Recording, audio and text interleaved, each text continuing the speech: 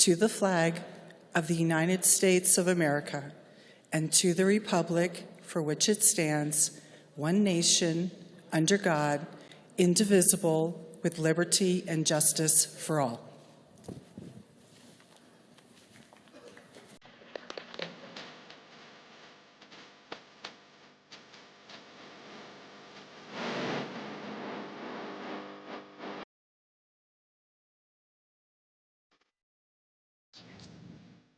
Oh, say, can you see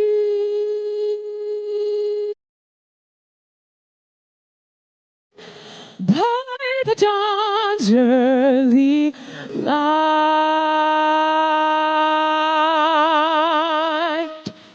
what so proudly we hailed at the twilight's last gleaming,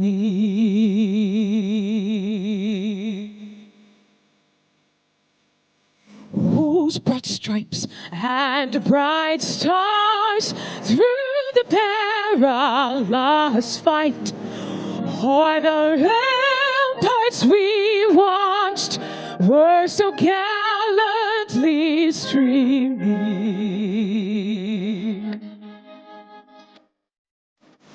And the rockets ring clear, the guns bursting in air, gave proofs to the night that our flag was still there.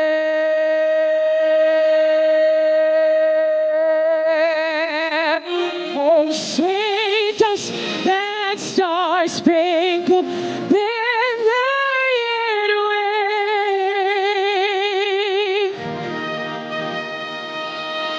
o'er the land of the free?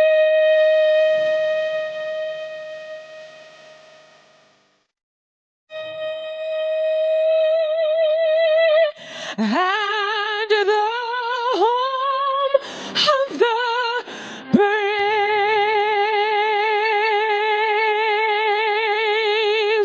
Oh, America, it is the greatest country in the world. I said America, it is the greatest country in the world. Yes, it is. And still ye can see as the years have gone by, there's a dream in our land, like a flame that keeps burning, and a lantern of hope from the harbor still shines. Those who seek freedom's dream to its light are still turning. Now we look to the sky and we lift up our eyes, for we know with the dawn we shall see our flag rise.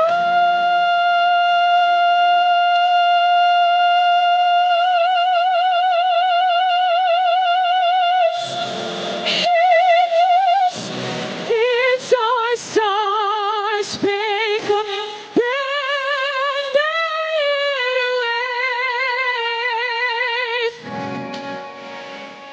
for the land of the free.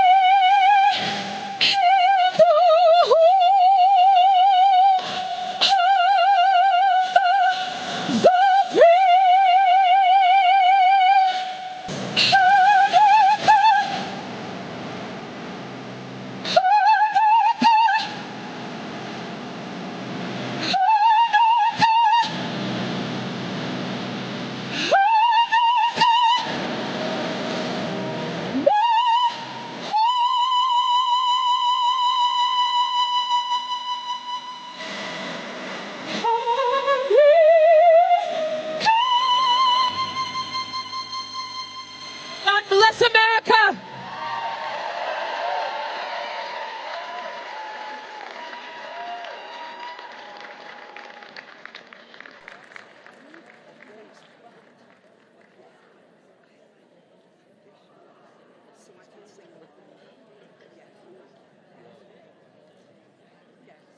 Ladies and gentlemen, please welcome Sergeant Rodney Gause with today's invocation.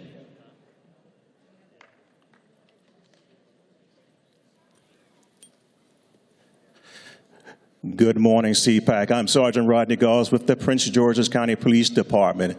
It's been our pleasure to serve the CPAC attendees here.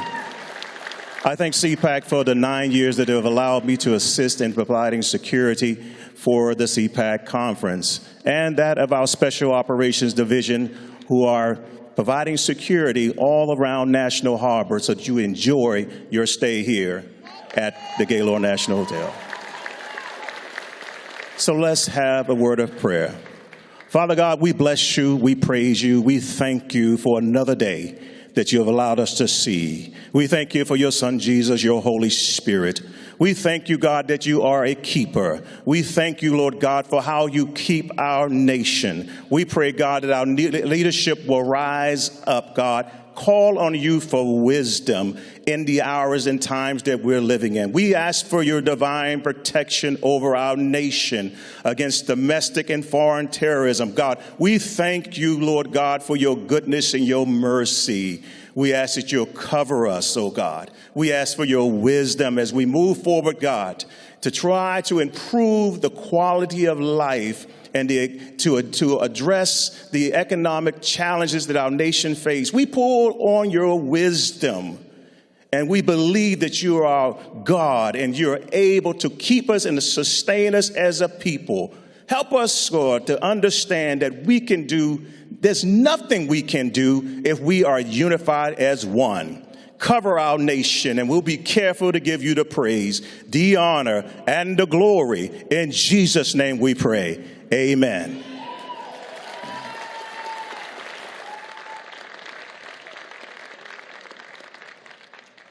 Ladies and gentlemen, this is CPAC. The whole world is watching. Please welcome CPAC Japan Chairman J.I. Iba, accompanied by his interpreter, Matt Knowles. Director General at Center for Fundamental Rights, Miklos Santo. Founder and Director of CPAC Australia, Andrew Cooper. And your host, Senior Counsel at America First Legal Foundation, Julie Levin.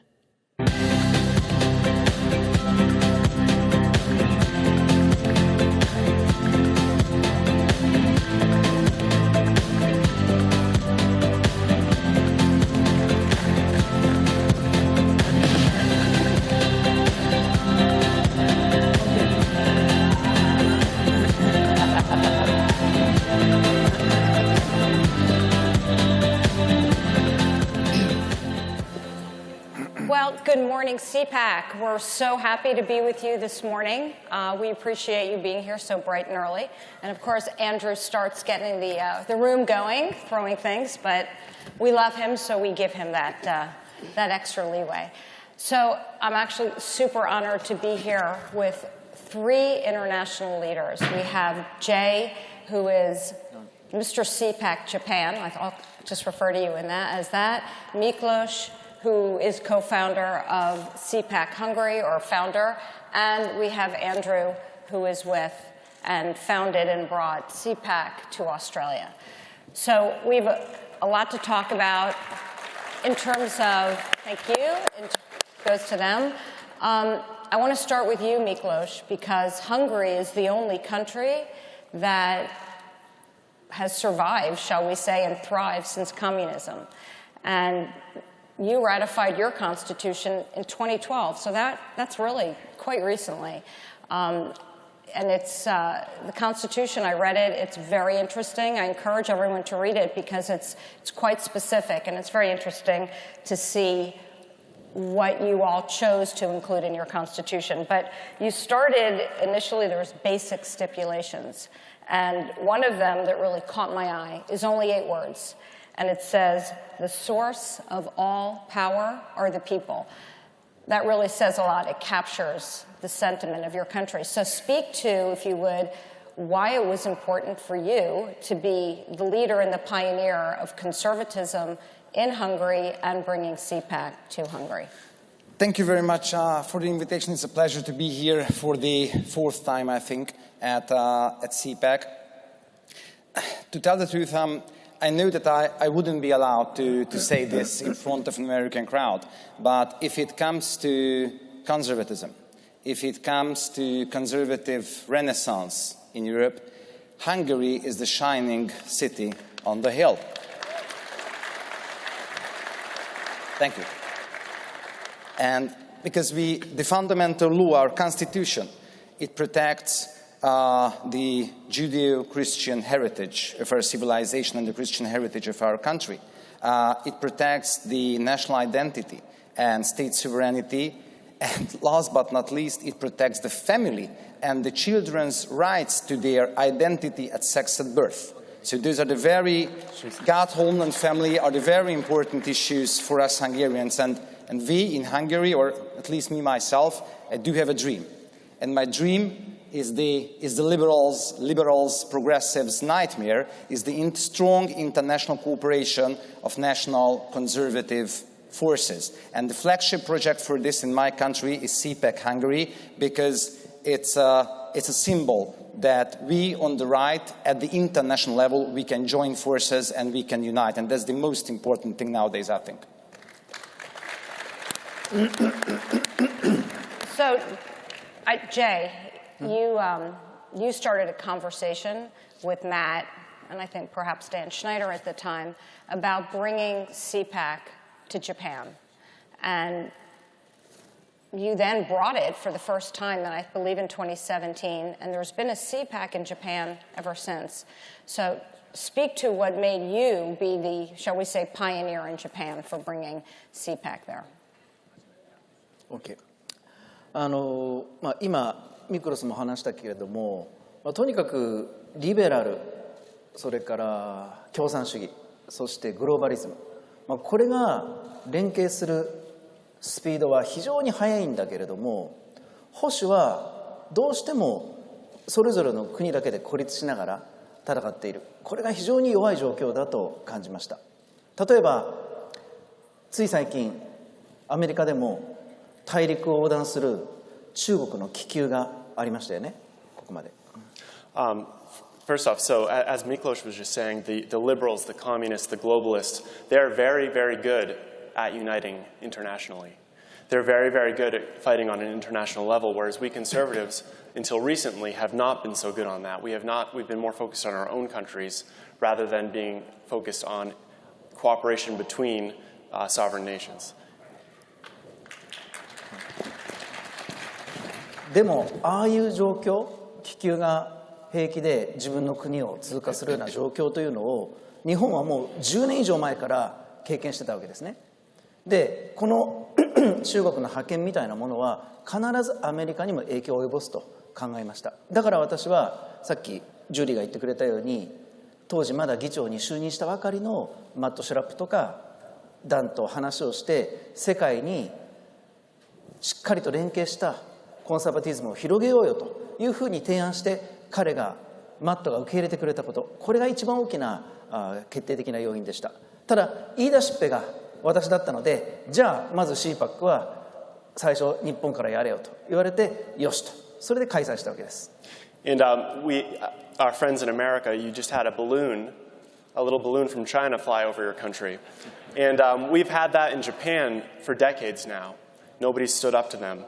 So when I came to Matt Schlapp 7 years ago, I said I thought that this threat that China was posing to Japan, that they would pose the same threat to the US, and that this was something we could unite over.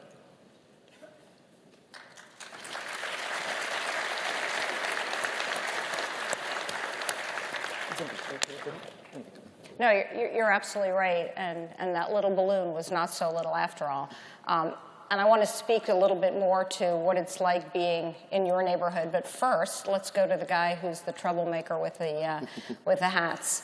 You co-founded CPAC Australia. Speak to that. Why was it important for you to be the pioneer, if you will, in your country? We had our first CPAC in 2019, and I felt that the country was going in a direction. It was becoming very woke. There was a cancel culture emerging. Essentially, we're following the lead of the American left. Our lefties are very simple people. They just follow what happens here in the United States. And so CPAC, I envisage that as being a platform to strengthen the conservative movement. There's no great gathering point in Australia for conservatives to meet and discuss ideas and plan and have fun. And so in 2019, with the first CPAC, what I didn't realise is how powerful that brand is and how much it worries the left. We had protests in the street. Antifa protested and shut down the Sydney CBD, protesting our opening of our conference. We had the now Prime Minister, who was the opposition leader then, debating whether CPAC should be allowed to proceed in the Parliament of Australia. We hadn't even had our first CPAC. So I realised then that partnering with CPAC or cooperating and collaborating with CPAC was definitely the right vehicle. And then COVID hit. And I don't know, did anyone see what happened in Australia with COVID? We went from you guys thinking we were Crocodile Dundee to a bunch of old people hiding under our beds. Look, what you saw was extreme. It was a bit of fake news there, but there was definitely one state that did lock citizens in their houses for 6 months. And it's appalling to think that Aussies let that happen. And it just reinforced my view that the Conservatives need strengthening. We had a Conservative Prime Minister through that period, and he let the Conservative movement down. He's gone now. He deserved to lose.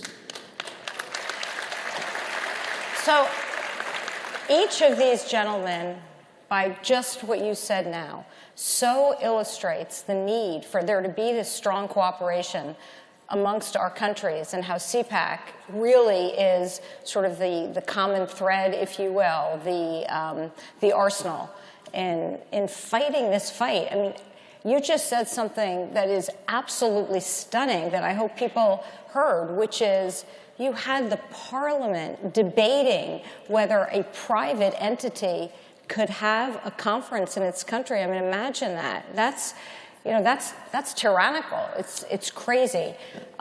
So again, thank you for all of your leadership. Jay, I want to go back to you for a minute because you mentioned China before. You certainly live in a little bit of a dangerous neighborhood, shall we say. Japan, as everybody knows, is an island. You're less than 2,000 miles away from China. I'd like you to speak a little bit more to that.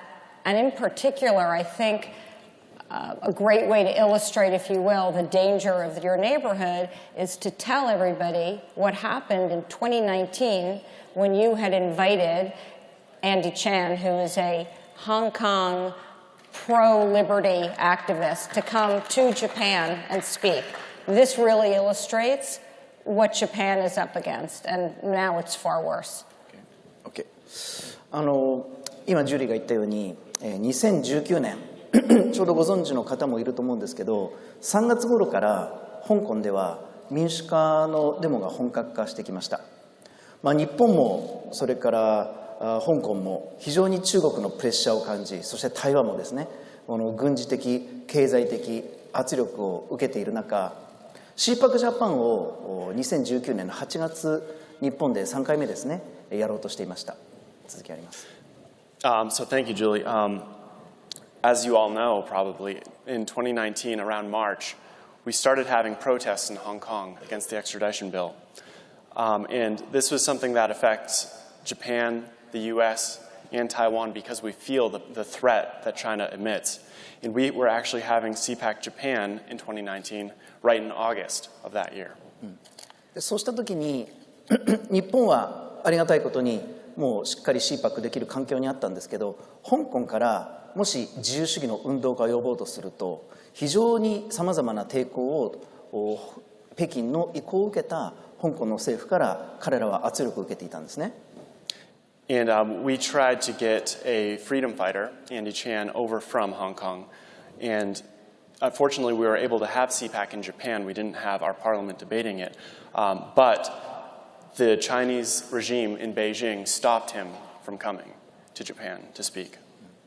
でいよいよ彼が登壇する前の日、香港の空港から日本に来ようとしたら彼は逮捕されてしまって、で彼女の恋人だけが命からがら日本にやってきて、マットとか私とか、そして当時来ていたアメリカの議員たちに涙ながらに訴えて香港を救ってほしいとこう言われたわけです。And the day before he was supposed to speak, the CCP arrested him at the airport on his way to board the plane. His partner was able to make it to Japan, though, and she spoke to me, to Matt and Dan from CPAC, and Andrew as well, about the danger that Hong Kong was facing and asked us to help save Hong Kong.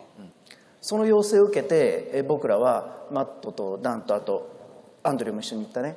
で香港に行って活動家のあっちで非常に有名なジャーナリストだったジミー・ライの邸宅にも招かれたりして、状況を聞いて、そして実際のもう銃が飛び交う中のプロテストの運動もこの目で見てきました。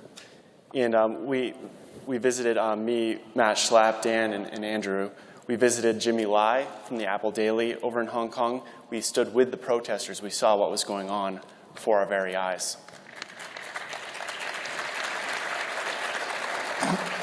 そしてジミー・ライの家に招かれて、食事をして、で我々出ようとしたらですね、もう覆面の男たちのバイクが火炎瓶を投げつけてきて、ジミー・ライの邸宅ガレージ中心にも火事になったんですね。そこ命からがら逃げてくるというようなそんな状況が香港の中国のプレッシャーとして受けていたのを我々肌で感じたわけです。And last, so we went to Jimmy Lai's house and had dinner with him. And just us being there triggered the CCP so much that very night they firebombed his mansion to try to silence him. And this is the state, this is what China's threat really means, and this is what we saw in Hong Kong. This is the perfect illustration of what China is doing. これがアジアの現状です。This is what Asia is facing right now. And where is Jimmy Lai now? 今、ジミー・ライは逮捕されて北京でどうなっているかわからない状況です。Well, so he's in prison right now. We don't quite know if he's safe or what's going on. So think about that. They travel to to Hong Kong in support of Andy. They go to Jimmy's house for a meeting. And thank goodness, I mean, look what happened to Jimmy. No sooner do they leave that Jimmy's home is firebombed and this man's in prison, all because they want to sit and they want to talk about conservatism and liberty. So this is what we're facing. This is what the freedom fighters of the world are facing. We really need to take this incredibly seriously. So did you want to say something? I just wanted to add something there. I accompanied Jay and Matt and Dan, and there was a couple of others. One of the most inspiring things I saw, and also illustrates why this organisation and what I think around the globe, what we can potentially achieve, is Matt and Dan and myself, Jay, we went to a protest. It's pouring rain. The police have got the tear gas guns out. They're from here to the barrier they're away from us. And it was raining, and Matt and Dan put their CPAC umbrellas up, and the students rallied. Like we're in Hong Kong, and they recognised the CPAC umbrellas and rallied around Matt and Dan. They knew what CPAC meant. They started cheering, and they knew that the Americans were standing with them. It was very inspiring. And I think that's crucial, right? When America stands with those who seek freedom and liberty, it's such an important and powerful force. And CPAC is the means, is the voice to have this happen. It's really a uniting force. So Miklos, you're in Europe. You're the sole pioneer, if you will, again on that continent. You're going to be bringing CPAC again this May, I believe. Exactly. What are the prospects of getting your neighbors to join the fight? Look, Hungary lived more than 40 years under communist oppression. So if there is a country knowing very well how to live and how to survive dictatorship that is Hungary. And of course, you know, when I see this whole cancel culture, political correctness, CRT, Vogue, what do you have here, ESG, and other Vogue things, those remind me of communist mechanisms. They did have the very same goal to silence people, to seize the freedom of speech, to seize the freedom of religion. And, but we survived communism, and we will survive this aggressive propaganda of the open society led by George Soros as well. And Hungary, in that sense, can play a very crucial role. It can be the powerhouse of the conservative renaissance, and we can bring our neighbors, our conservatives allies to the board in the continent, and I do hope so that from here, from the US as well, because of course Hungary is a very good example of laboratory, how to bring conservative ideas into practice. I mean, if it comes to family policies, if it comes to border protection, if it comes to the protection of the children, those are not just slogans or PR activities in Hungary, but those conservative policies had been put into practice in my country. But of course, on the other hand, we do have very crucial issues at our hands to stop the open society, to stop the deep state. Because you have your deep state here in DC, we do have our own deep state in Brussels, in the European Union, and we are trying to fight for the state sovereignty. That is, we are fighting for. And of course, what we face nowadays in Hungary, that's the gender ideology and this whole LGBTQA+ stuff focusing on the minors. They already began in Hungary to go into schools, to go into kindergartens, and the Hungarian parliament adopted an act on the protection of the children, and there was a referendum where... I tell you a figure. There was a referendum last year on the protection of the children and against gender ideology, and 97 or 95% of the people voted against gender ideology and voted for the protection of the children. It's amazing. So yeah, we should, wonderful. My only point is that we should have our positive messages, and we should show, we as conservatives internationally, that we are for God, for homeland, and for the family. But on the other hand, we should not forget how to protect ourselves and defend ourselves, and how to fight the fight against the very negative progressive liberal tide that we are facing all in our respective countries, because they do the same. They do the same here in the US, in Brazil, in Europe. That's what we call the tactic of silent rain. Maybe the very tools differ, but as they attack the foundations of our civilization, and now as they attack the minors, the children, that's the very same thing all over the Western world, and we should step up together against those propaganda.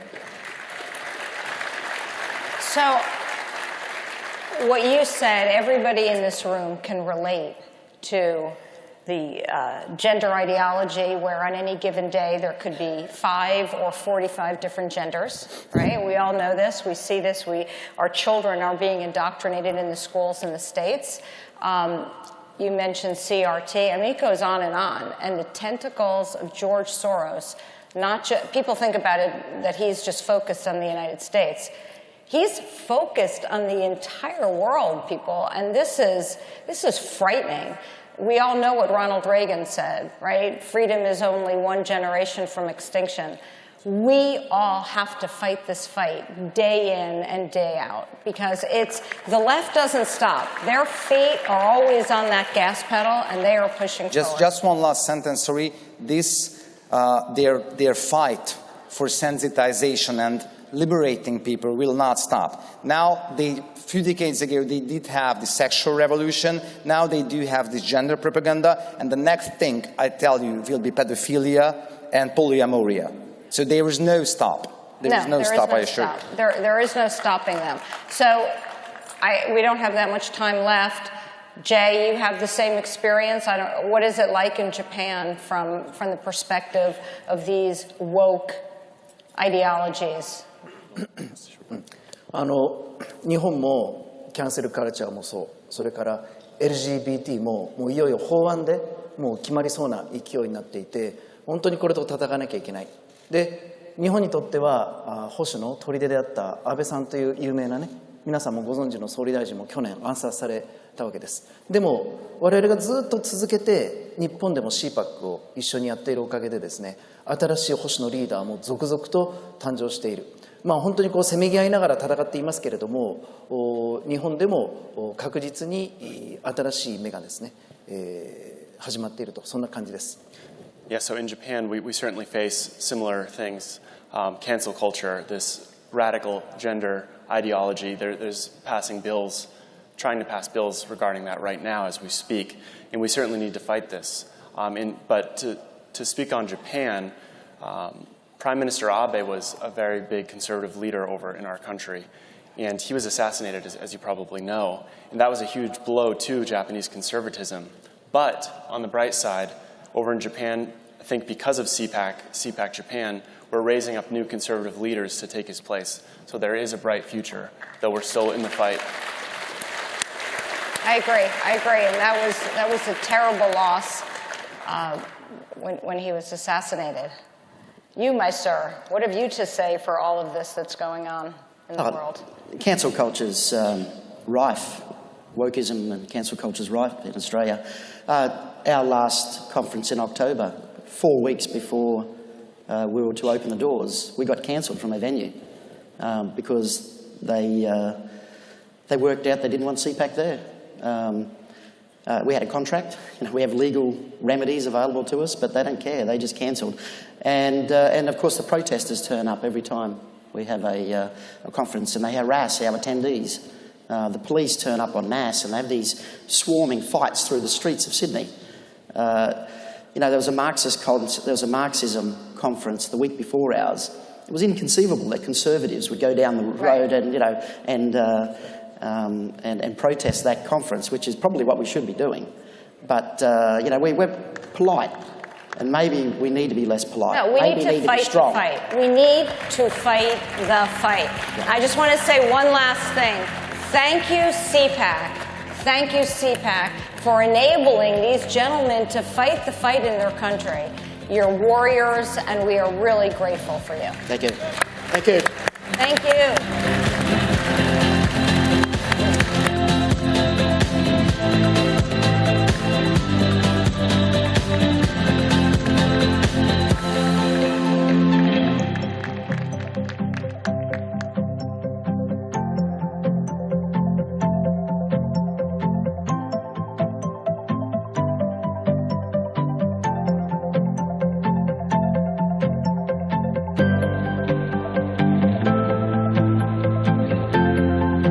Ladies and gentlemen, all CPAC ticket purchasers have until 3 p.m. today to vote in the CPAC straw poll.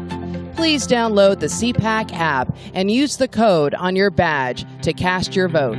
The poll closes at 3 p.m.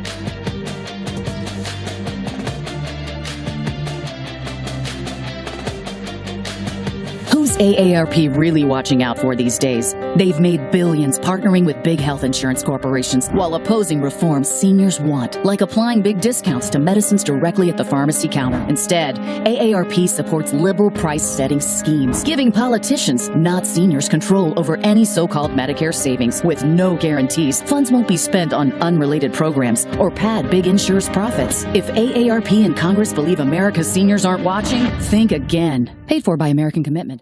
Did you know that Judicial Watch is one of the most widely supported public policy groups in the country? And there's a lesson there, isn't there, for politicians of both political parties. Fighting corruption is something the American people want. Democrat, Republican, most liberals, most conservatives. Who's in favor of corruption? Few citizens are. Politicians are another matter. And Judicial Watch is front and center in doing the work for you.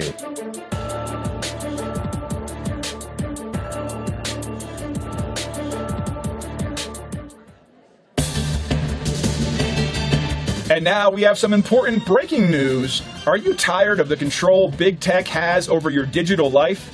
It seems like there's no end to big tech's dominance. Well, there is a company called Liberation, and their mission is to liberate your digital world.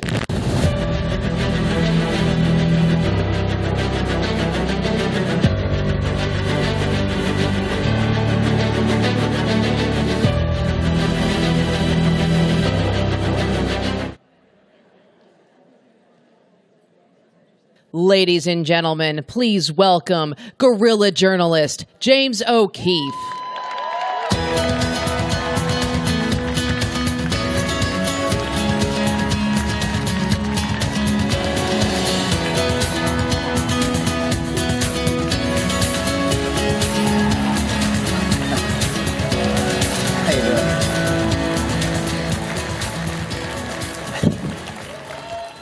Hello, everyone.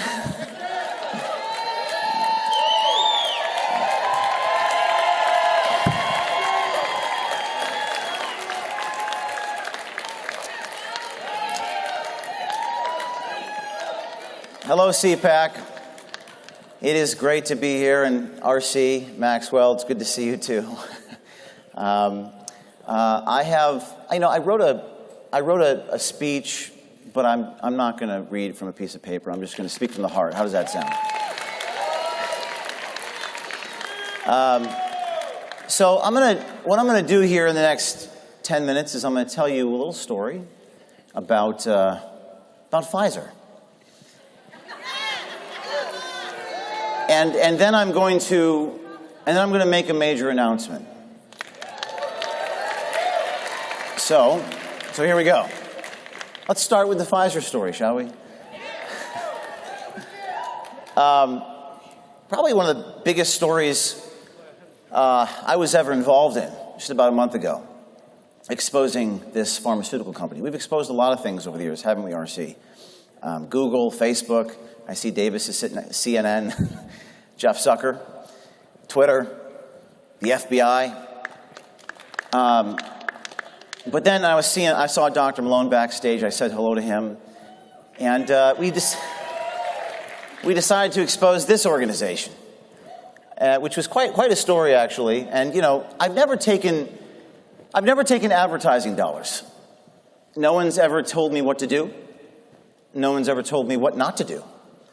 So it's really been kind of a journey to expose anybody who needs to be exposed, because that's what journalism is supposed to do, show you the facts. That's right. Without fear or favor, as they say. So I have this little mashup. I know you've seen it, but it's kind of funny because, I've never been brought to you by anyone. Sort of like these people, brought to you by Pfizer. Brought to you by Pfizer. Let's take a look at this. Brought to you by Pfizer. You see it every day on the TV screens there. 360. Brought to you by Pfizer. ABC News Nightline. Brought to you by Pfizer. Making a difference. Brought to you by Pfizer. CNN Tonight. Brought to you by Pfizer. This Week with George Stephanopoulos is brought to you by Pfizer. You get the idea. So about a month ago, did a story, guy at Pfizer. Now, there are some brave people that have exposed this. A couple people in particular who have been nameless and faceless, but incredibly brave people I've had the pleasure to work with. And I am so grateful for those people. Courage,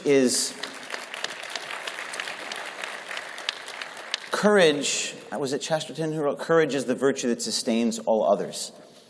And without that, you really can't do journalism. You really can't do anything important. But this story was significant. It was exposing this guy. There he's sitting there at Pfizer, and he was talking about mutating the virus, talking about how people don't need to know what we're doing there at the company. And it got some 50 million views online. And I decided to have a conversation with him. Now, this is my favorite thing to do, by the way, is to confront the bad guys. I actually love doing that.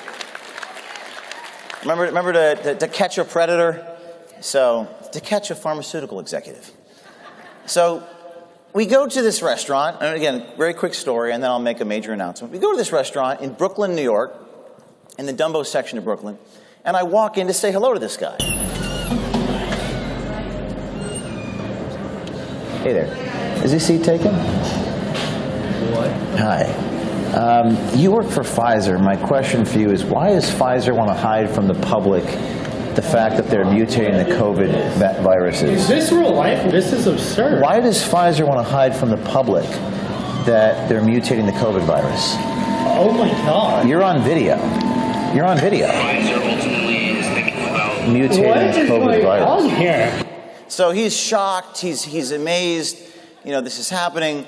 Now what's interesting, of all the restaurants in New York City, I picked maybe the one in Brooklyn where I could get a shot like that.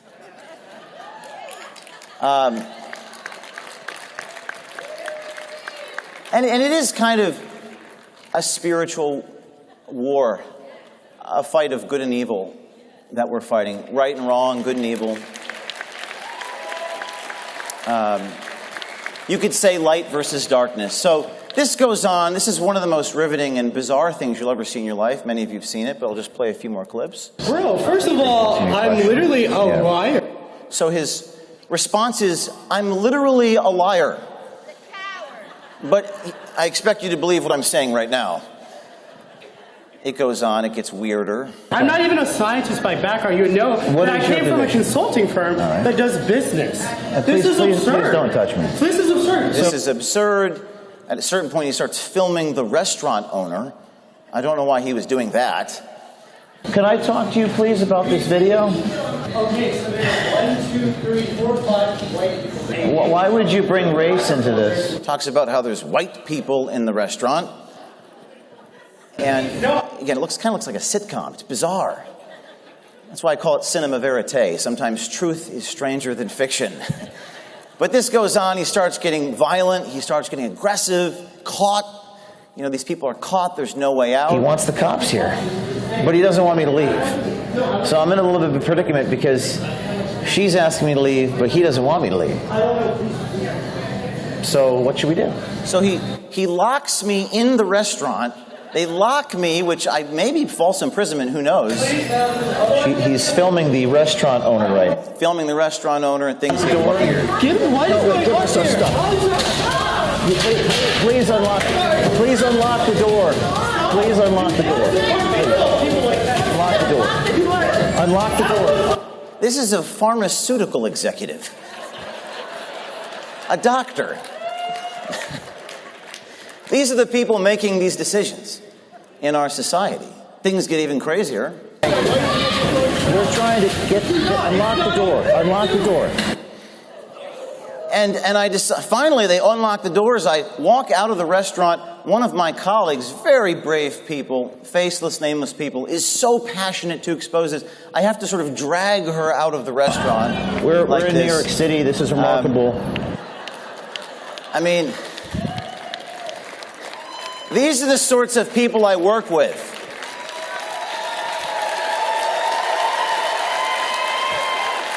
She's like, let me go back in there. So I'm running down the street. The cops are coming. I'm worried they're going to destroy our footage. Luckily, we escape. Let me fast forward. By the way, he jumps in front of the vehicle to try to prevent us from leaving. Okay. So this all happens. Most watched video in history of Veritas. Now, what was the name of the radio broadcaster? Now you're going to find out the rest of the story, yes? What was his name? Paul Harvey. And now, ladies and gentlemen, for the rest of the story. Ready? You ready for this? Fasten your seatbelts. In order to obtain these things, we need brave people. We need brave whistleblowers. We need people on the inside. There were people on the inside of Pfizer who helped us obtain this. To be a whistleblower is to step outside the great chain of being, to basically be disconnected from the mother ship. That's sort of like how I feel right now. But I've learned a lot of things over the last month. Having been ousted from the company I founded 13 years ago, mere days after the story. And as this was happening, I was talking to one of these people. And she was a little reluctant to go public, rightfully so. She was scared. It didn't feel right. But after what I went through, we reconnected. The individual who helped identify this man, who helped bring this to light, the person who worked with Pfizer, who was targeted, who was brought into a room, interrogated, who had a red van go to her home, harass her and her loved ones, who was scared for her life, rightfully so, scared for her life, was so inspired by the series of events that have occurred over the last 3 weeks that she's decided to go public with me on this stage right now.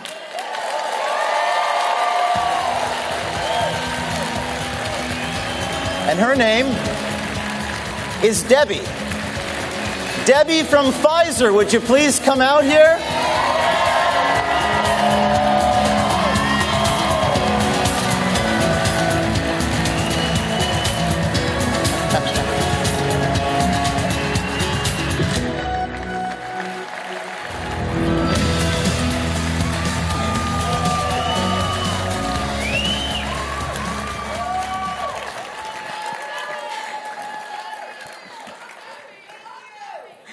Thank you. I love you guys too. Well, like James said, I was a little reluctant to come at first. I was scared for my life. I was worried that I would end up in a body bag or in a car accident. But I realized that the spirit of fear is not from the Lord.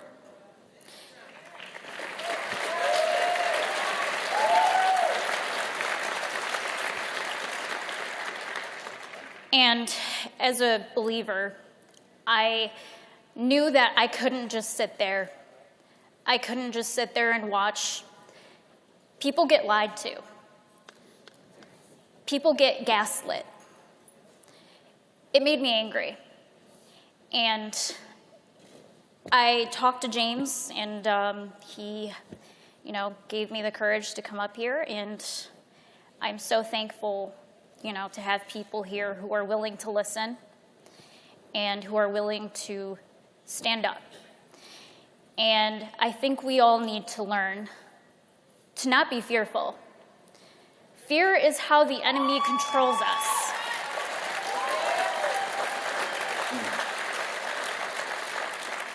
The reason why our country is going the way it's going is because of fear.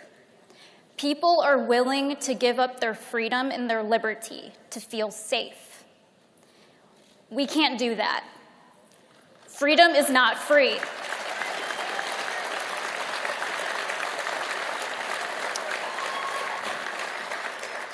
Freedom comes with the price. And sometimes people, like me, have to make a sacrifice.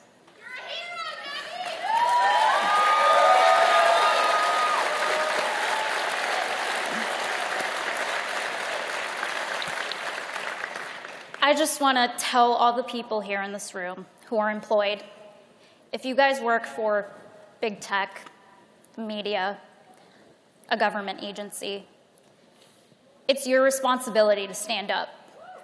Do not let these people keep getting away with this.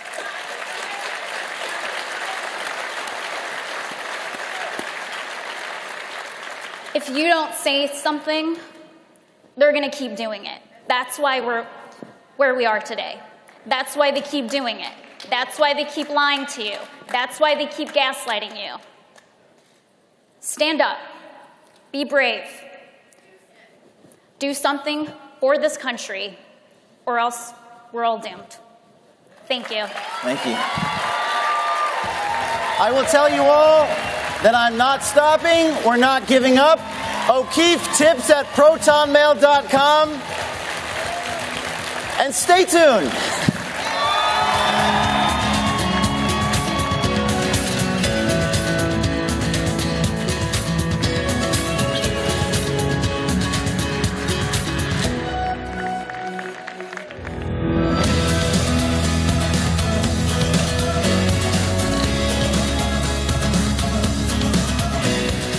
Ladies and gentlemen, all CPAC ticket purchasers have until 3 p.m. today to vote in the CPAC straw poll. Please download the CPAC app and use the code on your badge to cast your vote. The poll closes at 3 p.m. There's a lot to be upset about, but let me reassure you this. I know sometimes things look out of control, but with Judicial Watch, you can be sure there is a way to gain control because we use the tools available to us under law to bring the government back down under control. So if Congress isn't going to do it, if the executive branch isn't going to do it, Judicial Watch is able to do it. Now, it's not perfect, but where would we be without Judicial Watch? Newsmax. Newsmax is doing a great job. The new news network that's changing the way Americans get their news. Live from the White House with the latest. James? This is real problems, real health concerns. What would you do about the border knowing that President Biden has veto power? From fresh voices who viewers trust. We can't allow agenda-driven reporting to decide what the truth is. This is when things are going to start really getting interesting. Newsmax. Real news for real people.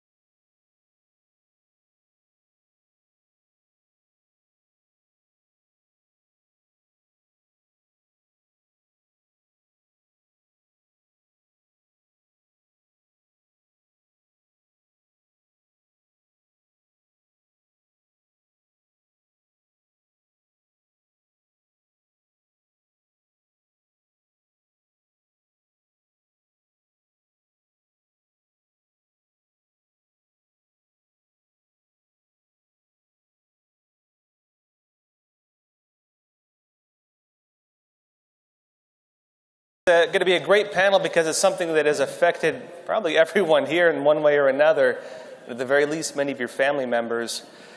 It's actually interesting. 3 years ago, actually at CPAC, I did for the interviews for my documentary looking into the origins of the Wuhan coronavirus, where we thoroughly debunked the whole narrative of bat soup and the Huanan seafood market and all the lies we're being told.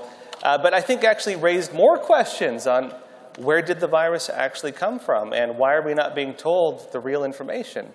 And suddenly now we're seeing that, hey, there's a lot more to this than we may have thought even back then. Congressman, I know to answer some of these questions, you're on a panel now, or at a committee to investigate virus origins, vaccine injuries, and the whole 9 yards. Tell us where things are going with this. I know you're just now launching it.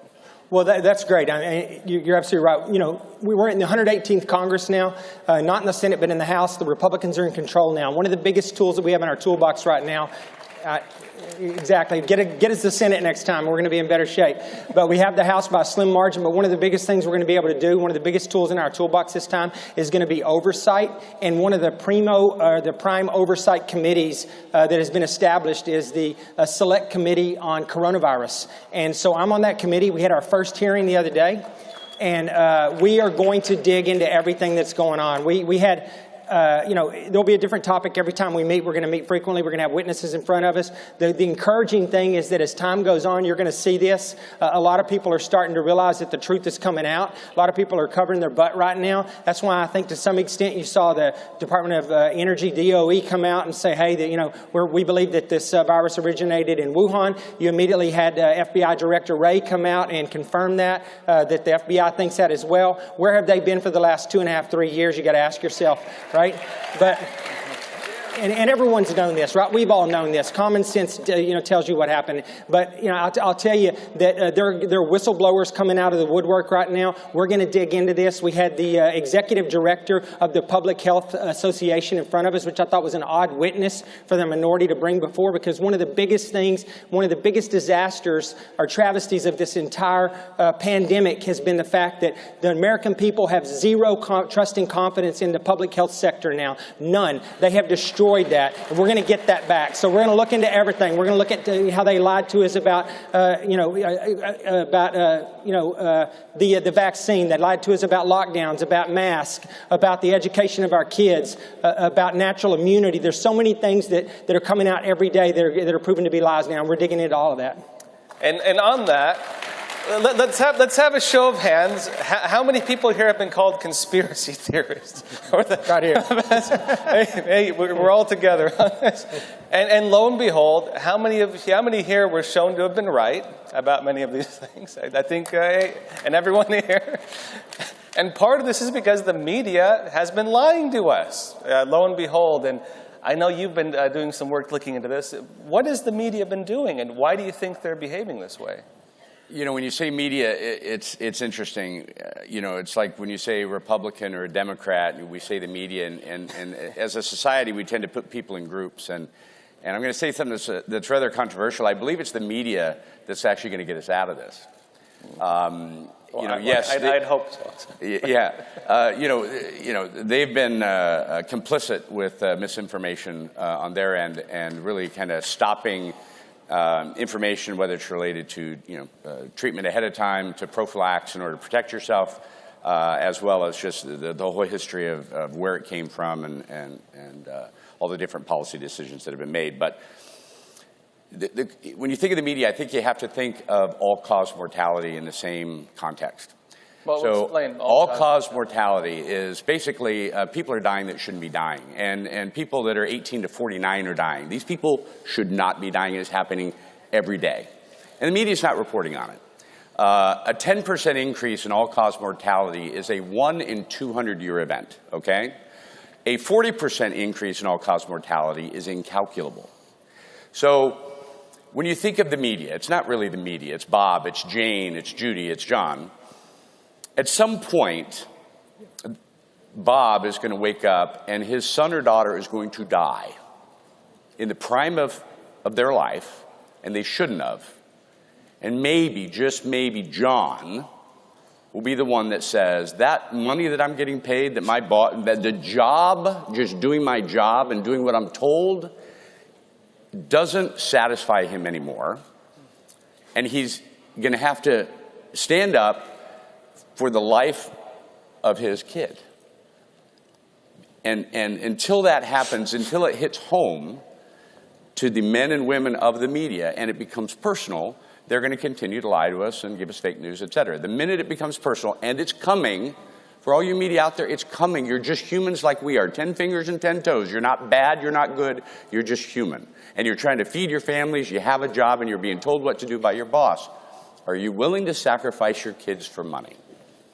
Well, and that brings up some important questions, too. I think all of us are dealing with the real situation that we're dealing with an overwhelming amount of inherently self-contradicting information.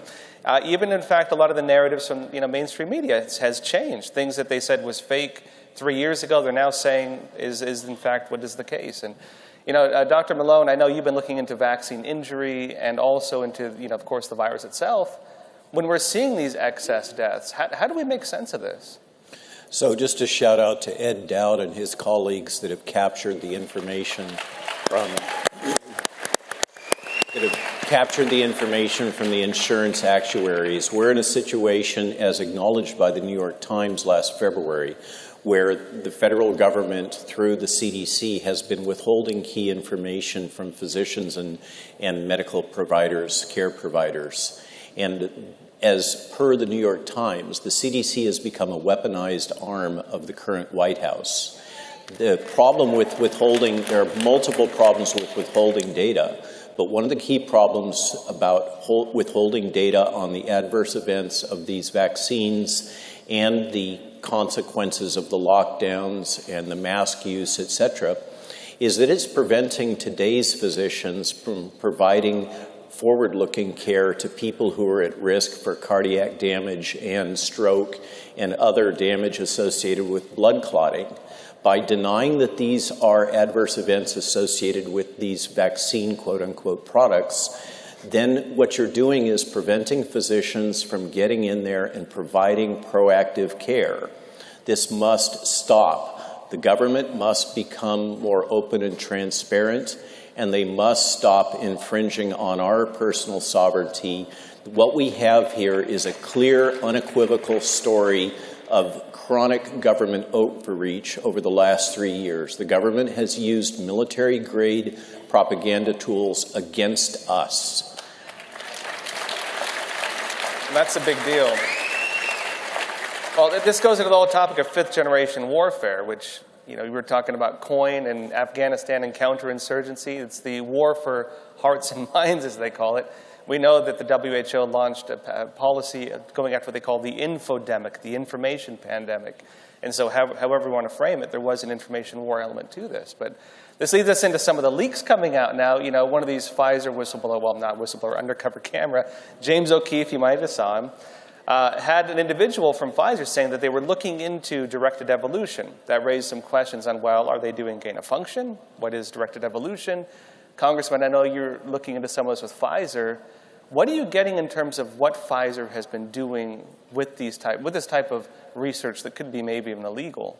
Well, we don't know exactly, right? But their director of vaccine development, or their chief executive officer for vaccine development, was caught on tape, like you said, talking about this stuff, and clearly indicated that they were doing gain of function testing. That they were calling it something, had another cute name for it, but it was gain of function testing. But the disturbing part was that, well, that's disturbing enough, but that they were also doing it for financial benefit. That they were trying to come up with the next strain so they could get ahead of it, so they could keep pushing, this vaccine development. Because, ask yourself, if they're lying to us about all this stuff, which they are, right? And the cover-ups being enabled by social media, by big tech, by big pharma, by the mainstream media, by the FDA, the CDC, all the branches of the executive branches of the government. If all of these people are trying to cover this up, what are the motivations? I'll tell you, everybody has their own motivations. I'm a firm believer that the Democrats in general, the party, their primary motivation was mail-in ballots. That's how they won this last election. COVID, they wouldn't have won this election without COVID and the mail-in ballots and all the crap that followed that. So I think that's their motivation, but I think that what happened is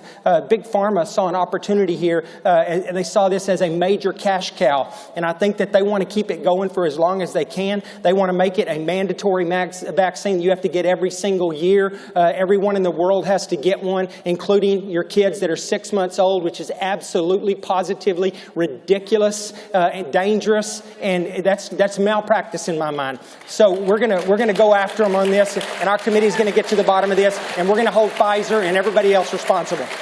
So I'd like to jump in on this particular topic. When I first started doing my research, I thought the same thing. I thought that this was about an election, or it was about money. And the deeper I got into the topic, I realized that, in my personal opinion, that's really not the case. For any of you that haven't done it, just print out Agenda 21 on 2 pages, and it's that thick. 1992, these people were dead serious about it, and they have a timeline that they're trying to hit. Agenda 2030 is smaller, but it's an addendum to it. So I think it's a little deeper than that, a little more nefarious than that. I think it's probably the most well-planned psyop in the history of the universe. And I think that And I'll also say, I don't think that the average politician in Washington is aware, and I don't think that I don't think Democrats are evil. I think the average Democrat is just like us. I think Democrats and Republicans, quite frankly, would agree on 90% of policy, 90%. But the right and the left want us to think we're polar opposite ends. They want us divided, right? So there's a lot of really good people in the world. There's a lot of really good politicians fighting the fight every day. There's a lot of really great doctors. But the whole medical profession has changed where doctors are now employees. I don't know if you know that. I learned that last night. They said, hey, we're working for these big private equity-backed organizations now. We used to be independent. But all the independent doctors were the ones that got doxxed and kicked out and silenced and stuff. But the corporate doctors, they have the same issue that the media has. These corporate doctors are going to lose some of their family members, and they're going to have to step up and say, listen, I know I train, I know I like to make a lot of money, but I have got to get on the side of right on this and inform the American people what's really going on. That actually happened with Asim Lohatra. I'm going to nitpick a little bit with your thesis, and I appreciate the logic of trying to bring us together and, of course, the conservative big tent approach. We absolutely need to bring the rest of the population, the persuadable middle, along with us. They've been hypnotized, and we need to help them break free of that. But we have something else.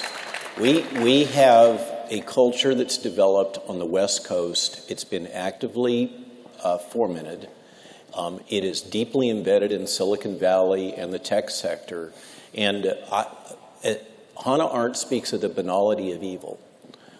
The banality of evil seems to reside in Silicon Valley right now. We see this in the Twitter files. We see this in Facebook's actions.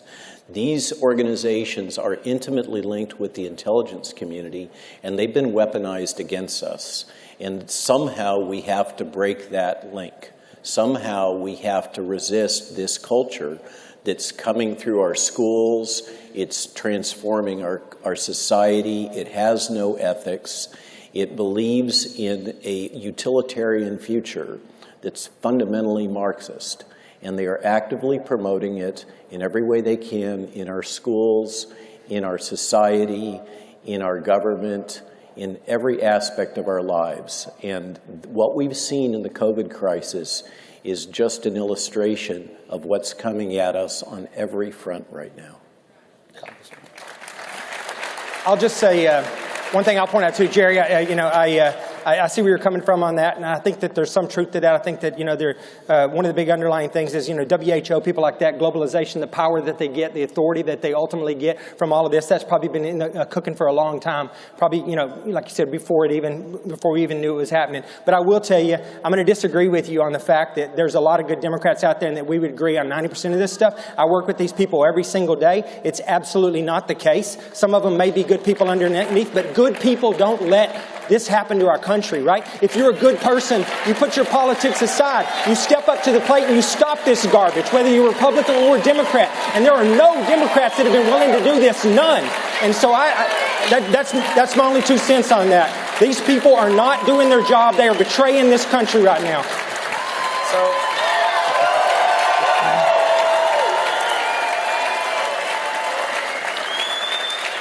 So as the only non-doctor on the panel, I just got talked down by two. I'm not a doctor either. No. You stay out of this. All right, we got this. So we have. No. Hold on. I need to respond. Okay. Just let me respond. So anyway, I completely understand where you're coming from, and Dr. Miller, what you're talking about is something that I've got kids I'm very, very close with.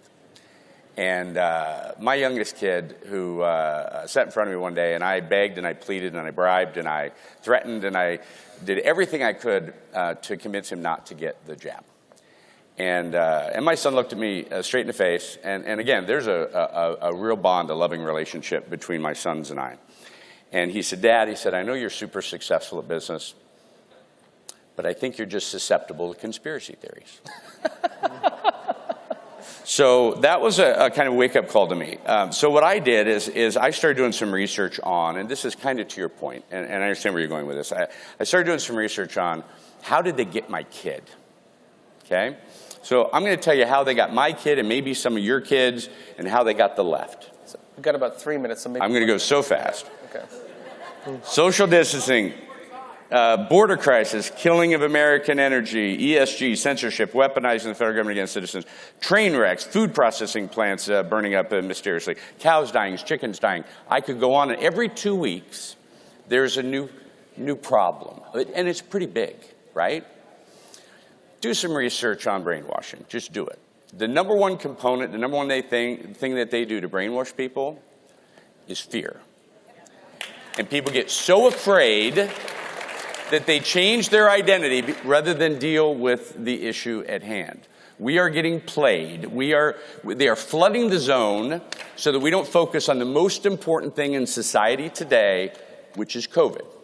Number one, and these I wouldn't even call them vaccines. They're not vaccines. It is the number one issue. My point is this. They've been brainwashed. These are, but they're not bad people. They're literally afraid.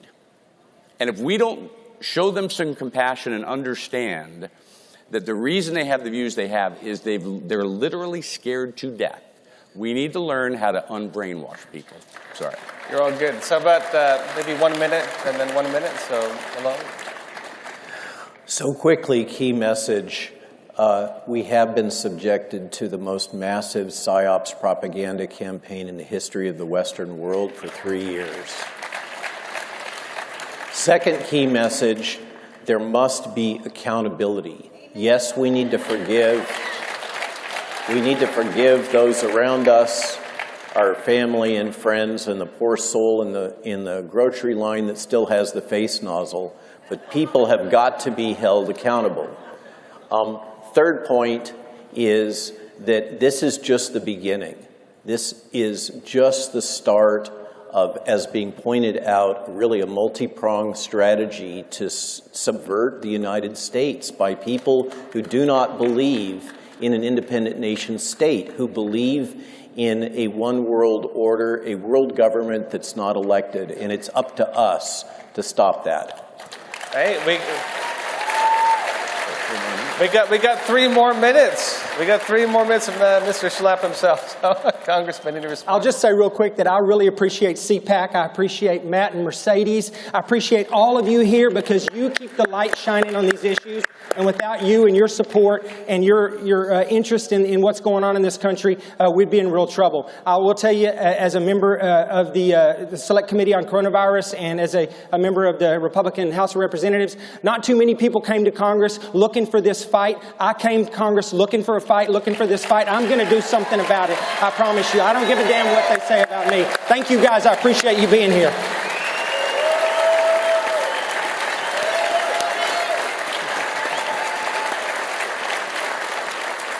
So we were graciously given a few more minutes. So, by the way, folks, if you want to read a good book on menticide, you can read Rape of the Mind. And it really emphasizes what we are facing, which was a massive information campaign. And I know we have 3 folks here at different ends of that. We have really some from the inside who refused to be silenced, even though they tried everything they could. We have someone investigating this from the congressional standpoint. We have someone really from more of the business and independent standpoint coming out, and myself, a journalist. I think when we're facing this, I guess just last statements on what we can do when facing an information campaign like this, because we are facing people, as you mentioned, who've been misled. Do we throw them under the bus, or do we try to show them how they've been misled? Last thoughts. I think the adversary needs to be respected. They're very good at what they do. They've planned this for a long period of time. This is a global initiative. I don't remember in my lifetime ever hearing multiple heads of state repeating the same slogan in my life. Build back better. It's never happened in my lifetime, right?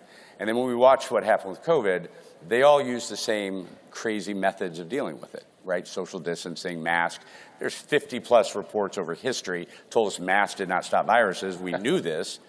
And then all of a sudden, the other day, one drop says, hey, by the way, the mask didn't work. I mean, it's insane. So if you think this is a local problem, it's not. This is a global problem. Yeah. I personally, I have nothing but respect for our government. I had the privilege of touring our Capitol the other day, and I mean, it's awe-inspiring. I don't know that the political side is going to be difficult. It's going to have to be the people that push this. It's going to have to be the media. It's going to have to be the doctors. It's going to have to be you guys getting mad enough as you see friends and relatives die that shouldn't die. Like they're trying to kill you. It's a fact. I'll say one last thing and I'll shut up and leave it to the experts. But there was a chart that came out the other day that showed that the VAERS data, more people are dying in Republican states. Well, I've done enough research to know that VAERS is very underreported. So what I did is I went and I said, hey, I wonder if I could find excess mortality by state. And son of a gun, I found it. Did you know the top 26 states as a percentage of the people that are vaccinated in excess mortality are all red? 24 out of 26 states, all red. You don't think there's an agenda, there's an agenda. They don't want free thinkers. And if you don't defend yourself, it's going to be too late. I'll be real quick and turn it over to Dr. Malone. I just want to say, like the web of misinformation and the deceit that they've been sowing for a long time, it's unraveling right now before our eyes. I do agree with you that one of the people that are, or one of the entities that's probably going to get us out of this in the long run is going to be the press, because they're going to turn on these people whenever it's obvious that they've been lying, and we're going to make sure that that we make that obvious. But you'll see as whistleblowers come out and as we start having hearings and stuff, we're going to see that that they did lie to us. They spread misinformation. The left did, the White House did, and that's going to become obvious, and then the press is going to slowly start reporting some of that. Your friends and neighbors who have not been like-minded with you are going to start seeing things your way. I think the main thing is get out, get the vote out. We got to get the House, we got to get the Senate, we got to keep the House. Just keep giving us momentum, and we'll make a difference. I promise. Dr. Malone. 3 points.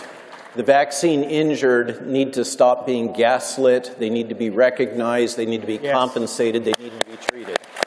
Second point, there are treatment protocols coming online, Paul Merrick in particular, I wish to give a shout out for. There is hope for all of us in terms of those that have been vaccine damaged and wish to clear the spike protein from their body. There are new technology platforms. Third, I want to confirm this has been a conspiracy. There is no question there has been nefarious actors. Okay? They have exploited this for financial reasons, and that's not a conspiracy theory.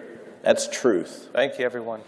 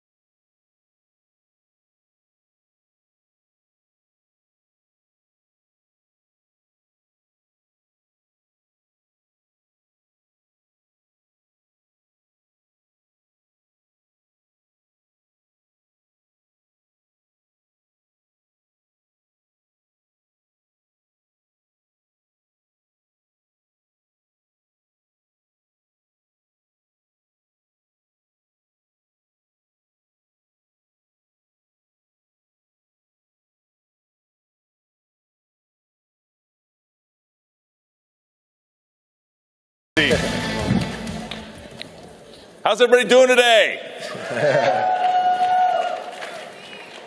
Well, this is a panel that I think I'm really looking forward to. Not only is it 3 of my friends, but it's also, I think, so important because you, like me and others in this country, are feeling the woke policies, the lack of prosecuting crimes. When you go into a store, it's now locked with a security guard and you have to gain access because of the smash and grab crimes and other nuisance and violent crimes that aren't even being enforced by our prosecutors. You know, these 3 gentlemen are experts, and I think we really cover the local prosecution angle, the state prosecution angle, the state criminal appeal angle, policy on crime and punishment, and then, of course, my experience being a federal prosecutor as well. But I want to, first, Jaron, why don't you talk a little bit about, what's going on with this spike in violent crime in our major cities, and why the left doesn't seem to want to actually bring criminals to account. Sure. So I think it all really started with this big rally by the left to defund the police. Right after lockdowns and the protests of 2020, you've seen many police departments roll back funding, take funding and focus it on other issues, as well as lockdowns from schools and young kids not being able to go to schools. That all contributed to the rise in violent crime. And what we've also seen is double downing by DAs not enforcing the law. And so when you have police officers arrest individuals, you have individuals get let go by the district attorneys. And we're a party of law and order, and that's why we started Public Safety Solutions. And we also back the men and women of law enforcement, don't we? Amen. And so we started Public Safety Solutions, which brings right-of-center organizations to promote principles around, funding the police, around evidence-based policy, around having the police focus on solving violent crime and preventing violent crime, and continuing more smart on crime policies. But it's gotten really out of control, man. Yeah, General, following along as the Attorney General of West Virginia, you are obviously also seeing in your communities a rise in violent crime. The fentanyl crisis and the lack of security on the border is definitely affecting your fellow citizens. Why don't you talk a little bit about what you're seeing from your perspective? Absolutely, and it's so great to be back here at CPAC. Over the last few years, we've seen a rapid change in terms of the effects of immigration in the heartlands right in West Virginia. We're, as AGs, fond of saying that every state is a border state because we're seeing massive numbers of people slaughtered in West Virginia due to the fentanyl that originates in China, goes through the Mexican drug cartels, makes its way across the border right into wild and wonderful West Virginia. And I think it's a deliberate effort because they could stop it if they just enforce the laws. Amen. And I think that the concern that I have when I look at what this Biden administration is doing, it's abdicating the rule of law and enforcement in virtually every area because they want to disintegrate the foundations of what gird up our republic and our Constitution. And I think it comes from that kind of very bad perspective. Yeah, Peter, I mean, you're a tough prosecutor. You're a rule of law. You understand that the people in your county want law and order. But how are these policies affecting the police that you work with and the neighborhoods that you're sworn to protect? First of all, Matt, everybody has their ideas, but the idea is this: either we have a law or we don't. Either we enforce it or we don't. Right. And if you don't enforce it, then what the hell did you take the job for? Right. I took an oath of office to uphold the law, and if you don't uphold the law, then you shouldn't be in the position. The second thing is it's tough enough to get police officers to hold the fort for all of us. We insure ourselves through our tax dollars and whatnot to have those at the front line when we need them. The fact that you want to defund somebody who's going to save your life or protect you and your family, there's got to be some motivation for what's going on. Yeah. That's what I see. Yeah. And I won't allow it. If a warrant comes up and it meets the elements of the crime, because we're supposed to be ministers of justice. Right. We're supposed to be there for the ensuring of getting the conviction done when there's bad guys and bad people in our society. If not, why are we there? Yeah. No, I agree. And Jerron, you and I worked in the Trump administration together, and we got some interesting things done. But one of the things that we tried to do is get some data-driven policies in place, because ultimately you want to put your resources into things that protect communities. You don't just want to burn all your money and not know where it is. So we looked at data, we implemented policies that followed that data. Talk a little bit about the work you're doing, really nationwide. Sure. So we're doing a cities tour with Mayor Suarez, the mayor of Miami, Miami, by the way, is a place where crime has gone down. I think their murder rate is at a 50-year low, but they've cut taxes and they've grown the economy. And so it's a shining beacon of what an American city should look like. And so we're working with him and going on the road to places like Memphis, to places like Dallas and Columbia, South Carolina, and we're talking about those best practices work. In the Trump administration, we wrote 2 executive orders focused on policing, focused on bringing the police and community together, and also holding individuals accountable for being the best-in-class police force. And so at a time where we need the police the most, we need to not only fund the police, we need to get them all the resources they need to do away with violent crime. And we've shown that's been the evidence way of solving some of the violent crime across the nation. Yeah, General Morrissey, what do you think is the solution? We are facing some serious challenges in law enforcement. We have, retention, recruitment, pay. You're having places like Florida, surprisingly, are pulling good law enforcement from states that don't support law enforcement.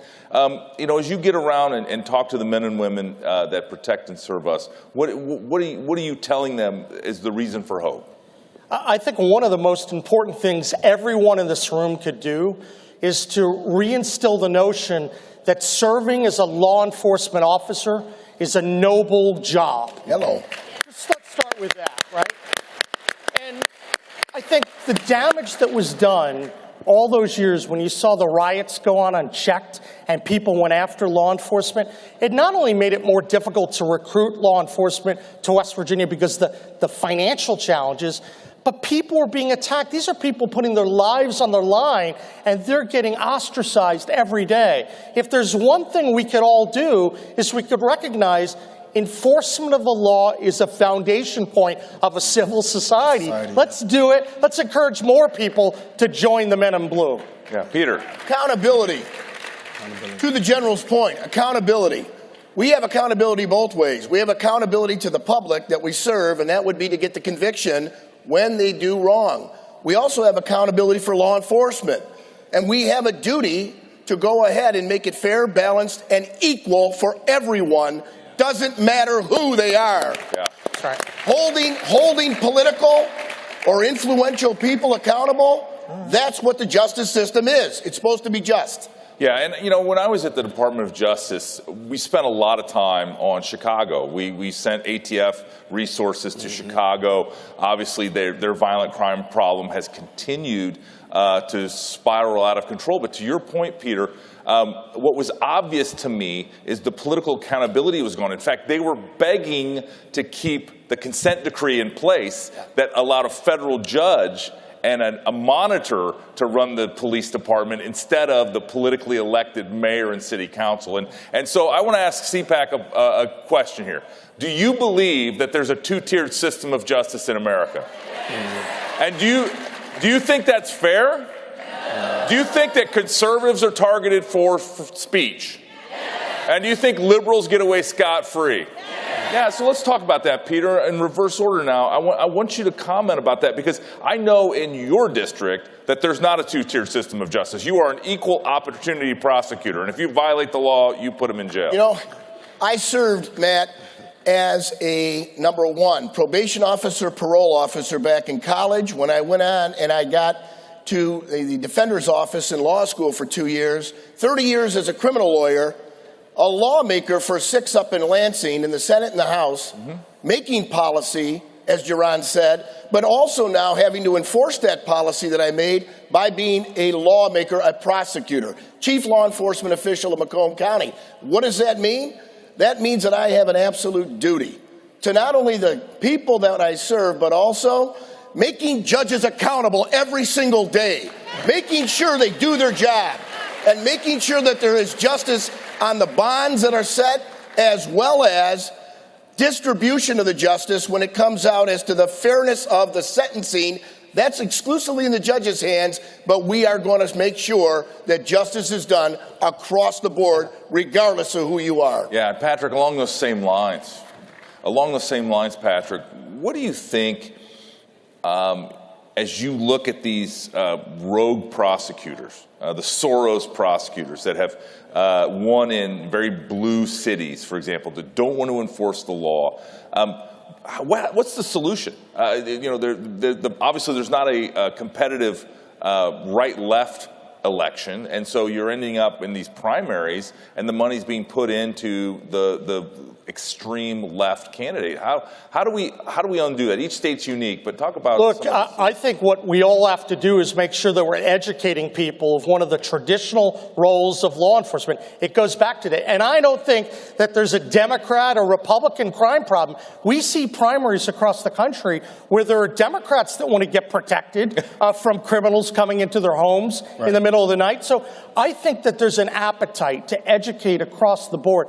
To me, that's the most important part, because the problem is once you get a woke prosecutor in there, they're going to do a lot of damage. You could try to write around them. You could try to set all the rules, make it hard for them to disregard it, but it's hard to get away with prosecutorial discretion. So the best thing to do is a lot of education work up front to let people know the law enforcement arm is not there to make the law or to substitute his own discretion for the legislature who decides the penalty. He's there to enforce it evenly, blind to political affiliation and economic status. The more we get that message out, the better off we are. Yeah. Amen. Yeah, just to double down on please, that. Ron. I mean, look, get those guys fired. I mean, we've seen that happen in San Francisco. Yeah. You saw that the current mayor of Chicago just got fired by her electorate. And look, President Trump tried to work with her. You know, from the beginning of her administration, they said, let us help in Chicago, because he has a heart for our inner cities, being a New Yorker. Yeah. And it's a shame what's happened to our inner cities. And so we have to educate the voters and let them know the irresponsible work that they've done with their elected officials and get people in there that's going to get the job done. Well, and actually, just to build on that point, some states actually allow a governor or an AG to really have more oversight on it. So you have to go state by state and making sure that you're putting the mechanisms in place to have that accountability, to have that supervision, to make sure that these woke guys can't get away with it. Right. And we need to recall these folks that aren't enforcing the law. We need to remove them from office. We need to beat them in elections. Wherever necessary, we need to make sure that we do have a respect for the rule of law and that law and order prevails in our neighborhoods. Go ahead. We have currently a distrust as it relates to law enforcement, and that's the kind of facade that the other side wants to give. There shouldn't be a distrust. There should be an embracement of the officers that do their job and do it well, and go ahead and commend those individuals. And most importantly, to their points here, what about our First Amendment, Matt? Why don't we call them all out? And this is the reason. I don't know what consistency is. If I go ahead and I have the Attorney General that's not going to enforce the law, but a local politician that is sitting in the county prosecutor's seat enforce it, there is no consistency, uniformity, and no certainty in our justice system. And that fails for everyone. No, that's right. I mean, you're right. I always say we need to get back to the basic blocking and tackling, the fundamental tenets of law enforcement of our constitutional republic, of holding people accountable to the law, not necessarily over-criminalizing things, but we know, the police know who the bad actors are. They know who are committing the majority of the crimes. Being smart, being tactical, using data to drive that law enforcement mission is so important. Jerron, as we wrap up here today, what's one thing that you would like our friends here at CPAC to know? Well, look, you said it. You hit the nail on the head. 1% of the individuals in any given city is doing 70% of the crime. So we know who the individuals are. But we need the resources. One of the things that we should always fund in our society is public safety. That's one of the proper functions of government, is to take care of our life, liberty, and pursuit of happiness. And so funding the police gives you the ability to kind of create that trust with communities. The strategy around focused deterrence brings police and communities together, because unlike the left is trying to spread these lies, 80% of minority communities want police. 80% of any underserved community want police and want protections. And they can have both. They can have their civil liberties protected, and they can have safe community. It's the bedrock of the American society. Amen. Amen. Yeah. Patrick, what would you like? one thing that you'd like to share with our fine folks as we conclude. Everyone in law enforcement needs to serve as an example that you're upholding the rule of law, no matter how difficult it is. Sometimes you have to go after issues. You may not be popular in enforcing a law. You do it anyway because that's what upholds our republic and our Constitution. When you start substituting your own judgment for others, that's when you run into trouble. So uphold the law, irrespective of politics and economic status. Peter, what's one thing you would like our friends here to remember? Make sure that there's equal justice, and that means in every community from the top to the bottom. Make sure that you're showing that there's fundamental fairness, which means every day that you go ahead and do your job as a prosecutor, a police officer, it's by the book. Don't make the rules up as you go along because there's no certainty. And lastly, respect those that are in these jobs. You can go ahead and use your First Amendment to call them out when they did the wrong thing, but darn it, they've got your backs every day. You should have theirs, and don't forget it. Amen.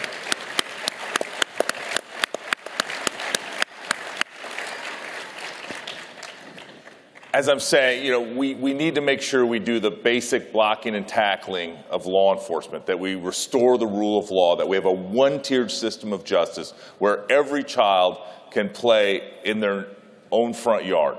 But what can you do? What can you do? One thing you can do today, you can do right now after this session, is there's going to be a lot of law enforcement here because Donald Trump's speaking this afternoon. Tell one of those members of law enforcement thank you. And if you know somebody that has a family member that's in law enforcement that every day doesn't know whether they're coming home that night and worries about that, make sure you thank them for their sacrifice, for their service. We need to make sure that these people feel appreciated and valued and honored. So that's the first thing we can do. The second thing that I would encourage you to do is to the points that were made here is where you have a bad prosecutor, get them recalled. Participate in the recall. Participate in the removal. Participate in the election of law and order prosecutors and public servants. Those are two things that you can do that can make a difference in your community, that can make a difference in your children's future, and also encourage people to pursue a career in law enforcement. It is a noble profession. Yes. It is the right thing to do. And with that, I want to thank you for your time. I want to thank Jerron. I want to thank General Morrissey, and I want to thank Peter. Thank you. Thank you, CPAC. Have a great day.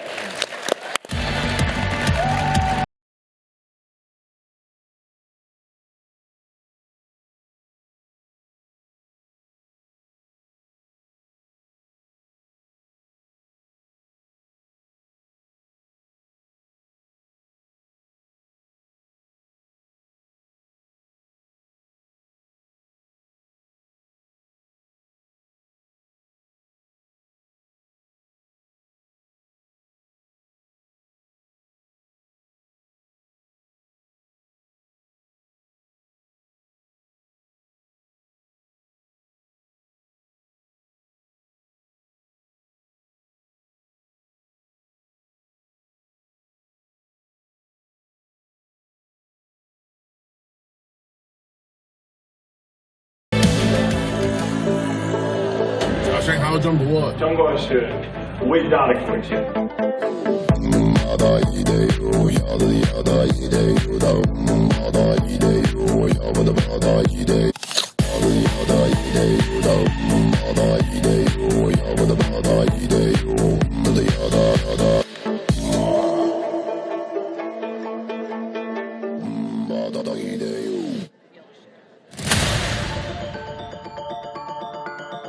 Oil, the most precious natural resource known to man. It is the engine that drives every modern economy and has provided the foundation for innovation worldwide. From powering our cities and fueling our vehicles to the more than 6,000 products created from one barrel. Oil has changed the standard of living for every human being in the modern world. Just like the rising sun in the morning, oil has become a part of our everyday lives. There is not one facet of our lives that is not touched by oil, or the products created from it. When you think about it, it's pretty simple. We are all in the oil business, whether we want to be or not. Every one of us pay for it every day. Let me ask you this. If you're going to be in the oil business anyway and pay these prices, doesn't it make sense to try to learn how to make some money while doing it? At Panex, we are producers of American oil. Go to panex.us/learn, where you can begin to build your foundational knowledge about the oil and natural gas industry. A perfect place to start would be a morning without oil. This 5-minute video reveals a world that most of us don't even contemplate as possible, a world without oil in it. From there, you can bolster your oil knowledge by downloading one of our oil and gas primers, Oil and Gas 101 or 102. At Panex, we believe it is imperative to educate yourself on all that oil can do for you. Do yourself a favor and give us that chance. When done, if you decide that you too would like to reap the rewards of oil and gas, great. If not, at least you've bolstered yourself with that information that will last you a lifetime. You owe it to yourself. Go to panex.us/learn and see all that oil can do for you.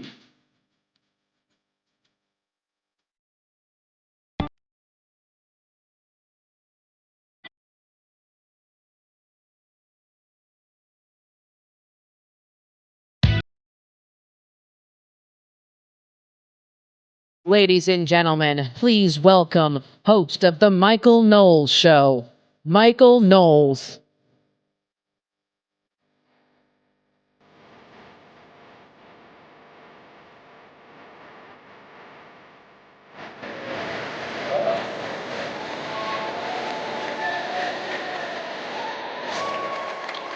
Thank you very much. Thank you so much. It is a pleasure to be back at CPAC. Oh, stop it. Get out of here. Come on. Come on. I love you more. Come on. Thank you very much. Thank you to Matt and to the rest of the team for the invitation. It is a special honor to be at CPAC this year because I think this year I may be the only speaker who is not actively planning to run for president in 2024. All right. Obviously, President Trump is running again. I'm noticing a lot of governors and senators and businessmen and Candace, lots of other people who might be interested. But I am not, because I am not old enough. So this CPAC has relatively low political stakes for me personally, but the political stakes for our country are very, very high. Which is why I suspect so many people are planning to run for president, because they're seeing what we're all seeing, that when it comes to protecting our country, Joe Biden has failed on every point. It's not hyperbole, it's not a cheap political shot, it's just a plain fact. Our country faces mounting threats on every single front. Inflation is at 40-year highs, illegal immigration is at all-time highs, and for the first time since World War II, we've seen the outbreak of a major war in Europe, a war that we are funding to the tune of $100 billion with no end in sight. Now, there is one silver lining to that particular storm cloud, which is that I believe we can now all write off Zelensky as a dependent on our tax returns, which will help us recoup a little bit of that money, maybe. Basic aspects of life are breaking down. Marriage rates and birth rates are at all-time lows. In recent years, for the first time in history, our life expectancy has declined, driven largely by suicides and deaths of despair, drug overdoses. Our nation, allegedly the most advanced on earth, can't even protect its own citizens from street criminals. The murder rate has reached its highest level in nearly 3 decades. Many conservatives are tempted to throw up their hands. The challenges seem too enormous. The conservative optimists differ from the conservative pessimists only inasmuch as the conservative pessimists say that things can't get any worse, and the conservative optimists say, oh, yes, they can. Things might get worse, but they don't have to. These problems are not as complicated as many people would have us believe. Most of these problems are pretty simple. The patron saint of this conference, Ronald Reagan, was once mocked for making this point. The liberals, Reagan said, say we offer simple answers to complex problems. Well, perhaps there is a simple answer. Not an easy answer, but simple.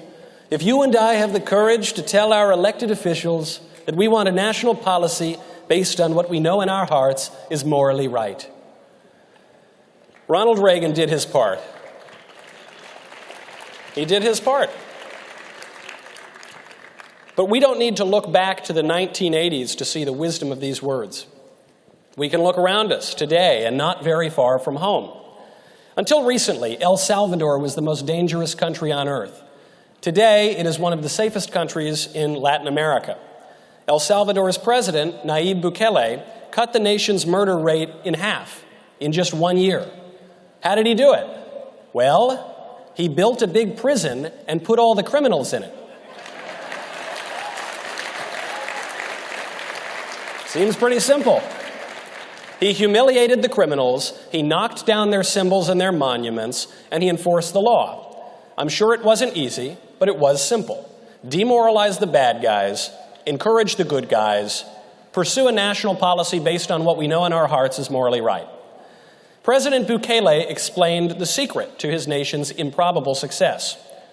He said the nation was turning back to God, turning back to the most important values: honor, loyalty, courage, love for our fellow man. He said those values had been degraded in El Salvador as they are now degrading in our own country. But it wasn't too late. How, he asked, could a nation not rise up with values such as those? If one of the weakest countries on earth can do it, why can't we? I think we can. I think we can. Unfortunately, many conservatives think we might not be able to, because though conservatives have many virtues, we're intelligent, we're funny, devilishly handsome, unfortunately, sometimes conservatives lack imagination. We suffer from low expectations. We think that the thing that we can most hope for is that we halt the left exactly where it is, preserve the status quo, and hope we don't lose any more ground. It sometimes feels as if all conservatives do is defend the policies that the liberals fought for 10 years ago. The clearest example of this is the battle over transgenderism. On the one side of the debate, you've got the liberals who argue that third graders should be taught to change their sex in schools.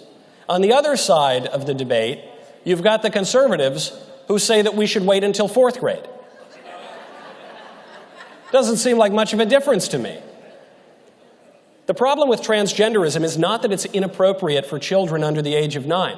The problem with transgenderism is that it isn't true. The problem with transgenderism is that it puts forward a delusional vision of human nature that denies the reality and importance of sexual difference and complementarity. The problem with transgenderism is that its acceptance at any level necessarily entails the complete destruction of women's bathrooms, women's sports, all of the specific rights and spaces that women currently enjoy. There can be no middle way in dealing with transgenderism. It is all or nothing. If transgenderism is true, if men really can become women, then it's true for everybody of all ages. If transgenderism is false, as it is, if men really can't become women, as they cannot, then it's false for everybody too. And if it's false, then we should not indulge it, especially since that indulgence requires taking away the rights and customs of so many people. If it is false, then for the good of society, and especially for the good of the poor people who have fallen prey to this confusion, transgenderism must be eradicated from public life entirely. The whole preposterous ideology at every level. It's simple. It is as simple as the advice Don Corleone gave to Johnny Fontaine. You're going to act like a man. What's the matter with you?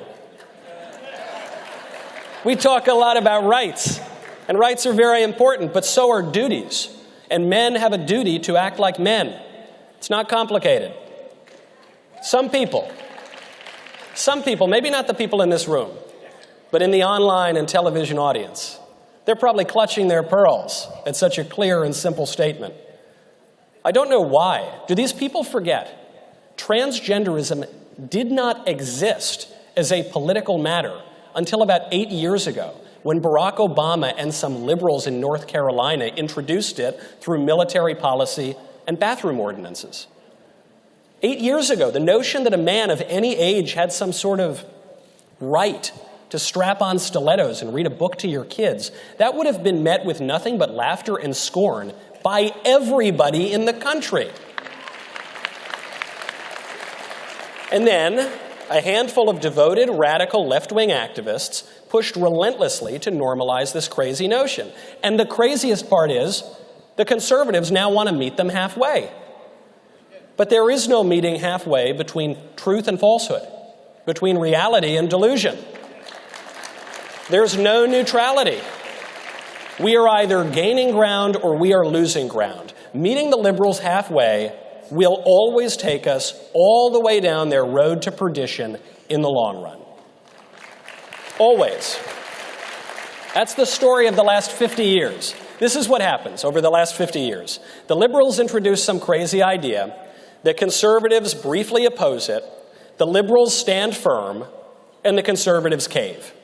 And then you know what they say? They say, okay, we're fine with that crazy idea. The thing the liberals are saying now, we're fine with that. But that new idea, we oppose that. That's crazy. When the feminists of the 1970s started burning their bras and saying that a woman needs a man like a fish needs a bicycle, the conservatives, they said, that's crazy. Then what happened? They caved. The conservatives caved. They said, feminism is fine, but all that sexual revolution stuff, that's crazy. All that village people stuff over there, that's crazy. And then what happened? They caved. They said the sexual revolution stuff is fine, but transgenderism, oh no, I'm sorry, first they said, redefining marriage. Oh, that would be crazy. Then what happened? They caved. Then they say, okay, the redefinition of marriage, that's fine, but that transgenderism stuff, that's crazy. Then what happened? Now they're saying transgenderism's fine, but just don't trans the kids, that's crazy. In fact, what they're saying now is, transing the kids in some cases is fine, just don't trans the really little kids. That would be crazy. And so it goes. That's how it goes. It was ever thus. From the moment the conservatives accepted the liberals' premise in the 70s that men and women are interchangeable, the moment they went along with the bra-burning feminists, it was all lost because transgenderism flows naturally from that premise. And conservatives became, to quote Michael Malice, progressives driving the speed limit. They offered voters not a choice but an echo, to quote Phyllis Schlafly. You know, there's one issue on which we haven't caved. That would be the issue of life. And you want to hear a crazy coincidence? It's the only issue on which we've won. It's the issue on which we stood firm. We didn't meet anybody halfway. We said murder is wrong. We're not going to give up. And now Roe v. Wade is gone. Deader than disco. No coincidence. National decline is not inevitable. It is only inevitable if we believe that it is. If we give up. If we give up and give in to popular and destructive fashions as though they could ever supplant simple and eternal truths. Cardinal Manning said, there is a day to come which will reverse the confident judgments of men. Those men say we offer simple answers to complex problems. I hope we still do. I hope that we still have the simplicity and the courage to say that men ought to act like men, that criminals ought to go to jail, that marriage, real marriage, the kind between a man and a woman, is the fundamental building block of our society, the basic, unchangeable political unit, that our republic was built for a moral and religious people. And so our country, founded as a shining city on a hill, should always give glory to God and relentlessly pursue what we know in our hearts is morally right, no matter the odds, no matter the consequences, no matter the passing fashions of the day. Thank you very much.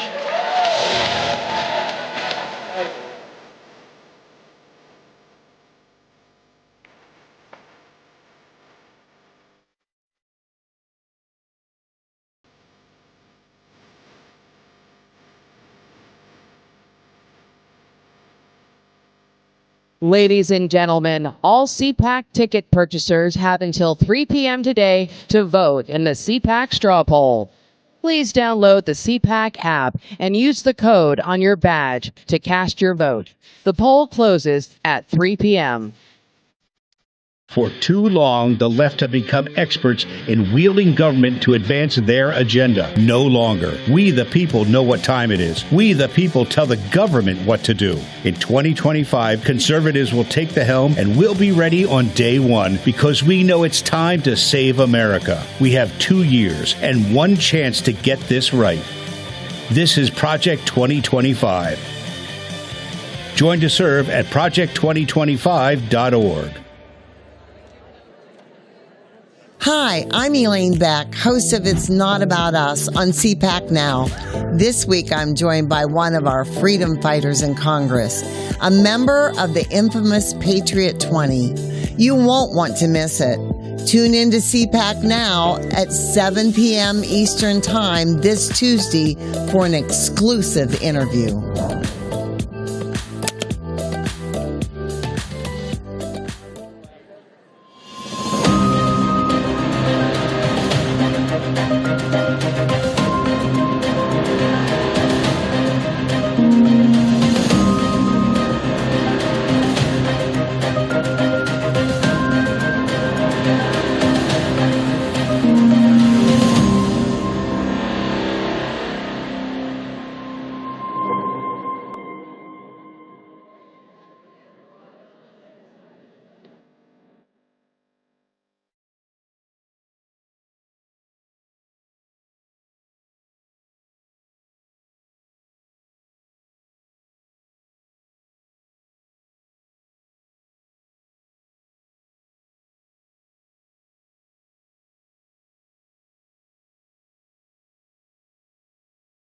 Ladies and gentlemen, they stole it from us legally. Please welcome, from Ohio, Secretary of State Frank LaRose, former Arizona prosecutor and U.S. Army Reserve Captain Abe Hamaday, from New York, former Congressman Lee Zeldin, and your moderator, Vice Chair of the Center for Election Integrity and former National Press Secretary for the Trump campaign, Hogan Gidley.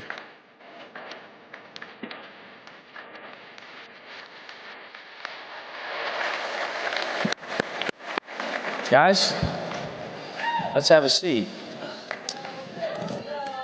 Good morning, CPAC. How's everybody today?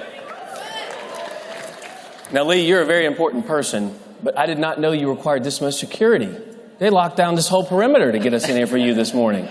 I hope everybody stays once we're done. There's some other speakers coming tonight. Yeah, that's right. That's right. I know everybody's Obviously, here for people us. are here for us. It's pretty clear. Folks, I think this panel is one of the most important we're going to see at CPAC in large measure because the policies you want implemented, you have to have the people elected you want to implement those policies, and it's getting more difficult in this country to elect those folks if we have countless examples of irregularities, illegalities, anomalies, and yes, fraud in our election system. And I think the purpose here is to talk about how we can make it easy to vote, but hard to cheat. And you guys are kind of in the front of that fight, I think. And many of you are also out in this room. And I remember in the last several election cycles, we've had problems in this country that both the right and the left have been complaining about for decades. But it seems like no one wants to do anything about it. And so in 2000 in Florida, we had hanging chads, dimpled ballots. We've traded all that, of course, for mass mail-in and drop boxes. But either way, there have been problems in our election system. And I think the people up on this stage, and we're going to let you guys talk about it, it's so important that laws are passed in the states, which is, of course, where the Constitution puts that right and responsibility to the state legislatures to protect every single legal vote and every single legal voter. That's what this is all about.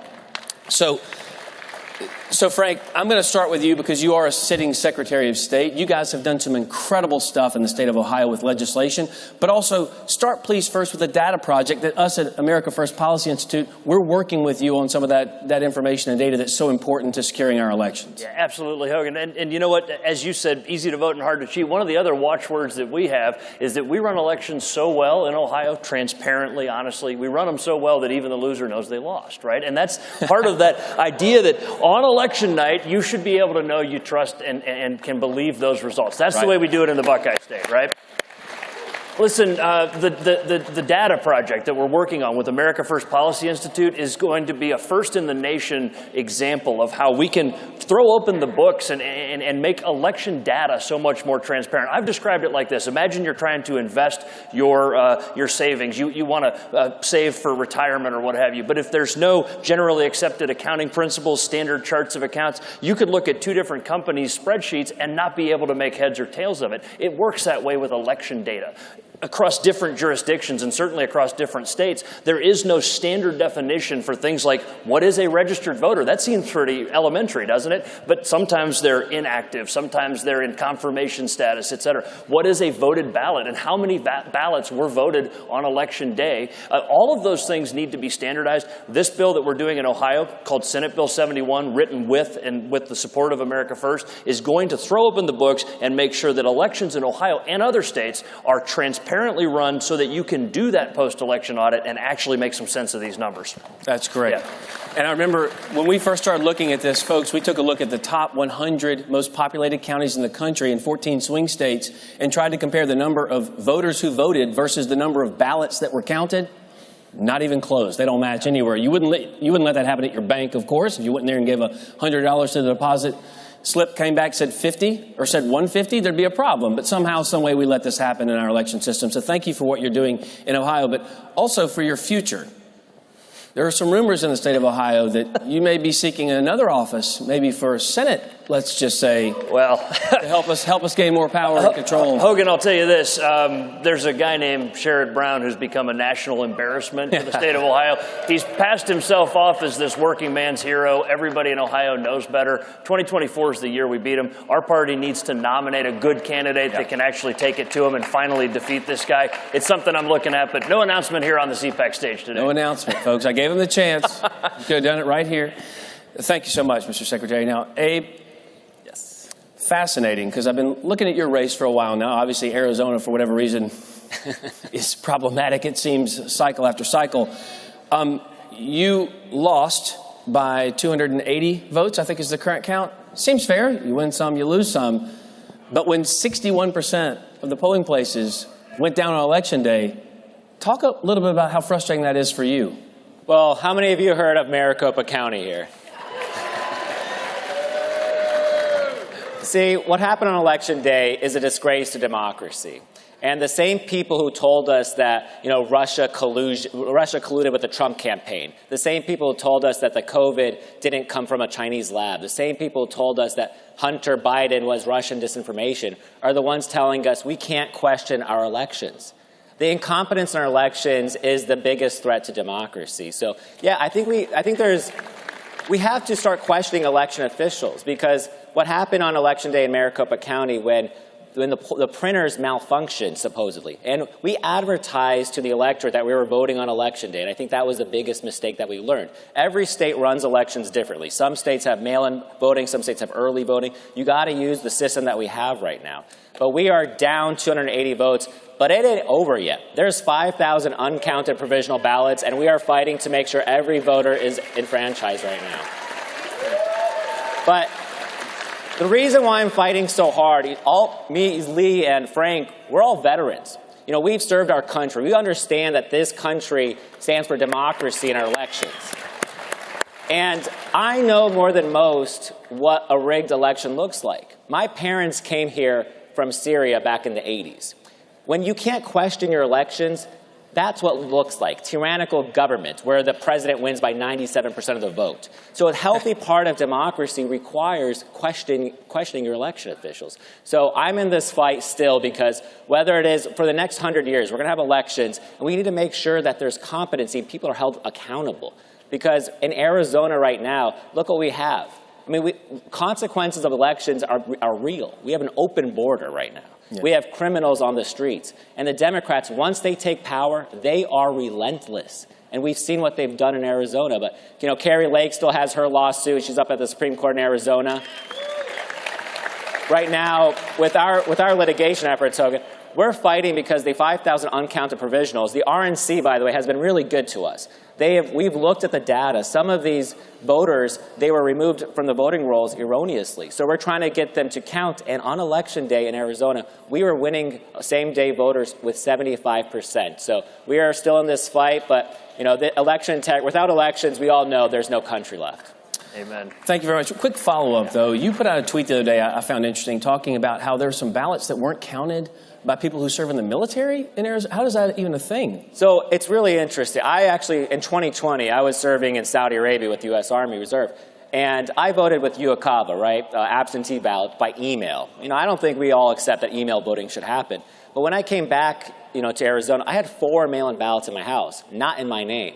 So this whole idea of cleaning the voter rolls is important. Yeah. But here in 2022 election, sometimes when you're added on the UACAVA list, which is the military absentee voting, if you come back to Arizona, they don't automatically put you onto the registration here in the county. So they don't know where to go vote. They voted in the wrong county, for instance. So we are just trying to make sure that if you vote, that your vote should count, especially if it's legal. And it's so interesting. All I'm doing is taking the Mark Elias playbook right now, which is count all the votes, and we'll win by a couple thousand right now. That's right. Well, remember, in 2016, it was your patriotic duty to ask questions about the outcome of an election. If you didn't, you were somehow in league with Vladimir Putin. You were a Russian stooge. But 2020, you were like, hey, I have a question. In 2022, I have a question. And you're an insurrectionist somehow. You should be put in prison. The whole thing is insane. But speaking of insanity, let's talk about the state of New York for a minute, if we could. This man ran one of the best races I've ever seen a candidate run.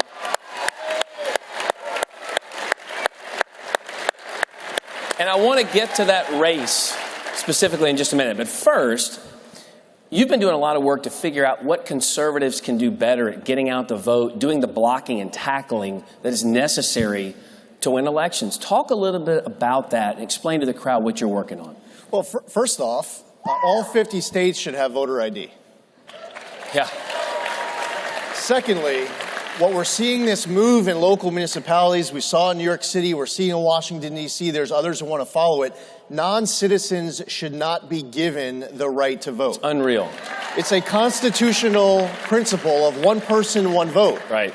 And when you give a non-citizen the ability to vote, it dilutes the vote of a citizen. So they no longer have that one person, one vote. When litigation needs to be filed, file it right away. If you wait until after the election, too often it is too late.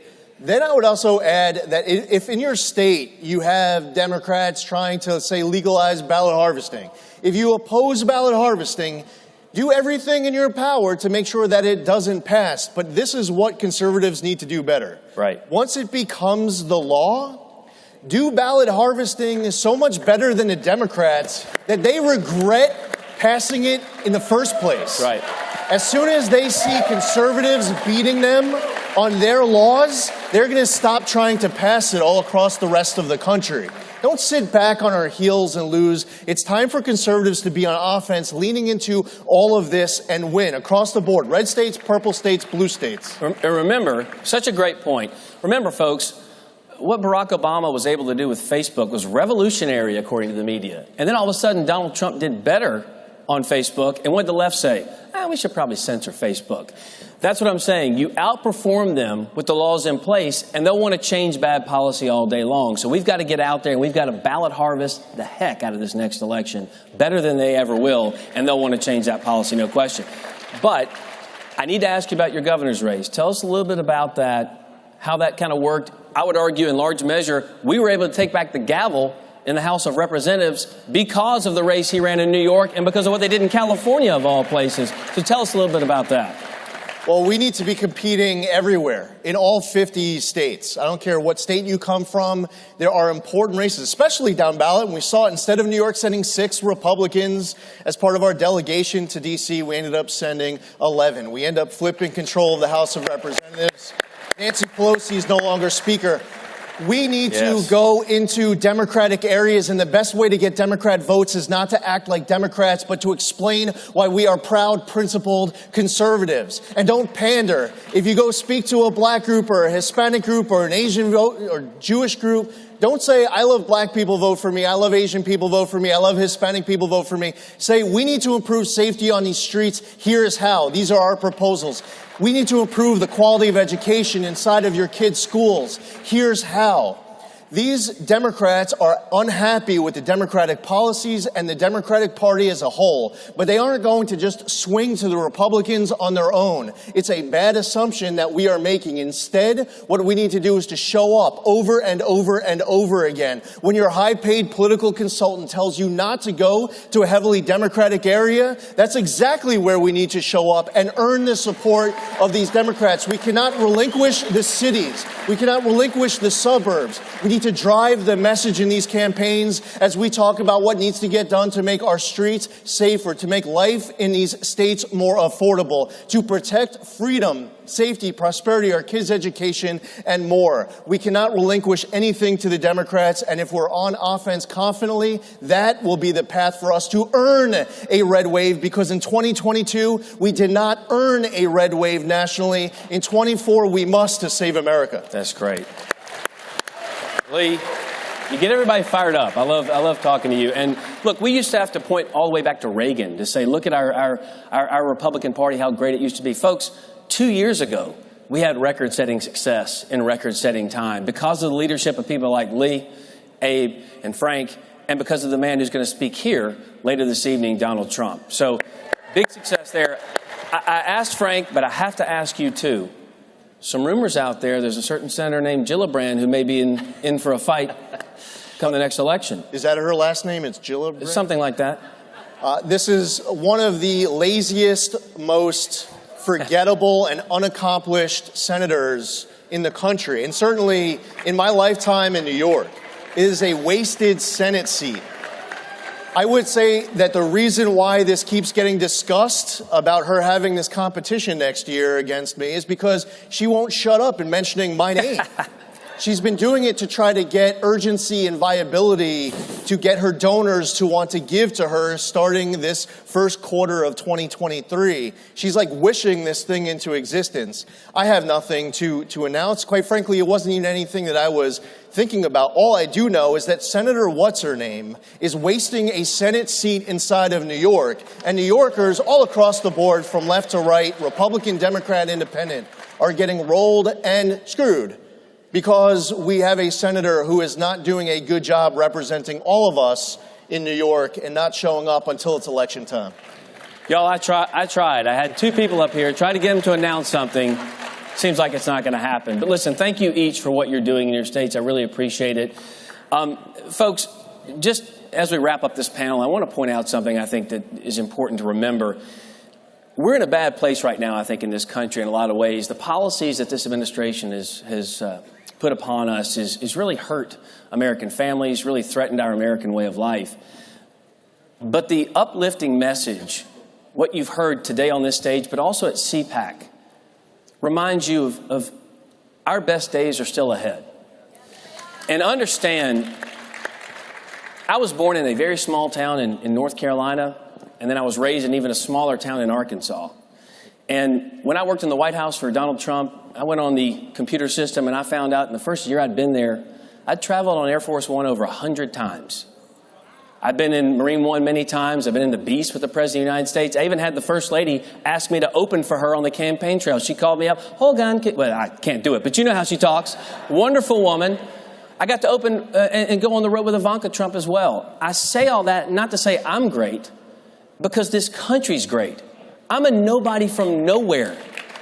I was raised by a single woman. I don't have a last name in politics like Kennedy or Bush or Clinton. Thank God I don't have a Clinton as a last name. But nonetheless, I got to walk into the Oval Office every single day, stand right in front of the Resolute desk in front of the President of the United States and give him advice. Now, he never took it, but that's not the point. The point is, in this country alone, I got to give it. That doesn't happen anywhere else in the world. And there is a reason that other people are walking around in other countries like Cuba carrying our American flag, screaming the words liberty and freedom, because they know what you know, what the left doesn't know, that this country is still a beacon of hope and of strength and of democracy and goodness all over the world. And I am very happy about the future of this country, where she is headed, because people like you are willing to show up on a day like today, on a Saturday, sacrifice your time, your treasure, to learn how we can better prepare ourselves to take this country back and lead her in the right direction so that the future generations have a chance. Thank you very much. God bless each of you. God bless CPAC. God bless these men. God bless America.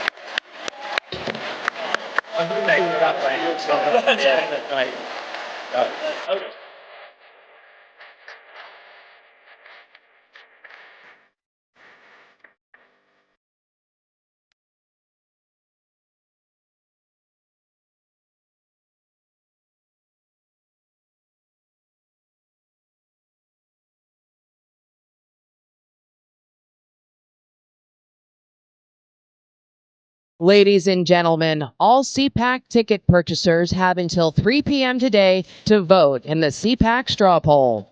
Please download the CPAC app and use the code on your badge to cast your vote. The poll closes at 3 p.m. Remember the people who said showing ID to vote was too complicated? They're back, and they have the most complicated, convoluted election proposal ever, ranked choice voting.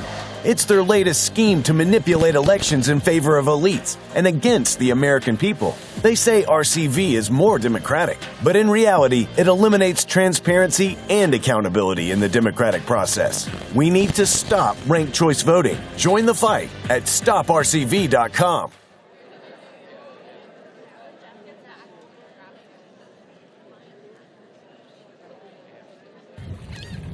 Oh, hey, doesn't it feel like there's communists everywhere? In fact, the Chinese Communist Party has been subverting America from every angle. So whether it's compromising our politicians, controlling Hollywood, manipulating Wall Street, or infiltrating our schools, they have stopped at nothing to take down America. And I believe that in order for us to not become like China, we need citizens who know the truth. So go on over to getepic.com, stay informed with a subscription to the Epic Times, and you will get instant access to this infographic.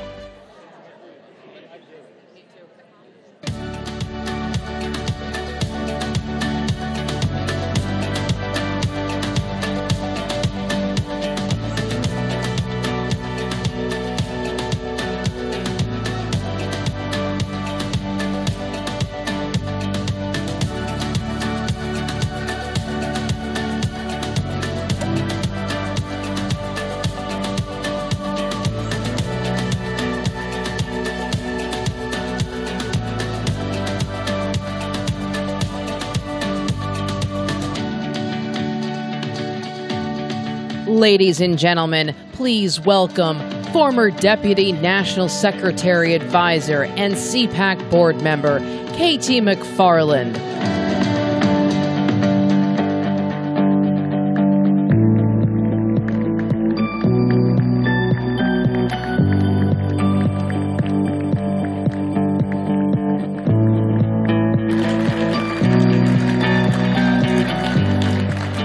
Thank you very much. I want to talk to you today about why I broke with the Republican Party and the traditional elites of the Republican Party. Look, I am a card-carrying member of the Republican foreign policy establishment. Went to MIT, I went to Oxford, I'm a member of the Council on Foreign Relations, I worked for Henry Kissinger, I was in the Nixon, Ford, and Reagan administrations. But about 20 years ago, I realized that we had lost our way, that we were not paying attention to China. That's why I supported Donald Trump, and I joined his administration. And I paid dearly for that privilege. President Trump had nominated me to be the ambassador to Singapore, and the Mueller Commission came knocking at my door. And they decided that I must be guilty of something. They came knocking at my door saying, "We're the FBI, you don't need a lawyer. We just want to ask you a couple of questions." And so the questions were all about the Russian interference and the Russia this, Russia that. And I said, I don't even deal with Russia in my job. And they said, well, but let's just talk. So after our conversation, where they showed up at my house unannounced, I called the former Attorney General and I said, do I need to get a lawyer? Am I in some kind of trouble here?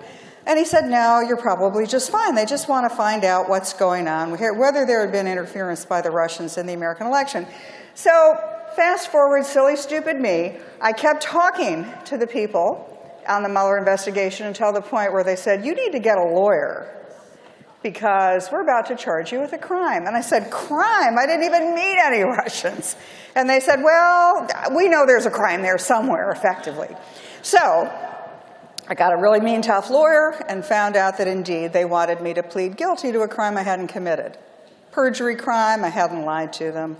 They wouldn't let me have access to my files. Fast forward, I'm in the Mueller investigation. I'm in the room. They pick me up in an armored limousine, take me into a concrete bunker. I'm sitting on one side of the table, no notes, me, my lawyer who can take notes, and 5 people from the Mueller investigation with thick notebooks quizzing me on everything I did, everything I said, every memo I had written. They were leaking to the media, taking my words out of context. I don't want to get into it because it upsets me to even talk about it.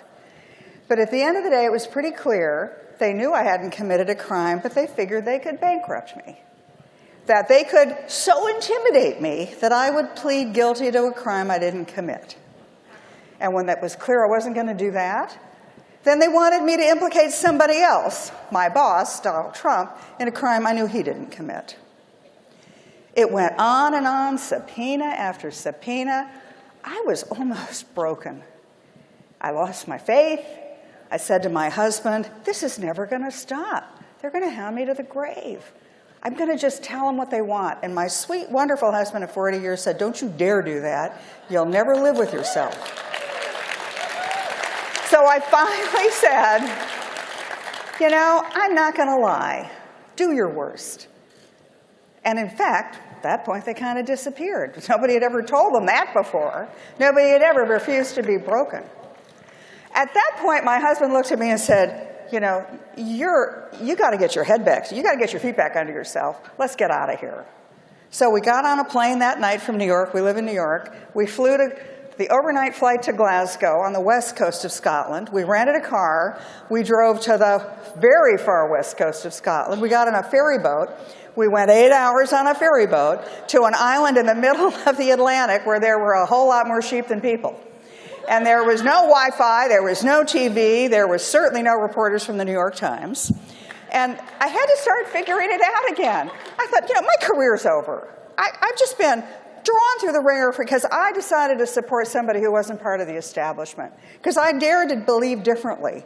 And I had the United States government, this is my government, and they were coming after me. They knew I hadn't committed a crime. Why were they doing this? What had happened to me? What had happened to my country? And I took long walks in the Scottish sunshine, which means rain, shoved the sheep out of the way, no paved roads, the only thing in Scotland at that time of year. It's dark, people just drink a lot of whiskey. So I realized, though, that what I was going through was what Americans go through every 40 years. Our founding fathers understood that we, the people, meant that we are the sovereigns of this nation, not some elite in Washington. That's why we had the revolution. That's why 40 years after the revolution, we had another revolution. It was the Jacksonian Revolution. People who get in power want to stay in power, and they will do anything to stay in power. But our founding fathers understood if you give us the power, that it is our right, but it is also our responsibility to go after the elites in Washington. Well, right now, what's happened is that, you know, the people in the various government agencies, initials you can't even remember, they say, oh, that's a president? There's Donald Trump? Presidents come, presidents go. We're here forever. You can't fire us. We got automatic promotions. We're not going to work during COVID, but we're going to vote ourselves pay raises. That's the problem in America today. It's not Republican or Democrat. It's we the people versus Washington. And what I realized, me and the Scottish sunshine and all those sheep and my wonderful husband of 40 years, was that there is collateral damage every time we go through one of these revolutions, whether it's the American Revolution, the Jacksonian Revolution, the Civil War, the Industrial Revolution, the Great Depression, the Reagan Revolution, or today. And it takes a lot of courage to stand through. My career is not what it's supposed to be. My life, I get it, you know, but it was worth it. And I would do it all over again if I could guarantee the future. I just want to leave you with one thought. The Bible tells us that one of life's greatest blessings is to know your children's children. I think the greatest blessing we can give to those children is an America strong and free, at peace and with prosperity to our children and to our children's generation. And I am going to fight for that till my last breath. Thank you.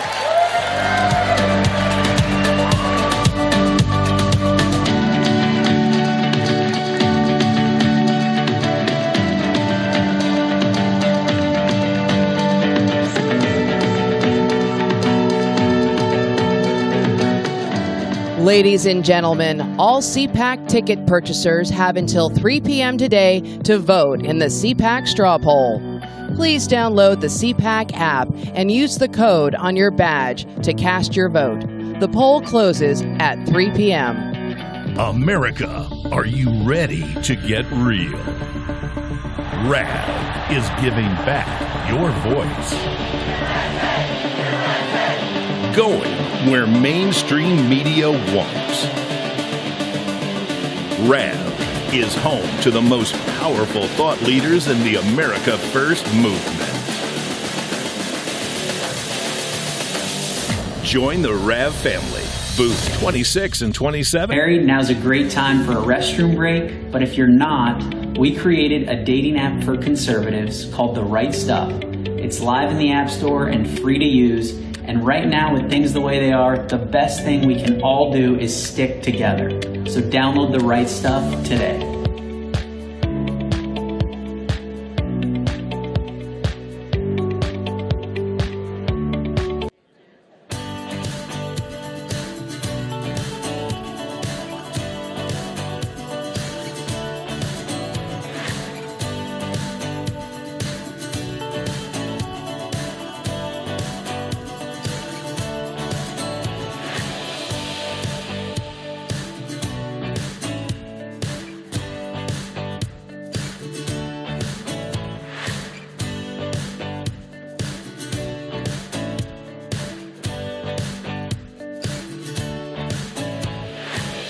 Ladies and gentlemen, the Red Menace comes to the Americas.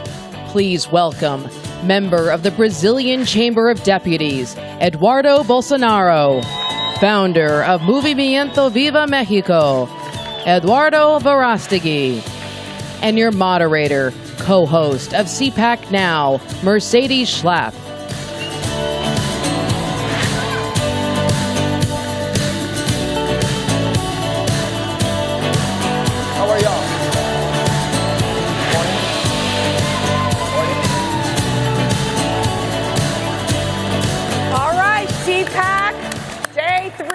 So exciting. How's it going so far? Are you all ready for the big speakers today?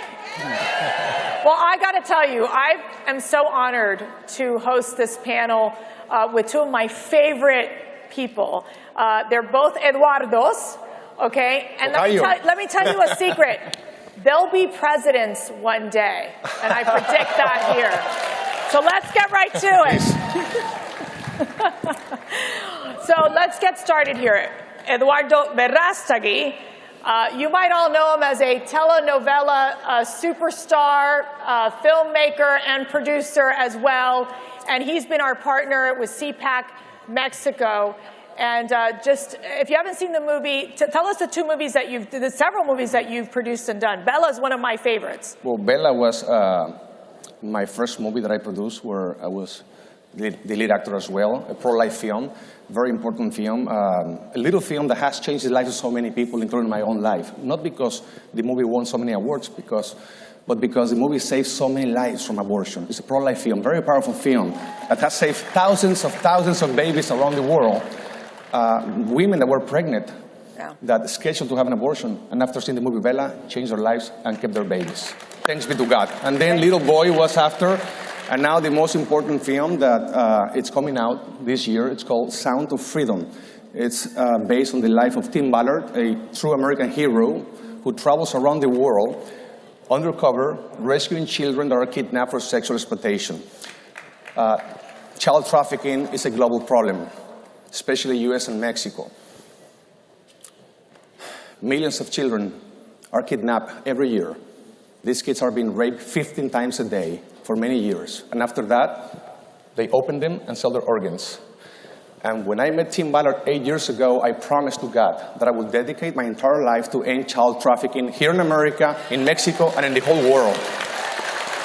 And this is something that the fake news media won't cover because they want to demonize conservatives. They want to demonize CPAC.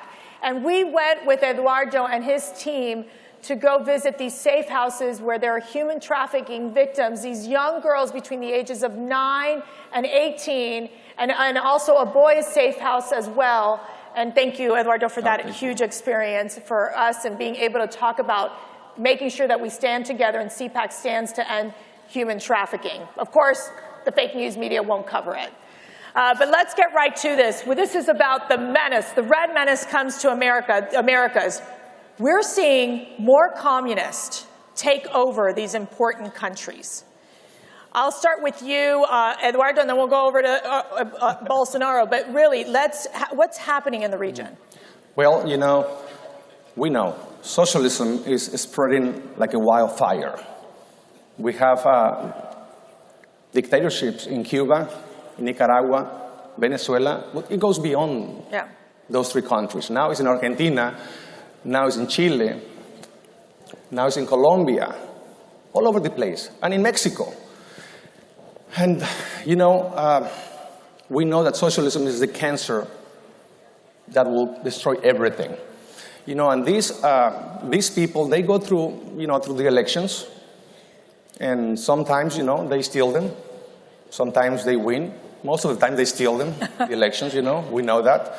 And after they are in power, they take control of the institutions. They militarize government functions. They destroy the institutions and values of our Western civilizations. You know, the dignity of the human person. They promote abortion. They promote the woke agenda. Yes. Cultural Marxism. And they destroy our society. And now this is not just in Latin America, it's happening here. It's happening in the whole world.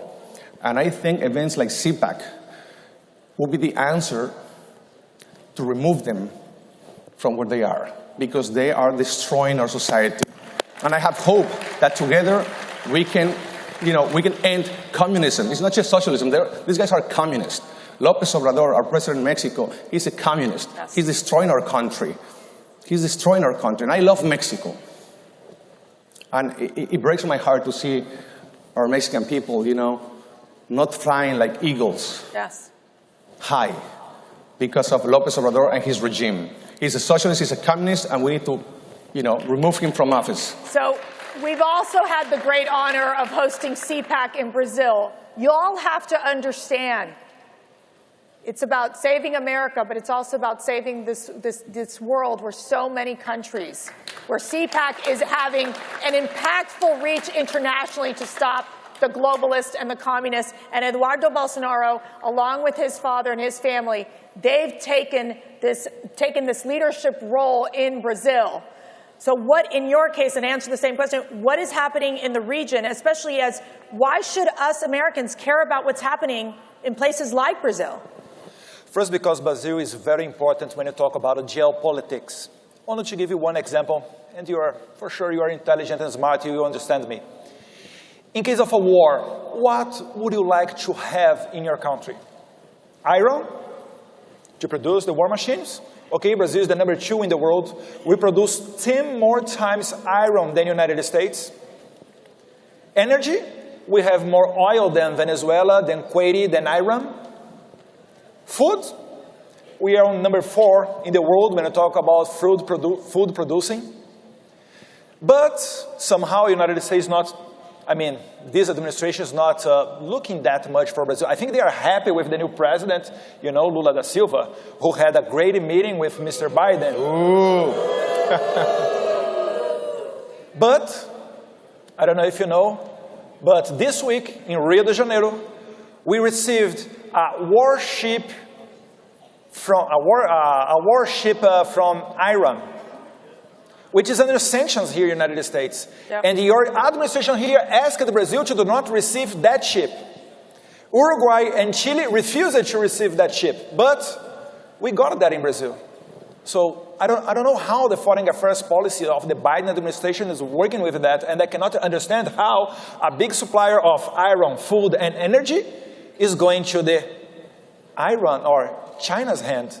So it's very hard for me to understand that. And to the last, when you talk about culture, we have a very similar culture here with the United States. The first embassy that we opened in the world in 1905, United States. One of the first countries to recognize our independence in Brazil, United States. The first destination of our emperor last century, United States. So we are very well connected. So what I ask for you here in the United States, going to the end, Mercy, and thank you very much for this opportunity, is cover what is happening in Brazil. Not only because we are friends, you are helping us, because we are very important for you, and we have to be allies, just like we had in the Second World War, when we fought together in Europe and Africa. So let's make this clear. Iranian warships are docked in Brazil. Is that not a direct threat to the United States of America and our national security? And then what do we see? Biden and Lula, where they get together, and then weak Biden administration, Lula basically saying our democracies are both being tested. So where is Biden's alliance? Let me ask you this question. How dangerous is Lula da Silva? Lula da Silva, he's one of the most dangerous communists or whatever, socialist, whatever you call, Bolivarianist in the world. Yeah.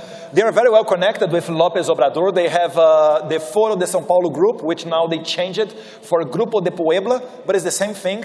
So they change experience. They have strategies to get in the power. That's why it's not a coincidence what happened in Brazil, happened in Mexico, happened in some other places. And mainly first happened here in the United States. All the issues that you look here, happening here in this stage, for example, gender ideology, change the sex of the children, and all of that, first, Mercy, born here in the United States. Then they copy and bring it to Brazil, to Mexico, to Chile, and all of other places. Yeah. And to finish, the first thing that Lula da Silva made when he took office, it was about gun control. First speech of Lula da Silva as president, he was canceling everything that Jair Bolsonaro made during the 4 years when he was president of Brazil. And during these 4 years, we saw the biggest drop ever in murderous rates in the whole history of Brazil.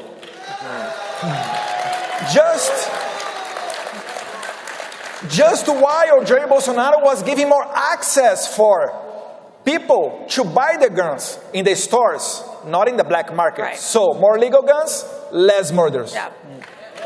Now, Verástegui, because I can't do Eduardo here, but let me ask you this. What is happening in Mexico? There's these massive protests occurring. There's election changes that they're trying to undermine the elections. Gosh, it sounds familiar. What is happening in Mexico? Same thing in Brazil. Democracy is at risk in Mexico. López Obrador, a communist president, is destroying our country. They want to go back to one-party rule. They are destroying all the institutions, democratic institutions like INE, because they want to control Mexico. They don't care about the people. They always say, we care about the people, we care about the poor. There's more poverty in Mexico. Right. If he really cares about poor, well, then why he doesn't do something where he makes Mexico great? Mexico has everything. It's a very rich country where a lot of poor people are living. Why? Why corruption? That's the answer. But he's, he always speaks about, let's finish corruption, let's help the poor. It sounds beautiful. But in the practice, he does the opposite. It's more insecurity, more poverty. After Kamala Harris went to Mexico, abortion now is legalized in the entire country. See, the U.S. is like the big brother. U.S. is the big brother. It's the most powerful country in the world. Whatever happens here has an impact in the world, for good or for bad. Yes. Unfortunately, right now, the leadership of Sleepy Joe, it's hurting the world, not just the U.S., Yes. but Mexico as well. Yes. Because imagine why Kamala Harris, Kamala. He goes to Mexico, he meets in, private meetings in secret. She comes back to the U.S., and a few weeks later, we experience what you experienced in 1973. So we need to experience what happened here after the 3 judges were elected, thanks to President Trump. So we have the reverse, Roe v. We need to do that in Mexico as well. We have hope because in 2024, we have 6 years over there. 2024, and the next 6 years, we're going to have 5 empty chairs in the Supreme Court. So we can reverse that. But we need to make sure that the next president, 2024, will be a pro-life president. And then things will change for the better. But we need to make sure here, too, that in 2024, we have a pro-life president. Yes. You know what I mean? Yes. And if that happens, not only Mexico, Latin America, and the whole world will change. So we need to pray for that. Pray for America, pray for Mexico. Let's make America and Mexico and Brazil great together. Yes, yes, yes.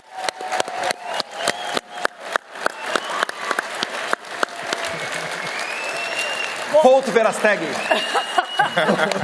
Thank you. God bless you. Bolsonaro, let me ask you this. Eduardo brought up the Supreme Court in Mexico. You all have your issues with a corrupt, very powerful Supreme Court in Brazil. Explain what's happening there. After the elections, what we had is a lot of questions about the integrity of our elections, just like here. But the answer is it was censorship and send some people even to the prison. Nowadays in Brazil, we have from 700 to 800 people in jail. Old ladies, people that were crossing Brasilia at that night when we had problems, just like as you had here on January 6th. But we never saw in the history of Brazil this amount of people going to jail. So again, what we ask for our American friends is to cover what happened in Brazil, because sometimes not even me, I'm a congressman in Brazil. By our constitution, you have an article saying that I can say and speak about everything. My opinions, my votes in Congress, we have immunity for that. But after the elections, about 10 congressmen got the social media shut it down.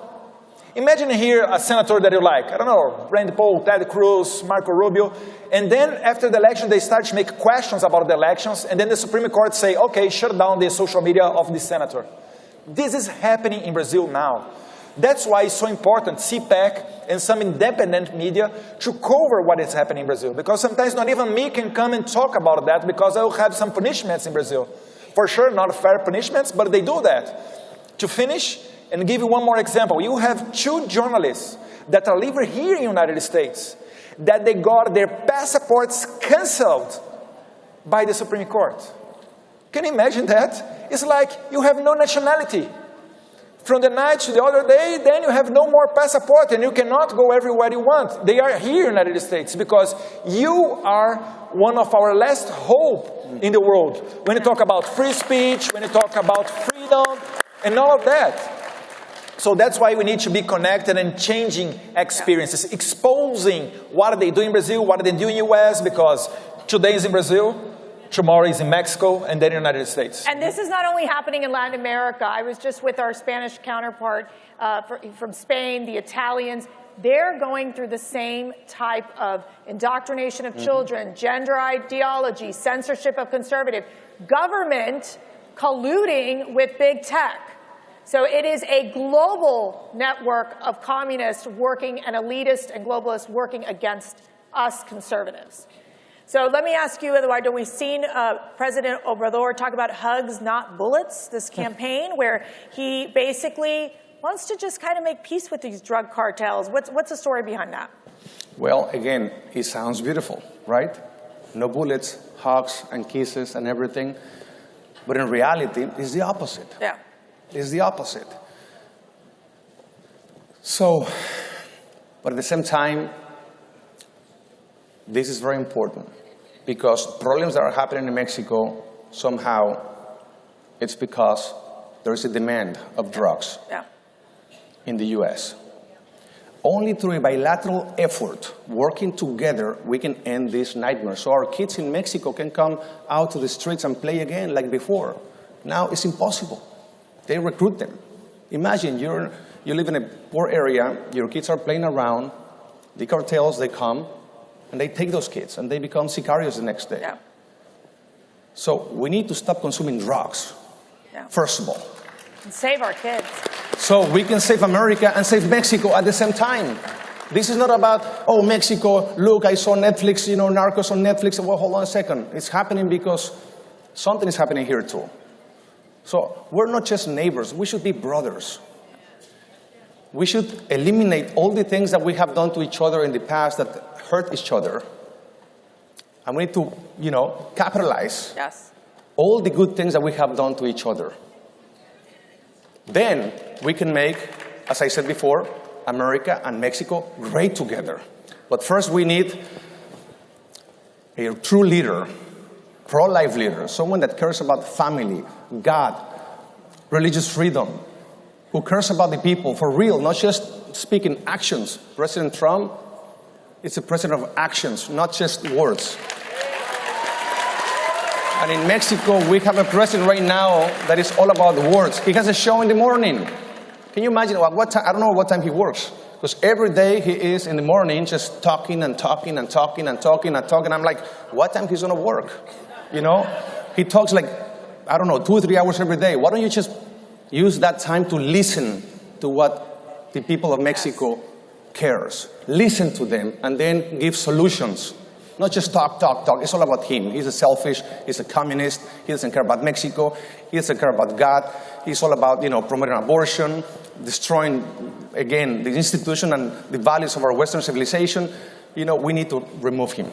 Well, we need to remove him. So there are a lot of rumors that you, Eduardo Verástegui, you're thinking of a run for president in the next election.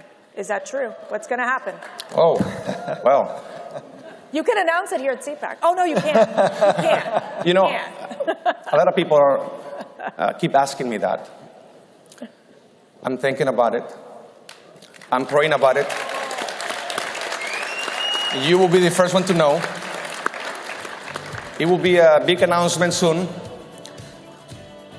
I love Mexico, and we need to save Mexico.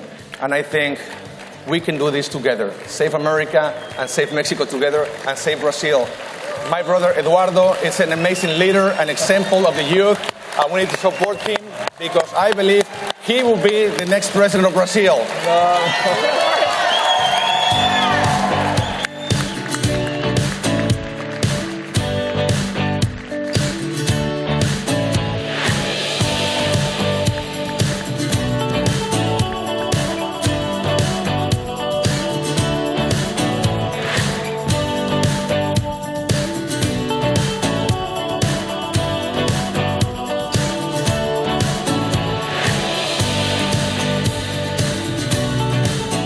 Ladies and gentlemen, all CPAC ticket purchasers have until 3 p.m. today to vote in the CPAC straw poll.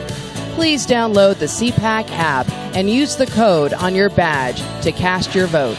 The poll closes at 3 p.m. Everyone is talking about Newsmax. Newsmax is doing a great job.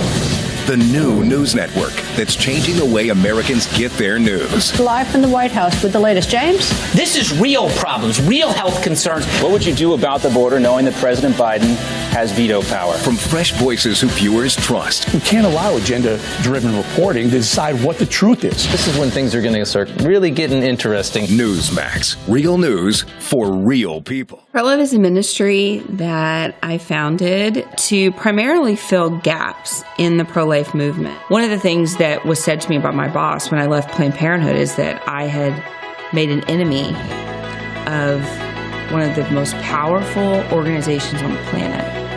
But that's such a lie, because the most powerful organization on the planet is the church.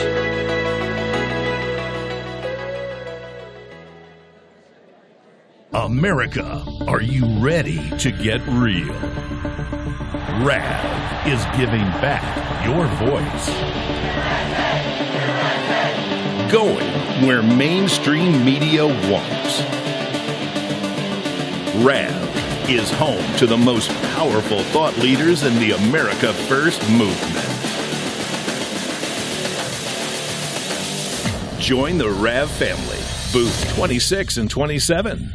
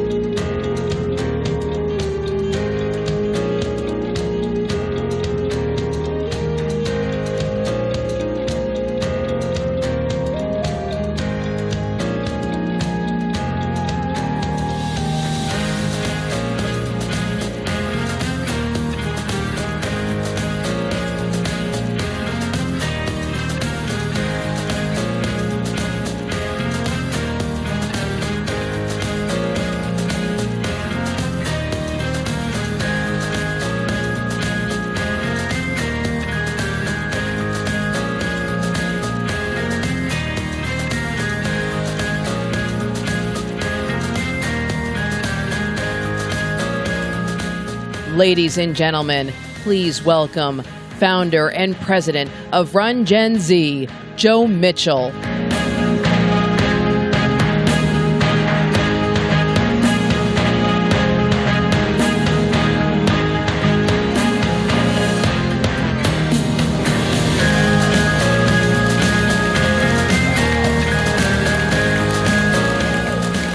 Good afternoon, everybody. How are we doing? It's great to be here with so many wonderful patriots in the audience, and I want to thank Matt and Mercedes Schlapp for giving me the great opportunity to address you all today. My name is Joe Mitchell, and I'm the president and founder of a group called Run Gen Z, and we have a mission to empower, recruit, and mentor the next generation of conservative leaders across this country. And before I get into my spiel, I was thinking about this, and you guys all know this, there's a crisis in our country right now. There's a crisis in our country, and we can see it as blatant as day. Now I'm in the surface level, whether it's Ukraine, the open borders, defund the police, all these policy issues from the far left that they're pushing on us that's destroying our country. But it's more deep-seated, rooted than that. And it's that we have lack of patriotism in this country. You know, I hate going places now, talking to people on the other side of the aisle, and they're almost timid to say that they love this country. They're timid to say that they love our flag and that it stands for freedom and that we are the greatest country on the face of this earth. I seen a statistic the other day, and it said that 80% of Republicans fly the American flag outside of their home. Only 50% of Democrats do. That wasn't the case 20, 30 years ago. We need to get to a place where 100% of Americans are flying the American flag and are proud of it outside of their home. So we all have a part to play in this great movement to save our country. And my small part that I've been playing is helping to recruit these young, strong, conservative leaders to run for office, because we must have a bench. We must have a roster. We must have a field team. So not only in 5 or 10 years we have strong leadership in the Republican Party and the conservative movement, we must have strong leadership for the next 20, 30, 40 years. You know, Carrie Lake said last night, she talked about Benjamin Franklin's quote, "A republic if you can keep it." And we've kept it for the last 250 years. But we need to keep it for the next 250 more and more than that. And so that's why we must help these young conservative leaders on school boards, on city councils, state legislative races, run for these things, be powerful. We have to help them be strong. We have to make sure that they don't bend and that they don't break. And they're going to stand up to the radical left and the fake news and say, even though I'm under pressure in my school board, even though I'm under pressure in the state legislature, I'm going to stand firm and stand up for what's right. Because if we don't have people with a backbone, we're going to lose this country. And we know right now, even in our party, there's certain people without a backbone. So that's what we're doing. And so I have two asks from you guys today. How many people in this audience knows an 18 to 30-year-old that's conservative? Okay? And if you don't, you need to evangelize to some of these people and get them to be conservative, right? That's what we're trying to do. But I need you guys, if you guys know an 18 to 30-year-old that's conservative, I need you guys to go online to rungenz.com and refer them so we can help them run for office, so we can help build that bench. And then the second thing that I need from you guys is your support. We got to have dollars. I got a staff. We're training people all over this country. We're pairing up mentors for these young people all over this country. I got to have funds to make sure that we can save America. So if you guys go to rungenz.com, I'd appreciate that. We have the social media websites at rungenz on Facebook and Twitter and Instagram. So I love you guys. Thank you. God bless you, and God bless the United States of America.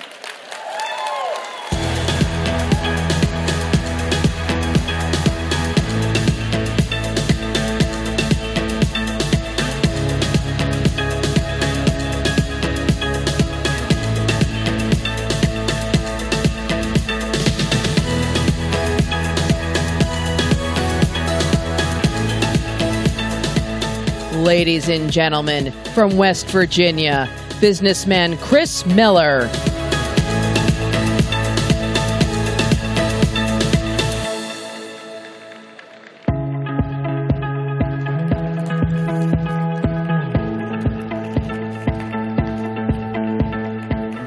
Hi, my name is Chris Miller.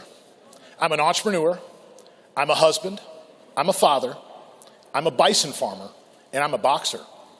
That's right. At 44 years old, I came out of retirement last night for one last fight. I was the underdog, but this old dog still knows a few tricks, and I don't quit. They call me the fighting governor. Nothing is more American than an underdog story. From our founding fathers during the Revolution to our grandfathers in World War II, we are fighters who overcome adversity. But the greatest chapter of the underdog story hasn't been written yet. We are about to write that story in the great state of West by God, Virginia. Our story will begin with hard work and merit. We'll measure our progress by real results. There will be no participation trophies. We'll demand excellence in our schools, healthcare, and infrastructure. We'll expect accountability from our leaders. There will be no place for politicians who don't own up to their part in past failures. These things, along with strengthening our families, will be the foundation for our success. We will be a place that recruits the best and brightest, A place the best and brightest will seek out and want to be a part of. A state where my children will want to stay and build a life with their families. And let me be the first to tell you, we will not be distracted. The media pits neighbors against each other. We won't let them. Woke culture attacks our values and faith. We'll stay true. When they argue about pronouns, we'll talk about biology and God's perfect design. When they insist on defunding the police, we'll give our police the support they deserve. When they argue about equity, we will focus on equality of opportunity, especially in our schools. We will keep West Virginians' sons and daughters in our state because they have something real to stay for. We will redefine the energy industry again. Our leadership will set an example for the world. We will create a government that treats its citizens like customers with the singular goal of making their lives better, but not dependent. Families who have lived in our state for decades know exactly what we're capable of, but others around the country may not be aware. They make fun of us for being hillbillies. But among our hills are honest, hardworking people and tons of natural resources. And guess what? Y'all are going to need them. For all our challenges, West Virginia has always been great. We mined the coal that built the steel that led to a victory in World War I. We mined the coal that built the steel that led to a victory in World War II. We mined the coal that led to the affordable energy and the greatest capitalistic expansion in human history. This is who West Virginia has always been. Fighters, workers, builders. Now in West Virginia, we've also seen the worst. Liberal Washington's attack on our energy tried to wipe out our jobs. Corporate drug peddlers devastated a generation of us with a deliberate opioid crisis. Believe this, they've tried to knock us down, but guess what? We're still standing. How American is that? Keep watching, America. You're about to see what happens when you rile up a bunch of mountaineers. Lastly, I want to speak to the young people of my state. Your voice matters. We can't get this right without you. You're the key ingredient to bringing this all together. Help us break the good old boy system and build West Virginia back even stronger. Prove to everyone that you have merit, that you are accountable, that you are hungry for excellence. That's our history. That's who we are as a people. That is West by God, Virginia. Thank you.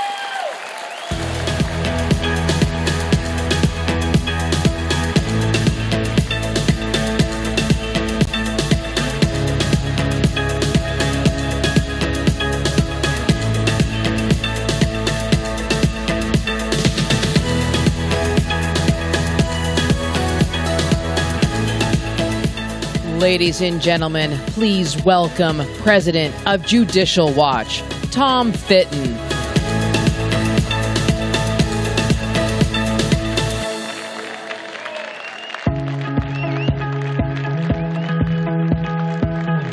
Whoa. Good afternoon. Judicial Watch is your watchdog in Washington. I'd hate to think where our nation would be without Judicial Watch. Don't you agree? I mean, we did change history by uncovering Hillary's emails. Sorry, Hillary. And I dare say we saved the republic by protecting President Trump from being thrown out. He could have been driven out of office by the deep state Obama, Clinton, Biden gang if Judicial Watch hadn't taken the lead early on in exposing the Russia hoax and their desperate effort to end democracy by driving Trump from office through the shifty impeachments or the political prosecutions. Judicial Watch protected Trump and our republic from the worst corruption scandal in American history by exposing the FISA abuse, the Comey corruption, and the seditious conspiracy against Trump by the FBI and DOJ. Obama knew, Clinton knew, Comey knew, Biden knew, Brennan knew, McCabe knew, Strzok knew, Clapper knew, Schiff knew, the FBI knew, the DOJ knew, the CIA knew, the State Department knew. They all knew Trump was innocent, but they smeared and spied on him anyway. Worse than Watergate. Trump is a crime victim. Let's remember that.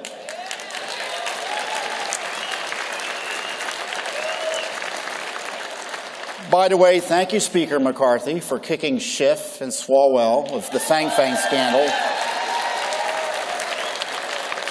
off the Intelligence Committee. Frankly, Schiff should be on no House committees. The country would be better off if Judicial Watch, frankly, were special counsel. You know, I think I'm gonna text Durham here. Bruh, CPAC is emoji fire, emoji fire, emoji fire. Where are you? By the way, Hillary did it. TF, exclamation point. Where's Durham? The targeting of Trump is part and parcel of a broad left-wing attack on our republic. The good news is that the left's targets show us what we need to do. They're attacking parents who are trying to hold school boards accountable for targeting their children with Marxist anti-American critical race theory. That means we should embrace the rights of parents to direct the education of their children. The left is attacking government transparency by accusing Judicial Watch, parents, and other citizens for daring to ask questions about what our government is up to. That means we should embrace and expand government transparency. The left is attacking the courts. They're angry that the Supreme Court would dare restore the state's ability to protect innocent unborn babies. They're threatening to pack the Supreme Court while simultaneously illegally threatening and intimidating the court. This means we must embrace the rule of law, including the principle that the court should decide cases free of politics. And of course, the left is attacking the right to life, promoting abortion up until birth and even beyond. This means we should embrace life, protect the unborn, and confront the culture of death. And by the way, thank you, President Trump, for appointing sensible Supreme Court justices who protected constitutional government by overturning the evil Roe decision. There are countless babies alive today thanks to this historic victory. If that doesn't deserve an ovation of praise, I don't know what would.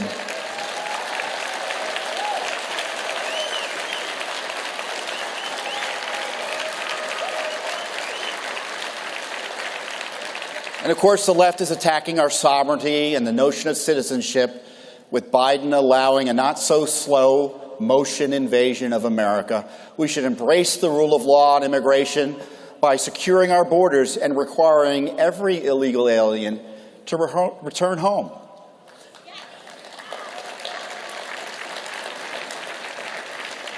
You know, and this really gets me upset. The left is attacking our children, pushing sex talk, transgender extremism, and noxious politics in our schools. We should reject this demonic assault on the innocence of our children and stand fast against leftist efforts to mutilate their bodies and minds. The left is assaulting the First Amendment and free speech, especially online speech. We should embrace the First Amendment and reject the politicized censorship of our God-given free speech rights, especially in the modern public square of the internet. Be warned, YouTube tried to censor my CPAC speech from last year, and I've been banned by TikTok, not because of my dance moves, but for telling the truth, I suspect, about topics such as Biden and China. The left is assaulting the constitutional principle of equal treatment under the law, no matter your race. They promote racial discrimination, racial division, and blatant segregation. We should embrace civil rights under the law and reject the repackaged malicious Marxism of critical race theory.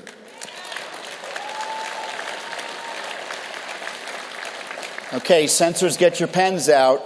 The left is attacking elections, making it easier to steal elections with unsupervised voting, mass mail-in voting, no voter ID, and the counting of ballots for forever and a day. And if you raise a question about their schemes, as we're seeing what they're doing with the January 6th prosecutions, they're literally trying to put you in jail. We should embrace secure elections and vindicate our right to speak and advocate for clean elections that aren't rigged by Hillary, Obama, Zuckerberg, Twitter, or the FBI.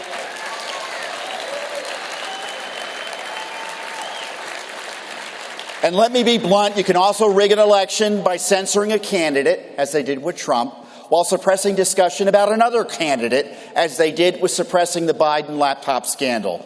Thank you, Elon Musk, for exposing the truth on the left's election interference. You know, I know it seems like things are dire, and I won't beat around the bush, they are. Our president is compromised by his family's foreign racketeering. This corruption has weakened America and made us less safe. Biden's corruption and attendant weakness invited Putin's aggression in Ukraine and the balloon spycraft attack by the Chinese communists. In addition to the corruption crisis, we're in a revolutionary period where the communists think they can undo our Republican form of government. All I can say is thank heaven for Judicial Watch. We're America's largest and most effective government watchdog group. The left starts sweating when we start foying. We smash through stone walls to get to the truth. For example, virtually everything we know about Fauci's gain-of-function research in Wuhan and the vaccines is because of Judicial Watch's heavy lifting under the Freedom of Information Act. I suspect that one reason Fauci retired because he knew we were on to him. And you can trust that Judicial Watch is committed to ensuring you have all the truth, the good, the bad, and the ugly, about the safety and efficacy of the COVID vaccines. I mean, the fact that we had to sue about this basic information related to the vaccines should scare the heck out of you. Reading the documents at judicialwatch.org, go ahead and read them. You'll see what I mean. Judicial Watch is also standing strong for free, fair, and honest elections. Just last week, we announced how Los Angeles County removed 1.2 million dirty names from the voter rolls thanks to our federal lawsuit settlement. And that follows New York City removing 440,000 names and North Carolina cleaning up 430,000 names. So let's do the math. You heard that right. Judicial Watch is responsible for cleaning up 2 million names from the voting rolls in the last year. And more is coming.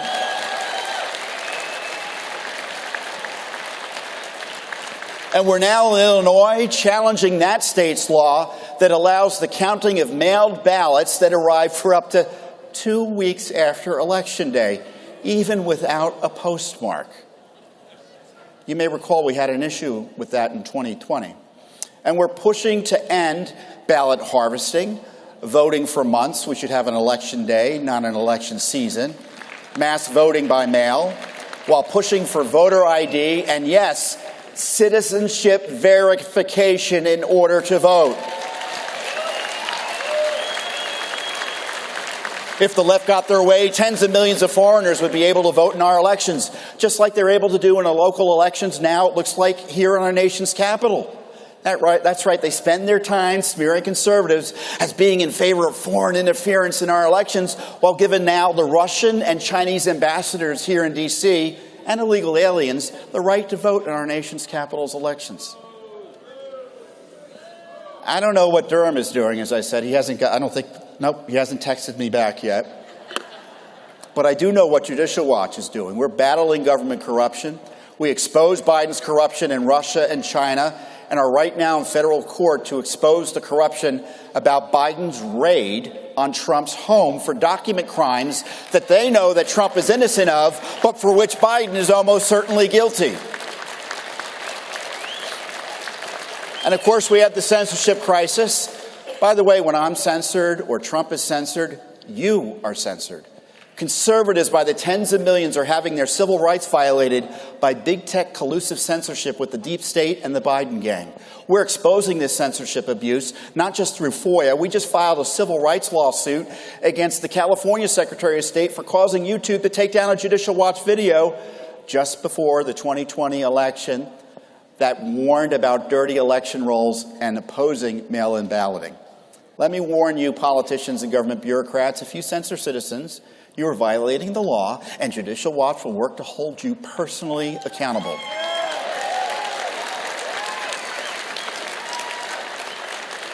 You know, forget about COVID. The real pandemic we have, obviously, is the critical race theory. Your friendly neighborhood Judicial Watch, thankfully, is on point in terms of exposing and stopping this threat to truth, justice, and the American way. We sued and stopped CRT quota schemes in California. We exposed through FOIA the racial abuse of our kids and the brainwashing of our military's rising leadership at our military academies, such as West Point. And if you aren't a parent who wants to know what your schools are up to, please contact Judicial Watch. We'll help you protect your kids. Because FOIA is your friend, and it is the enemy of the race hustlers taking over our schools. And when it comes to taking on government corruption, Judicial Watch is second to none. Let's hope now the House does the right thing, but Judicial Watch, while helping, will continue to do its own thing, investigating the current crisis. Let me suggest to Congress, since we know about the deep state crimes, censorship abuse, and other corruption, 2 years of hearings ain't going to cut it. We want accountability. That means criminal referrals, funding cuts, protection from illegal abuse, and firings. You know, and how about securing our border? And no new laws are necessary. I have one neat trick for immigration reform: enforce the law. And by the way, an impeachment or two would be nice. If the Schiff Pelosi gang can impeach Trump in order to cover up Biden corruption, why not actually impeach Biden for his actual corruption?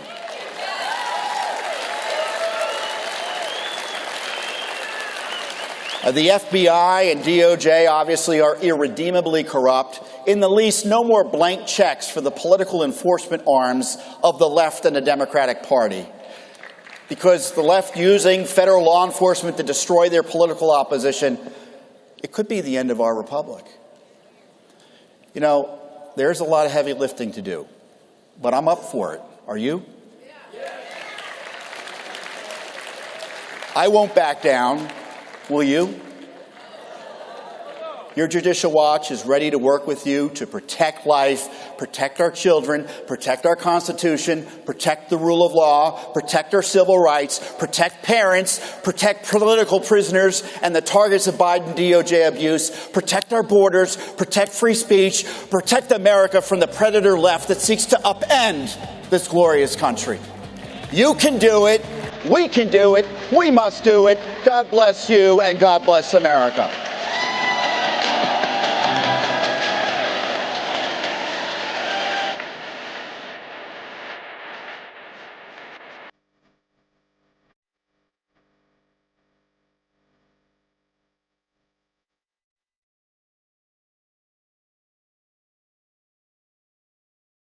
Ladies and gentlemen, all CPAC ticket purchasers have until 3 p.m. today to vote in the CPAC straw poll.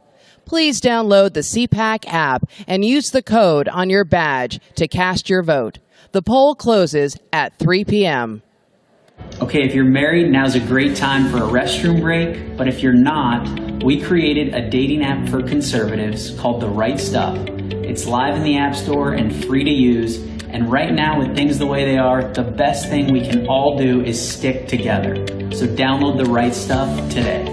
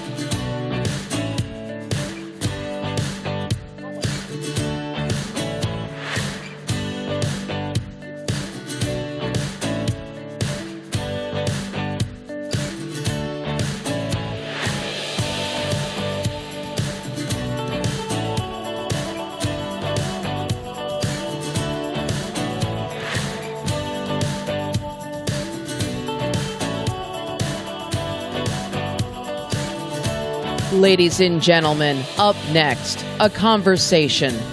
Please welcome Senior Counsel, America First Legal Foundation, Julie Levin, and host of The Mark Levin Show, Mark Levin.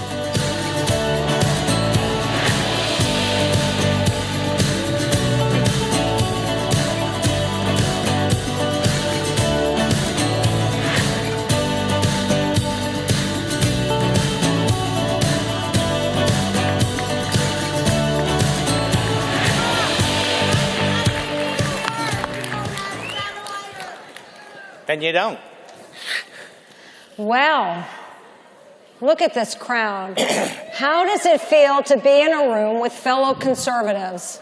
Amazing, right? Fantastic.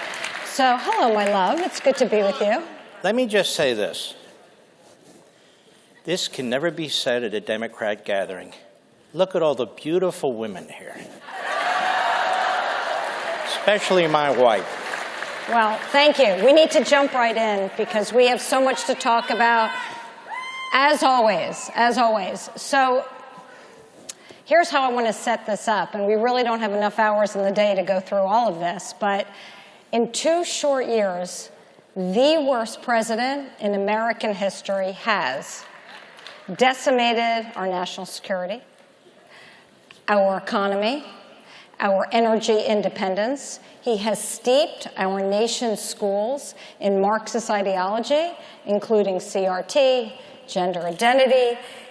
I have to look down because there's so much, so I had to take notes here. He has put and imposed policies that essentially have been designed to rot our culture, right? And he has denied parents their constitutional right to simply parent their own children. I mean, it's shocking to see this. And what is his aim? To deny the American family from existence. And he's trying to remove faith in our hearts and in our practice. He's turned our society into one where there's 2 classes, the oppressed and the oppressors, although there can be 57 genders on any given day, right? I think we can agree with that. So having said all that, and again, I mean, one other thing, by his silence, he's mainstream anti-Semitism. He's eviscerating our country. What is the gravest threat in your mind?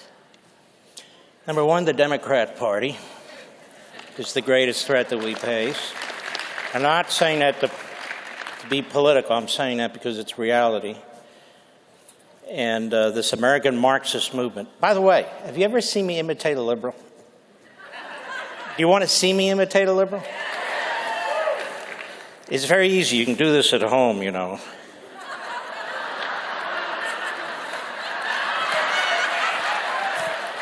There I am.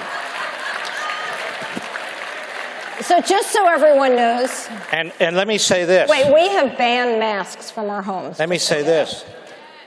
I'm for masks if liberals will just wear them. It's fine by me. All right. They self-identify. Gravest threat. The reason I say the Democrat Party is the greatest danger we face is because it is now the organizational institution through which these American Marxist movements operate. The Democrat Party hates the country. When's the last time Joe Biden spoke positively about America? Schumer, Pelosi, the whole conga line of miscreants and malcontents. When is the last time they did? When's the first time they've done it? You know, he signs these equity dictates like he's Mussolini, handing them out.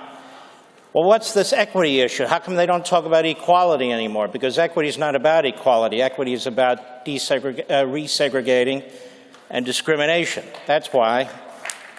Why are women's sports destroyed? And none of the left-wing women's groups say a damn thing about it. Why are all these phony front immigration groups absolutely silent about child labor, these migrant kids that are being used in these horrific conditions? Where are AOC and the rest of the Marxists when it comes to the sex trade and the violence that's going on against women on the southern border? They're nowhere. Where are they when working class people in Palestine, Ohio, Palestine, Palestine, Goldstein. Why is it that they turn their backs to these people? They don't have civil rights groups speaking out for them. They don't have environmental groups speaking out for them. I'll tell you why. This is a party, the Democrat Party, that's about power, the concentration of power, steamrolling, the Declaration of Independence, unalienable rights. They are fixated with abortion, and I mean partial birth abortion, I mean abortion after birth. They are fixated with it. They don't care about the health of our people. They'd secure that damn border to prevent that fentanyl from coming into the country. So to answer your question, the problem that we face in America is the Democrat Party and all of its appendages, like the media, academia, and all the rest of it. No, you're right. And the media is complicit, right? So What's that? The media is complicit, and they are their mouthpiece. It's so dangerous. I was speaking to someone the other week. It is hard to believe this, but this is the truth. They had no idea what was going on at the southern border, even now, because they didn't have cable. And they don't know, they don't see. And of course, I gently told them that there's something called the internet and they need to do their own research, but I was politically kind about how I delivered that message. All right, let me move on here, because I have with me this book, which hopefully everybody recognizes, Liberty and Tyranny. And Mark is writing another book. We can't talk about what it is. We talked together about some of the ideas and some of his thoughts as he's writing. But I was thinking about this the other week. This book you wrote in 2009. It came out in 2009, which really helped launch the Tea Party movement. It was a very, very exciting time in our country's history, and it really catapulted our country to a place where it needed to be. However, in 10 short years, your next book, which came out in 2019, was titled American Marxism. So look what happened in just 10 years. We went from this and the optimism of the Tea Party to American Marxism. So before you answer what happened in 10 years, I want to read one sentence, because I'm very familiar with this book, and there's one sentence in here in particular. He has no idea what I'm going to read. This is the truth, because we don't talk about any of this before we come out here. There's a sentence that I think is very, very powerful. Here it is. The founders believed, and the conservatives agree, in the dignity of the individual, that we as human beings have a right to live freely, and pursue that which motivates us, not because man or some government says so, but because these are God-given natural rights. That sentence says it all, right? It's beautiful. I'm very serious. What happened 10 years? Damn, that's good. I'm glad I wrote that sentence. First of all, let me say this. You're having people, to some extent, I heard yesterday, come up and say, I'm going to defund the FBI and the Interior Department. No, they're not. They're not going to defund it. I promise you they're not going to defund any of it. We've had other people come up here and tell you that if we only could get rid of Fox News, everything would be better, which is ridiculous. You don't have to agree with everything, but that means you wouldn't hear Tucker or Pete or Will Cain or you Duffy, on Life, Liberty, and Levin, or a whole bunch. So that's not appropriate. Now, that said, why haven't they come up here and talked about Convention of States?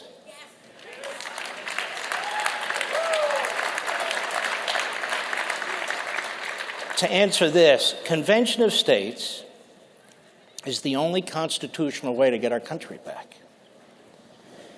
And it'll get it back in fundamental ways. We use the Constitution to save the Constitution, as opposed to the left that uses the Constitution to destroy the Constitution. We have 19 state legislatures that have voted resolutions for a Convention of States. Bravo. With support only from you. What's it that Biden says, bottom up, middle out? I don't have any idea what the hell that man means by that. Or anything. But neither does he. But I'll steal it anyway. It's bottom up, middle out. It's the grassroots, just like the Tea Party was the grassroots. That's what I'm about. That's why I come to CPAC. That's why I don't go to the Republican National Convention or the RNC. I don't care about any of that stuff. I'm here with you. And wherever I can encourage people, whether it's Convention of States, whether it's young people, whether it's CPAC, that's what I'm going to do, and that's what I try to do with my books and on radio.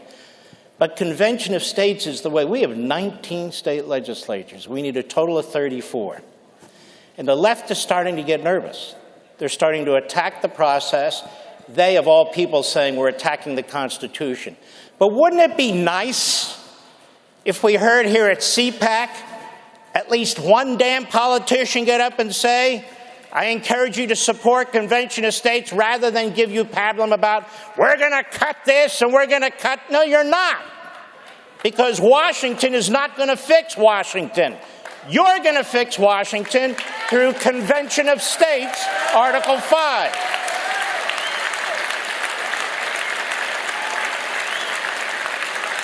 What's happened in the last 12 or 13 years is this American Marxist movement took off big time during COVID. They saw their opportunity. They've been in the wings. It's been boiling up through our colleges and universities. It's been boiling up among scholars and philosophers. It's been boiling up in newsrooms, but they saw their opportunity. And they rode the wave of Black Lives Matter and Antifa and the cop hating to advance this racist, Marxist, bigoted, socialist, anti-American agenda, which is everything the Democrat Party today stands for. Tell me, can you name a prominent Democrat who's spoken out against critical race theory? Just one. Can you name one who has spoken out against sexualizing 5-year-olds in kindergarten? That's their unions doing that. Name one. Can you name one that speaks out for capitalism and private property rights? Name one. There are none. Because that entire radical anti-American agenda is now their agenda. You know how Biden likes to say the Republican Party is not your dad's Republican Party. You know, he said that in 1988, too. He's a man of few brain tissues and a lot of words. Well, this Democrat Party is absolutely not the Democrat Party of your fathers. 100%. It's Bernie Sanders' party. It's the party of AOC. It's the party of the takers, the people on the dole. It's the party of the redistributors. It's the party that is anti-American. It is anti-American. Why else try and pack the Supreme Court? Why else try and add 4 new senators, Democrats, to the Senate? Why else try to destroy our voting system and any check on fraud? Why would you take those positions unless you're anti-American and all you want is power, power, and more power? Because that's what they're all about, because that's what Marxists are about. And do not be afraid to use that word. Do not be afraid to use that word. No, I think... Look, you must identify the problem in order to fix it. Right. You have to know the enemy in order to fight the enemy. And as you've said, them using the word progressive is an insult because they're regressive, right? But a couple of important... First of all, wow, it's really Larry sad that O'Connor, Mark is so, passive. He's got nothing to say. We need to really up the game here a little, honey. The grassroots, all of you, are the ticket to make this happen. I will tell you this very quickly. We live in Loudoun County, and it is the parents of Loudoun County, Virginia, that got Governor Youngkin elected.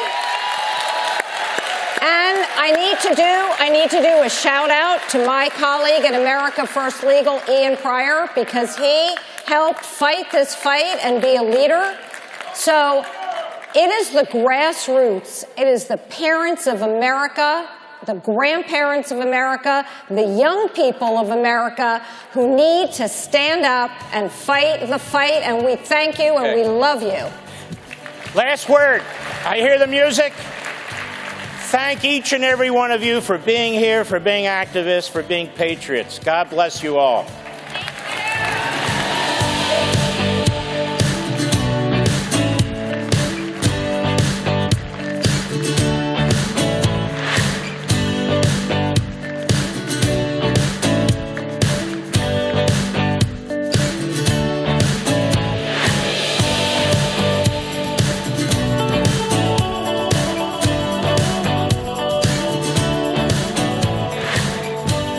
Ladies and gentlemen, all CPAC ticket purchasers have until 3 p.m. today to vote in the CPAC straw poll. Please download the CPAC app and use the code on your badge to cast your vote. The poll closes at 3 p.m.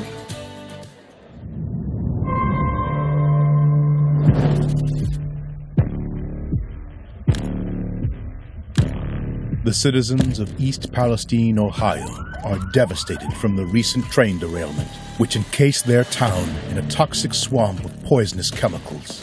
Their water is poisoned, soil contaminated.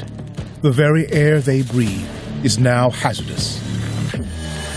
Join us in aiding East Palestine's recovery with clean water, fresh food, air purification, and medical supplies. Be a blessing to those in need. Visit beablessing.org or call the number on your screen and donate today.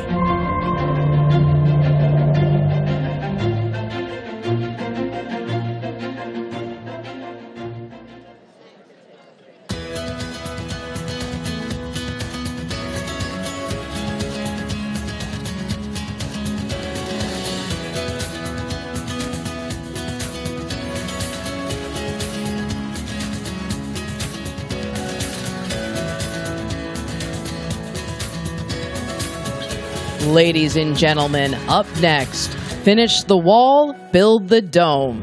Please welcome former senior advisor to President Trump and founder of America First Legal, Stephen Miller. From Texas, Congressman Wesley Hunt. From Ohio, Attorney General Dave Yost. And your moderator, host of Eric Bowling the Balance on Newsmax, Eric Bowling.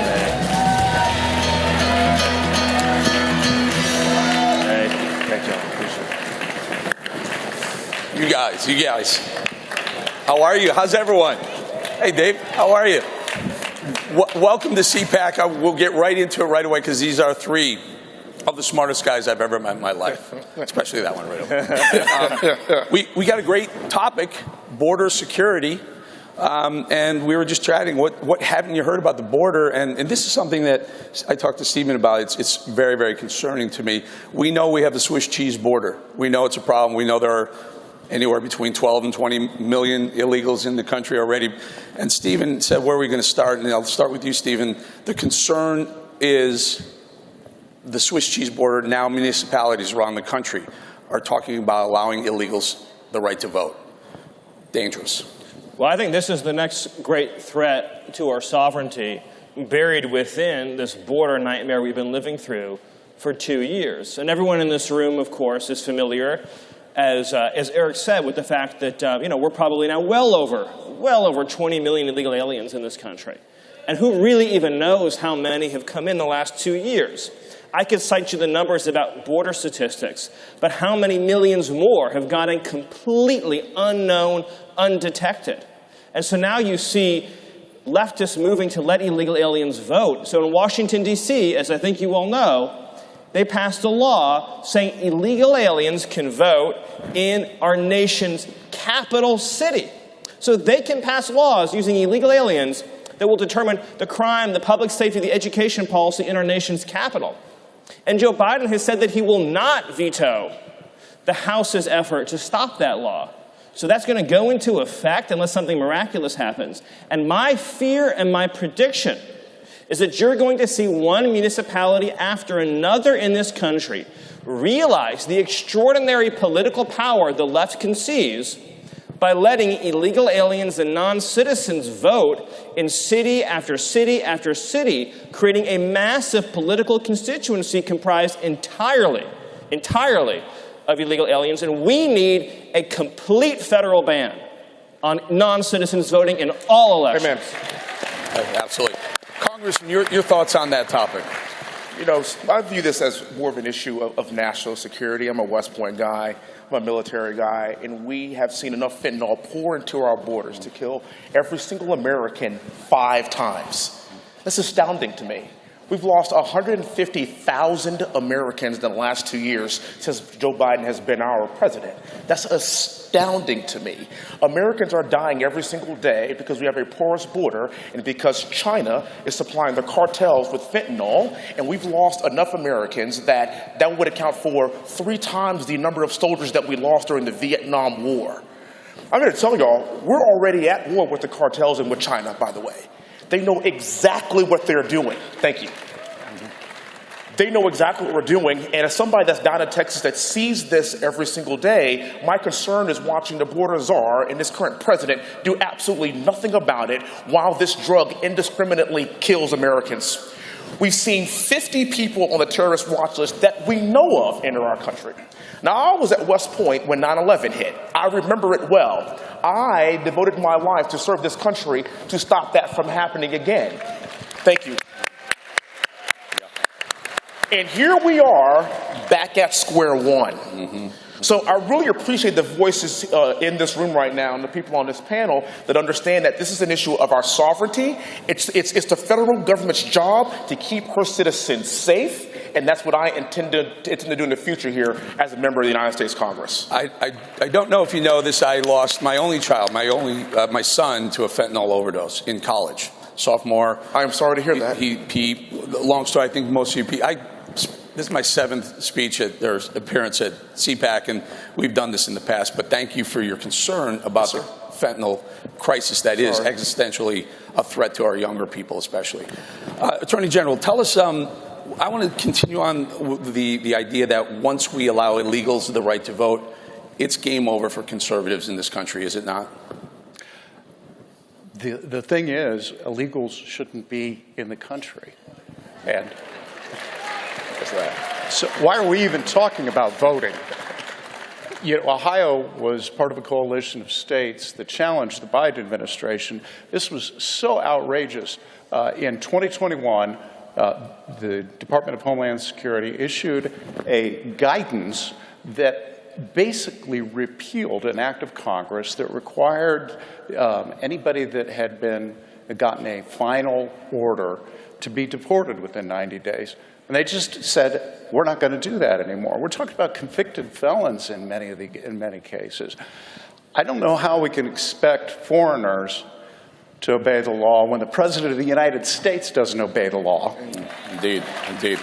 Stephen, how many would love to see the wall that the Trump administration started completed? Is a wall racist, Stephen? Is a wall racist? The wall is the opposite of racist. You look at these border communities living in Texas who have screamed and shouted, begged and pleaded for some kind of border security. Who's living in these communities? Overwhelmingly, these are Hispanic Americans, Latinos, first, second, third generation, some quite a bit longer, who are living in these communities, who are having their hospitals destroyed, their schools destroyed, their public infrastructure destroyed.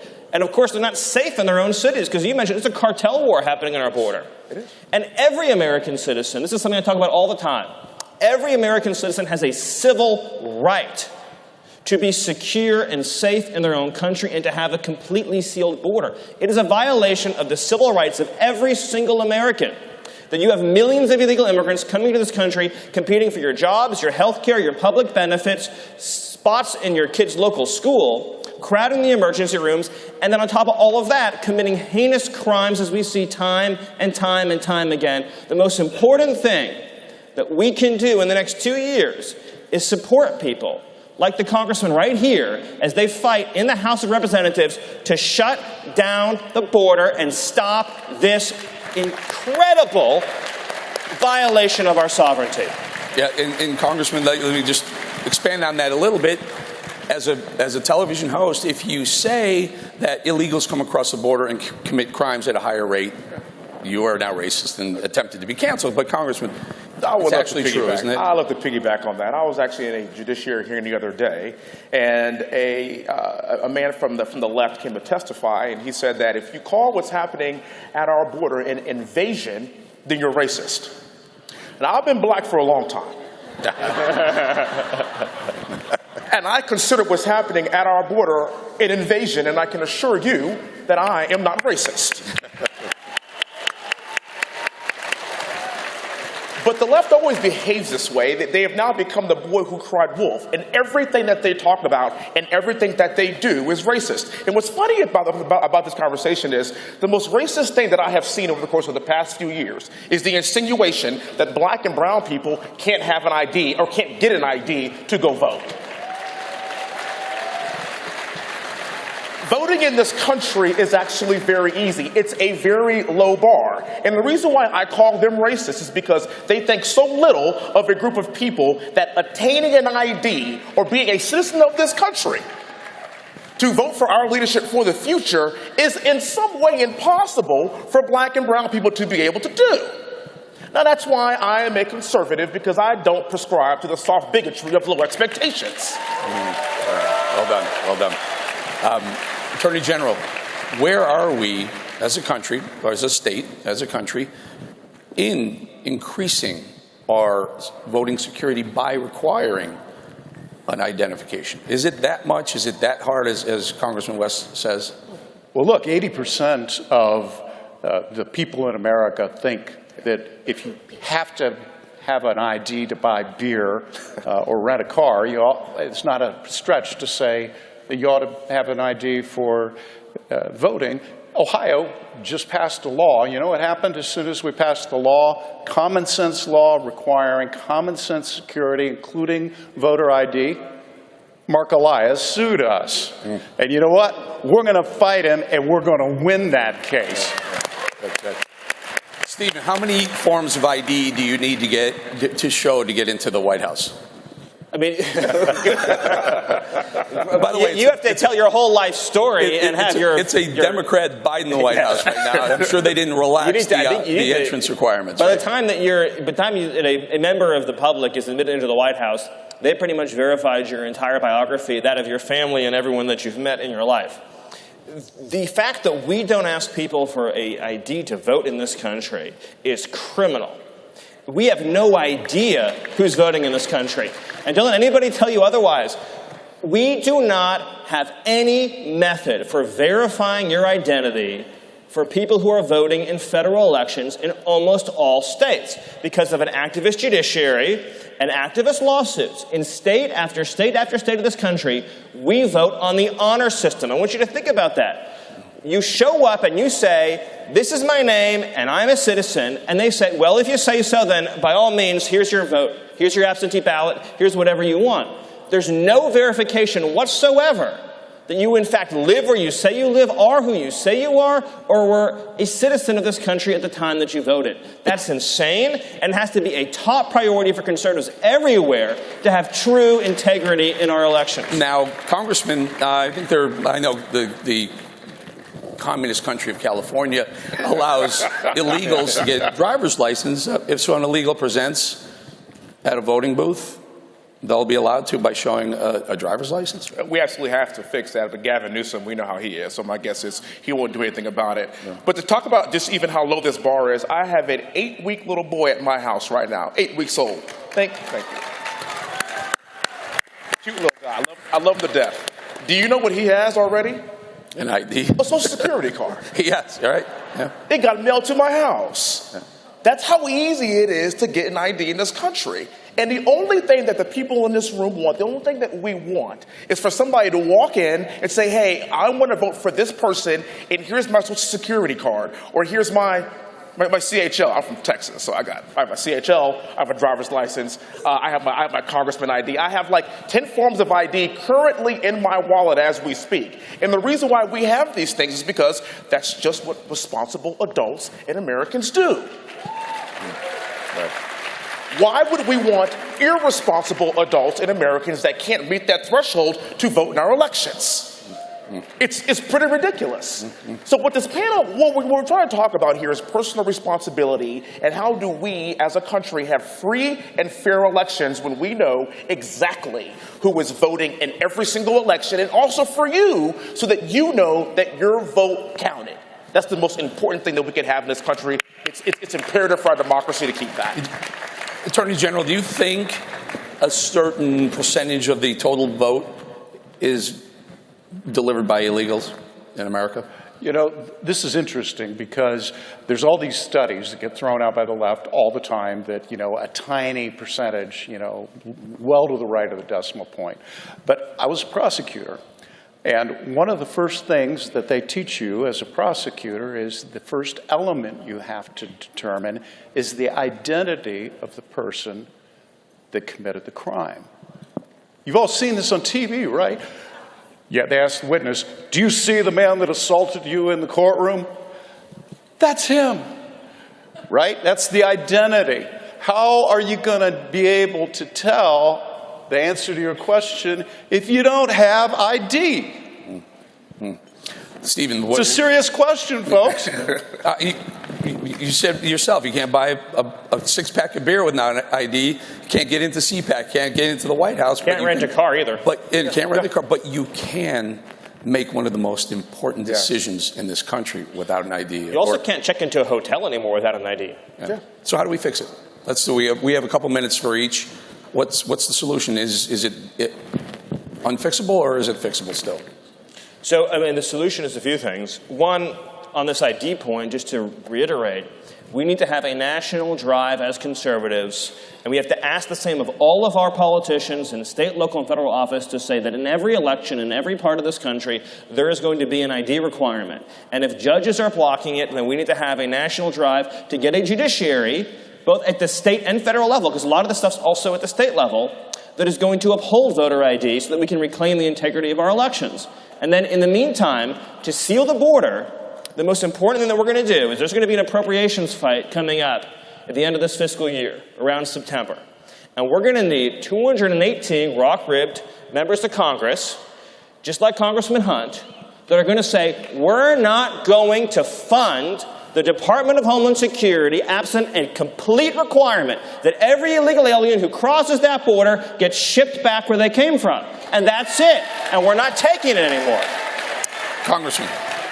I think it's up to us in this room to start to change the narrative of what it means to have an ID to be able to vote. Again, the left calls everyone racist, and in my house, growing up for me, it was an issue of personal responsibility. I'm a West Point grad, my brother's a West Point grad, my sister's a West Point grad. Thank you for our freedom. There's 60 years worth of military service just in my immediate family, and why do I tell you that? Because my father and my mother would look at me like I was crazy if I told them that I couldn't get an ID to vote. That needs to be our message to the left. It's not about being racist. It's not about anything else outside of what do you want to see in terms of voter integrity and having an ID to go vote, and don't let them call you anything else. You make sure that you hold their feet to the fire and you say, it's not about race. We're all Americans here. I just want to know my vote counted, and I can assure you all I will fight for you tirelessly in the halls of Congress to make sure that your vote counts. Good for you. Attorney General, fixable? So these guys have already spoken to this. Let's zoom out to the first principle, which is that the president has to obey the law. Whether we're talking about the eviction moratorium or the vaccine mandate from OSHA or the overstep of the EPA over and over and over again, or what we're seeing out of Homeland Security, and on, I could tell you about 1 million, it seems like, lawsuits that are out there. The key is to hold the president responsible, to restrain executive power, to honor Congress, our legislative authority. And you know what the Attorney General can do about it? Same thing as when anybody breaks the law. We take them to court. Good for you. Good for you. Stephen, only about 2 minutes left. I love this idea. You may not love this idea. Big fence, wide gate. Why don't we put the fence up, stop the illegal immigration, but increase our legal immigration, make it easier to come to the country. I know. I'm a libertarian, sorry. But let's be honest, folks. The economy needs people. We need immigration to thrive, do we not? Well, I got the room on my side. I haven't even started talking yet. We need to have me on your show, and we can do like a good 10, 15 minutes. Okay, so you need more time than that. But my very short legal answer immigration number is about 1 million a year, right? But here's my very short answer. Yeah. And I'll take advantage of the fact that you don't have time for a rebuttal. My view. Wait, before you answer that, I'm pretty sure there was a guy named Donald John Trump who liked the big wall with wide gate also? No? So what I will tell you is that my view is that, and I believe this was also could be fairly described as the policy of the Trump administration, is that when you have massive numbers of people who are out of the labor force, record numbers of people, whether they be on welfare, whether they've just given up looking for work, but they're completely detached from the labor force. We need to have what I would call a timeout or a pause, a breather, a break, so that we can get our own people fully absorbed back into the workforce and into our civic life and into our democracy. Let's get Congressman a quick thought.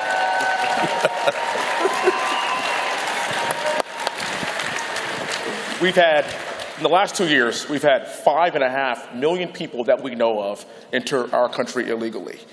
My dad always taught me, you cannot put the cart in front of the horse. We cannot even begin to have this conversation until we fix our porous border. As a congressman, I don't want to hear about amnesty. I don't want to hear about immunity. I don't want to hear anything until we talk about how we're going to fix what's happening at our border every single day. Quick thought before we go. We're running it. We're down. What he said. What he said. All right, folks. Thank you so much. Great panel. Great discussion. We have some ideas. Stephen will be on the show. Well, maybe next week. We'll talk. And by the way, while I have you, 10 seconds. DirecTV. They deplatforms Newsmax. Give them a call. Tell them you got to put Newsmax back on. Appreciate your time. Love CPAC. Good. And Matt Schlapp and Mercy. Thank you both so much as well. Great guys. Terrific. Thank you.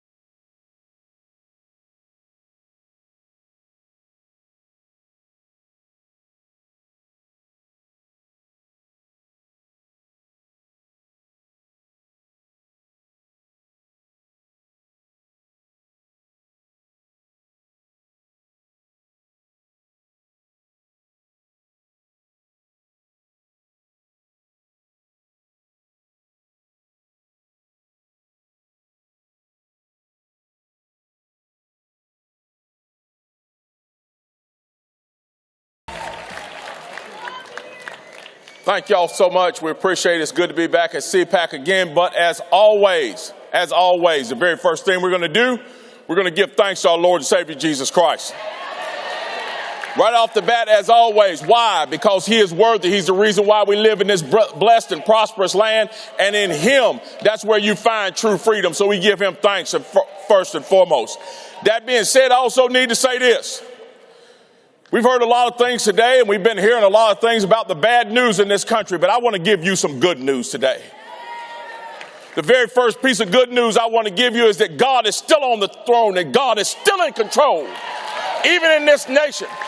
Even though Joe Biden may be the president of the United States of America, God is still in control, and he will always be in control. And it is time as Americans that we start standing up and giving him some thanks. What do we need to thank him for? There are a whole lot of things we need to thank him for. Even in the bad things that we are facing, there are things that we need to thank him mightily for. We need to thank him for those brave men and women in green down on the border, that despite not having the support of the federal government and the Biden administration, they still get up every day, put that uniform on, get on those horses, get in those trucks, and patrol that border for our border security.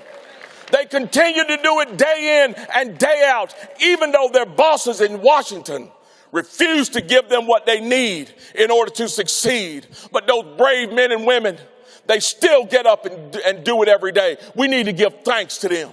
We need to give thanks to the men and women in uniform who patrol our streets for public safety.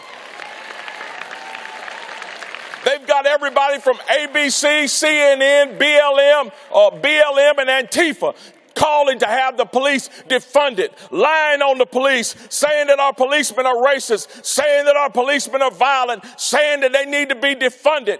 But every day, those men and women get up, they put on that uniform, and they go out into those neighborhoods and they patrol those streets for public safety and lay down their lives for the people that they love and for the cities they love and for the nation that they love. We need to give thanks for those men and women.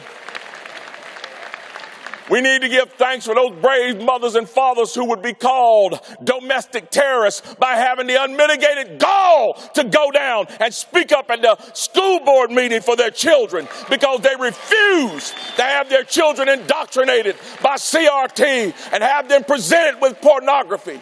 And they're willing to stand up and face the federal government if necessary. We need to give thanks for those teachers that are in those classrooms every day pushing back against those agendas and fighting to do what's right for our students. We need to say thank you for our military, that despite the fact that they want them to be woke, they are still willing to stand up and serve and fight for the nation that they love. We need to give thanks for those folks. Now, why do I say all that? I say that to say this. Some of that needs to translate to those folks in Washington, D.C. Some of that needs to translate to those folks in your state capital. Some of it needs to translate to the folks on our city councils and our county commissions, because there exists a problem in politics today. You see, back home in North Carolina, one of the most poorly kept secrets is that a guy named Mark Robinson may run for governor.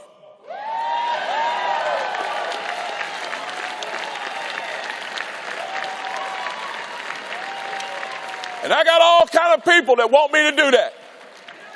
And I got all kind of people that don't want me to do it and want to stand up and try to stop me. But here it is. I know one thing, that God, like I said, is in control of what he has for me. No man can stop. And I'm not saying that I'm ordained to be the governor. But if it's his will for me to be, it will be. And no one can stop it. But I don't know if that's his will or not. But I can tell you this. Somebody asked me not too long ago, they said, why do you want to be the governor? And I looked at them and I told them what I believed in. But I never answered the question. But I got in my car on the way home and I thought about it and I said, well, why do I want to be governor? Then I thought about it real deep and I came to a conclusion. I don't want to be the governor. Then I thought about it even deeper and said, I didn't even want to be lieutenant governor. Now I want you to think about what I just said. I said, I don't want to be the governor. You see, that is the problem in that statement. The problem in that statement is want. We have too many people who decide to run for office because they want to be something. They want to be a congressman. They want to be a senator. They want to be a governor. They want to be president. They want to be a big shot who pops his collar and looks down on the people, tells them what to do and has doors open for them. They have a title. They have armed guards. And they'll have a legacy, a political legacy of their fantastic political career that will follow them for life. They want. Let me tell you something about want. Want is not what is standing in front of you. When I say I don't want to be governor, this is how I describe it. I want you to go back in your mind. Go back to June the 6th, 1944. Go back to the English Channel. Find one of those Higgins boats. And in that Higgins boat, you'll find a young man probably from Bedford, Virginia, a member of the 116th Infantry, 29th Infantry, that is about to attack Omaha Beach. The toughest fight of that day would take place on that beach. Some 70 to 80% of his comrades would be killed. I want you to go back in your mind and I want you to ask that young man, why did you come here to this place? Why did you want to join the army and come here to this place? Why did you want to watch your friends be slaughtered? Why do you want these Germans shooting at you? Why do you want to leave your family and friends behind, possibly to never see them again? I would imagine that that young man would probably turn around and look at you and say something to the effect of, I didn't want any of this. Because this is not about want. This is about service. You see, my nation is in trouble. The Japanese bombed Pearl Harbor, and Hitler is murdering his way across Europe. I cannot sit at home and watch this world burn and have my nation in trouble. It's time for me to stand up and serve up to and including giving my life if necessary. This is not about want. It's about service. And the people in D.C. need to hear it. You're not there to serve yourself and your self-interest. You're there to serve the people of this nation and the state you represent, the area that you represent. Yes, up to and including your political life if necessary. You see, that's another thing we need to thank God for right now. We got some folks like Dan Bishop that'll go to Washington, D.C. and make sure that we fight to bring real leadership back to that entity. Because that's what it's time for, folks. It's time for our political class to understand why they are there. They're not there to get rich and reelected. They're not there to serve their own interest. They're not there to craft a political career that will follow them for the rest of their life and get them paid for the rest of their life. They are there to do what the founders intended it to be. Service. To be service to the people that elected them to those positions. You see, because sometimes when you're doing the right thing, it gets tough out here on this old road. The media comes after you. Sometimes your own party comes after you. But you got to keep going. And why do you got to keep going? I don't know what your reason is, but I've got my reason. I've got what I call my core. My core is my grandbabies. See, because I got to build a future for them to make sure that they can live the life of freedom, same kind of life of freedom that I lived. This morning I talked to them by phone. They were at their home. They were with their mom and dad, and they were doing science experiments. Had on little white lab coats and glasses, and they said, we're doing science experiments. And I looked at them in those lab coats, and they said they were scientists, and I looked at them and I said, wow, they're already better scientists than Dr. Fauci is.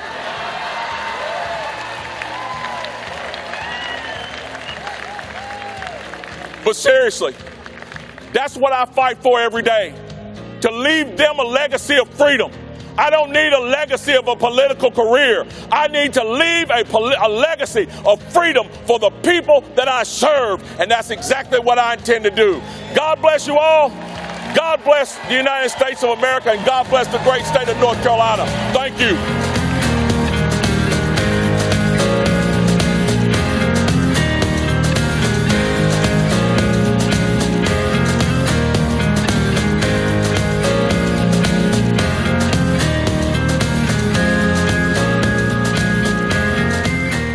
Ladies and gentlemen, all CPAC ticket purchasers have until 3 p.m. today to vote in the CPAC straw poll. Please download the CPAC app and use the code on your badge to cast your vote. The poll closes at 3 p.m.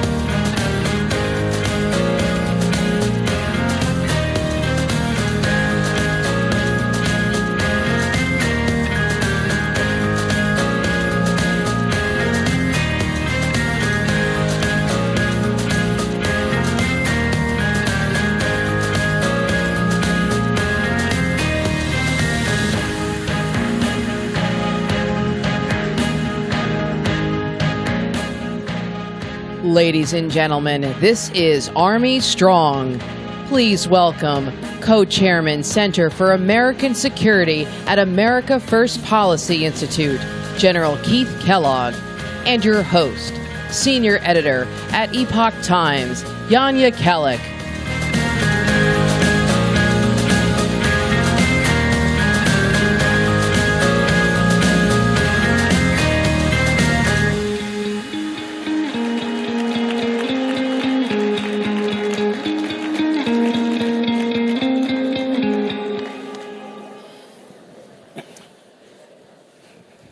General Kellogg, we need to figure out if the U.S. military is ready for this very, very difficult time period.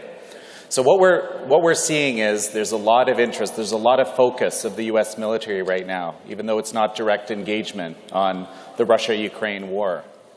We've witnessed this, terrible withdrawal from Afghanistan. And of course, all the enemies of America were watching that. And at the same time, we've got communist China, the Chinese regime, saber rattling around Taiwan, with some people believing that it might be soon that they choose to invade. And is the U.S. military ready for this? Yeah, well, thanks. First of all, it's kind of hard following the Lieutenant Governor after that talk he had. It was pretty good. When you look at the U.S. military, the very first thing I'd say to everybody out there is never discount, never bet against the United States of America. I never would. But at the same time you're saying that, the military does have some issues right now, primarily in the area of being kind of woke and what is happening out there, and it's something that we do correcting on. But when you look at the opponents we are now facing, and there's really two, when you have to look at both in what's happening with Russia and you have to look at what's happening with China right now. Years ago, we had a two-war policy where we were always prepared to fight both in the East and the West. We'd fight in the Pacific, fight in at least European engagement against the Soviets in the Warsaw Pact. We've gone to 1.5 policy. So the concern I've got right now is, okay, we've consistently thought and looked at the Middle East, the terrorism. We kind of forgot that China was growing, and we forgot there was still a Russian threat. So we're kind of in a crossroads right now, and I think it's a crossroads not only of leadership, but also in the kind of ideology that we have. I've always been a big believer, Jan. When I was a commander of a unit, I used to walk in the door and tell them every single day, remember, your job is to fight and don't forget it. Your job is to deter our nation's adversaries. And if deterrence fails, you fight and win our nation's wars. I'm not too sure that's the primacy of the military right now. Well, Let's jump to the Russia-Ukraine piece for a moment. You were actually there not 3 weeks ago, right, near the line of contact, as it's called, as I understand. And so, and there's a ton of confusion, frankly, about what's going on over there because information war has become, an increasingly large component of actually what's happening. So what is happening over there? Yeah, and it's a great question. I just finished up a discussion with the Senate Armed Services Committee just earlier this week, and I know there's a lot of people out there very concerned about the amount of money that we're spending on supporting Ukraine out there. But I think you can chew bubblegum and walk at the same time. The fact that we haven't really looked at our own borders is very concerning to me. And we've made some real mistakes here with the policy of this administration. Number one, nobody can tell me what the end state is in Ukraine. I'm still trying to figure it out because this administration hasn't talked about it at all. And what it's going to take to do it, and President Biden didn't talk to the American people. But saying there, and I'm going to talk at a strategic level, when I was in the White House at the national security level talking with the president, I said, look, the best thing you can have in the military is fight one enemy at a time. Never fight two. You never want to have to do it. Sort of like we did in World War II, where we defeated the Germans, and then we eventually moved to the Pacific out there. And right now, we're providing a lot of equipment to Ukrainians. And when I was over in Ukraine and spent over 2 weeks there with them, the Ukrainians don't want any Americans. They don't want anybody there. They want the equipment to fight the Russians. And they've got the Russians on the back heels. And I think that's good, because I think we're taking a strategic adversary off the stage, and then you only have to focus on one enemy, which are the Chinese, an adversary. I kind of think that's kind of the America First strategy of only going there. And when you look at what happened in this administration, in their national security policy, they don't call anybody an adversary. They don't call the Russians an adversary. They don't call the Chinese an adversary. They call them competitors. Look, France is a competitor. China is an adversary, and we need to look at it. And until we can take the Russians off the stage, we can't focus on the Chinese. We're able to do this. And the Ukrainians are willing to do it. They're fighting exceptionally well. I was over there talked to a lot of the senior leaders out there, both civilian and military, but also of Americans. We have Americans fighting over there. They're called mercenaries. They actually have gone there voluntarily because they believe in what they're doing quite strongly. And we brought some of them out with us when we came out just a couple of weeks ago. But to put that pressure on the Russians is very, very important. And there's a way to do it. I mean, there is a solution to this. First of all, everybody needs to understand, this war would have never happened under President Trump. I guarantee you that. Okay. I was on 18 different phone calls with President Trump and Vladimir Putin, and I know exactly what the president used to say to him.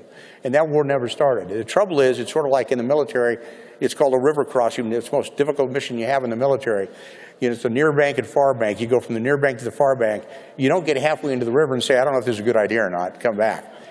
What you've got to do is you've got to fight through it. And we're in that position right now that we are actually engaged with the Russians as almost a proxy, and we need to let them finish that fight. There's no love lost at all between them. There's ways to do it.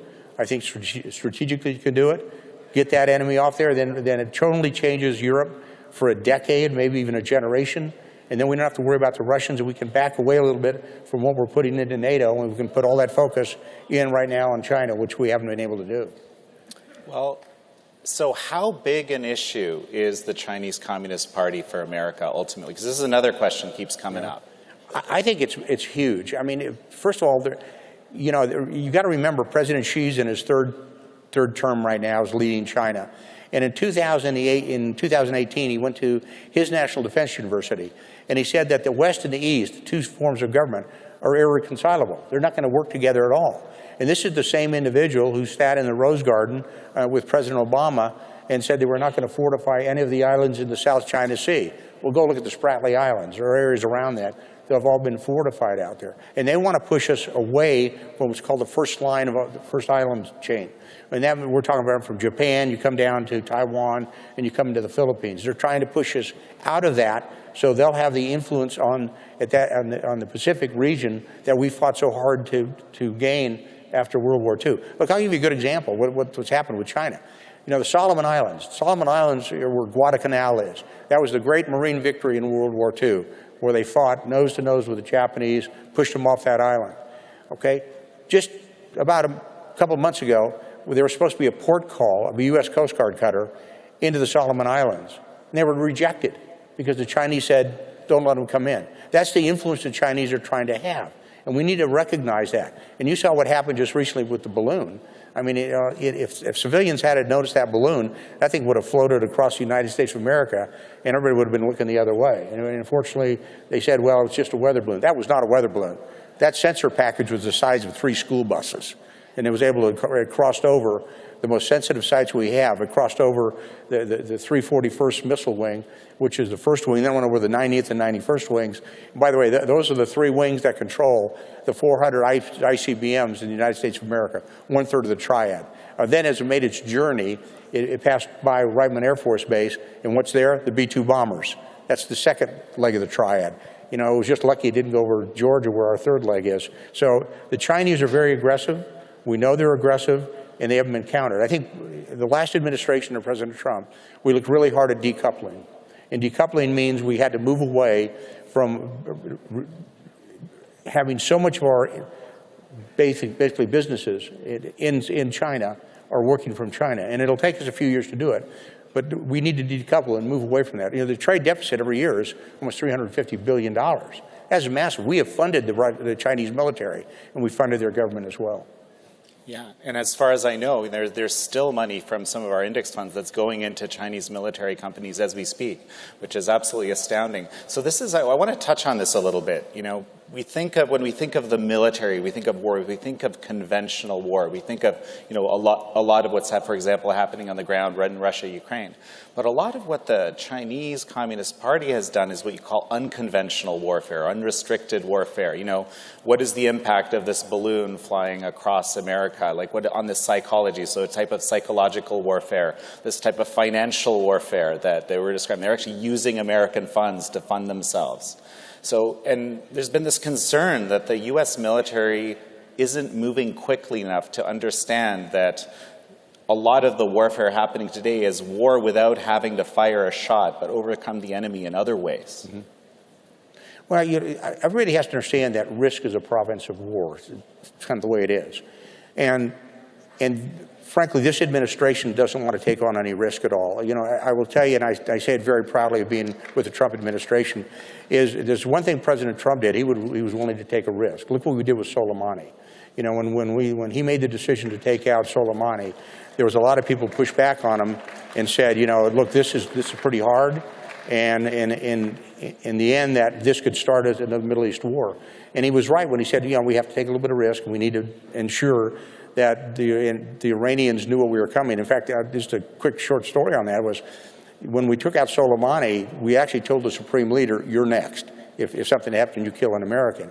And there's a little story that people don't remember about what happened after we took out Soleimani. And it happened 2 days after it. And what happened was the Iranians shot down a Ukrainian airliner, civilian airliner, coming out of Tehran, because they thought it was us coming after the Supreme Leader. That's when you put strength in, and then you understand the risk involved with it. And the same thing is with China, and actually what's happening in Europe as well. And they have to understand you're going to have to push back against the Chinese. They're developing an incredible nuclear arsenal. They're putting silos in the western part of China right now. They're looking to put a missile field that will be equivalent to ours, 300 to 400 missiles. And in the military, they call that the sponge theory. And the sponge theory is the reason you put ground missiles there, it takes up all of your strike capability, and then that leaves them with a second strike capability. And we need to push back on the Chinese, and especially when it's coming to Taiwan. My concern with Taiwan is you're looking at a window of vulnerability for Taiwan in the next 2 years, because the Chinese are very astute. They're very smart, and if they want to reunify, which they've said they're going to do, if they want to reunify Taiwan, they're going to have to try to probably do it in the next 2 years, or they're going to lose it forever. And so that means we have to be aware of that and be prepared militarily to engage with them. It's a different war that's happening right now. What you see in Ukraine is primarily a ground war. The war in the Pacific will be predominantly an air and naval war, so it's dissimilar in a way. But I think we have to be prepared to engage. And I think there's a fear, and when we're seeing that also what's happening right now, what's happening in Ukraine, when you're facing a nuclear adversary, there's a fear of being able to respond to it because you don't know what the nuclear adversary is going to do. And that was always our concern, by the way, of Iran becoming a nuclear-capable nation, because once they get a nuclear missile, then what are you going to do? So, but you have to understand, it's sort of like going all in poker. You have to be willing to do it, and it takes strong leadership to do it. You know, it's what I was concerned about a couple of years ago. I was asked when I was on a show, they said, what keeps you awake at night? And they thought I was going to say Russia. They thought I was going to say China. They were going to say the Middle East. I said, what keeps me awake at night, this was after the election, is the lack of presidential decision making. And I think I've been proven in spades that I was right when I was saying that. And the concern I've got is they don't have the adults in the room. And you're seeing that, and I don't care where you're at and what you're doing, but you look at the compilation, you can even look what's happening in the United States with our border. It's almost like they're whistling past the graveyard, hoping that nobody's going to pay attention to it, sort of like the balloon that just floated over the United States. So, General Kellogg, as we finish up here, you know, there seems to be some time limits on these things, right? I mean, the Russia-Ukraine war can't go on for that much longer for it to be in Ukraine's favor, as far as I can tell. And similarly, you know, as you mentioned, China is looking at the 2-year window, and you know, you mentioned there might be an issue with leadership here. So what is the best way forward in these next 2 years? Well, let me use Ukraine because the Russian threat is quite large there. And I've said this, and I said this again when I testified in front of the Senate just this last week. I said, look, if you can't let this thing go, this is an endless war if you let it go for another year or 2 years. And then you'll never be able to put it back in the box because the Ukrainians cannot fight an attrition war. They're outmanned 4-1. You look at the size of the Russian army, they're calling up 300,000 to 500,000 reserves. They've committed 90% of the Russian army is now committed in the field against them. And to me, if we can do everything we can, not providing U.S. troops, but fighting to kill the Russian army, and I would give Putin a choice. And if I was the President of the United States, you pick up the phone, which President Biden has not done. You pick up the phone and call Putin and you say, you got an option. You know, we're going to negotiate. And because there's been no negotiations, and we should, you're going to lose your army in Ukraine, or you're going to take it home. One of the two. It's going to be your choice. And you have to approach it that way. And there's nothing wrong with taking a strategic adversary like the Russians off their stage, because then, for the first time in 21 years, we can focus on the predominant threat facing the United States, and that's China. Well, thanks a lot, General Kellogg. It's a pleasure to be speaking with you today. Thank you very much. Give him a hand, everybody, please.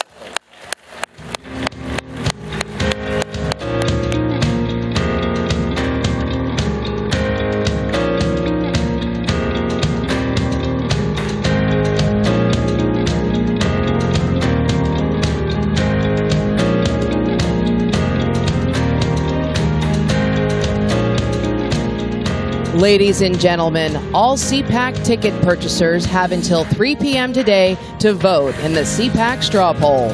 Please download the CPAC app and use the code on your badge to cast your vote. The poll closes at 3 p.m.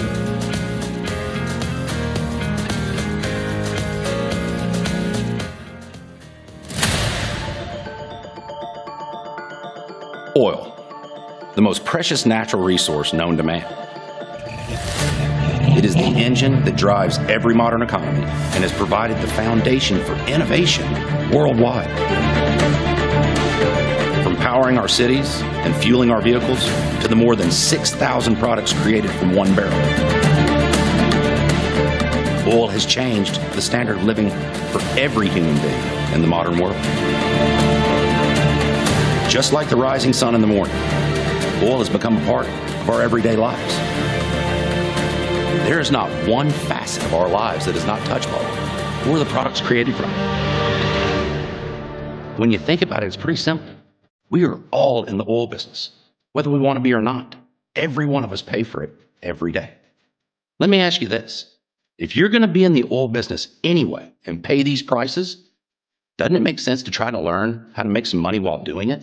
At Panex, we are producers of American oil. Go to panex.us/learn. where you can begin to build your foundational knowledge about the oil and natural gas industry. A perfect place to start would be a morning without oil. This 5-minute video reveals a world that most of us don't even contemplate as possible, a world without oil in it. From there, you can bolster your oil knowledge by downloading one of our oil and gas primers, Oil and Gas 101 or 102. At Panex, we believe it is imperative to educate yourself on all that oil can do for you. Do yourself a favor and give us that chance.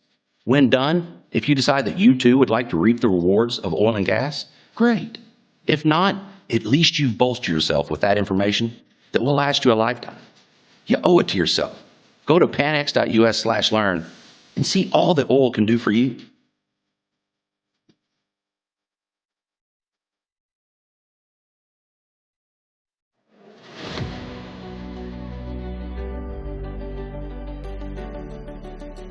And today I want to share some words of wisdom. The words of wisdom that I have is, make sure that you open your Bible. I've done some few things on this before, but I think it's very imperative right now. The world is in a crisis. Our world, our outside world, and some of us our inside world and our own walls. You know, the foundation of this world is God. The Creator is God. He laid that foundation. When we get away from Him and all that He's given us, the greatest gift being His Son, then we are open to all kinds of bad things. But if you instead open the Bible, then you will find a foundation.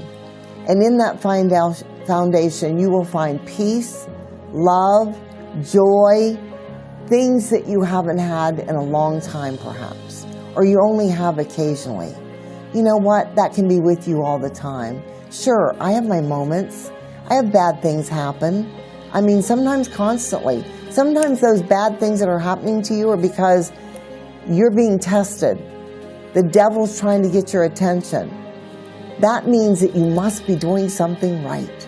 So keep doing what's right. Get in your Bible.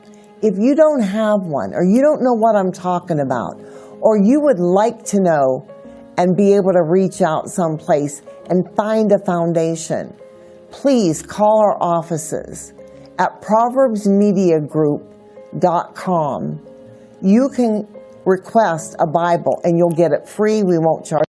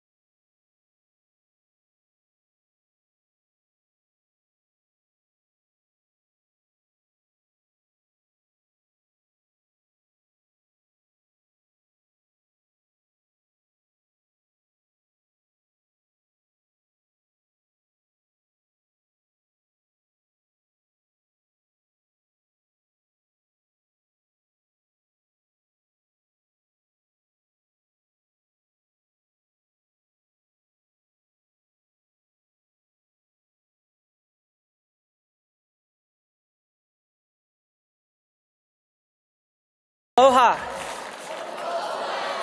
It's great to see all of you here today.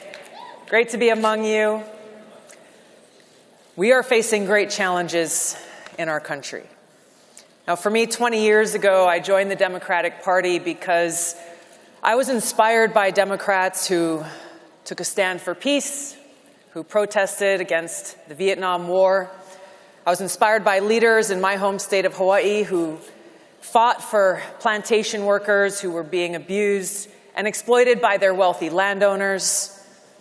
I was inspired by leaders like Martin Luther King, JFK, and I was drawn to the ideals of the Democratic Party at that time that welcomed all people from different backgrounds and views, that stood up and fought for working men and women, fought for the little guy, and that actually took a stand for free speech, for civil liberties.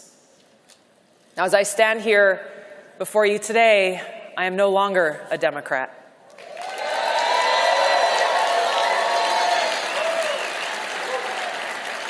Because I could not in good conscience remain in a party that's under the complete control of an elitist cabal of warmongers led by the queen of warmongers herself, Hillary Clinton, and embodied by President Joe Biden today, leaders who are driven by cowardly wokeness.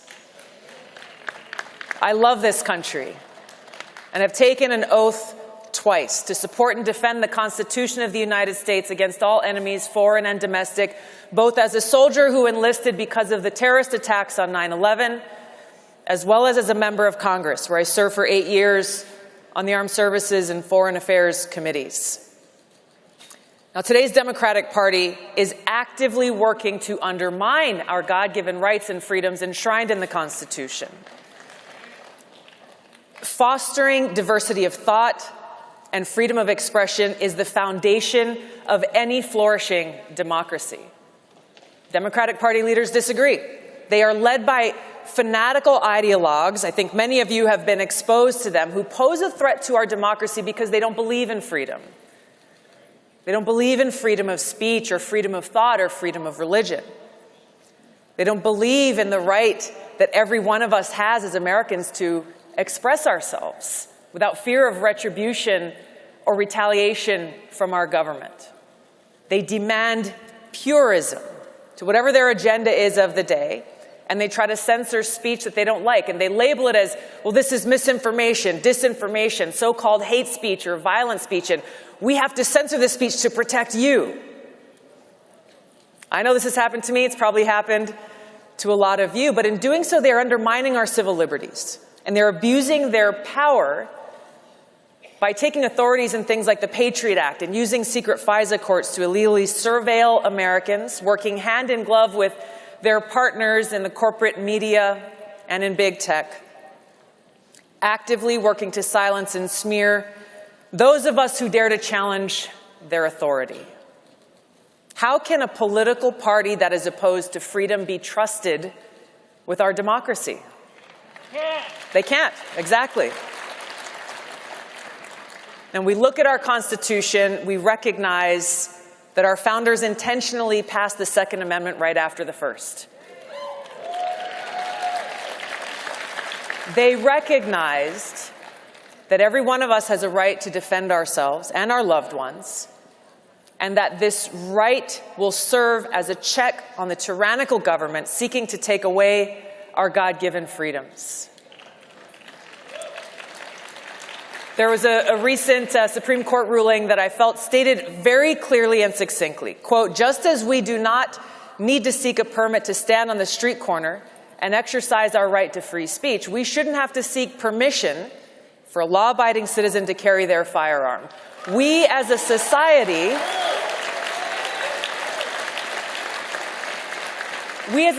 don't get to pick and choose which of our rights in the Constitution are more worthy of protecting than another. Now, these words are powerful and relevant as they were when our founders included the Second Amendment in the Bill of Rights as they are today, because the Democratic Party's hatred of the Second Amendment and their increasing authoritarian instincts pose a serious threat to our freedoms and is exactly why our rights shall not be infringed.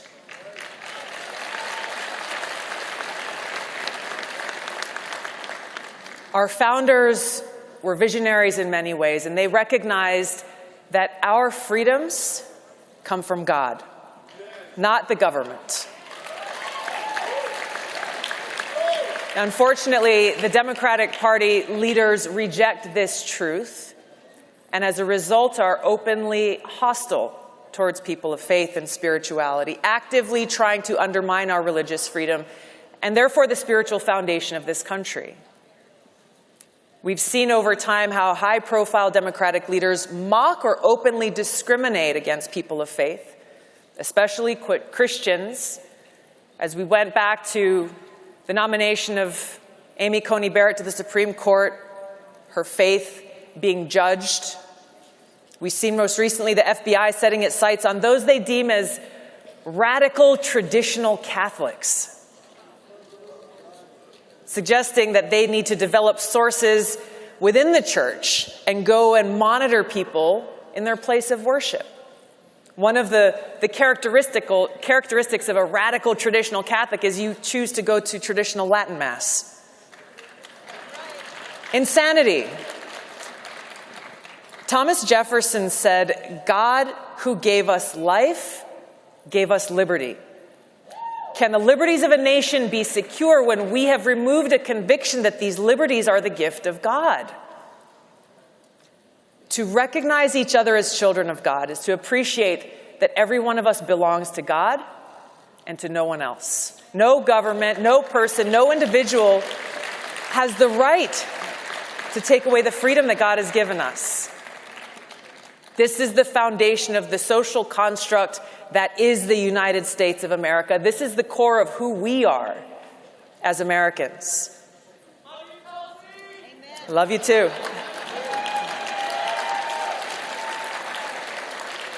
And we love and respect each other, recognizing that we are all children of God. We recognize that each of us has this intrinsic right within our own hearts to have a deeply personal relationship with God, and the freedom to express and practice that faith without fear of any state-sponsored reprisal or censorship or discrimination.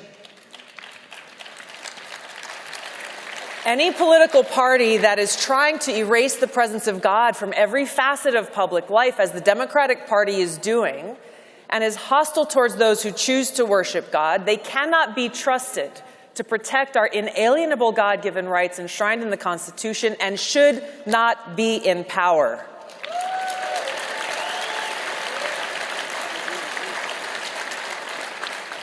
Unfortunately, we live in a country today where the Democratic Party, in their blind pursuit of power, reject this truth. They refuse to recognize that we are all God's children, and therefore they reduce each of us to the color of our skin. They're using identity politics to tear us apart. They are fomenting anti-white racism and fanning the flames of divisiveness, all for their own political gain. And what's so disturbing about this is they are proud of it. This is not something happening behind the curtains. President Biden's press secretary, I think you probably saw the other day, she was there at the podium in the White House listing off proudly all of these statistics and quoting the quote-unquote diversity of the Biden administration, talking about gender and race and sexuality, but not talking about capabilities and accomplishments.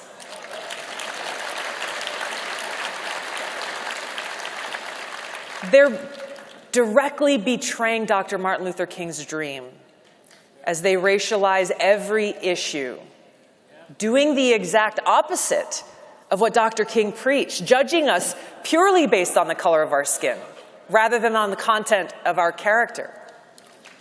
They've become the racists that they claim to hate, and dangerously they reject things like objective truth. They reject the fact that there is such a thing as a woman. I think all the ladies here can attest to we are in fact real. Yes?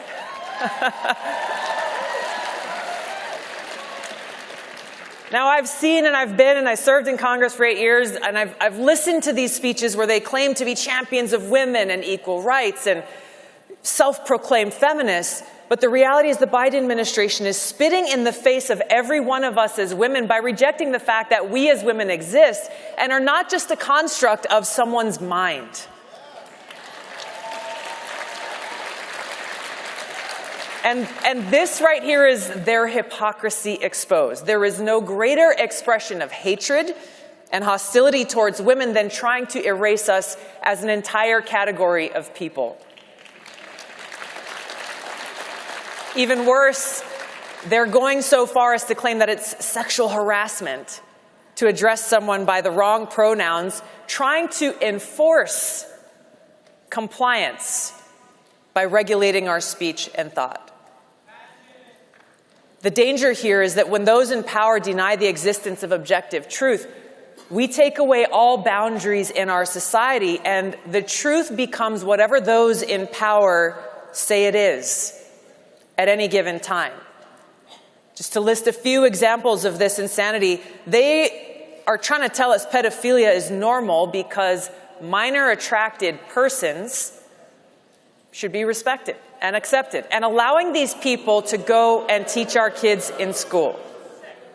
It is sick.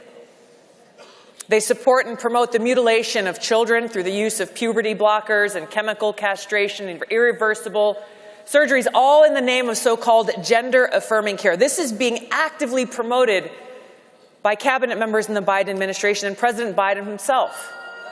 And it's not just an idea.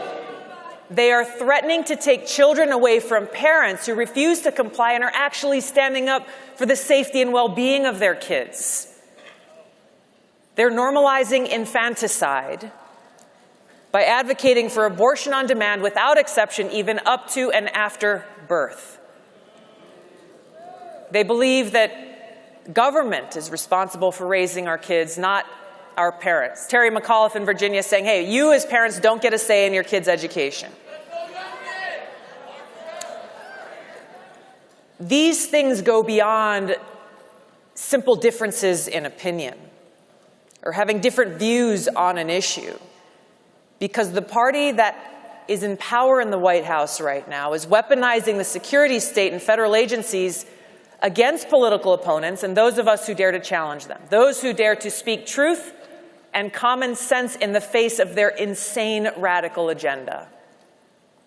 The strength of our democracy relies on our trust, we the people's trust in the rule of law, and by weaponizing these public institutions for their own benefit, Democratic leaders are undermining the rule of law and turning our democracy into a banana republic. Now, the list of examples of how they're doing this is too long. We don't have enough time to go through them today, but just to name a few, you remember Obama using the IRS to target conservative organizations. We have Biden's Department of Justice arresting peaceful pro-life protesters and sending them to prison. He's labeled supporters of President Trump as the most extremist group in our country and a threat to our democracy. They created the Domestic Terror Unit, the Department of Homeland Security, to go after parents for having the audacity to show up at their Board of Education and say, we don't want you teaching our kids about sexuality. We don't want you taking them to drag shows. We don't want you bringing sex toys to second graders in school. And of course, we had Chuck Schumer directly threatening Supreme Court justices with consequences if they dared to overturn Roe v. Wade. When the party in power doesn't believe in the rule of law, but they're the ones responsible for not only writing, but enforcing those laws, our democracy is doomed. There are a lot more examples I could give, but the most pressing and urgent existential threat of them all is that President Biden has pushed us, the American people and the world, to the precipice of nuclear war, waging a new Cold War, risking the start of World War III that can only result in destroying the world as we know it. Now, I love our country. I'm proud to serve and wear the uniform as a soldier in the Army Reserves.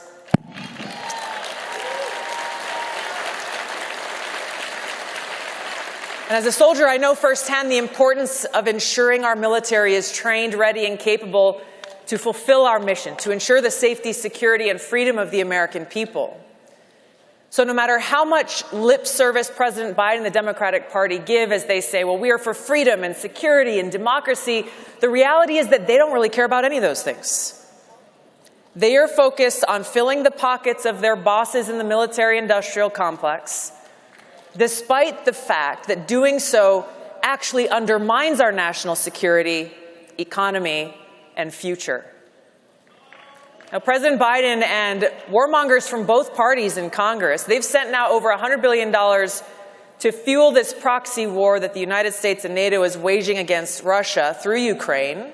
Last week, it was another $500 million. Yesterday, it's another $400 million of our taxpayer money, continuing to escalate this war that could at any moment spark a direct conflict between the U.S. and NATO and Russia, the world's most nuclear-armed country.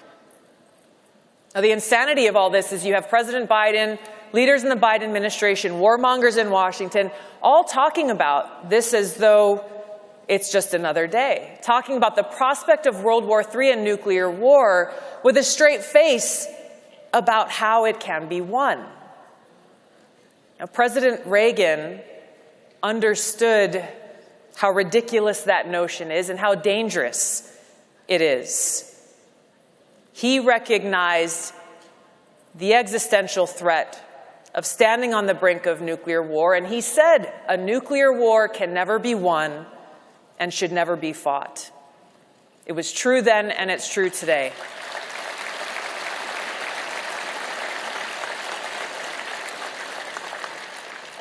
He exercised the courageous leadership necessary to walk us back from the brink of nuclear war then.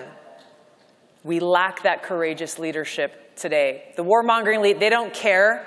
They don't care about the consequences of their policies and their decisions because, trust me, they've got the bunkers that they can go to protect themselves and their families where they can continue to wage these wars, even in the event of a nuclear attack, and they're completely fine with leaving the rest of us to perish because we have no shelter. We have no place to go. Now, I raised this issue when I ran for president in 2020, every day on the campaign and on the national debate stage, but the politicians and the media, they didn't care then and they don't care now. They ignored this because they don't care about us. The reality is, though, it doesn't need to be this way. Our future is in our hands. But we have no time to waste. To protect our children, to protect our loved ones, to protect this country that we love, we have to lift our voices and stand up to these cowardly warmongering positions in both parties and stop them from destroying us all.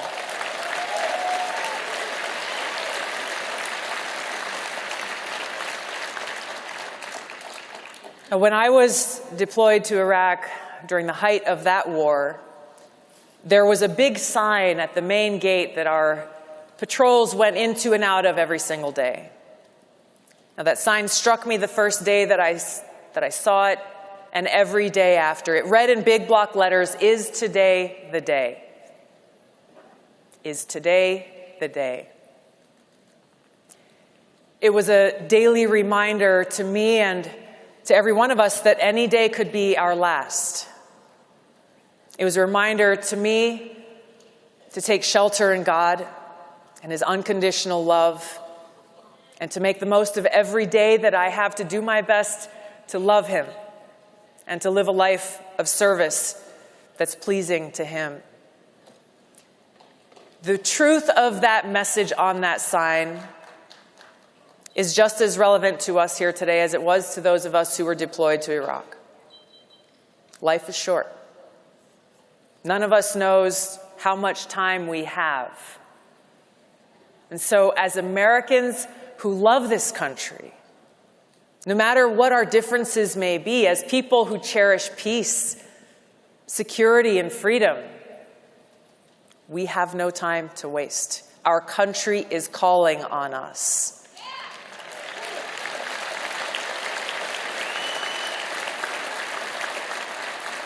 And motivated by love, aloha, we must stand together. We must draw inspiration from the ideals and hopes that our founders had for this country, the hopes that they had for us, and be the spark that lights that fire of change where we can save our country, defend our future, and truly bring about a government of the people, by the people, and for the people. God bless you all. Thank you very much. Aloha.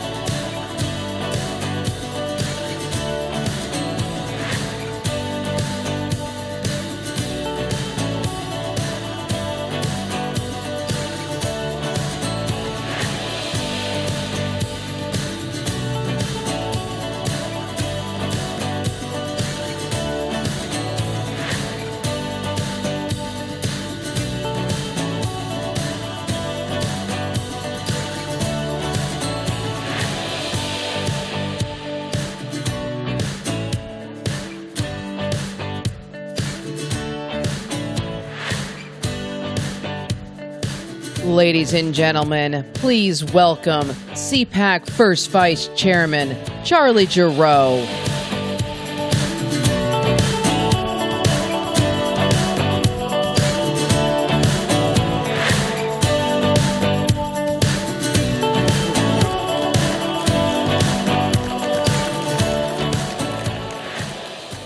Like so many of you, I am blessed, truly blessed, to be a citizen of the greatest nation in the history of the world, the United States of America. But unlike many, I'm a citizen by choice because I wasn't privileged to be born here. I was born in a slum in southern Brazil. My birth mother realized that she couldn't take care of me. And so she took me to a little mission and asked for me to be put up for adoption. She asked only one thing of those people there. She said she wanted her baby to come to America because she believed that if I came to this great land, perhaps I'd be able to learn how to read. And so today I know she's looking down with a smile at the fact that not only did I learn how to read, but that I have the great honor of introducing our next speaker. And you know, the media, when I told that story in public for the first time, I had some hotshot young reporter come running up to me demanding to know, why were you born in Brazil? So I had to think for a minute, and I said, well, I wanted to be close to my mother. Brazil, as you know, is a great nation, the giant of South America, bigger in land mass than the continental United States, with more than 215 million souls living there. And it's a beautiful country with rich and fertile soil, with incredible natural resources, with superb ports, with great climate, and with wonderful people. And yet it's not a world superpower, because for generations it's been held back by two things: by socialism and corruption. And after decades of left-wing despotism, one man stood up and took on the leftists in Brazil. Jair Bolsonaro stood up and ran for president. And just 1 month before the election, the day before Brazilian Independence Day, a leftist activist stabbed him in the gut, ripping him open from his chest to his waist. And as he lay there between life and death, his son Flavio, his brother Eduardo is with us today and has spoken at CPAC so many times, told the people of Brazil, my father can no longer lead us, it's now up to us. And as a result, the people of Brazil took Jair Bolsonaro to a great victory with over 55% of the vote. And the people of Brazil won, because in 4 short years, President Bolsonaro cut taxes on energy, put billions of dollars into education, created the lowest unemployment in a decade, this during the pandemic. And he brought millions of companies and new jobs to this country. And his wife, Michelle, the beautiful First Lady of Brazil, took poor children who would never have otherwise had the opportunity to the palace each weekend so that they could swim in the presidential pool. And finally, he relaxed Brazil's crazy laws on private ownership of guns, allowing more people in the private sector to have guns in their hands, and as a result, crime went dramatically down. But unfortunately, he couldn't control the Supreme Court of Brazil, which oversees their elections. And so he lost the closest election in Brazilian history and toppled one of the last dominoes in the Western Hemisphere, so that today, from Canada to Argentina, from Trudeau to Fernandez, and don't forget Joe Biden in the middle, we have socialist governments elected in so many cases by, shall we say, questionable elections. And as Jair Bolsonaro comes before us today, where is Lula da Silva? On his way to China and allowing Iranian warships into Brazilian harbors, which Senator Cruz told us the other day is a direct threat to the people and security of the United States of America. That's the difference between what has happened in Brazil historically and what's happening there today. But we know this: the fight goes on. and we know who ultimately wins. And so we thank God for Jair Bolsonaro. We ask you to pray for Brazil. And por favor, seja bem-vindo ao 38º presidente do Brasil, meu presidente, Jair Bolsonaro.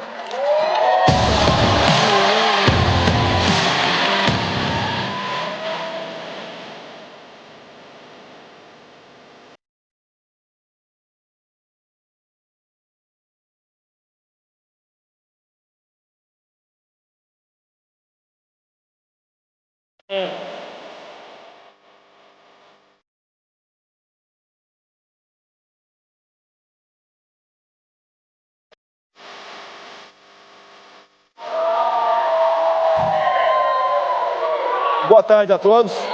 Good afternoon, everyone. Desculpe-me. I'm sorry. Mas nessa terra eu me sinto no Brasil. But in this land I feel like I'm in Brazil. A terra da liberdade, do progresso e da ordem. Land of freedom, progress and order. É o que muito político sempre fala, mas não cumpre. It's what many politicians não é fácil ser político. But don't Pelo menos para aqueles que querem honrar a sua palavra e quer fazer o bem ao próximo. It is not easy to be a politician, especially when you want to honor your word, and help people. Nesse momento, eu agradeço a Deus pela minha segunda vida. In this moment, I thank God for my second life. E também a Ele pela missão de ser presidente da República por mandato. And also for the mission of being the president of Brazil for one term. Mas eu sinto, lá no fundo, que essa missão ainda não acabou. But I feel deep inside that this mission is not over. Como o apresentador agora há pouco falou que era brasileiro e veio para cá, e aqui fez a sua história. As Charlie Garreau just said that he's a Brazilian and he came here and here he made his story.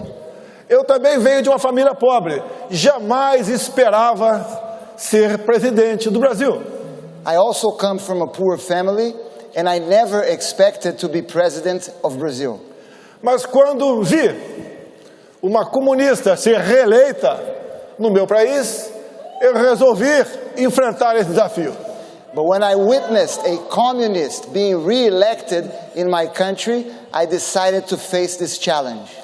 Tinha passado de 15 anos de exército e 30 de parlamento. In my past, I had served the army for 15 years and I was a congressman for 30 years. E ao longo da campanha, me segurei numa passagem bíblica. And during my campaign, I held myself through a Bible verse. João 8:32. John 8:32. E conhecereis a verdade, e a verdade vos libertará. You will know the truth, and the truth will set you free.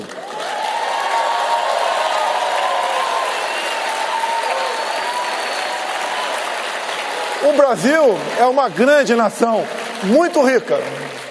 Brazil is a great nation, very rich nation. Mas não se desenvolvia. But it would not develop.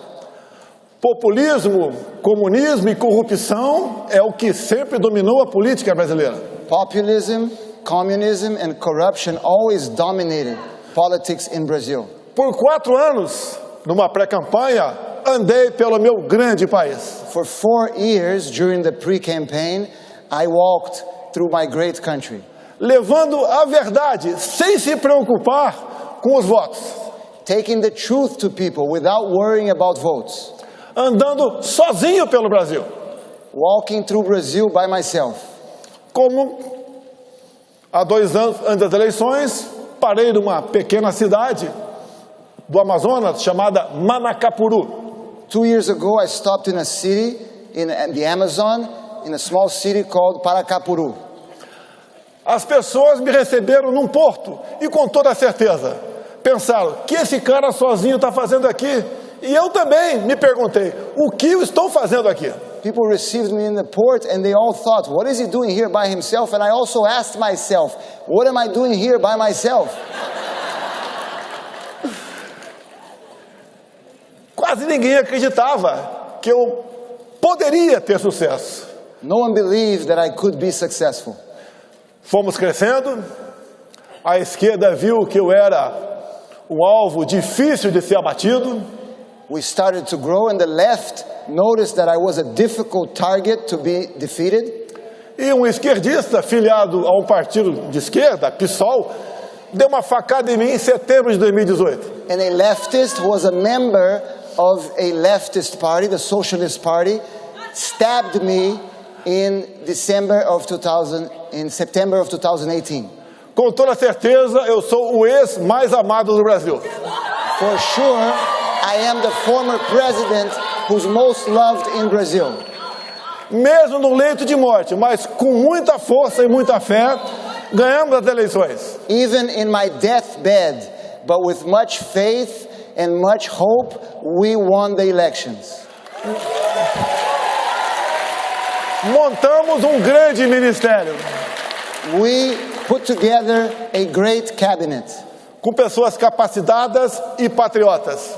With capable people who, above all, were patriots. Ao longo de 4 anos, assim como todo mundo, enfrentamos a pandemia e um conflito entre Rússia e Ucrânia. And through those 4 years, we faced the pandemic as the whole world and a conflict between Russia and Ukraine.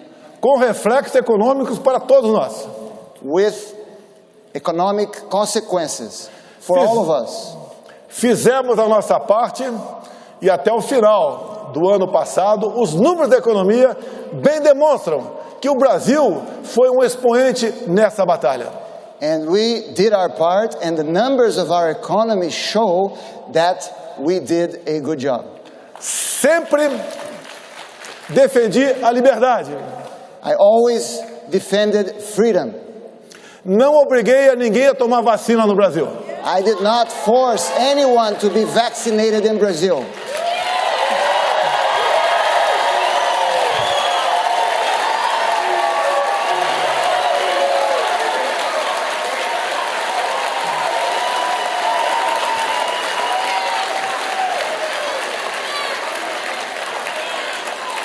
Tem certos assuntos no Brasil que são proibidos de ser tratados. There are certain themes in Brazil that cannot be spoken. É a vacina. One of them is the vaccine. É o tempo todo, é ciência, ciência, ciência, ciência. They keep saying science, science, science. E eu digo, é liberdade, liberdade, liberdade. But what I say is freedom, freedom, freedom.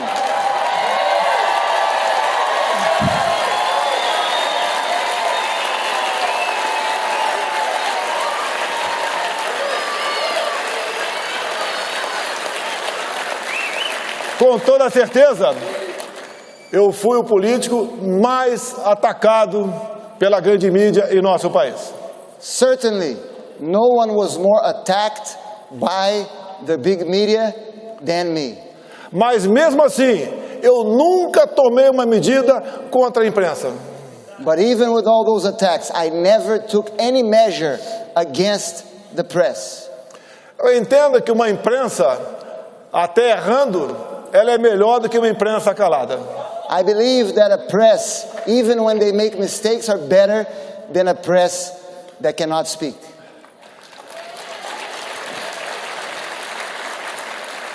Se olhar as imagens aqui, ao lado, if you look at the screens, the images on the screens, eu tive muito mais apoio em 2022 do que 2018. You will notice that I had way more support in 2022 than I had in 2018. Não sei por quê. Os números mostraram o contrário. And I don't understand why the numbers reflected the opposite.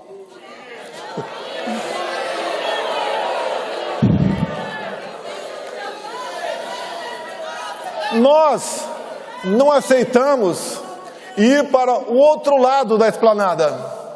We did not accept to go to the other side of our capital, onde a minha vida pessoal seria muito mais facilitada.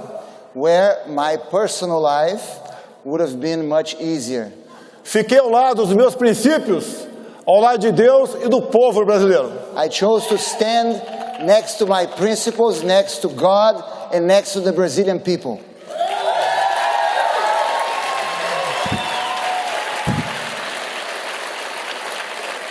A coerência é que marca as nossas vidas. Coherency is what marks our life. Não sou pastor e nem padre. I'm not a priest nor a pastor. Apenas cristão. I'm only a Christian. E nós, muitas vezes, nos perguntamos: and many times we ask ourselves, da onde viemos, para onde vamos? Where did we come from and where are we going? Nesse intervalo, há um tempo onde ficará registrado o nosso currículo, o que fizemos aqui na Terra. In this space, there's a time that will be registered in our resume. What have we done in this planet? Do fundo do coração, como é gratificante ser recebido em qualquer lugar do Brasil e do mundo com esse calor. And from deep in my heart, I must say how it's so gratifying to be received like this, anywhere in Brazil and anywhere in the world. Costuma-se dizer que todo poder emana do povo. I always say that every power comes from the people. Mas o povo precisa de lideranças. But the people need leaders. Aqui eu vejo muitas. Here I see many leaders. E nós só podemos proporcionar felicidade ao nosso povo se nós formos leais a eles. And we will only be able to provide for the happiness of our people if we are loyal to our people. Quando se fala em conservadorismo, when we speak of conservatism, o que nós queremos e lutamos são coisas básicas. What we fight for are basic things. Família. Family. Não queremos ideologia de gênero. We don't want gender ideology. Queremos os filhos crescendo à semelhança do pai e as filhas da mãe. We want children growing, looking up to their father, boys and girls looking up to their mothers. No Brasil, a propriedade privada encontra-se ameaçada. In Brazil, private property is threatened. Ela, no meu entender, é um dos pilares da democracia. Private property is one of the pillars of democracy. A vida, desde a sua concepção, foi a nossa defesa, sempre contra o aborto. Life from its conception was always defended by us against abortion. Também, no meu governo, liberei o máximo possível, nos limites da lei, a posse e o porte de arma de fogo. And in my government, I relaxed as much as I could regulations on gun ownership. Em 4 anos, diminuiu-se em 1/3 o número de mortes por arma de fogo no Brasil. And in 4 years, we were able to reduce 1/3 the number of deaths by weapons in Brazil. By firearms in Brazil. A primeira medida desse novo velho governo foi revogar os meus decretos. And the first measure of this old new government was to take away these decrees. Sempre disse no Brasil. I always said in Brazil. Povo armado jamais será escravizado. An armed people will never be enslaved. E país armado jamais será subjugado. And an armed nation will never be subjugated. É indispensável falar aos senhores que o meu relacionamento com o presidente Donald Trump foi simplesmente excepcional. And it's indispensable for me to tell all of you that my relationship with President Donald Trump was simply exceptional.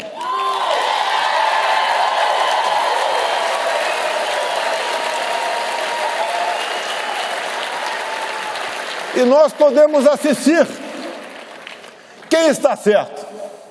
And now, nós ou eles? And now we know who is right. We are right or they are right.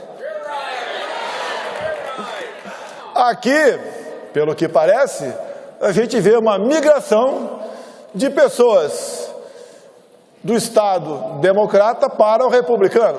We've been seeing apparently here in America a migration of people coming from the Democrat states to the Republican states.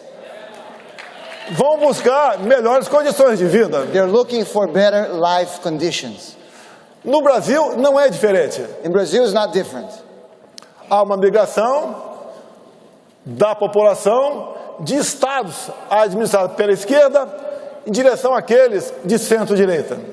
People are moving from those states that are run by the left to those who are run by the center and the right. Mas a liberdade é algo que tem que ser tratado com absoluta preocupação. But we must always be preoccupied with our liberties. É como um grande amor. It's just like a great love. Você tem que cuidar dele todo dia para não perdê-lo. You must take care of it every day not to lose it. E nós assistimos, and we have witnessed, não apenas no Brasil, mas no mundo todo, not only in Brazil but in the entire world, a sanha para regulamentar as mídias sociais. The excitement of the left to regulate social media. Mais liberdade, no meu entender, é o controle para as mídias sociais. The best way to control the social media is more freedom. Fiz a minha campanha em 2018 com as mídias sociais. I ran my campaign in 2018 through social media. No total, gastei menos de $1 milhão. In total, I spent less than $1 million. Eu sei que é inacreditável. It's unbelievable. Mas as imagens mostram aqui. But you can see on the Isso aconteceu ao longo de 4 anos no Brasil. This happened throughout 4 years in Brazil. Não só em datas festivas, como em qualquer outro momento que eu tenha aterrissado em qualquer ponto do nosso Brasil. It wouldn't happen only on special dates or when I landed specifically in any point, in any place in Brazil.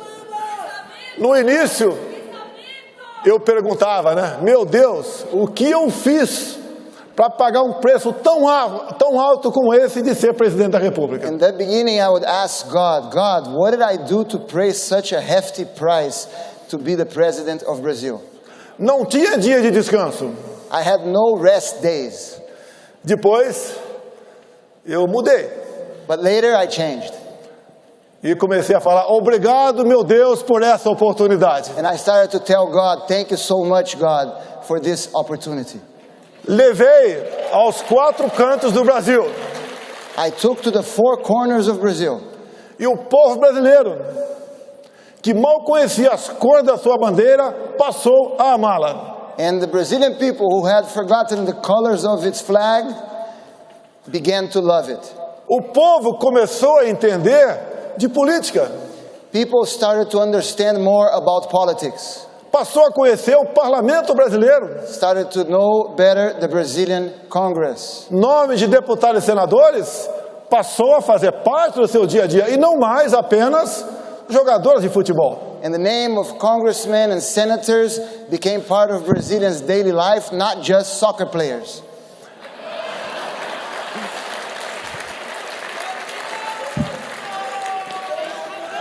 Eu tenho certeza que nós plantamos muitas sementes no Brasil. I am certain that we planted many seeds in Brazil. Elegemos pessoas que eram desconhecidas da grande população. We elected many people who were unknown by the population. Mas com enorme potencial. But with a great potential. Como alguns que me acompanham aqui agora. And many of them are here with me today. Outros que ficaram no Brasil, mas se elegeram deputados federais, senadores e governadores. Others who were elected to the House, to governors, to senators. Eu sempre disse a eles, o ideal é que o povo não nos procure. I always tell them, the best case scenario is if the people does not need us. Porque assim é sinal que eles estão bem. Because that's a signal that they are doing well.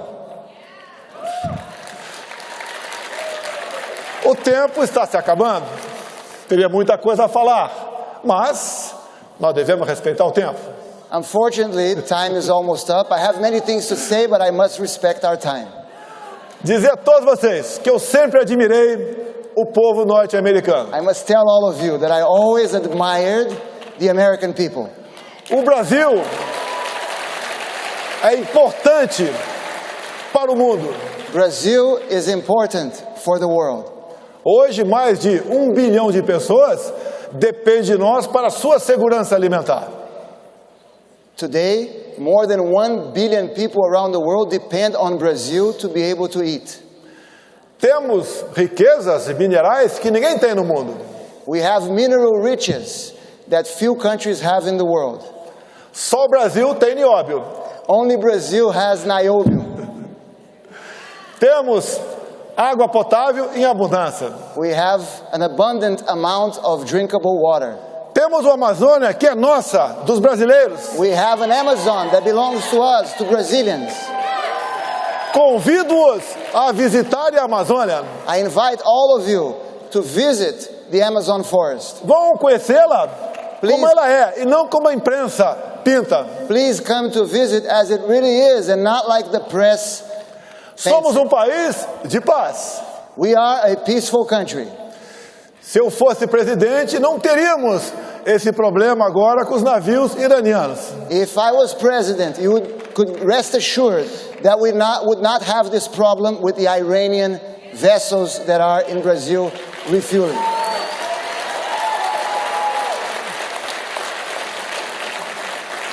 A todos vocês, eu quero agradecer esse momento. E assim como vocês, eu quero ter o prazer de daqui a pouco. I would like to thank all of you, and just like you, I would like to have the pleasure, in a few moments, assistir Donald Trump a fazer uso desse palco. To be able to watch Donald Trump come on stage.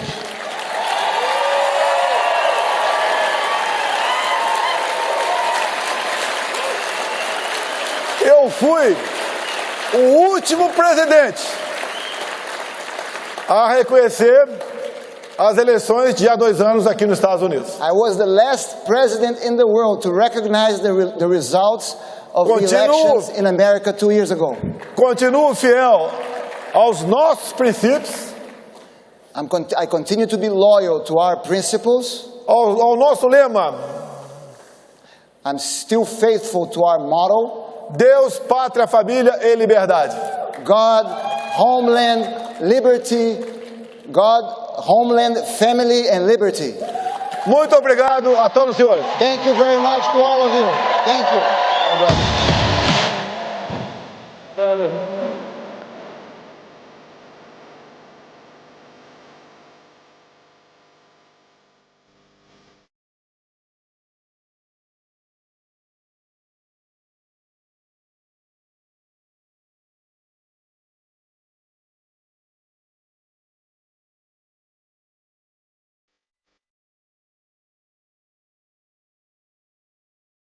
Ladies and gentlemen, please welcome CEO of MyPillow, Mike Lindell.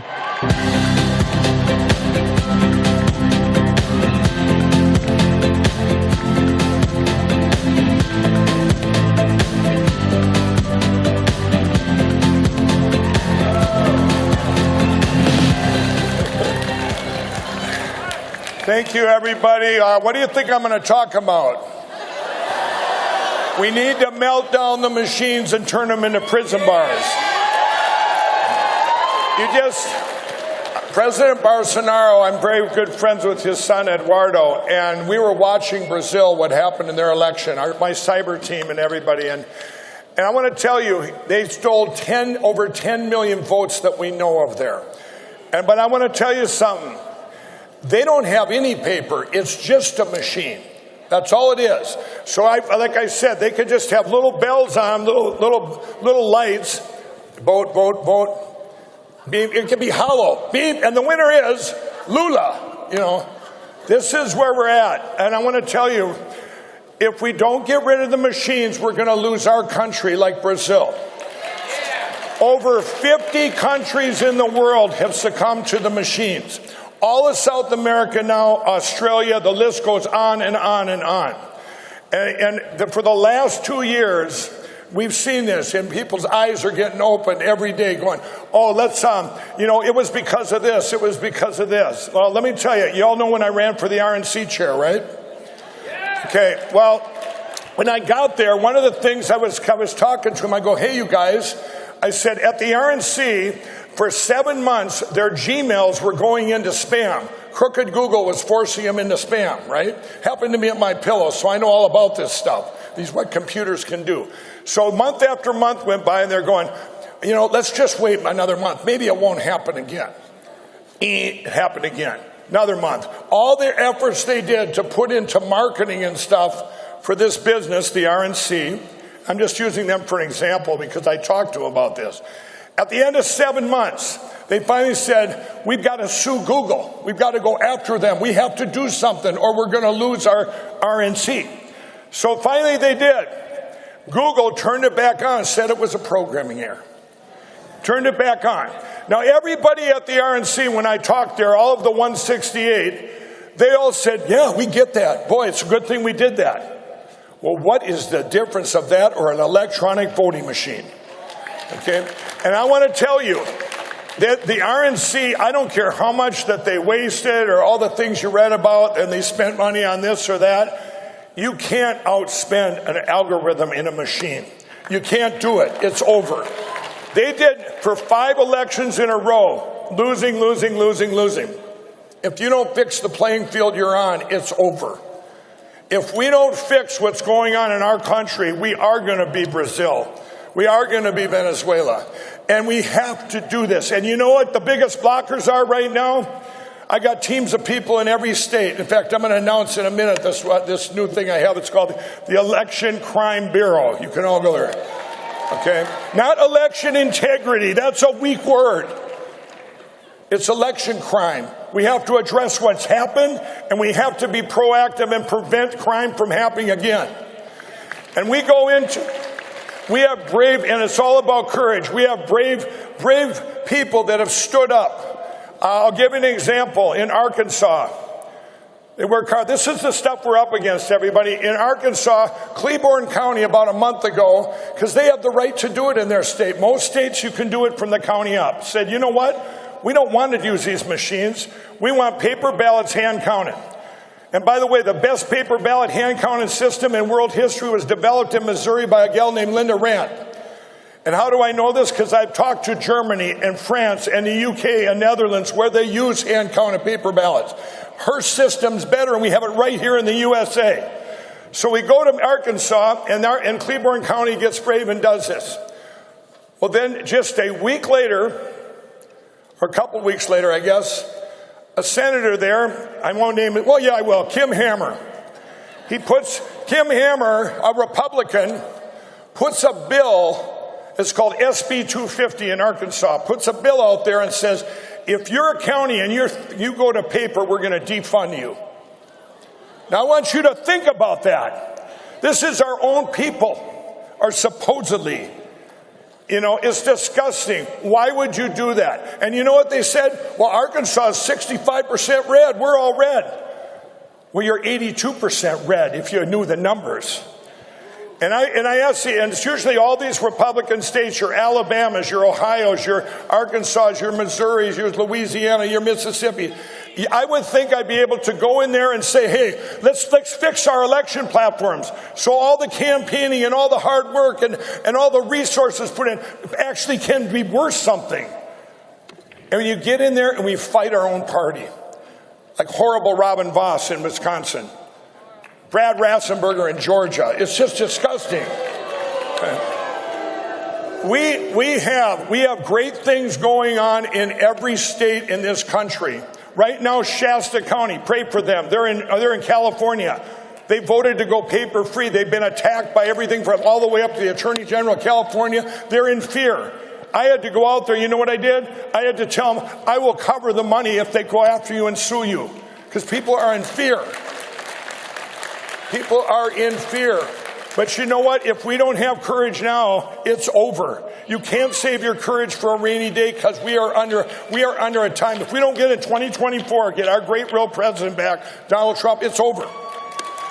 And I want to say this. So at the RNC, because I'm going to do a call out to them.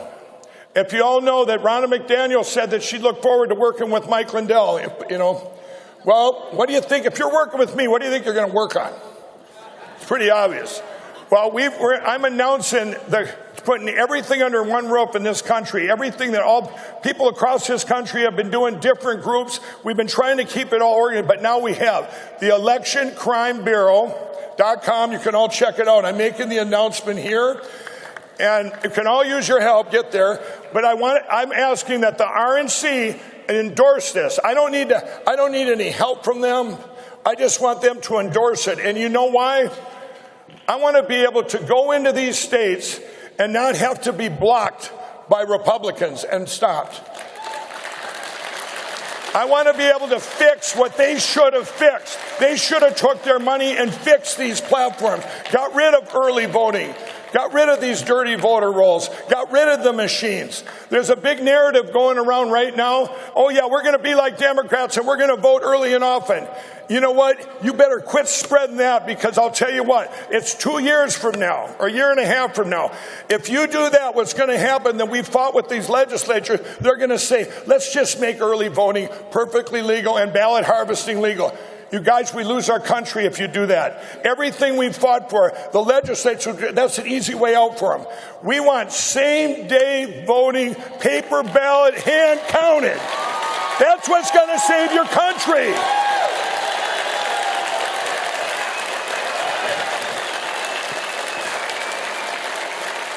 The answer is right in front of us all. You just seen the great Brazil, the great President Bolsonaro. He won by a landslide. And let them try and explain that like you see the Republicans doing, some of them, oh yeah, there was just bad candidates and oh, we can campaign harder and raise more money. Tell that to President Bolsonaro. One machine, one button, just like when you send Google, you send Gmails into the abyss, you send your votes into an abyss. And so I'm here to tell you that there is hope in our country. Here's the last thing I will say. We won. We started winning on January 8th of 2021. And what happened on January 7th and 8th? Those are the days that 1.2 million Americans were deplatformed, including our great President Donald Trump, on Twitter, Crooked Vimeo, Google, Facebook, Suckerbucks Facebook, all these platforms. Churches were deplatformed. Everyone was. They tried to kill our voice. They tried to kill our voice, but they didn't quite do it. Like Ronald Reagan said, when the lights go out here, they're like a beacon on a hill. They go out everywhere. The light was almost out then. And you know what that was? That was our voice. But now our voice has come back loud and clear. And this is the importance of CPAC, is to spread the right message. And the right message is you got to spread hope. One of the things I want to say too is with what's going on with the border, with fentanyl pouring across our border now, and combining that with people that are feeling hopeless, it's deadly. It's killing people. And we have to, but I will tell you that there is hope. You need to tell people there is hope. You need to spread the word of the good things going on. We have over 60 lawsuits going on to help win this country, to help get the judges, and we pray the judges make decisions. I know they're putting music. All I'm saying is, you know what, guys? Keep the faith. Everything's had to happen on God's timing, not ours. We are in the greatest revival for Jesus Christ in history.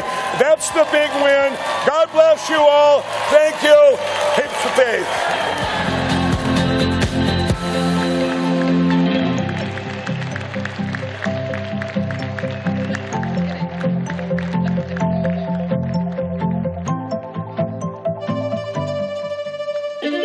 extraordinary and historic battle unfolding on Capitol Hill. And for the first time in a century, the vote for House Speaker has gone to a second ballot. We want to fundamentally change the way Washington, D.C. operates. They're less than an hour away from going into day 4 without a Speaker of the House. 7th failed vote. I don't think a secure border is petty. I don't think a term limits bill being brought to the floor, not demanded to pass, but brought to the floor so we actually have an option to vote on that is petty. There's nothing extreme. There's nothing unreasonable.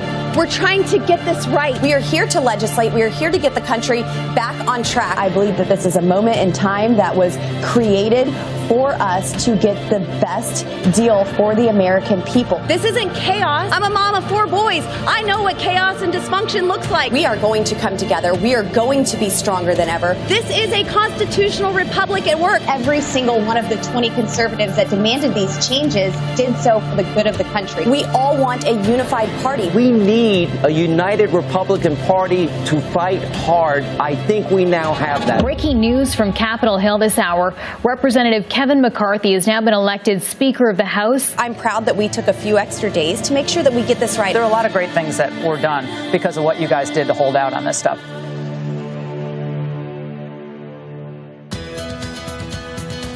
Ladies and gentlemen, please welcome from Colorado, Congresswoman Lauren Boebert.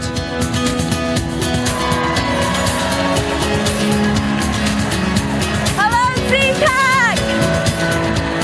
It is wonderful to be with y'all. Look at you. This is a week of liberty. This is a week of unity. We are coming together to take our country back. It is always so great to be in a room full of American-loving patriots who love God, who love their country, and who will not ever back down. As you saw in the video, me and the most conservative members of Congress fought one heck of a fight the first week of Congress. We heard from you. You said that Congress is broken, and we went to D.C. to fix it, and we did not back down. We came to make historic, fundamental changes in Washington, D.C., and that's exactly what the American people have been demanding. The changes that we made allowed for single-subject legislation. You know, 47 state legislatures have single-subject legislation. I think we could do that in Washington, D.C. and be effective. Last year, the Democrats disgracefully would title a bill one way and then load it with a bunch of garbage that had nothing to do with the title, like the shameful infrastructure bill, $1.2 trillion, where less than 10% went towards actual infrastructure. Or what about the Inflation Reduction Act, aka the Green New Deal? We put an end to all of that. And guess what? Members of Congress can actually go to the House floor and amend bills. What a concept. Giving everyone a voice, giving every member a seat at the table in the legislative progress. This is what you demanded, and this is what we delivered. It was absolutely worth taking a few extra days to make sure we got this right.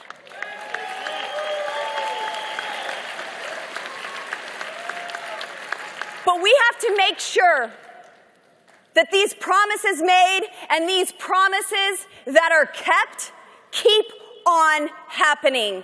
We cannot slow down, and if anything, we need to get more aggressive. Some people say, hey, it's only March, but I say, it's already March. There are many things that we must do in this House majority that you, the American people, have entrusted us with. There is a lot of oversight that we need to do in this Congress. There are many agencies in the federal government that have gone woke. And you know the saying, folks, if you go woke, you go broke. We are going to make sure that all of these agencies that have been working against you, that have been weaponized against you, the American people, have congressional oversight, have an audit, and if there is any woke program in these agencies, it is immediately defunded. That's right, part of the Speaker concessions, we now fund the government as intended. We have gotten rid of the horrific omnibus bills. And this is our opportunity to not just get spending under control, but to ensure that we have the right policies. In these 12 appropriations bills, we have to make sure that we are undoing everything the left has done legislatively to destroy our country. Every diversity, equity, and inclusion program, every ESG rule, every woke initiative in our military must be uprooted and completely defunded.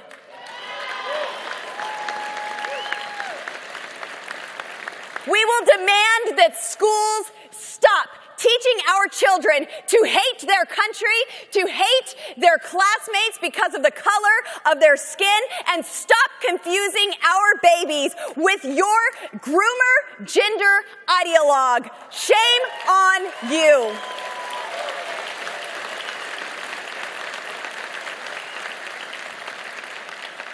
Every one of these agencies, every last one of them needs an audit. The federal government has become too big. The only 3 letters that our founding fathers ever thought were necessary are USA.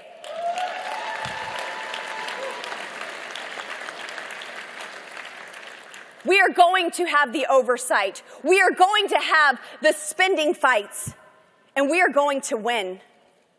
We have truth on our side, and we win by standing on truth, by building rather than destroying, and by, as Scripture says, clinging to what is good. This fight has come to us.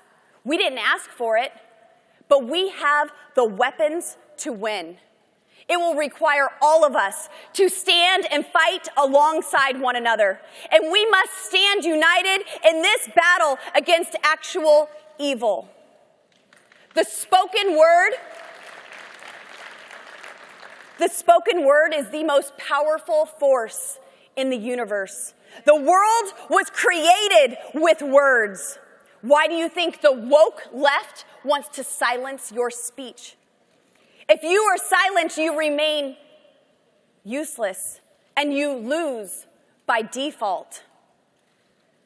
God instructs us time and time again in His Word to use it. Psalm 107:20 says God sent His Word and healed them.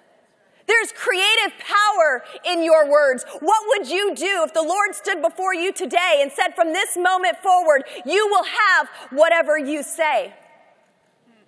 Well, Scripture has already said that to you. Mark 11:23, we're told to talk to our mountain. We aren't instructed to have our pastors speak to our mountain or have your girlfriend speak to your mountain. We're not supposed to complain about the mountain or hike halfway up it and set up camp on the mountain. You are to speak to that mountain and command it to be removed from your life. We all have these immovable objects in our life, these impossibilities. Sometimes they come in the form as laundry.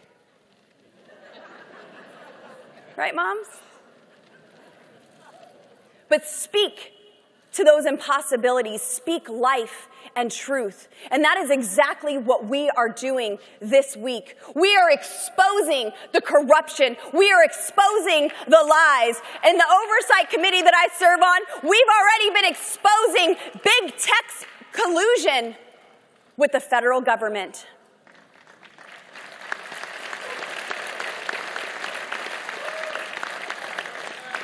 Your federal government has been weaponized against you. They have been sent to silence you. They colluded with big tech to censor the Hunter Biden laptop from hell's story.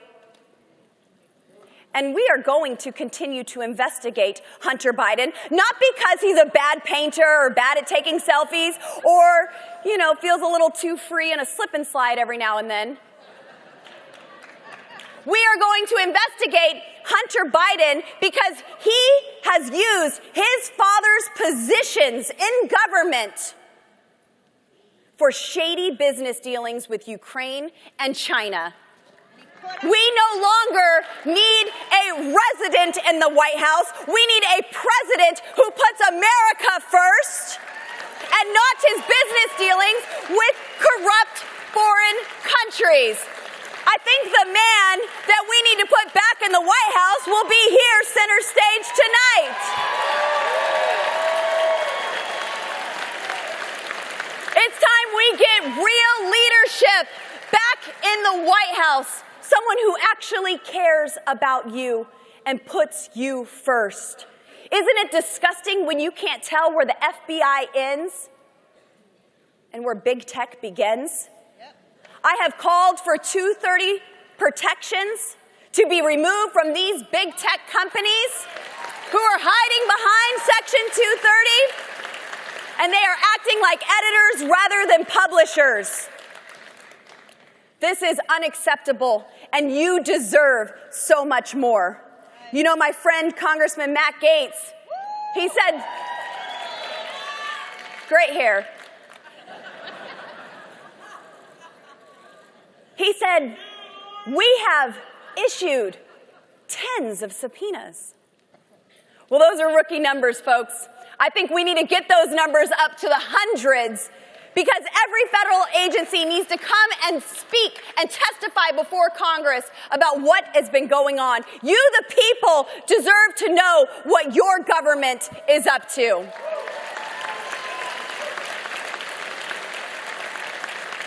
You deserve representatives that represent you.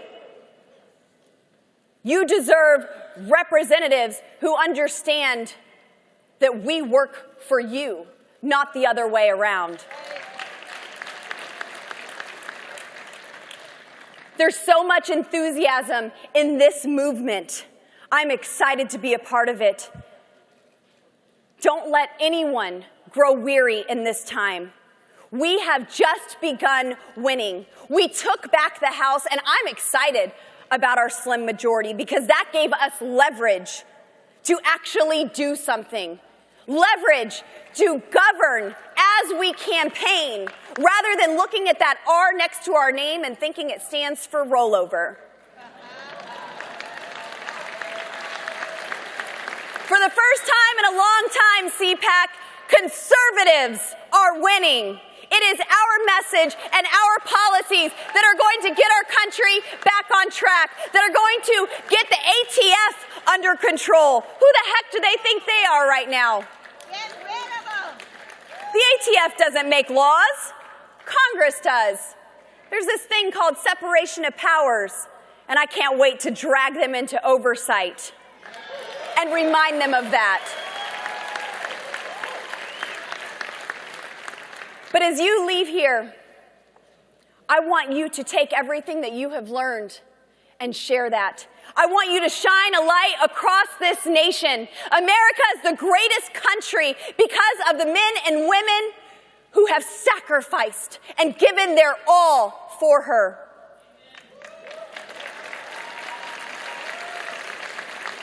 I'm tired of these politicians who think that they give you your rights and think that they're better than everyone else, set out to destroy this great country. With record high inflation, 20 million Americans unable to pay their utility bills, sacrificing our energy independence that President Trump gained for us, opening up our southern borders, borders that we must now secure.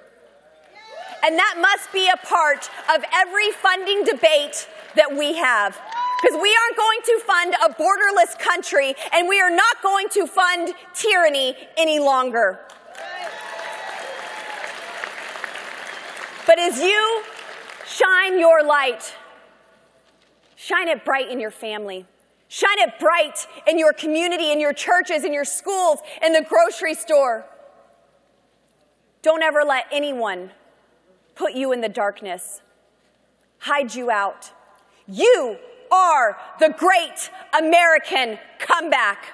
And together, we are restoring America back to where it belongs. We are taking our children back. We are taking our country back. We are closing our borders. We are making America what we know it to be, a country that is more exceptional than any other because our people are so great and we are united. CPAC, this is a great week of encouragement. I hope you leave here strengthened and encouraged, built up, and stronger than ever. I love you all, and God bless you.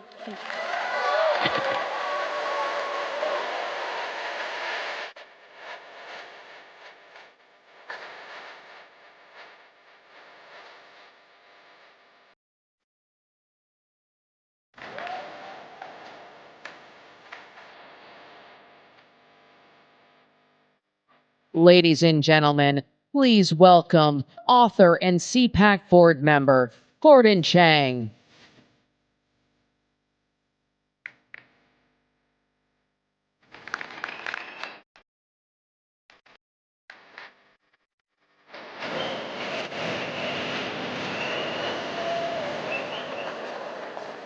Patriots, the flame of freedom burns bright in this room. But the Chinese regime wants to snuff it out. The Communist Party of China is trying to take away our sovereignty and make us a colony. First, COVID-19. This disease leaked from a lab, in all probability. But one thing we know 100%, that China's regime deliberately spread it beyond its borders to America and to the world. And that means every coronavirus death in the United States is a murder. And now we know that in Chinese military labs, they are working on something called, quote, specific ethnic genetic attacks. In other words, attacks caused by pathogens that will leave the Chinese immune, but will kill everybody else. And that's a civilization killer. But we know something else, that China is trying to kill us with more than just disease. There's fentanyl. China's TikTok glorifies drug use in the United States. They are now dyeing fentanyl pills with colors to make it look like candy. In other words, they are marketing death to our children. And we know that they're adding fentanyl to prescription drugs so that Americans have been dying when they think they're taking their medications. Every fentanyl death in the United States is a murder because China's regime has a total surveillance state. They know exactly what these fentanyl gangs are doing. And we also know that the fentanyl gangs run their money, their proceeds, through the Chinese state banking system. So what do? First of all, we sever trade and investment with China. We must cut off the blood supply to those who mean us harm.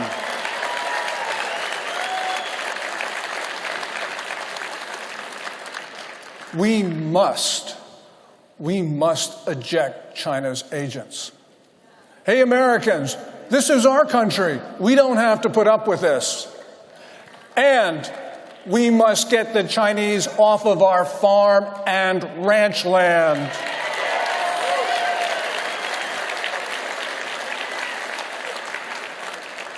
We know that the Chinese, with our farmland, they are involved in cultivation of illegal drugs. They are basing human trafficking operations on them. That's in Oklahoma. And, of course, they're using them for espionage. This is our land. Why would we ever allow an enemy to occupy our land in our country?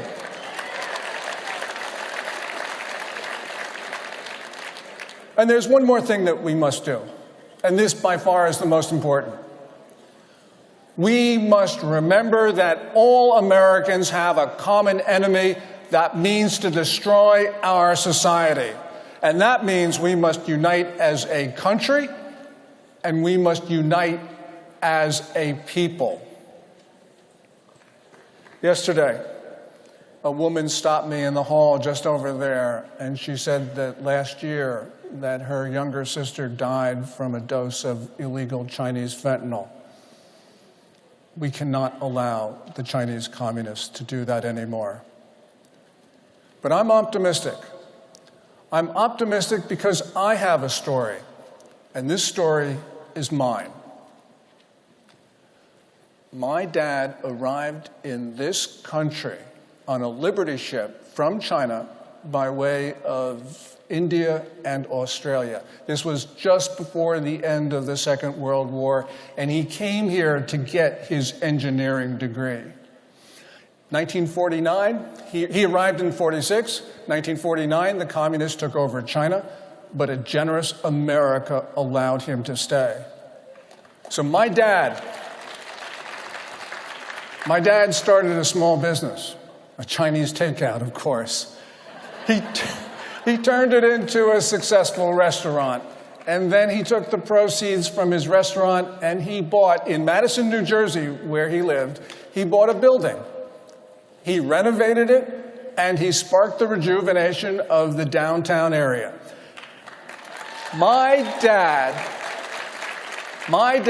never missed an opportunity to vote. My dad never missed an opportunity to tell my three sisters and me how wonderful his adopted country was.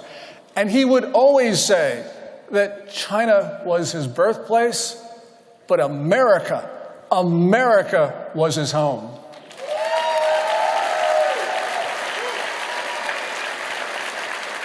So I'm optimistic. I'm optimistic because I learned from my dad that not only is America a great country, but that we Americans are good people. So thank you, patriots, for defending the country that my dad loved so much. We are the United States of America, and we must stand united. So let's tell this world, let those bastards in Beijing hear us. USA! USA! USA! USA! America strong, CPAC! America strong! Thank you so much, and God bless.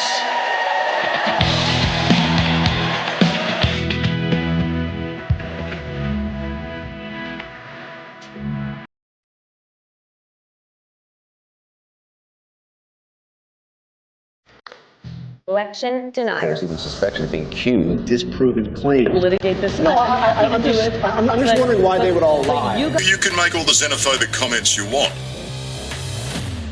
Bring it on. Said that hard times create strong men. Well, they create strong women too, right? In your election, will you accept the results? Talk about the issues. I came on here thinking we were going to talk about the issues facing Arizonans right now. It's terrible. Defunding our police. How do they come up with this stuff? They call her Trump in heels. I'm running against a coward who won't show up for the job interview. So we're going to do a tutorial in how fake, bogus, defamatory news is made. We are strong. We are the people. We'll save Arizona.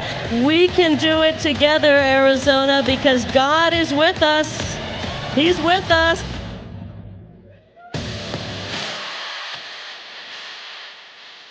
Ladies and gentlemen, please welcome the Kari Lake.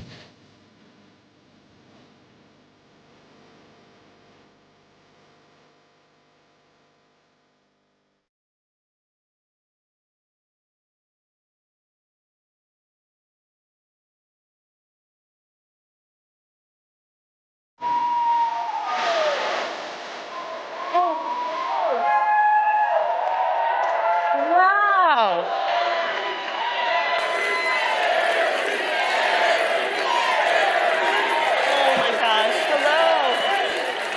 Thank you so much. Oh my gosh, CPAC, I love you so much. This crowd is amazing.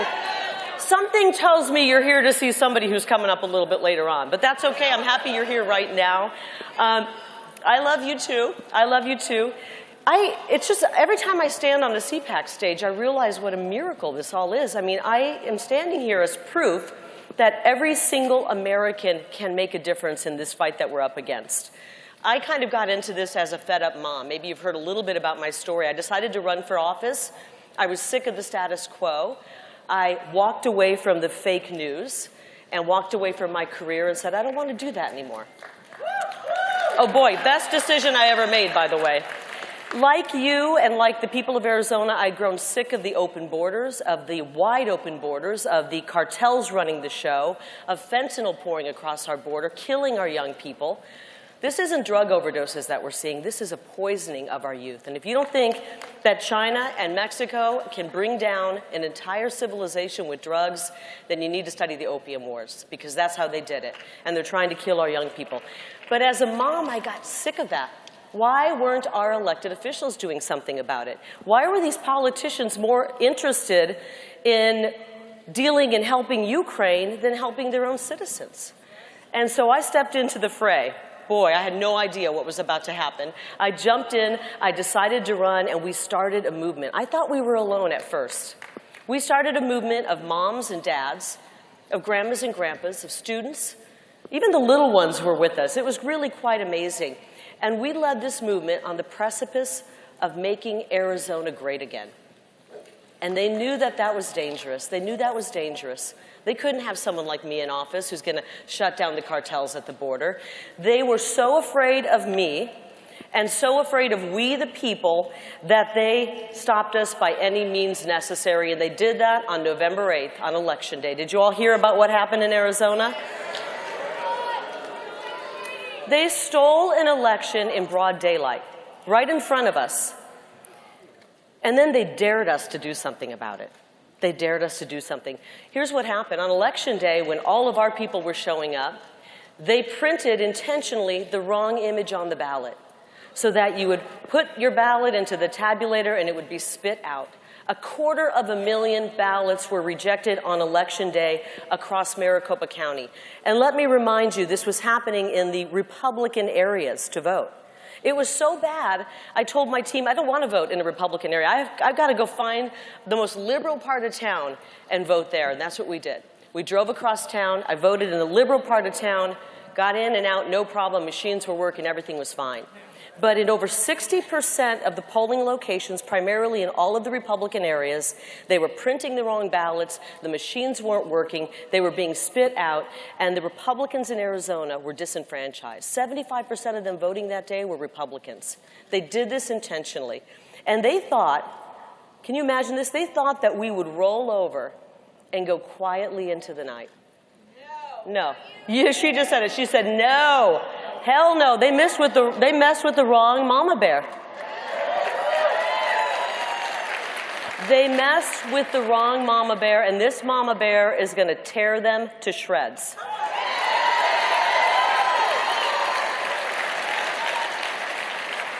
That they would think they can steal another election. So what we're doing is we have the strongest election lawsuit this country's ever seen, and we just filed it at the Arizona Supreme Court this week. It's great. And we are exposing these criminals who are stealing our elections, and we're exposing them every single day. We want to know who they are, and we want to make sure we drive them out of office. And we're going to continue to do that. We're going to continue to do that. Now, here's the thing. I don't know what's going to happen with our case. I'm not a justice on the Supreme Court. I hope they do the right thing and apply the law. We have an exceptional case. We have the proof right there. But I'm going to be really honest with you. This is in God's hands. I wish it were in my hands solely, because I would do everything I could, but I'd rather it be in God's hands. And you know what else is in God's hands? Us staying in the game. As President Ronald Reagan once said, when you can't make them see the light, make them feel the heat.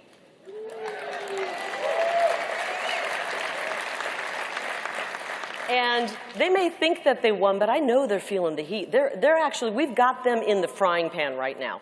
This is true. And I know, I'm going to tell you why. Now, I can't believe this actually happened, and I wasn't sure if I was going to share it here at CPAC. I wonder if the fake news will even cover this. Something happened to me this week before I left for CPAC, and it shows how desperate these people are to stop me and to silence you. I decided to share this. It's a little bit controversial, but I'm going to put this out. Somebody showed up at my door this week. They called me before and said, I got to talk to you in person. This can't be done over the phone, which is always kind of like, uh-oh, what's that going to be about? They came to my door and they tried to bribe me out of getting out of politics. It's really happened. I'm telling you this because this is how disgusting politics is. A mom who runs for office and they're afraid of me. They tried to bribe me with a job title, with a huge salary, a position on a board. This is how they do it. And I said, are you kidding me? I walked away from a big job and a big salary. I'm not motivated by that stuff, guys. I'm not.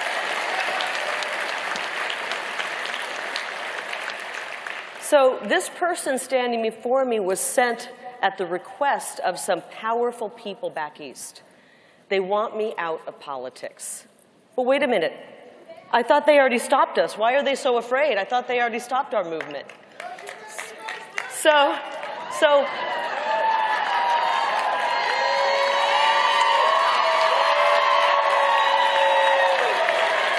well,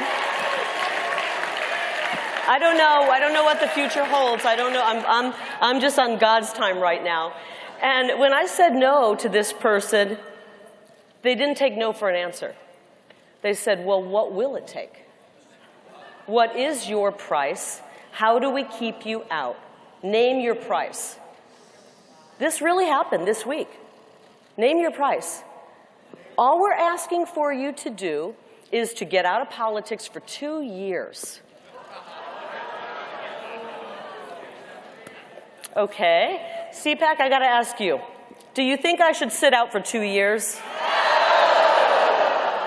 Should we put our movement on ice for 2 years? I didn't think so. Or should we double down and stay in this? Let's double down. Now, I'm going to be honest. At that very moment, I wanted to sick my dog on him. But I have a pug, and it wasn't going to happen. So I said, you let your handlers back east know that I can't name a price, because there is no price that I would sell out my country for.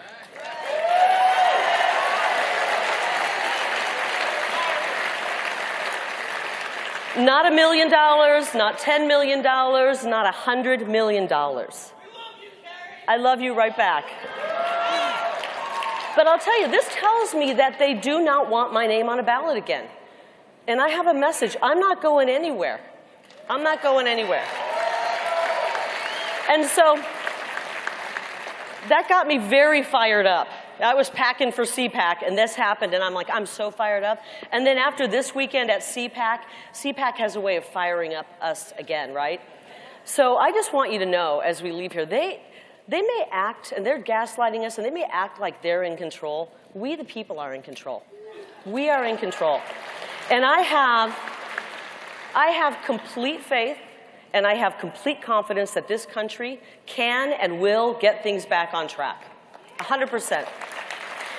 Because America First is not over yet. The world is just about to see what great things can happen when we invest in America, when we rebuild America, when we educate America, and when we finally come together as Americans proudly. We can do great things. So I say that we spend, I don't know about you, but I say we spend every single day from here going forward striving to make America great again. And that starts with re-electing President Donald J. Trump.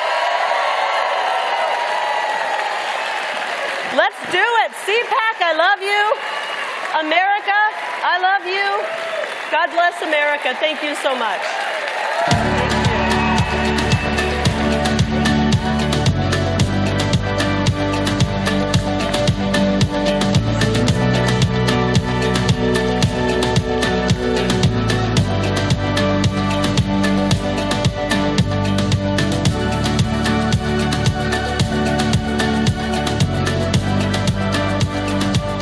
Ladies and gentlemen, please welcome from New York, Chair of the House Republican Conference, Congresswoman Elise Stefanik.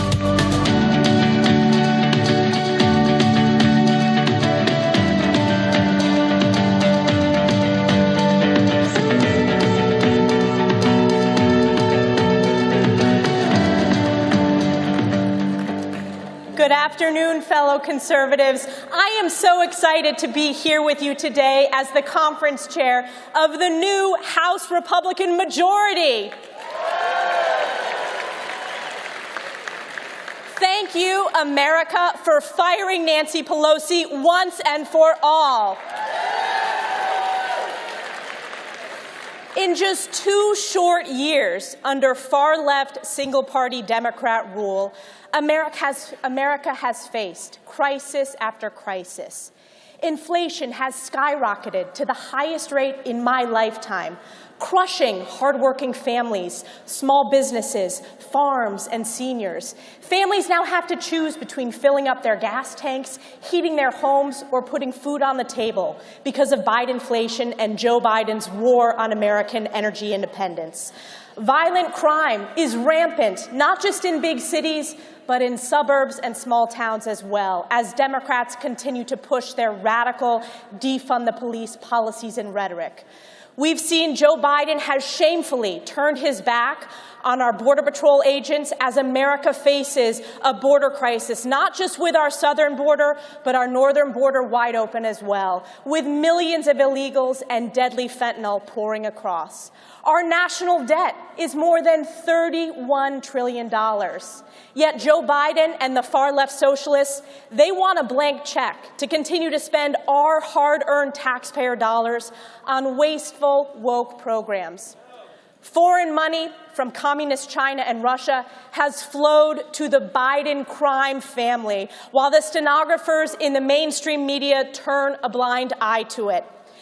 And America is seeing Joe Biden's corrupt DOJ and FBI fully weaponized as they label parents domestic terrorists, as they conducted an unprecedented and illegal raid on President Trump's home, and illegally paid Twitter $3 million to suppress stories, such as the Hunter Biden laptop story, all for the political benefit and purpose of electing Democrats. Our House Republican majority is the last backstop to save America and the only check on Joe Biden, and we have hit the ground running. On day one, we voted to defund and fire Joe Biden's army of IRS agents. 87,000 IRS agents, you're fired. We reopened the People's House from Nancy Pelosi's authoritarian and unconstitutional regime. We voted to end unconstitutional and destructive COVID-19 mandates. Speaker McCarthy removed corrupt Adam Schiff and the communist Chinese compromised Eric Swalwell from the House Intelligence Committee.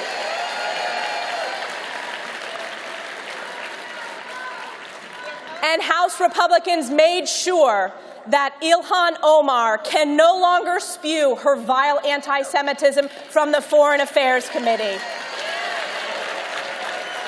We, the American people, and House Republicans will always proudly stand with Israel. House Republicans established the Select Committee on Communist China to expose and combat this grave threat across our country. We launched the Select Subcommittee on the COVID pandemic to continue to dig into what we all knew was the truth 3 years ago, what we were viciously smeared by the mainstream media for saying, and what Fauci lied under oath about, that COVID came from a communist Chinese lab. We are proud to be the party of parents. We introduced the Parents' Bill of Rights to ensure that parents, not radical leftists or Washington bureaucrats, that parents are in the driver's seat when it comes to their child's education. And just this week, we passed my Rein in Inflation Act to hold Joe Biden accountable for his reckless spending and executive orders that have caused prices to skyrocket and inflation to surge. And yes, we established and are hard at work on the Select Committee on the Weaponization of the Federal Government to take on the deep state, to expose the rampant corruption in Joe Biden's DOJ and FBI, and to protect our fundamental constitutional rights, which have been under attack for far too long from corrupt federal bureaucracies and bureaucrats.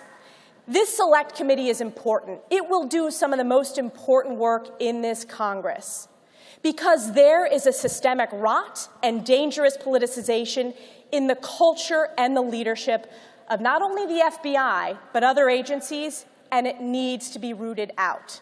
Just look at the dangerous and un-American list of abuses. You have Joe Biden's Department of Justice illegally targeting parents as domestic terrorists just because those parents stood up for their kids at school board meetings. You have the FBI unconstitutionally opening Crossfire Hurricane to target and spy on President Trump in an attempt to suppress the will of the American people. You have the faulty FISA application used to illegally spy on President Trump's campaign, which they lied about, and I was proud to help expose on the House Intelligence Committee.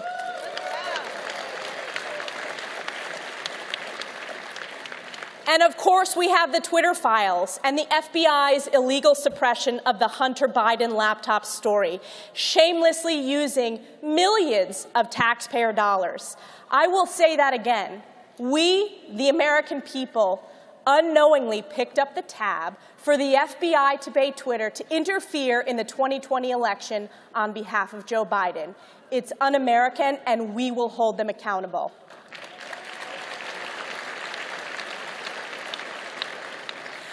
House Republicans are proud every day that under Chairman Jim Jordan's leadership, this subcommittee has issued more subpoenas than any other committee combined, and we are just getting started.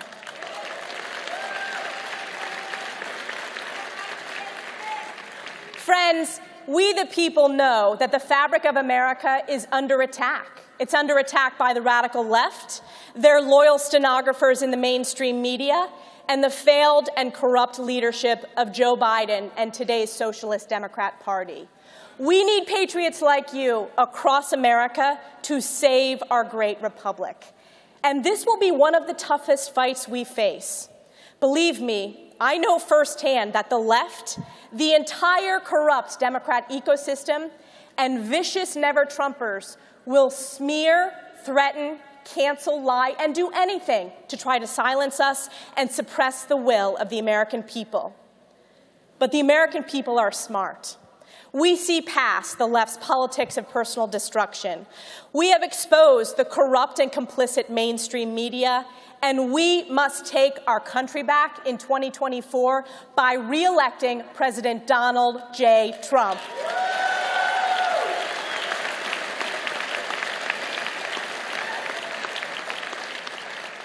And while I'm certainly honored to serve as the House Republican Conference Chair, my proudest title is Mom. And as the newest mom in Congress to my one-year-old Sam, I know that nothing is more important than saving the American dream for the next generation. And I know how important this movement is because of where I come from, my home. I was born and raised in upstate New York and the North Country, where we are proudly America first.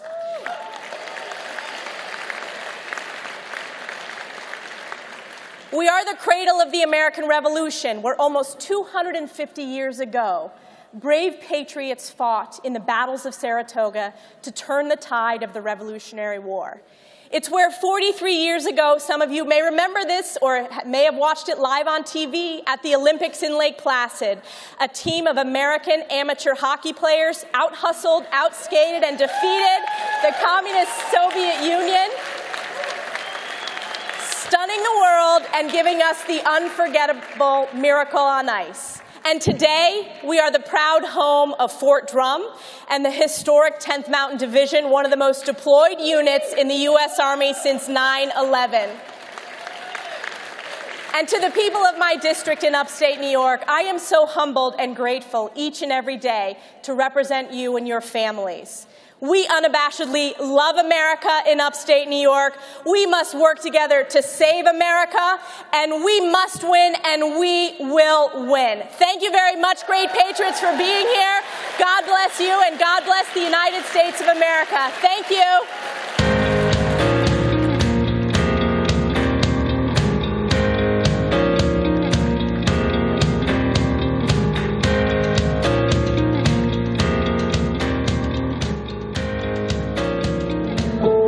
America, the greatest country the world has ever seen, is under attack.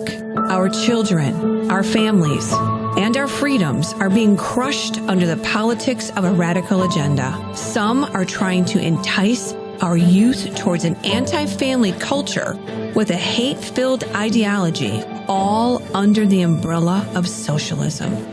But moms all across the country have had enough.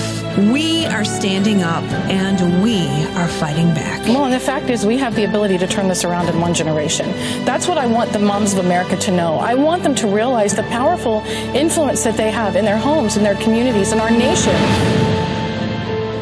I will say that there is nobody more important than moms. Moms for America is a national movement of moms reclaiming our culture for truth, family, freedom, and the Constitution. We are a powerful, united voice of moms protecting our children and defending our freedom. With a national network of 500,000 mothers, Moms for America is one of the fastest growing movements of women in our country. We know how to mobilize, engage, and empower moms because we know what mothers care about. But we certainly are a threat to their narrative because there is no mother that I know who will sit idly by and watch you destroy her child. But I am honored to join Moms for America today as we speak out against the horrific mandates. We are on the front lines, actively promoting liberty in our homes, communities, and through our vote. We are the change. No matter what, no matter where, and no matter how difficult the obstacles are that are facing us and our families, we will not give up and we will not give in. Like Moms for America is going at the heart of the issue. I tell people all the time, my legacy will be my children. I'm so admiring of what you're doing. Really unbelievable. I know that you're going to make a big difference, so keep doing what you're doing. Our local mom groups are rapidly forming in communities across the country. We provide the support and resources to help moms heal our nation. The powerful influence of mothers is being seen like never before. And I know I can speak for over 500,000 Moms for America members across the United States when I say that we will always hold every school board member accountable for their oath. So if not now, then when? If not you, then who? This is the hill. This is our battle. This battle is every bit as important as the Revolutionary War because we fight for the same thing.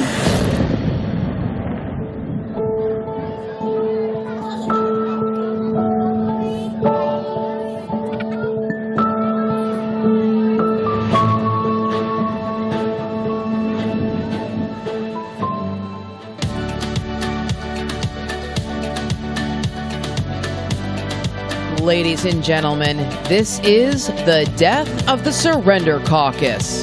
Please welcome, from North Carolina, Congressman Dan Bishop. From Georgia, Congressman Mike Collins. And your moderator, CEO and editor-in-chief of Just the News, John Solomon.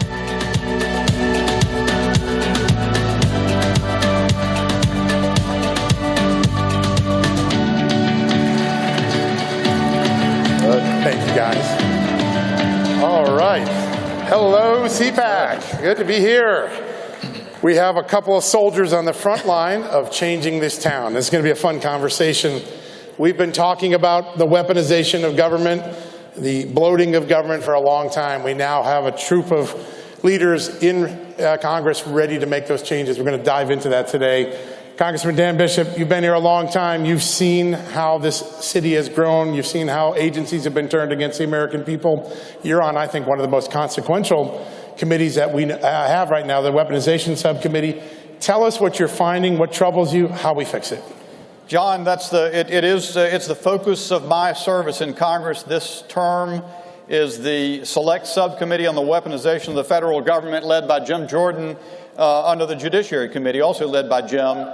And I can tell you that we're digging in. We're having a hearing this week on some of the revelations we've seen from the Twitter files.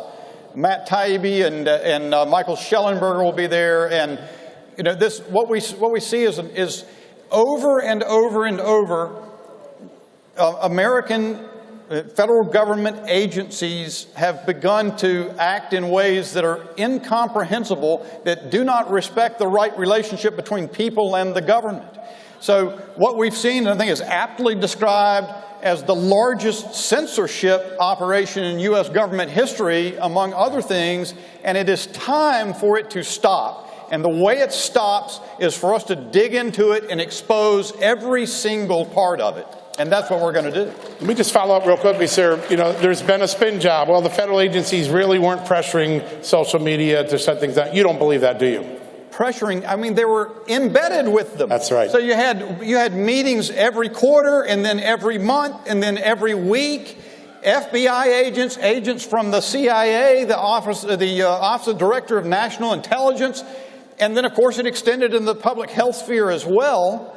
And they are curating and managing the public conversation of the American people. And I can tell you, ladies and gentlemen, that is not the role of the federal government. Absolutely. Amen. You are so right. Congressman Collins, I had the pleasure of chronicling your campaign last year. You were kind enough to come on our show a lot. You're new to the town, but I know you're as determined as anyone here to get things done. You ran a company. You ran a very successful trucking company. You needed competence in your company every day. It doesn't seem like competence is a requirement of the federal government anymore.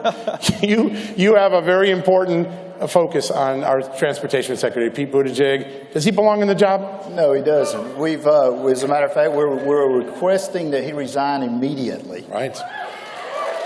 You know, John, coming from the private sector and running a business, I hire people based on their skills, what they can do and how they can advance our company.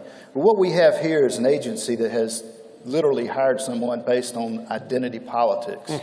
You don't have to look any further. You can go back to even NOTAM. They were more focused on changing that acronym from Notice to Airmen to Notice to Air Missions. A 176-page rule, thousands of dollars to change that acronym. Did it make it any safer? No. It was just more cultural advances and social agenda politics. You follow that all the way up through this latest that happened over in East Palestine, where they blamed it on wheel bearings going hot. Well, if you look at Norfolk Southern's ESG report from late 2022, you'll see where the CEO states that it is utmost importance that they advance their DEI and cultivation of culture in their company. Instead of saying something like, hey, we need to hire the best mechanics, we're going to grease the fourth rail, or the rail over here, the fourth branch of government, instead of hiring people to grease those wheel bearings. That's what's happening to these agencies. And you've got to cut the head off at the top, and it's time for Pete Buttigieg to go. It's time to hire somebody with competence up there that understands how to run a transportation department. Yeah, that'd be a welcome to a lot of people, I think.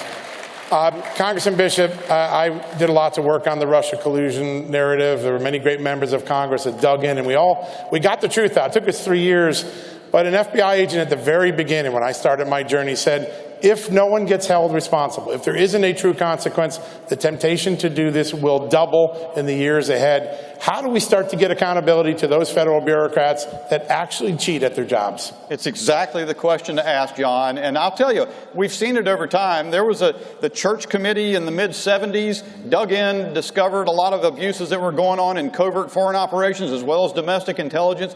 Attorney General guidelines resulted. They have a lot of guidelines governing undercover operations, confidential human source use, and they violate them over and over again. The FISA applications on Carter Page, we saw the FISA court said the FBI demonstrates a culture of lack of candor.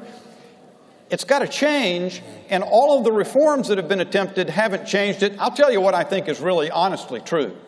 These agencies are too large. They are too well funded. They need to be gutted, seriously reduced, and reformed. The FBI, above all. And I think they've got to be more imbued into the heartland of America. I think the problem with the FBI in particular is decision-making has been centralized, and you have a handful of executives, well, I'm more than a handful, I'm sorry to say, but a lot of people in Washington making terrible decisions, more and more politicized all the time.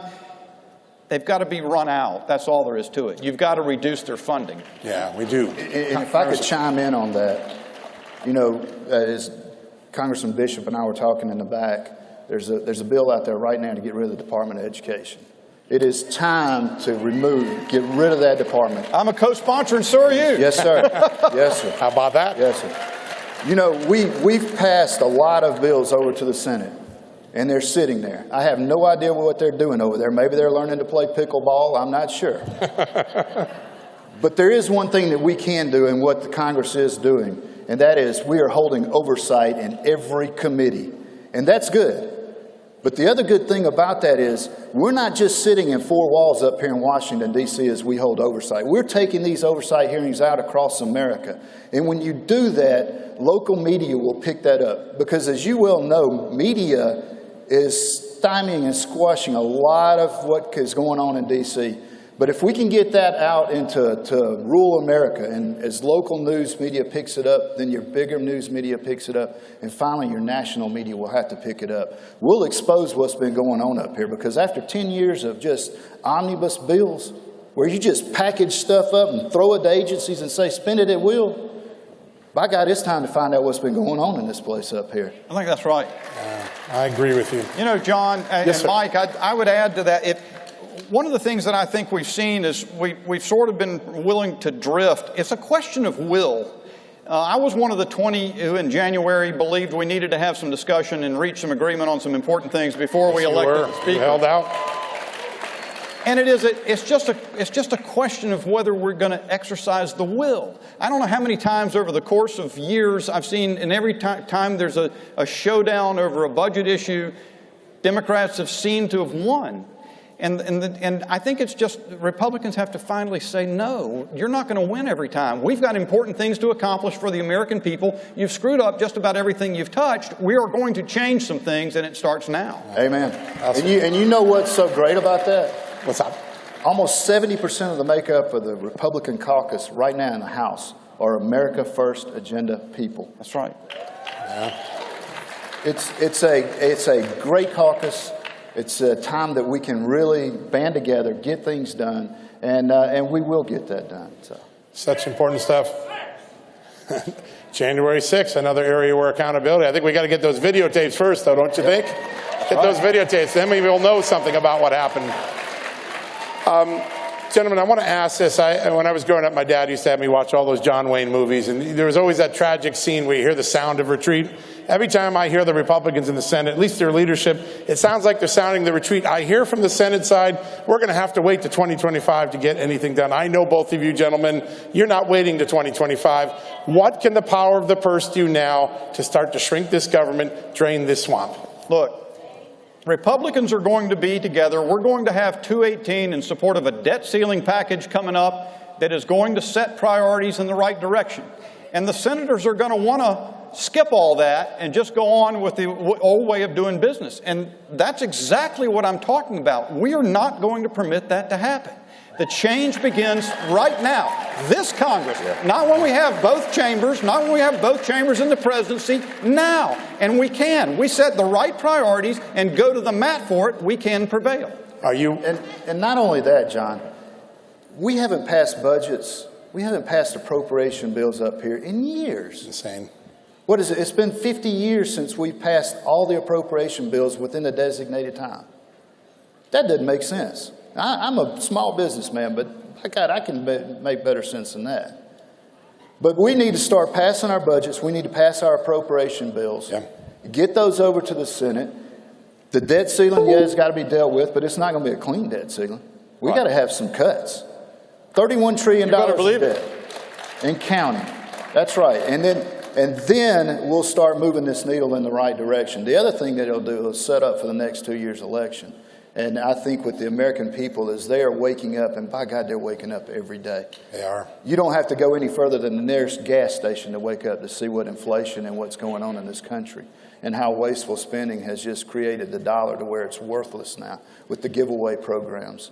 So people are waking up. We've got, and I think the next cycle of elections is going to be incredible. I know you two have just 435, but if it gets there, because I've seen this game play out, they run the clock to the end and say, we have a crisis. Are you willing to sit there and say, well, shut down the government if we don't get what the American people deserve? Absolutely. You are? No doubt about it. No doubt. There you go. That's an important point. You got to hold your guns. I want to wrap up here. A lot of times we look around and we think Washington and the rest of the world are disconnected, the rest of this country, and they call us flyover country everywhere else. But at the end of the day, the American people can do a lot to support what you need to do.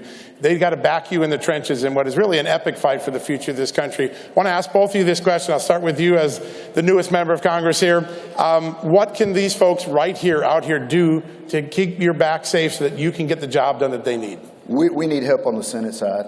It's as simple as that.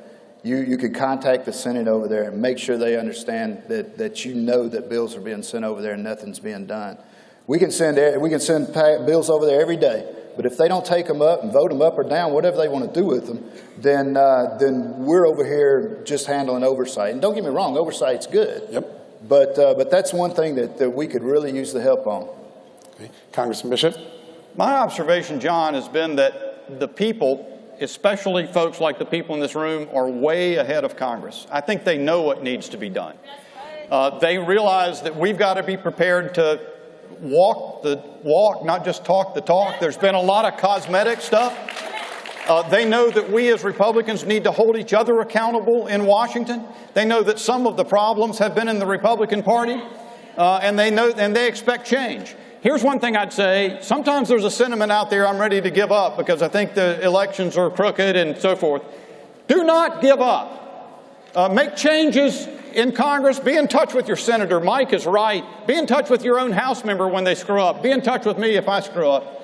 You hold us accountable. Tell us to hold each other accountable. And you will help us set this country back on the right track. Amen. The American people have the capacity to fix anything at all, including this woke and weaponized government. We're going to get about it. I guarantee it. That's what I'm going to work on every day.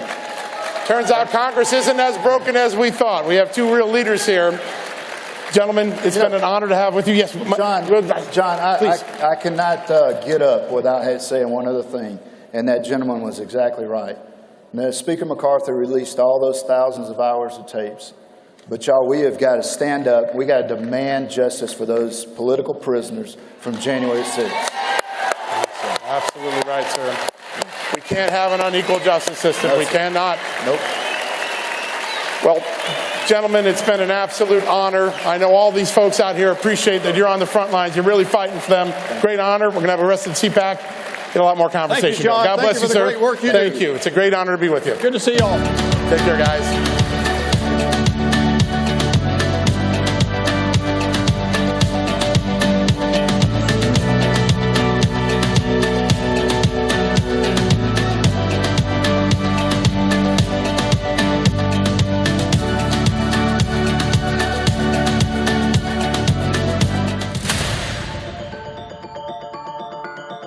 Oil, the most precious natural resource known to man.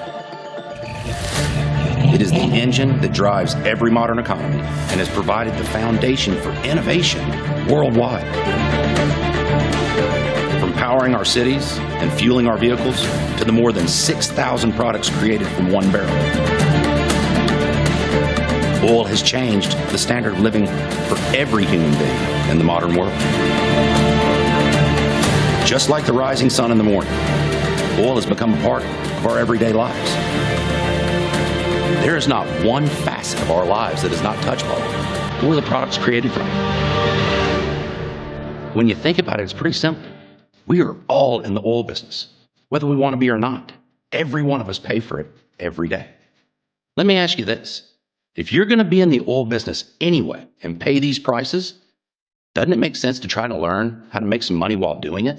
At Panex, we are producers of American oil Go to panx.us/learn, where you can begin to build your foundational knowledge about the oil and natural gas industry. A perfect place to start would be a morning without oil. This 5-minute video reveals a world that most of us don't even contemplate as possible, a world without oil in it. From there, you can bolster your oil knowledge by downloading one of our oil and gas primers, Oil and Gas 101 or 102. At Panx, we believe it is imperative to educate yourself on all that oil can do for you. Do yourself a favor and give us that chance. When done, if you decide that you too would like to reap the rewards of oil and gas, great. If not, at least you've bolstered yourself with that information that will last you a lifetime. You owe it to yourself. Go to panx.us/learn and see all that oil can do for you.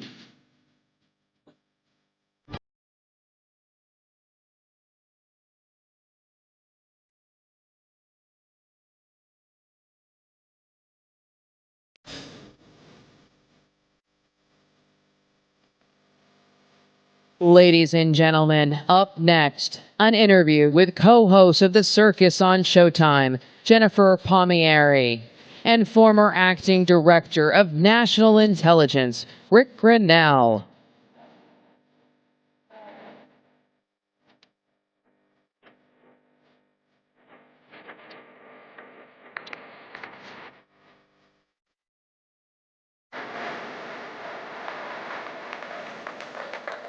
You have a little cheering section. I think it's more than little, right? Come on. Seems like a lot of enthusiasm over on that side of the room for you. So it was kind when they announced me that they said I was co-host of Showtime's The Circus. I noticed that. Yes, which I am, and proud to be. I have a lot of my colleagues from The Circus are here. I'm also, because just to share with everyone, I was also Hillary Clinton's communications director in 2016. Hey. I mean, I thought, well, we'll get to that. And Barack Obama, White House communications director for Barack Obama too. So I'm just going to. I asked her to do this. Bill Clinton. I worked for Bill Clinton as well. Just yeah. Oh, I thought he might do better. Okay. But the theme of this discussion is you don't learn a lot only talking to people you agree with, right? Thank you. And so Rick and I have a good mutual friend, and he said, wouldn't it be interesting if you and I had a conversation from different sides of the aisle and showed that you can not really, I don't even really think debate is necessarily productive these days so much as what's interesting for me and interviewing Republicans, particularly on The Circus, is just to understand, we may not agree on things, but I want to know where your beliefs are coming from, what's underneath it all, right? And I think that is the beginning of a way to start to understand each other. Thank you for doing this. Yeah, I'm happy to do it. Thank you. Thanks for asking me. Thanks. So you worked for 8 years for President George W. Bush. You were the spokesperson for the U.S. at the United Nations. So I don't know if you would call yourself at that time part of sort of the neocon, but you were part of certainly the foreign policy establishment in Republican circles. And so I had an awareness of you, right? And then on the Clinton campaign, and during the primaries in 2016, you've been critical of President Trump, like during the primaries. And I remember the Clinton campaign, when we heard that you had joined the Trump campaign, thinking like, wow, Rick Grinnell, he was, he's just like foreign policy establishment for the Republicans. What was that about for you, making that jump to? So what I would say is I was never a part of the foreign policy establishment, even though I might have had a job. You had a job in the establishment. Well, here's the thing is I've worked at the State Department for 12 years. I had worked at the State Department. I've always been the guy that thinks that the President of the United States needs to have a strong Pentagon and a strong State Department. So I joined the State Department. I've been the guy that's been pushing for diplomacy, pushing for alternatives to war. I was up at the UN, and I think that during those days, we did a really good job of galvanizing the world to come together for the beginnings of the Iraq War. I think the problem that we saw is that there was faulty intelligence. And the more I worked in government, the more I realized that government really makes mistakes, and there's a whole group of people that won't admit that government makes mistakes. And so if you go back and you see the faulty intelligence of the Iraq War, we should have admitted it a long time ago. We should have said we built this Iraq War on faulty intelligence. And that, to me, the lack of the foreign policy establishment admitting that really was a problem. When I was acting DNI, we had the foreign policy establishment and the intelligence community say if you moved the embassy from Tel Aviv to Jerusalem, you would create World War III. Not only were they wrong about that intelligence, but actually Donald Trump created peace by having the Abraham Accords, the peace accords. And that's literally the opposite. Think about that. Right. It's literally the opposite of what the intelligence community told us. The intelligence prior to the war in Ukraine said that that Russia would overrun. So that's a great point. And so this is what I would say is for 1 month straight, the intelligence from Joe Biden said there is a war in Ukraine coming. The Russians are coming into Ukraine. Well, that was right. For 1 month. It was totally right. Yeah. Here's my problem. We didn't do anything to stop it.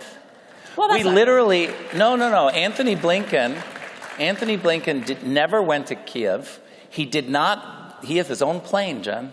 He can get on his own plane and he could fly to any capital in Europe and try to do some sort of a peace accord. What my problem was is that he absolutely told us 100% sure the Russians are coming, and his only policy was to tell Zelensky, we'll give you a ride out and get out of the way of the Russians. I mean, that's not true. I mean, they did participate in efforts with the French on the front end, but no, the Russians were wrong about what the United States reaction was going to be and what the West's reaction was going to be. Look, the Russians the intelligence on their side was not right either. Yeah, the Russians, I think, we always have to be skeptical of the Russians. There's no question about that. And look, I would say this.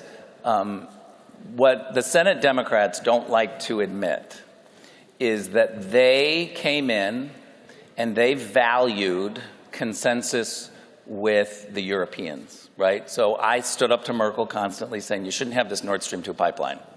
It's a bad idea. Mm-hmm. And what they said back to me was, you don't understand, we can have the pipeline and be okay with the Russians. We in the Trump administration put sanctions on the Nord Stream 2 pipeline. Senate Democrats dropped those sanctions as soon as they came in order to please Merkel. And then, to me, that was a huge signal to Putin that he should go back to what he did in the Obama days of grabbing Crimea when Obama and Merkel looked the other way. And he started back in with a war in Ukraine. I believe that Senate Democrats encouraged this behavior. But Putin was wrong about how the U.S. was going to respond and how the West was going to respond. I mean, in the end, it's not what happened, right? In the end. But in the end, I think we have to be able to admit that why didn't Putin invade under Trump? Yeah, that I don't know. I have a theory. What's your theory? I have a theory that President Putin supported President Trump and didn't want to do anything that would. I've been waiting for the booze. So here's what I'll. No. Let's talk about. Let's do this and with I didn't want to do anything that would endanger President Trump's presidency. Let's have a conversation. Let's have a conversation. That's what I think. Look, hey, we can't hear you anyway, so hang on. Okay. I can handle this. Okay. Don't worry. Everyone, you're in good hands with Rick. That's just what I think. No, I want you to say that again. I want to give you time to have that theory. Oh boy. Okay. I said I think that President Putin supported President Trump would not want to have endangered his presidency.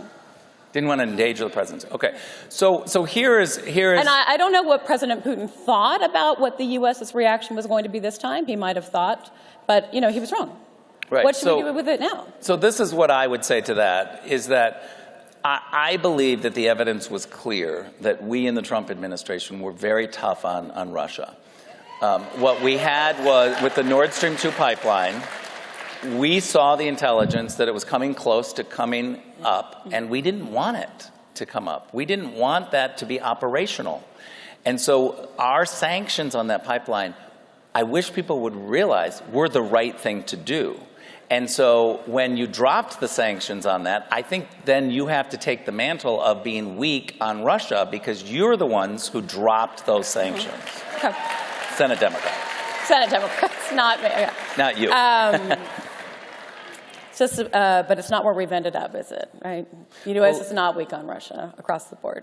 Yeah, but what do you think about, you told me if I go off on a tangent, stop me. And so now Nord Stream is starting to become a tangent. So what about Ukraine now?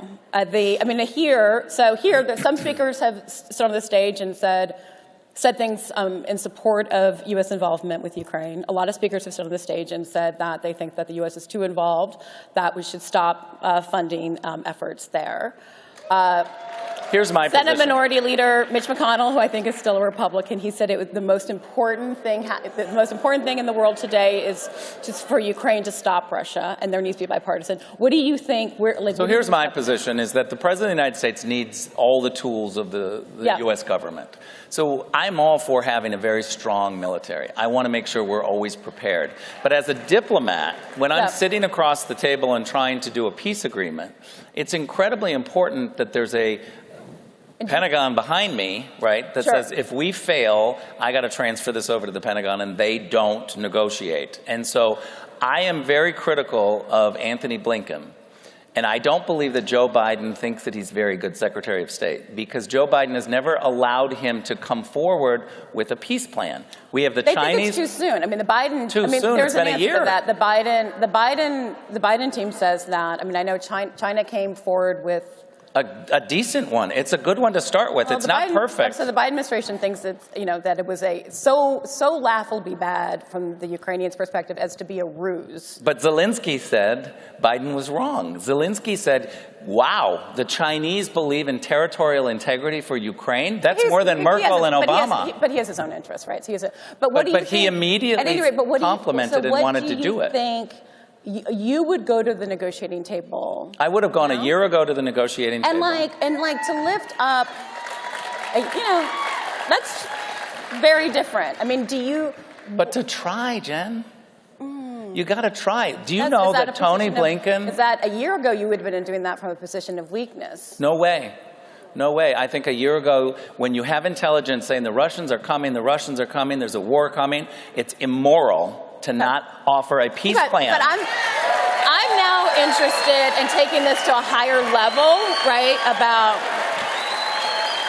U.S. role in the world, okay? Because that is, what you're deciding is, it is, not worth, at this point, it is more, the most important thing is to get to an agreement and this. Safety of human life.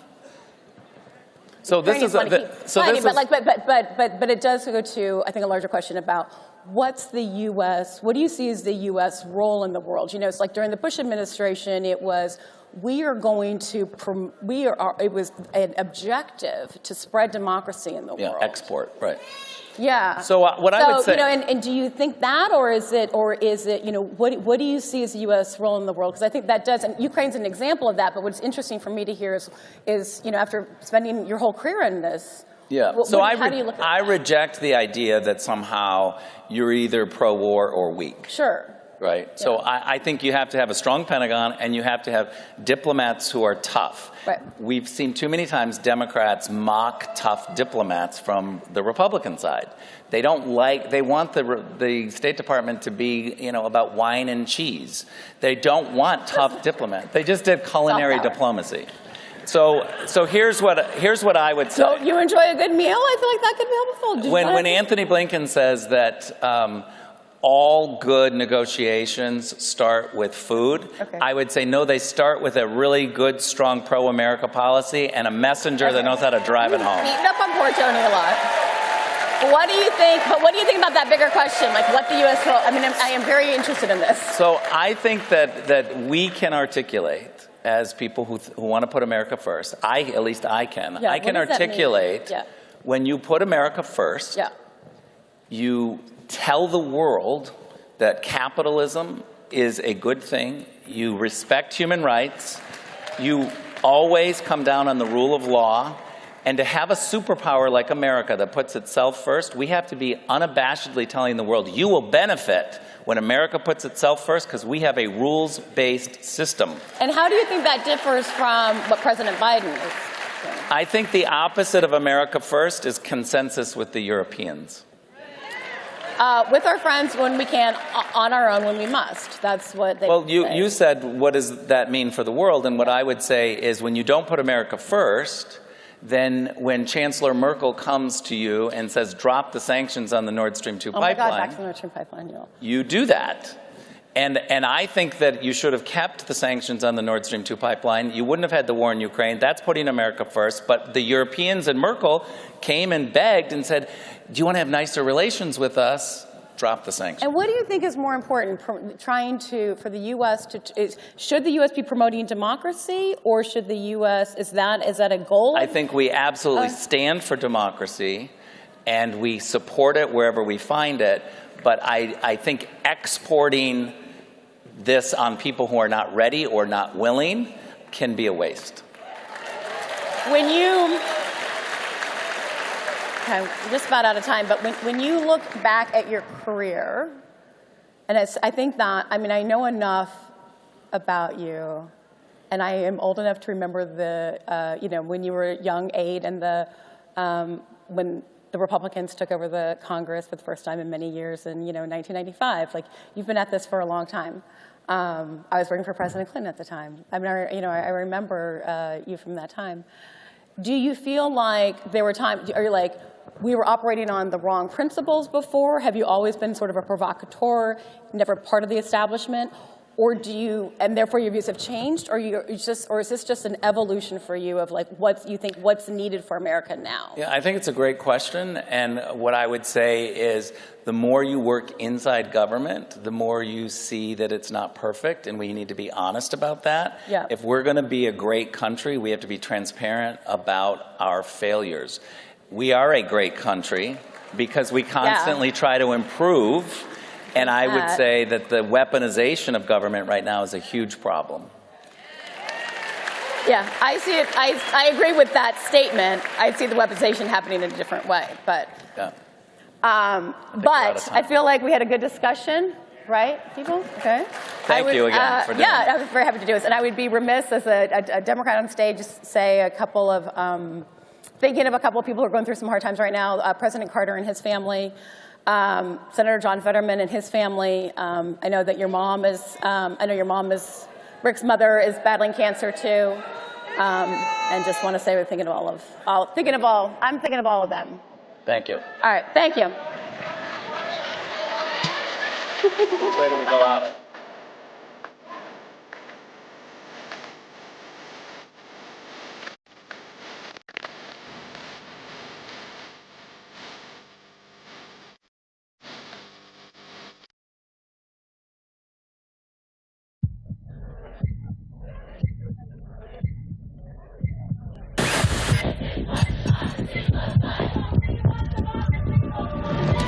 We are here to defend democracy. Misinformation poses a threat to our nation's health. Climate change is an emergency. Democratic socialism. Codify one's right to choose. Hell yes, we're going to take your AR-15.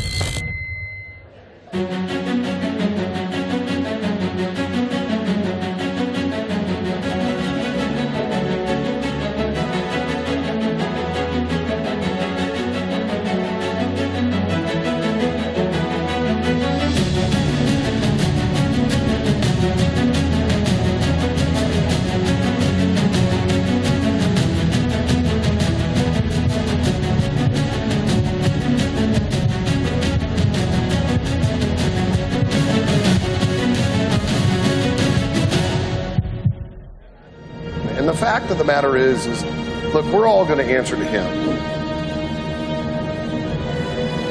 But I live by that faith. And if we work together and lift each other up, we will build this red wave and red conservative movement that will benefit all of us. One of my favorite Bible verses came to mind. It's Joshua 1:9. God commands us to only be strong and to be of good courage. Yes, we're a wireless provider. We're a cell phone company. We have great coverage, nationwide coverage on 4G, 5G networks. We have 100% US-based customer support. We check all the boxes that say that we're a cell phone company. But here's the deal. Our mission has nothing to do with cell phones. Our mission is to relentlessly defend our God-given constitutional rights and freedoms, and to do so in a way that glorifies our God. Bringing God back into public schools. These "In God We Trust" signs are popping up in classrooms across Texas. Our next guest is with Patriot Mobile, the Texas-based cell phone company that gave the signs currently on display. Here with more is the Vice President of Public Affairs, Lee Wamgans. And, Patriot Mobile is America's only Christian conservative wireless provider. Well, of course, we have, extreme liberal leftists whose, heads explode when they hear the national motto. But by and large, the majority of our feedback has been incredibly positive, and we're so proud to be a part of sharing the American heritage with our students. We love America's schools, and we love our students, and we want to help them and encourage them in any way that we can.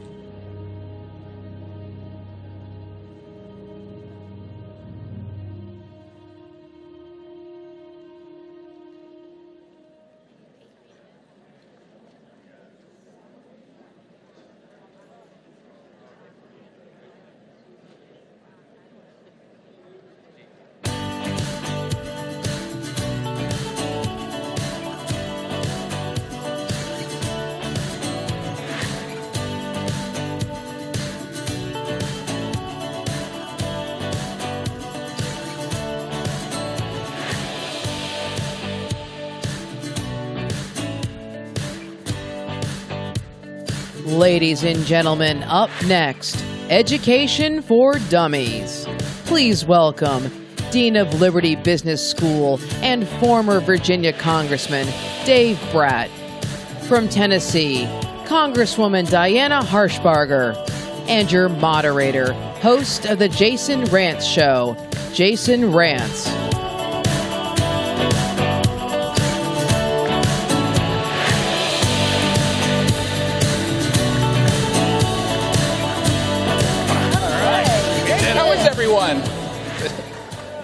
Quick question before we get started. If you're going to a doctor, would you prefer that they took the MCAT at some point? Probably. Congresswoman, we're at a point, unfortunately, where some schools are saying no more LSATs, no more SATs, ACTs. You're a pharmacist. You had to take, what was it, the MCAT? Or the PCAT? So where do we start when we're already so far into the madness? Well, you go back and do what we did when I was going to school. You make the grades, you make the cut. You're the one that gets into school. You're not entitled just because of your color or your race or what have you. Look at the criteria that got me where I was.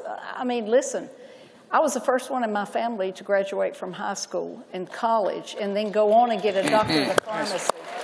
And let me also tell you this. I paid every penny of my student loans back, by the way.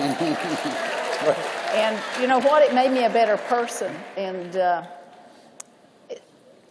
giving people something for nothing, there's no value in that. Yeah. So make the grades. Go back to the old way of doing things. The colleges and universities, no ACTs, SATs. How do you get qualified people? You're right. I wanted the doctor that made an A, okay? And now you can't even ask that. Can't ask their qualifications. You're not supposed to. And Dean, I mean, let's talk about the equity argument. There are folks who will say the demographic of our school is not reflective of the community that we teach in. Is that important? Should it look like the community? To answer the question, the Congressman got, where do I go? I go to God. And I go to God to answer that question about the value of every single person on this planet. Every kid, every student, every scholar is made in the image of God, with the mind of God, in the image of God. And we treat everybody that way. There's never been a problem. The problem started in the 1960s. As soon as we got God out of the schools, then the problems kicked in. And we did this creative language. There's a guy you may have heard of. His name is John Harvard. He was trained in Oxford by a Christian minister. Went to Harvard. He founded Harvard. Harvard's motto was truth for Christ and church. Yeah. That tradition has been with us since the rabbinic tradition, right? The Judeo-Christian West for 3,000 years. And so when we get in a bind, that's where I go. When things make no sense, you go to the Judeo-Christian tradition, which started Harvard and Princeton and gave us James Madison, who studied it under another minister, Witherspoon. He wrote the Constitution. We've got a great track record. And so we shouldn't be apologetic. We need to learn the terms of this debate and win it on our own terms. Well, one of the terms has to do with institutionalized racism or institutionalized bigotry of some kind, which is why that there's a disproportionate number of African Americans or Latinos or transgender folks who go to school. Do you believe in a sort of institutionalized or systemic ism at all that's keeping folks out? No. Anytime you've got an ism, it sounds like a disease state to me. So, that's why I went to the pharmacist. Yeah, exactly. I've got the cure, if you want to know. And, we look at higher education, the way it's changed over the years. Honestly, I was on Education and Labor last term, and I'm telling you, we've created a system that is only indoctrinating, and it has been for decades. Just like you said, it may have started back in the 60s. They figured out they could take that race component in the 70s, and they've run with that ever since. And it's not based on your knowledge or, it used to be the great equalizer, Jason. Education did. Yeah. And it's not anymore. And what is it? What is it now? How would you describe it? Well, look at it's unaffordable for one thing. And I look at institutions like Harvard and some of these Ivy League schools that they have more money than some GDPs of small countries in their endowments. And I'm like, well, if you want to indoctrinate them, pay for it, And I think Harvard's doing that now. But look, everybody should be afforded an education if they want it. There's restructuring that has to be done. When they indoctrinate our children, we don't know. The sickest I ever was, and parents and grandparents will sympathize with me, is when I sent my son to college, because I knew the values I taught him when he was being raised. But when you get there, they have an agenda. They have an agenda to indoctrinate your children to thinking a whole different way. And how do you change the nation? You change the youth of a nation. You can either bring them up or you can tear it down, and that's exactly where we're at. We have to change that. Dean, is that where the motivation lies with a lot of these schools, where the goal is we get them early, they go into society, and they then impose, the worldview of the radical left? Yeah, no, this is just the Marxism, as the Congresswoman just said. It goes back to Carl and 1860 and all that. But they've gotten very sophisticated, and it started with just simple class war, but now they've invented more buckets for the fight. Well, DEI is not a great diversity, equity, inclusion. It's amazing. At the beginning, when we didn't actually know what those terms meant to folks on the left, we were like, of course I support diversity or equity. I want to be included, but that's not actually what they mean. No. And I think it's important for conservatives.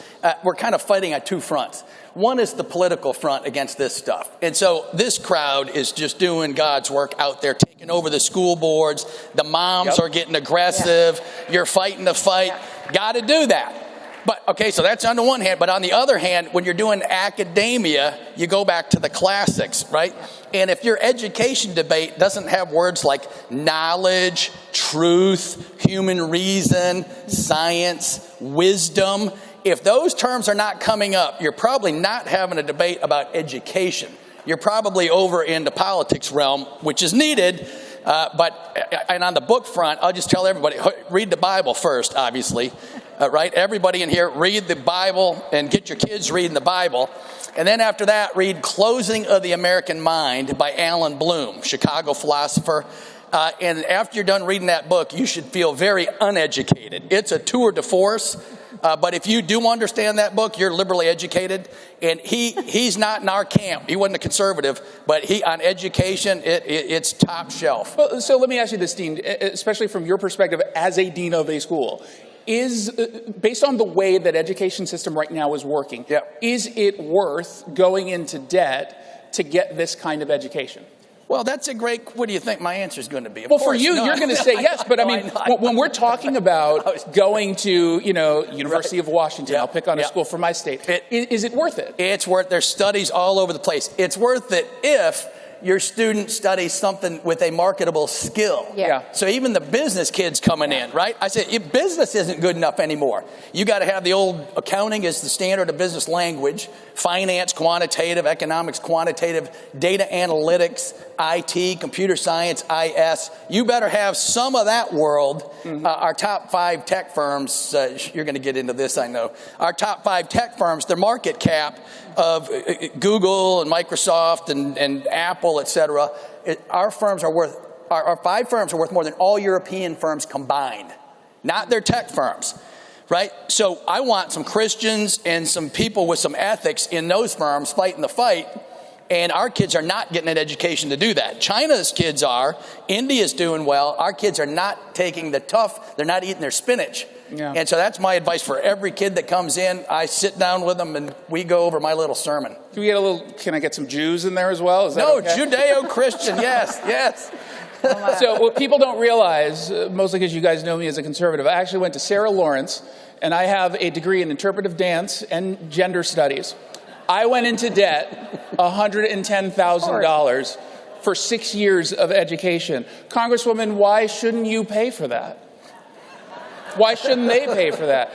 Should I do a dance? You studied. I mean, I'm very, well, you know, this is the problem, and this is what we have to do. The return on investment when you go into gender studies, whatever that is, you know, I'm still trying to figure it out. Well, let me just tell you, there's 2 sexes. It's female or male, and I can argue with anybody. I did a dissertation, 72. Yeah, I'm just saying. But, you know, you have to look at the return on investment whenever that young person goes into a college curriculum course. We have to make that known, though. That's something that we talked about on the committee. You know, why are these guidance counselors pushing these young people toward degrees that they'll never make any money? You can't own a home. You can't raise your family on gender studies salary. I don't even know what they pay, but it's things like that. Constant It's common internships. sense, you know, and this is what's happened. And I'm telling you, you spoke about faith. We've replaced the Bible with brokenness in our society, and we expect these schools, these universities, to raise our children and do what's right by them. And that's why the society is in a place that we're in. And we can't legislate morality. I wish I could, I would. But, you know, it's up to the parent. It's up to us in Congress to say, we're not going to fund this program. We're not going to fund this university. You know, in our state, in Tennessee, they're now having a battle about not taking any federal money so they can do what they want with their school systems. So you're going to see this, and it's going to be the state that protects us in every way, shape, and form from the federal government. You know, you don't live a good life like I did and come up here to sit around and twiddle your thumbs. We're here to make a difference, and now in the majority, the parental Bill of Rights for the parents in the audience here and that are viewing this, we've put thoughtful things down. The parent should be involved at every level. I couldn't go in and see my son's grades when he was in college because he was over 18. But I want to know what they study. I know what I paid for his education. Yeah. I do know that. Now, what kind of return? He's a fine young man, and he's a pharmacist now as well. But not every child turns out that way. And we have to use common sense. Well, yeah. There's not enough of it. And part of the conversation, I think, should be with your son or daughter that maybe you don't have to go to this particular school where you're going to go into debt. But we also want to support your passion about whatever it happens to be. Yeah. But we know just realistically, you're not going to make a 6-figure salary out of college. Don't go into debt $200,000 for a photography or, God forbid, a philosophy degree. But if they want to do that, go down the course of workforce Exactly. development. There are ways to do that. Yeah. At the same time, though, Dean, I think we can all acknowledge that colleges, universities, they're very expensive because they're very bloated. They do a lot of stuff that they don't necessarily have to do because it gives them some social currency. And so how much of this is truly just on the student and the family when you've got so much of a bloated budget for these schools? Yeah, well, go check out our retail sticker at Liberty. It's half of the mainstream stickers for the Ivies and all this kind of thing. And we run a pretty tight ship. But you're right, and the cost, of course, has gone up with government subsidizing it, right? Yeah. And then when the government gets in the middle of anything, you never get an efficient outcome as far as the market's concerned, right? And so I haven't really hit on that yet, but one of the major concerns for the United States going forward, and you can go fact check me on this, but the head of productivity for the country in economics is at Northwestern University, Robert Gordon. And he's the best of the best, and he's forecasting 1% or less productivity growth for the next 10 years. And so that means our Congress members, if they say we're going to grow our way out of this thing like normal, no, we're not. So the kids are stuck with the debt. The entitlements are all bankrupt. I think you all know that. And so the reason I'm bringing this up on education, that makes it all the more important that the K-12, right, when people ask me and they're poor, or they're very concerned about the future. And I said the best thing you can do is to skill your kid up and to get in the workforce with a job and benefits, absolutely, right? If you don't get that basic thing tacked down, and so it's on us. The kids, when you're 20, I had some other fun activities on my mind, right? It's a common thing for 20-year-olds to want to have fun. It's a PG-rated panel. Yeah, no, I know. And so he's dean at Liberty. Right, and I'm at Liberty. And so, but as parents and adults in the room and in Congress, it's time to give the tougher lessons. Eat your spinach if you want to be intellectually healthy. So let's talk CRT, which apparently was not being taught in schools before. Well, it technically was, but only at a graduate level. And by the way, we just want to talk about slavery and Jim Crow, which apparently has not been taught in schools up until recently. They lied on the left about CRT and its impact. Here's a question, though, Congresswoman. How much of a role should you have as a lawmaker about what gets taught in curriculum at a local level? Well, you never want the federal government in charge of anything that the states can take care of, honestly. Don't you agree? And, it's our job. It's kind of like the cost of education. It's out of control. And now they want a student loan forgiveness. And I think it's $1.6 trillion. The last number I looked at is what they owe in student loans. And that's how it got bloated in the first place. Mm-hmm. They knew that we were going to come in. And now they're going to forgive this. What's to keep them from increasing these tuitions even more?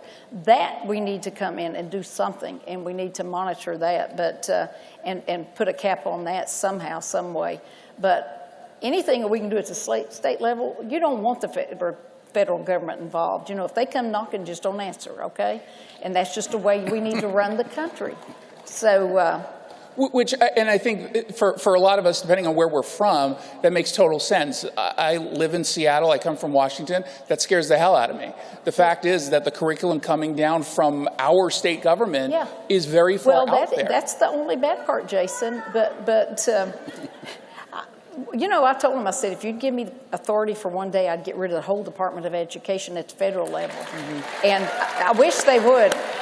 But, that's too much of a common sense thing to say, and they look at you like you got 4 heads and 3 eyes in each head when you say that. But I said it to the Secretary of Education. So anyway, you can wish and you can hope, but you can do things. You can certainly do things. Dean, same question. I mean, how much, your former congressman, I imagine you didn't want to necessarily dictate curriculum in a Seattle school or a Topeka school. Yeah, well, and you just used the right word, dictate. Yeah. Right? It's like from on high by our betters, by the elites. No, thank you. We don't want the globalists running us. We don't want central command. Right. We don't want central government planning. The reason they make up these neat terms, equity, inclusion, it all sounds good. But they're all designed so they can go after one team. Right? So if you differ with the way they apply that formula, then you're in the doghouse, and all the 80,000 IRS lawyers and et cetera are coming after you. And the same with firms. They design all this clever stuff. I've met with all the politicians on the left, the Democrats and whatever. They don't believe in any of this stuff. They'll start giggling. If you say, this is designed to accumulate power. That's what the whole city is about. It's all about accumulating power. We need to take the fight to them and send everything back to the states. That's it. So then we'll wrap on that point. How do folks who are listening right now or watching online, how do they take education back? without getting, because we're conservatives, we also have agendas per se, and we want to see facts being taught. But how do we maintain a check on our own biases and just focus on what's supposed to be taught in education? Yeah, well, I think the conservative movement's on the right path right now. You got all the moms showing up and the dads at the local, and they're demanding transparency. They're not dictating policy. They're just saying, I want this meeting on camera. I want it written up. I want the press to cover this stuff. And transparency, that's the best medicine for this thing. Once the average person at home figures out what's going on, they'll have the same reaction we're having. But we don't own the ink. And I'll let the Congresswoman close on the... Well, you get involved in your children's education from kindergarten on up. And just because they're 18, they go to a school. You vote with your pocketbooks, and you send your children to colleges that are affordable. Don't go into debt and take a Student Plus loan out or anything like that. You want more for your children than you ever want for yourself. That's the bottom line. But use your head. Go talk to other people. And you'll make the right decision. Well, and that just from your perspective as a lawmaker, what scares you most when Joy Reid does a segment on you calling you a racist, or when they show up having some demands about the direction of schools or of anything? Well, make your voice heard. I mean, that's what you have to do. It's up to you. I work for we the people. And I listen to you. That's how I legislate. If there's a problem and I can be a part of the solution, that's what I've done in my profession my whole life. That's what I'm doing here. And I don't want a dollar. I don't want to waste time. Give us real solutions to problems. And we can save the country a lot of money in the long run. Absolutely. We have a lot of us, unfortunately, have ceded power to radicals on the left by not showing up, by not engaging. Yes. You guys out here are an exception because you are engaging. Go home and talk to neighbors, family, and friends, and get them more engaged. And then you can take back not just education, but anything you'd like to see changed. We can win these battles so long as we show up. Thank you guys so much for coming out today. Appreciate it. Thank you, Jason. Congresswoman. Thank you. My pleasure. Thank you. Thank you. Great. All right.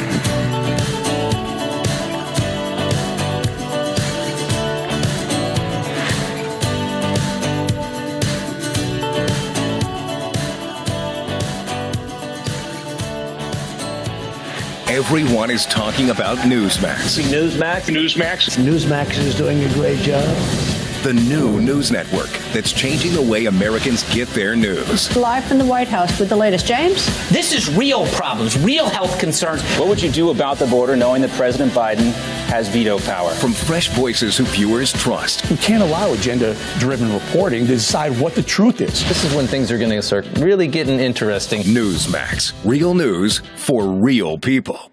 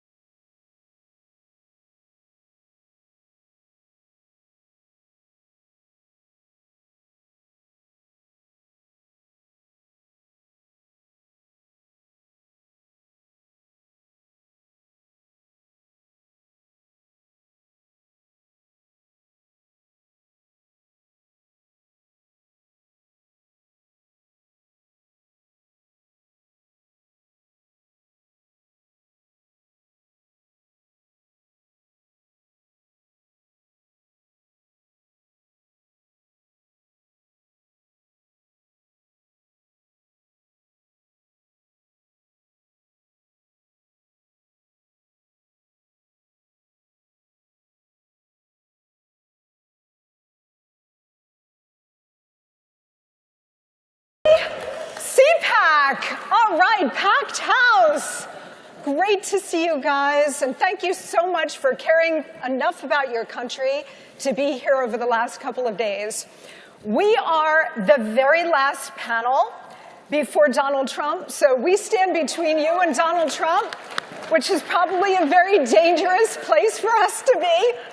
But fortunately, we've got a really important and necessary conversation for you guys today with a stellar panel of tech and legal luminaries. So please join me in welcoming Michael Seifert, Public Square, Eric Prince of Blackwater, and John Cole, legal mastermind for our side.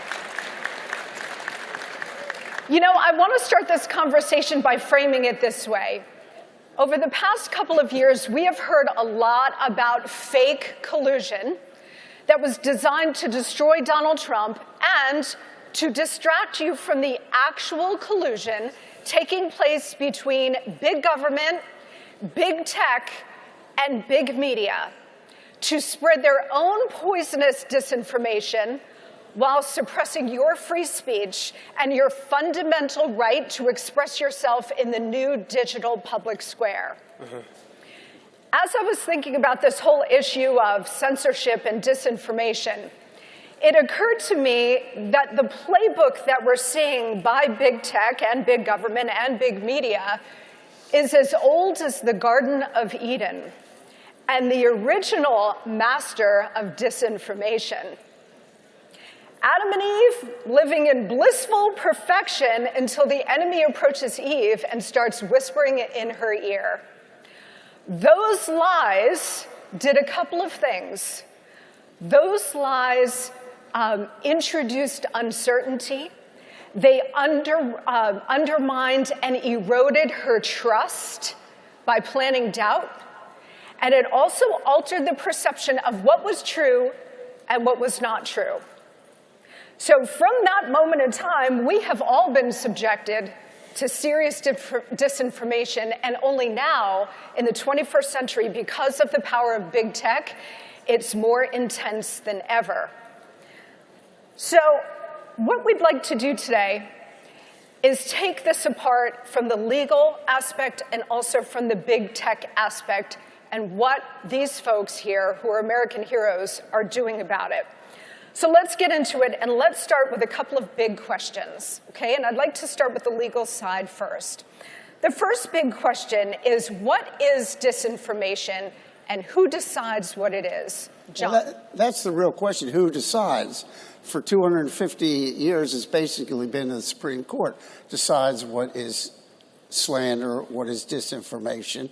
Now we have geeks out in California. We've got algorithms, things like that. And this is a country that trusts anybody and everybody to vote. But we don't trust them to differentiate what is real, what is not real. You know, you can block anybody. You can disagree with anybody on big tech. But they want to, lots of people in this country want to determine what you can block, what you can't, what you can listen to.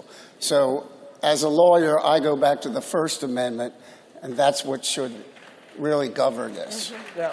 Yes. So that question of who decides what is disinformation, that kind of subjectivity can be really dangerous, especially in the wrong hands. Right, Eric? Indeed. Anybody, unless you've been living under a rock, realizes that big tech collects a lot of data on you and resells it. Google and Apple, they resell. They know where you go, what you buy, who you call, and what you browse. And they use that to sell to you. I mean, Apple and Google especially, is $1 trillion company that sells advertising. And they do that by harvesting and reselling your data. We have built a platform really after the nonsense of 2 years ago of big tech having the audacity to cancel people, to say what you can say and what you can't say, throwing people out of their app store. We developed an independent phone platform called Unplugged, available this summer. And it will be its own hardware, its own operating system, its own secure messenger. It's completely independent, uncancelable, and we just want to be able to compete, to give people an option to protect their free speech. And we're going to get into that because I want you to really get into it with the audience and tell them exactly what this is going to be and when it's going to debut. But first, Michael, I want you to weigh in on the whole idea of disinformation, misinformation, who decides it, who defines it, because really if it's in the hands of some dangerous people who perhaps are not on our side or think differently, we're seeing that kind of condemnation across the board, and that's really a hallmark of tyranny, isn't it? That kind of consolidation of power? 100%. And it's most dangerous when you see big tech, government, and big business all lumped together with a common agreement on what they think is disinformation, and then you see we the people that have an alternative view. And the whole reason for our Constitution would be that government, big business, big media, none of these people gave us our rights, so they cannot take them away. The most dangerous thing that can happen is when one of those institutions, it's true, they did not give us our rights, so they cannot take them away. So when you have a bank that will cancel you for wrongthink, Don Jr. talked about it the other day. When you have a tech platform that will say, hey, you're not allowed to say this, even though we all objectively know that it's true, and then, by the way, they come out and admit that it was true a year later. It's completely egregious, it's corrupt, and ultimately it's the people's responsibility to rise up to create these alternative systems to fight it in the courts so that the arbiters of truth would no longer be in any single institution, but instead would be whatever you happen to believe you get to pursue in your own life. The government is not the dictator of your destiny, and in fact, this was enshrined in our Constitution from the very beginning. And so we want companies that'll protect that, we want big tech platforms that'll protect that. You have the freedom to disagree, at least that's what a free country should represent. There's one thing you have to prove. You have to prove that they're state actors. We have that. Weekly meetings with the CIA, weekly meetings with the FBI. They are colluding together. They have been for quite some time. The FBI knew what was on Hunter Biden's laptop in the end of 2019, and they went all the way 10 months talking to anybody saying it was Russian disinformation. It was a lie. And with our state action, which you have to prove, and there's ways to prove it, we got them in the Trump versus big tech case. We have them. And as soon as we go up to the Supreme Court, we got them. So that raises another really important constitutional, I think, legal question for you too, John, which is, what is state action against free speech? Who defines that as well? We've got the Constitution, but our judiciary is shot through with some corruption as well. So how do you define what state action is against free speech, and when does it violate the First Amendment? In a simple word, it's when they work together, and they have been. It's proved, it's everywhere. They work together. They can't work together. A private company has the right to do anything they want if they're not subject to state action. And it's basically working together, which they did. Then you had a bunch of Democratic Congress people threatening them, if they don't do this, we're going to take away 230. So you have all these state actions that, thanks to Elon Musk, they all came out. Would we ever have seen that evidence without Elon Musk and the Twitter files? If Elon Musk had not bought Twitter and started exposing the depth of this collusion and corruption with the government and other entities, would we ever know this? Yes, through discovery in the lawsuit I'm leading. We would have got it in discovery. We had enough to go forward. Now we get depositions. If they hadn't destroyed the files. Yeah. Well, right. That's probably what happened. And that's a really important point. So well, the first thing we did was you send into the court not to do that. And if they do it, it's a felony, but who knows? Yeah, but we all know that the left operates in the way where they don't ask permission. They ask forgiveness after the fact, after they destroy evidence. Is this a conspiracy? And I realize that there are different legal and political definitions for conspiracy, but is this a widespread and very deep conspiracy to surveil and censor us? Michael. I often try to not attribute incompetence to malice. I want to believe the best in people. I genuinely don't think most people are inherently evil. I think people think they have the right intentions. But the problem is you also have to just follow the evidence. And the evidence has showcased over the last 2, 3, 4, 5 years that there is a union between big tech, government, big corporate, woke ESG America to silence dissenting views. And they're all together in this regime that has really operated in opposition to the American people. You can't really deny that anymore. And I think the reality is, too, for the party that says all day long, we can't have fascism, we can't have fascism, we agree, big government and big business and big media at the control of the regime is fascism. And so the fact that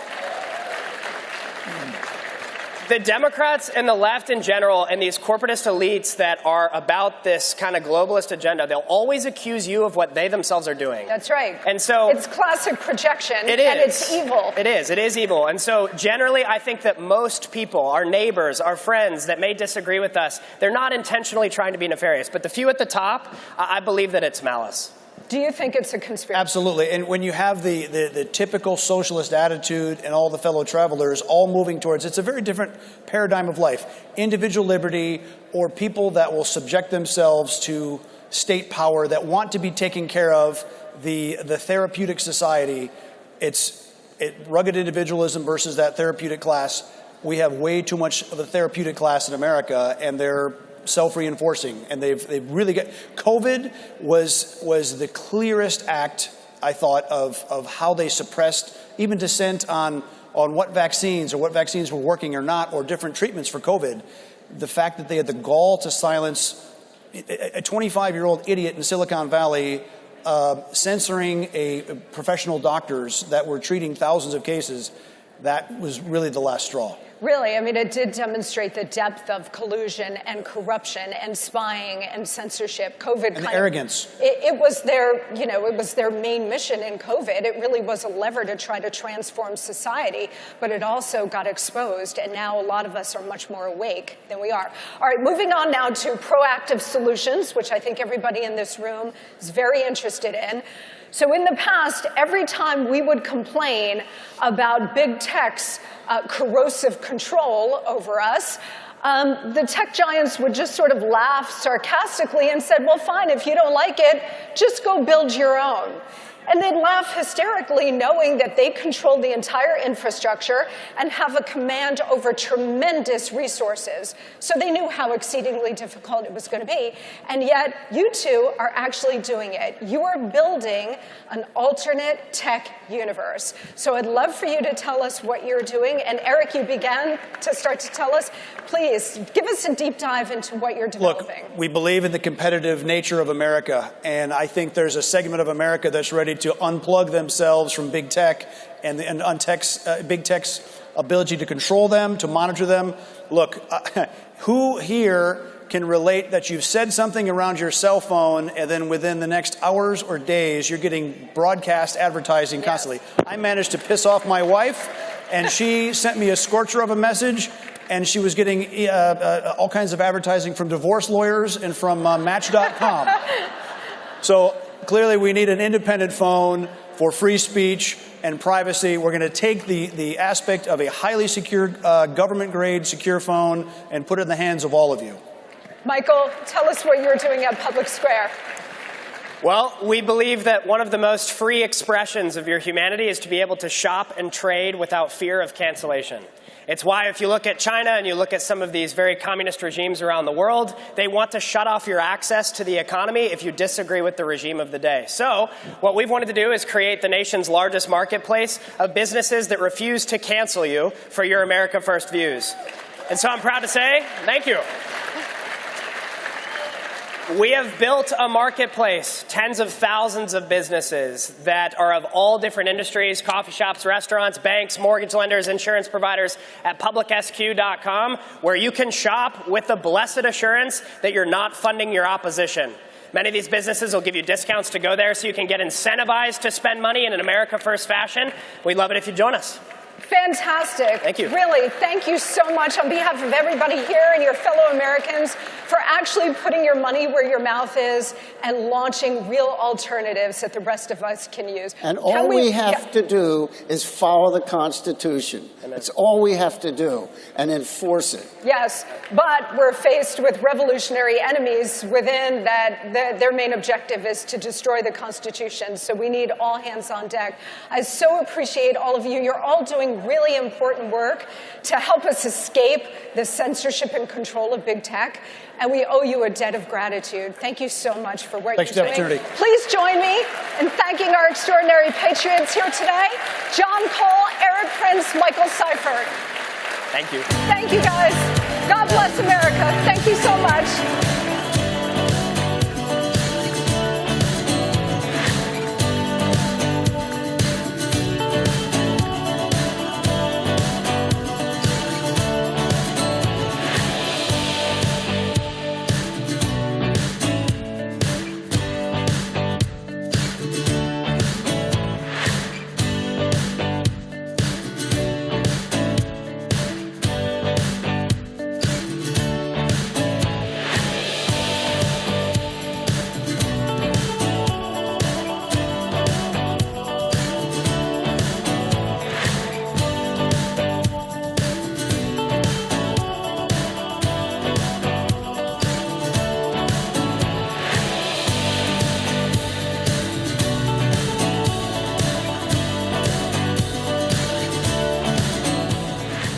Ladies and gentlemen, it's time for the 2023 CPAC Straw Poll. Please welcome President and partner at McLaughlin & Associates, Jim McLaughlin, and CPAC Chairman, Matt Schlapp.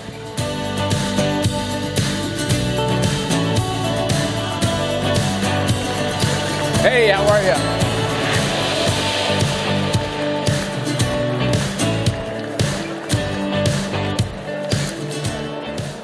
Hey there, great to be here.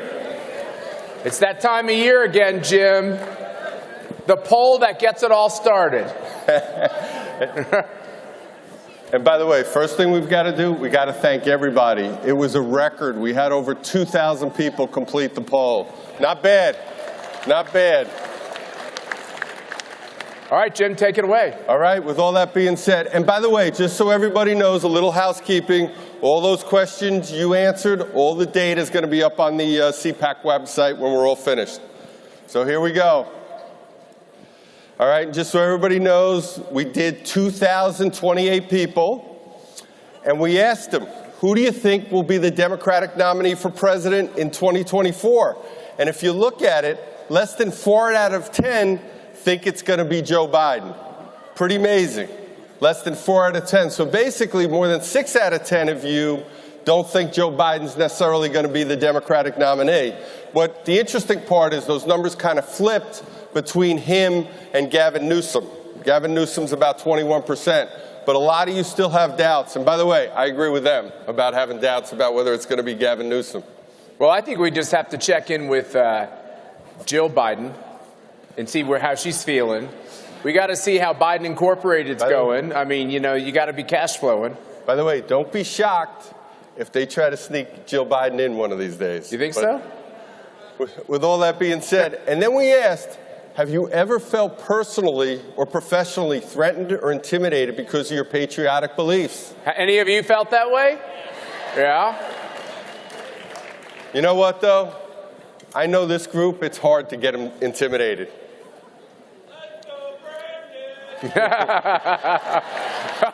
Be careful, they're watching you. Speaking of Brandon, you've got 79% of CPAC registrants actually disapprove of giving Ukraine military aid and weapons. 61% strongly, only 16% approve. Do you plan on getting a coronavirus shot in the future? That didn't do so well. That didn't do so well. Interesting. Yeah. Only 5%. Dr. Fauci is not going to be happy with you all. Now, where do you want abortion laws decided? Either at the state level or in Congress? 74-13 actually understand what the 10th Amendment is, and they think it should be regulated at the state level. Let the people decide. All right. Now, the next one, on the debt limit. Now, only 5% want to do what some of the rhinos want to do, for lack of a better term, just raise the debt limit, no way, no how. And then you got 38% are saying not raise the debt limit. It's only about 38. And then you have another 45% are basically saying, no, we got to negotiate. So that's pretty interesting. So here's the deal on this one, right? I think people are tired of the Republican Party raising the white flag and giving up, number one. Number two, if they're forced into a corner, they should at least get everything they can for the things they sign off on. And having a clean debt limit increase would be very unpopular with the base of this party. Extremely unpopular. I don't think just the base. I think also Republicans and independents, from the numbers that I've been seeing, because the American people are a lot smarter than the politicians in Washington. They understand what's causing our inflation and our economic problems is what? Spending and debt. They get it. Now with that, who would you like to see as the next vice presidential candidate? I apologize for being small. I can't see it. But we have to put this together really quickly. Carrie Lake at 20%. Ron DeSantis at 14%. Nikki Haley at 10%. I love this crowd.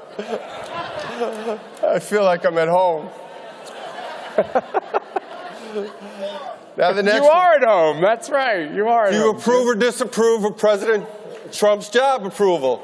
95% approve. That's a good number.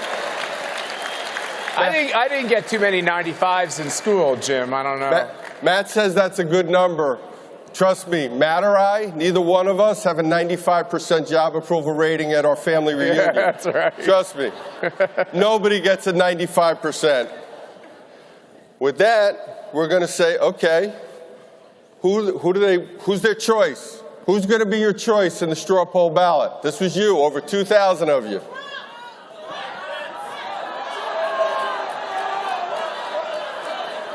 All right. There goes the technology.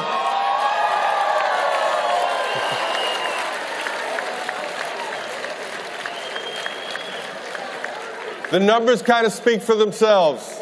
62-20 over Ron DeSantis. President Trump gets 62%, so.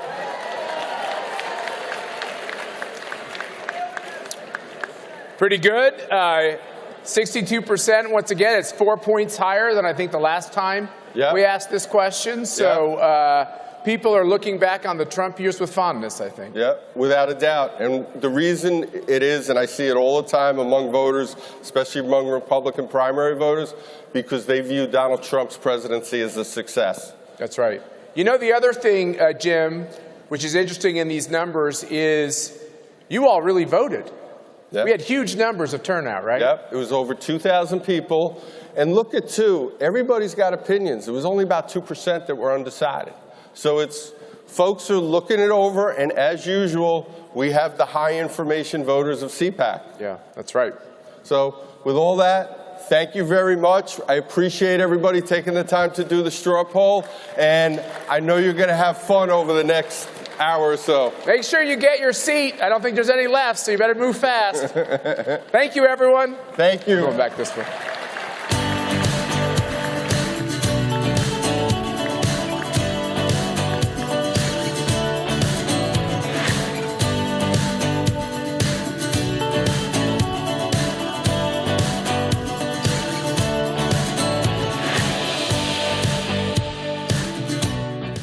Everyone is talking about Newsmax. Newsmax is doing a great job.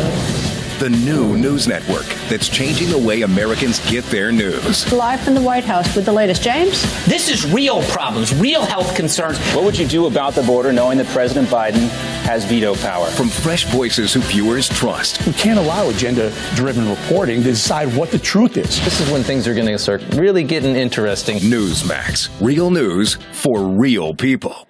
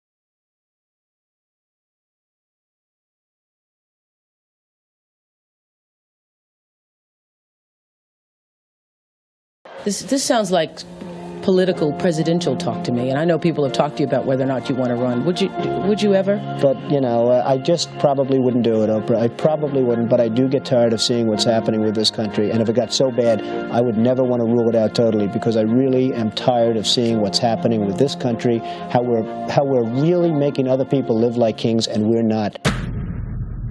Inflation in the U.S. is now at 6.5% higher in December compared to a year ago. A state of emergency at the Texas border. We turn to the other news this Sunday night and to the somber homecoming for the 13 brave Americans killed in Thursday's attack at the Kabul airport. You're a golfer. Yeah. Why don't you just play golf? Why would you want to give up a great life and go back to that hellhole? Because I love the country. Donald Trump wins the presidency. Crews break ground on a new section of wall along the U.S.-Mexico border. We have seen month after month of solid job growth. And we are going to make our country great again. But you are going to be so proud of your country, because we're going to turn it around. I just told them I've got to come over and see the fake news. Let's go. We will bring back our jobs. We will bring back our borders. No challenge can match the heart and fight and spirit of America. I will fight for you with every breath in my body, and I will never, ever let you down. My fellow Americans, our movement is far from over. In fact, our fight has only just begun. Be advised, the president is en route.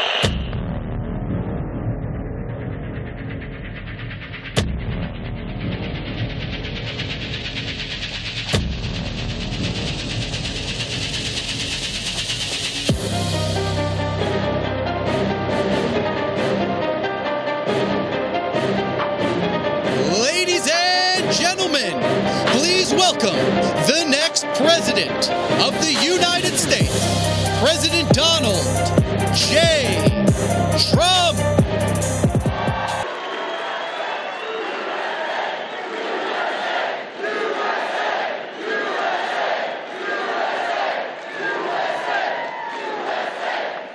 Well, thank you very much, and I'm thrilled to be back at CPAC with thousands of great and true American patriots, and that's what you are.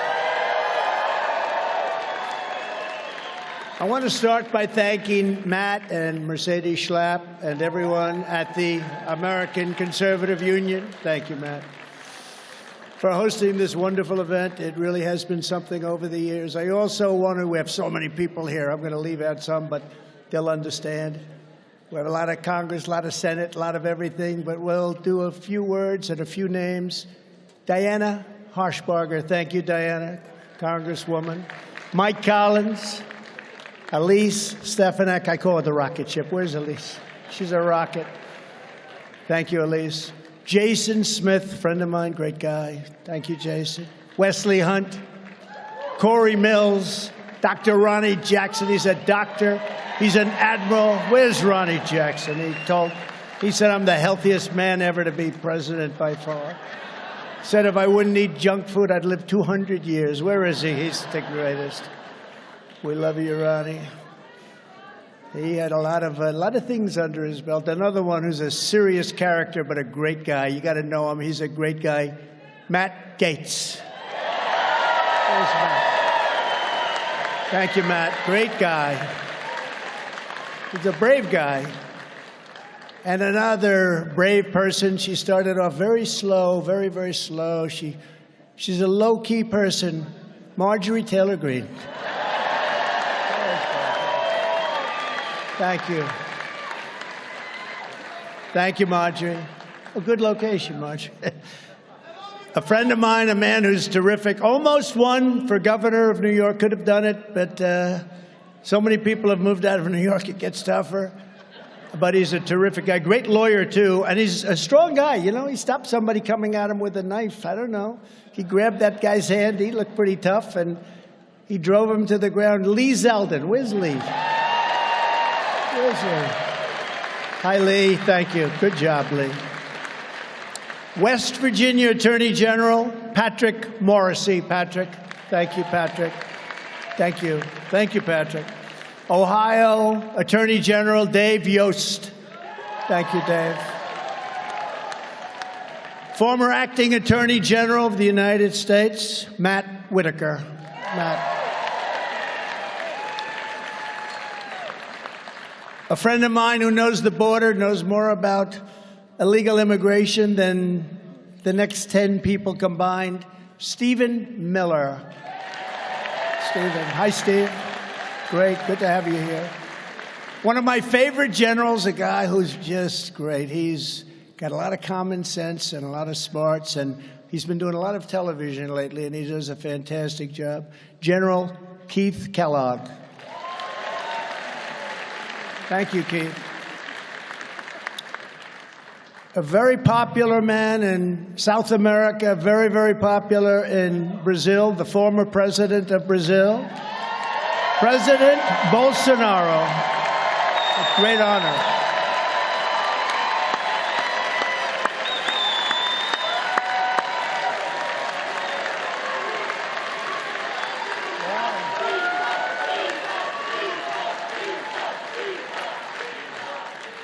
I don't know. You beat all these U.S. politicians. That's pretty good.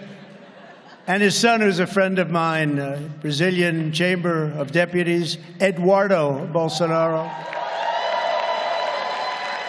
Hi, Eduardo. Great job you're doing. Just got reelected. And somebody that we really like in this room, I think. I certainly like him a lot. He had a lot of courage. Very smart guy. James O'Keefe. Where's James? Where's James?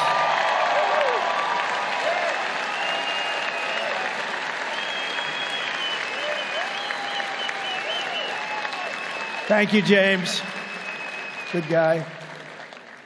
As we gather today, our country and our movement, the greatest political movement in the history of our country. There's nobody going to even question it. Even the fake news media. That's a lot of fake news back there.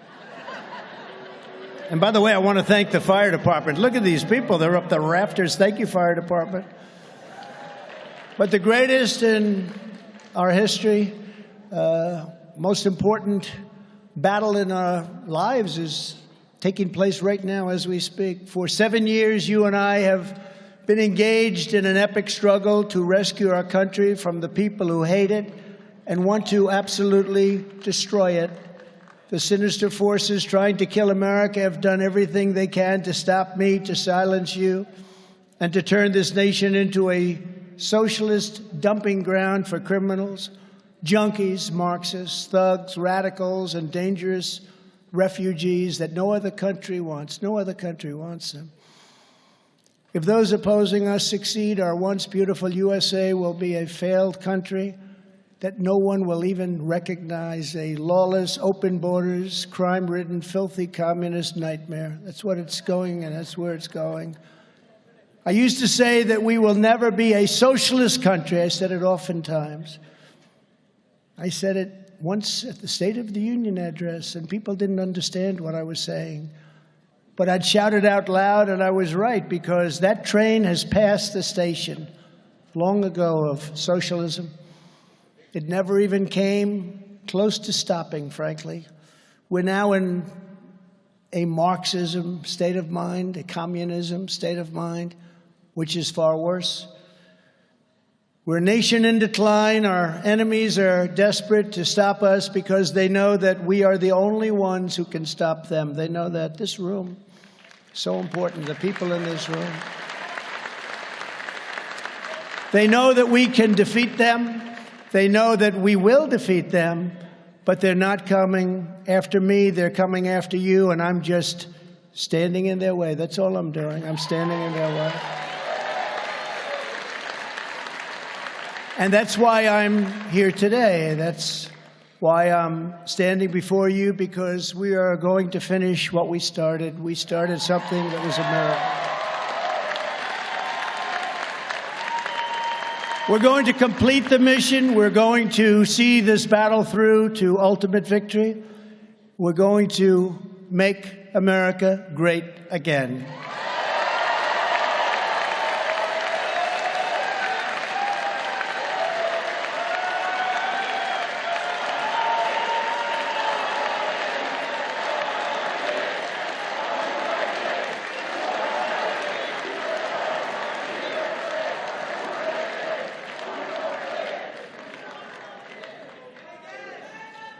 With you at my side, we will demolish the deep state.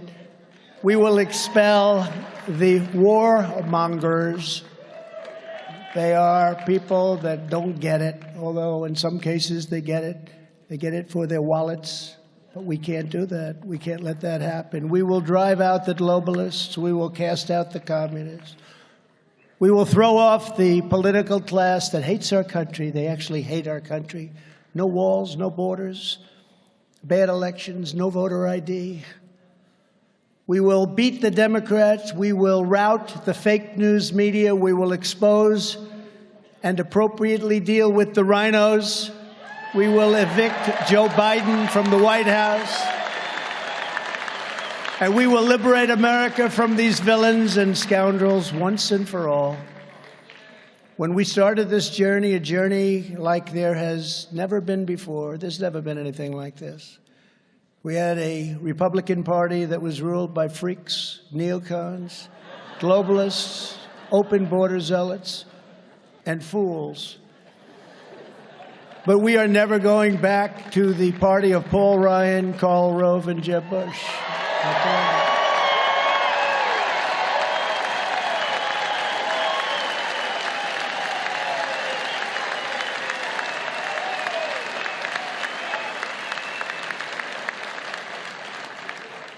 We're not going back to people that want to destroy our great social security system, even some in our own party. I wonder who that might be, that want to raise the minimum age of Social Security to 70, 75, or even 80 in some cases, and that are out to cut Medicare to a level that it will no longer be recognizable. And when that was their original thought, that's what they always come back to. Remember that. You have to remember that. You heard it here first. We are never going back to a party that wants to give unlimited money to fight foreign wars that are endless wars, that are stupid wars. But at the same time demands that we cut veterans' benefits and retirement benefits at home. Our soldiers will no longer live in the streets of our city. We have cities where our soldiers, our great soldiers, are living on concrete. They're living on asphalt.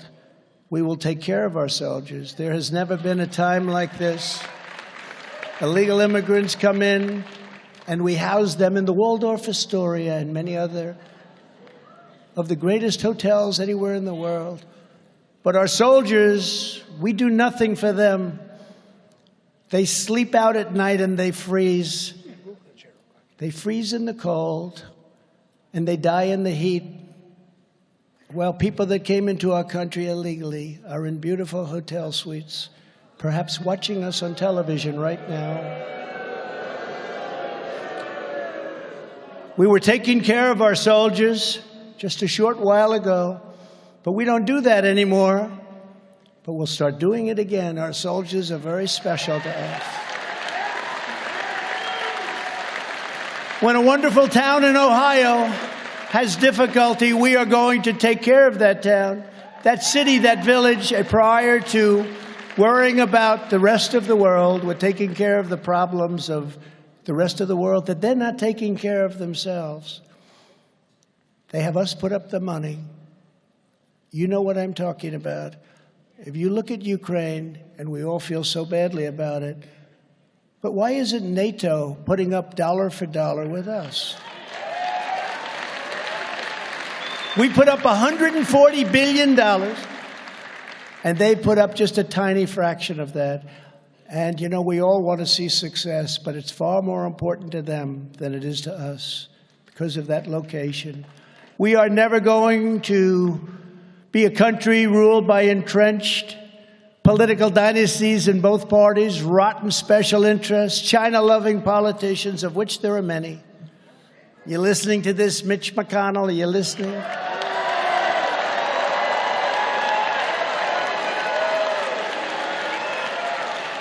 And a militant left-wing news media that's either frightened of telling the truth or is truly evil and bad. I don't know. I think in many ways they're frightened. But you never really know which. We are not going back to this mindset, not now, not ever. Not ever. And thank you, Mark Levin, for being here tonight. Thank you very much. And Julie. Thank you. Thank you, Mark. Very important voice. Stay healthy, Mark. We can't lose you. Just stay healthy. Stay healthy, Mark. We're not going to lose you. In 2016, we took away the power of this corrupt political class. And we did more in 4 years than any administration in the history of our country. If you look at what we did. We shut down the illegal foreign invasion at our borders and achieved the most secure border in U.S. history. We deported illegal criminal aliens by the tens of thousands. MS-13, taking them out by the thousands. We set records every single week. We were cleaning up our country. I smashed the false idols of the free trade fanatics. These are fools, or they're getting very rich, probably the second. And left the China lobby reeling from our historic tariffs and taxes that we charge them, bringing in hundreds of billions of dollars pouring into our treasury from China. Thank you very much, China. When no other president had gotten even 10 cents, not one president got anything from them. Our trade deficits were $500, $600, $700 billion a year. Billion, think of it, dollars a year. Not sustainable by any country. They built their military, and they have a very powerful military with the money that we gave them. How stupid are we? I was the only president in modern history who did not have any new wars. No new wars. I finished some old ones.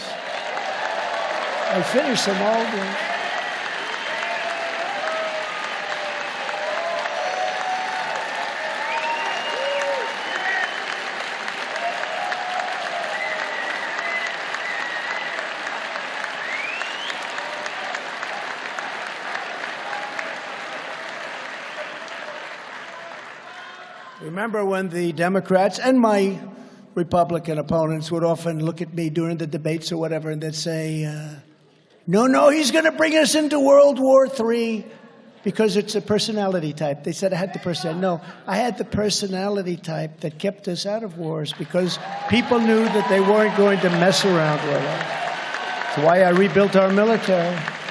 We were strong, we were safe, and I told delinquent foreign nations, they were delinquent, they weren't paying their bills, that if they wanted our protection, they had to pay up, and they had to pay up now. And they did. They paid $450 billion as soon as I said, no, I won't be protecting you if you don't pay. We truly had a policy of peace through strength. This was a serious, powerful policy, and we didn't have to lose our loved ones fighting wars in countries that nobody's ever heard of. I stood firm against the forces of anarchy and decay. I arrested the Marxists who toppled statues of our great heroes in Washington, D.C. We arrested them. They were knocking down the most beautiful artwork, the most beautiful statues of great heroes. They didn't even know who they were doing. They just wanted anarchy, and I passed and signed an executive order. Anybody that does that gets 10 years in jail with no negotiation. It's not 10, but it turns into 3 months. And it's an incredible thing that stopped right away. You know, they were heading to the Jefferson Memorial. They wanted to take out Thomas Jefferson. I don't think so. I don't think we're going to let that happen. But we passed it. It was a very old law, and we found it. One of my very good legal people, along with Stephen Miller, they found it. They said, sir, I don't know if you want to try and bring this back. I said, I do. And as soon as we passed it, that was the end. They just stopped. It's amazing. It's a miracle. We banned transgender insanity from our military.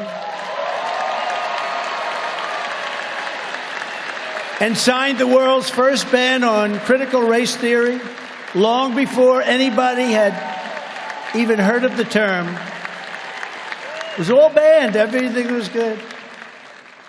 When Biden came back in, This guy came in and he put everything right back in place where it was. We were paying these people hundreds of thousands of dollars a year in salary, among our highest paid people, to teach all of this nonsense to our military yet. But it was all out. It was all done. There's only one president in history who has ever taken on the entire corrupt establishment in Washington. And when we win in 2024, we will do it again, even stronger, faster, and better, because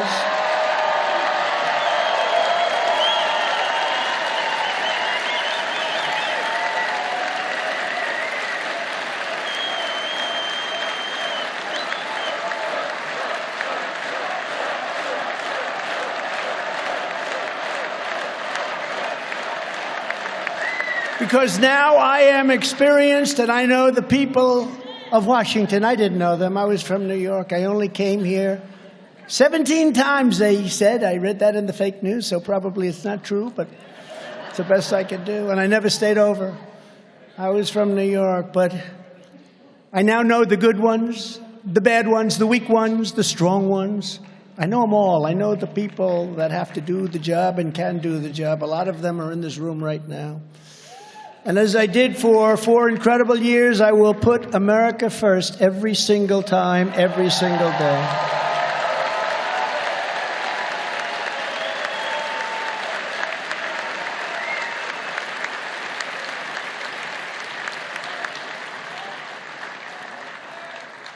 From the beginning, we have been attacked by a sick and sinister opposition, the radical left, communists, the bureaucrats, the fake news media, the big money special interests, the corrupt Democrat prosecutors. Oh, they're after me for so many things.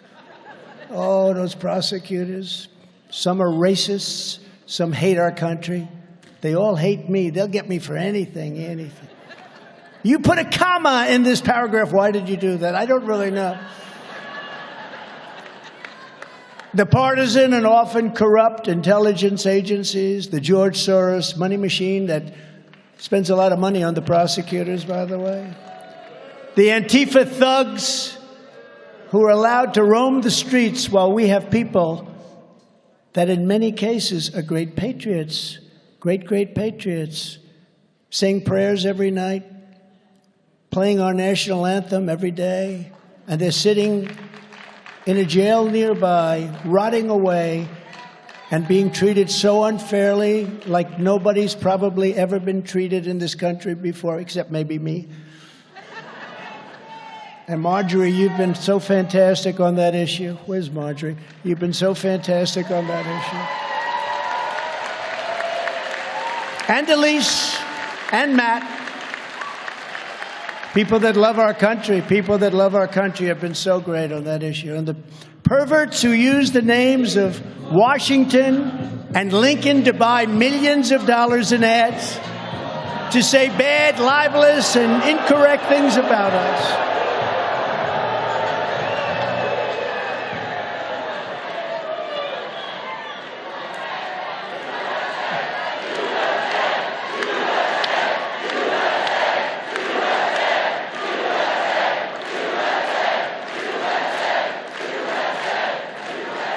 I didn't know this was a rally, Matt.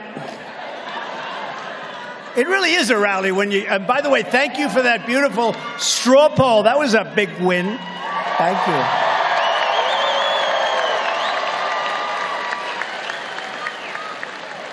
Our enemies are lunatics and maniacs. They cannot stand that they do not own me. I don't need them. I don't need anything about them. I don't need their money. They cannot steer me. They cannot shake me. And they will never, ever control me. And they will never, ever, therefore, control you.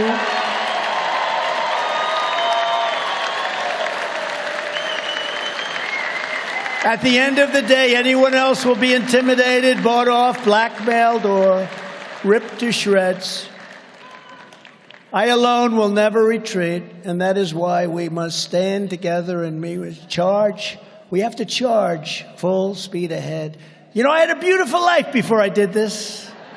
I lived in luxury. I had everything.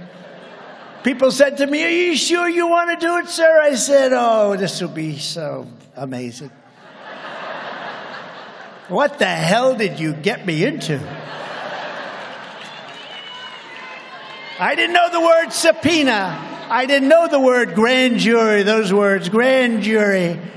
I didn't know that they want to lynch you for doing nothing wrong. I didn't know they want to lynch you for doing a great job. I didn't know they want to put you away because your poll numbers are better than anybody they've seen in years. And then they go with the disinformation campaign. First of all, we're leading every Republican by massive numbers. And very importantly, perhaps more importantly, we're leading Biden by a lot. And we're leading Kamala by a lot. And every time the polls go up higher and higher, the prosecutors get crazier and crazier. We got to stop these guys. He says, we have to stop Trump now. We got to stop him now because we can't stop him at the ballot box. You know, they tried that in 2016. How did that work out? Not too good.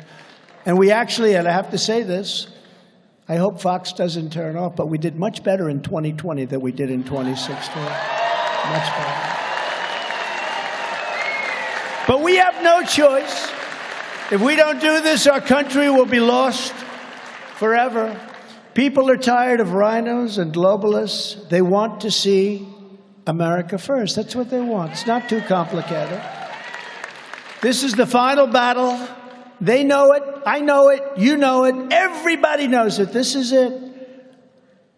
Either they win or we win. And if they win, we no longer have a country. And I promise you this, if you put me back in the White House, that beautiful building, but I live in very beautiful buildings, it's not that reason. Beautiful. That building wasn't the easiest building to live in with what I was put through. And you know, I get a lot of credit. A lot of people say, how do you do it, sir? I had a man come up to me the other day, one of the toughest, strongest people that you can imagine. You all know his name, big businessman, a lot of money, a lot of success, tough as hell. And he said, could I ask you a question, President? What? A friend of mine, he used to call me Donald, now he calls me President. Could I ask you a question, President? What? How do you do it? How do you do it? Every day they send you subpoenas. Every day they're after you. They're looking to take you down at levels that nobody's ever put up with before. 7 years I've gone through this. We beat them all, but it continues. And he said to me, seriously, how do you do it? I could never do it. This is one of the toughest guys. I said, maybe you could. He said, nope, I couldn't do it. I couldn't get out of bed in the morning, but I do it for you, and that's what I'm doing it for. I do it for you. Yeah,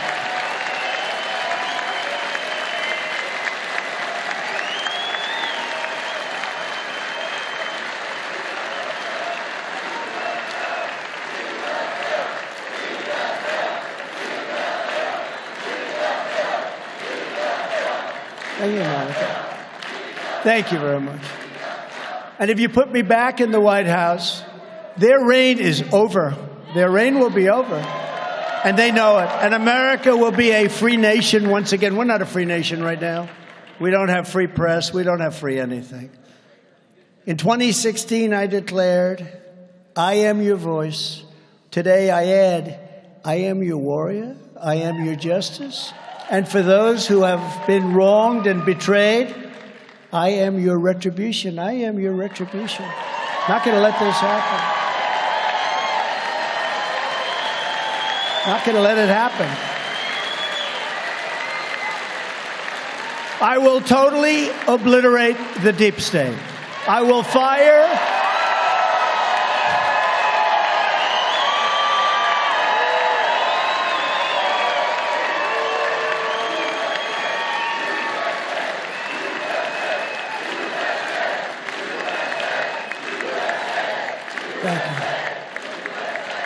I will fire the unelected bureaucrats and shadow forces who have weaponized our justice system like it has never been weaponized before. It's sick. These are sick people. And I will put the people back in charge of this country again. The people will be back in charge of our country. The Biden administration is the most corrupt administration in American history. Hunter Biden is a criminal and nothing happened to him. Nothing happened.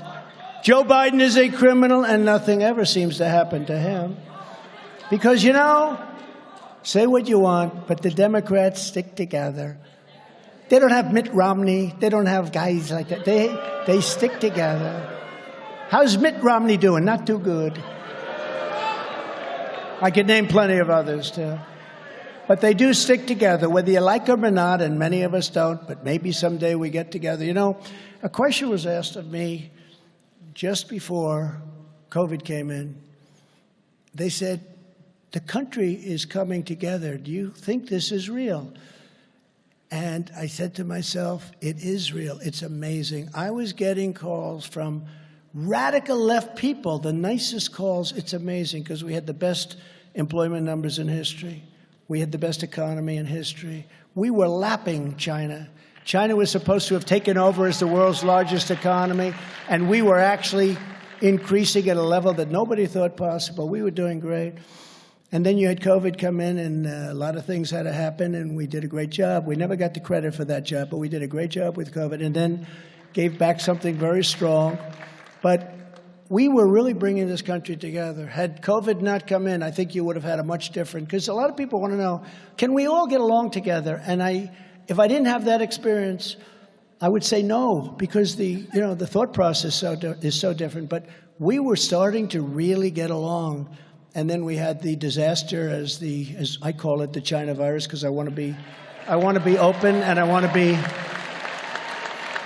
be accurate. But Biden openly held back $1 billion all taxpayer money, for the government of Ukraine. Remember, he said, until they fired a prosecutor. When they fired that prosecutor, and this prosecutor was after Hunter and the company that was paying him a fortune of money. Remember, Joe Biden stood up and said, and I looked at them and I said, you're not getting that $1 billion. You're not until you get rid of the. I can't believe he did that. Can you imagine if I did that? I wouldn't be here right now, I suspect. And nobody picks it up. Nobody wants to pick it up. It doesn't get any worse. It doesn't get any worse than that. Although, maybe it does. It's called the laptop from hell. That gets worse. And yet they go after me over and over again about something that's not even a crime. They make up Russia, Russia, Russia, which was a plan made up by crooked Hillary Clinton, Adam Shifty Schiff, and the Democrats, the DNC. They then made up a fake phone call. They took a phone call that was perfect, and they pretended that I said things that weren't even in there. They actually imitated. Remember Schiff? He stood up in Congress, and he repeated the call like I was a gangster over and over again, quid pro quo. Remember the term, quid pro quo? But it wasn't. I called downstairs at the White House. I said, listen, do we have that call taped? Because there's no way I said those things. And they called back and tell me, yes, sir, we do, essentially. We had transcripts of the call. Thank goodness we had transcripts, because these guys they're sick people, and they were looking to do a number. I'll tell you how bad they are. So, and I tell this story seldom, but it's a strong story, Monica. Thank you very much for the great job you do, by the way. What a defender she is. But they're so bad. So they come up with this Russia, Russia, Russia hoax. And they know it's a hoax. They know it's a hoax. I know it's a hoax, too. But they know it's a hoax. And Adam Shifty Schiff comes out from a very secretive room, intelligence committee or whatever, and he meets the press right in front. The press is going crazy. They're going crazy because they'll do anything to hurt Trump. Anything. They're evil people in many cases. Some cases, they're great people. But a lot of evil people. And he stands up before a microphone. Now, this is a man who knows it's a fake story. Russia, Russia, Russia. They checked 6 years of phone calls. Millions of calls were made from my office. Not one call to Russia. Not one call. They were surprised. They weren't surprised, but some people were surprised. But he stood up before the microphones, and he said, Donald Trump Jr. will go to prison for what he has done with Russia. My son is going to go to prison. He said, my son's going to go to prison for what he's done with Russia. And my son didn't have anything to do with it. And he knew it was a fake story. And when it was finally revealed, now the Times, the Washington Post, they all admit it was a fake story. We're trying to get the Pulitzer Prize taken away. They got Pulitzer Prizes. We're suing. You know what the prize says? For its concise and accurate reporting on the Russia event. And they have it actually totally wrong. Actually, Mark Levin should get a prize. And Greg Jarrett should get a prize.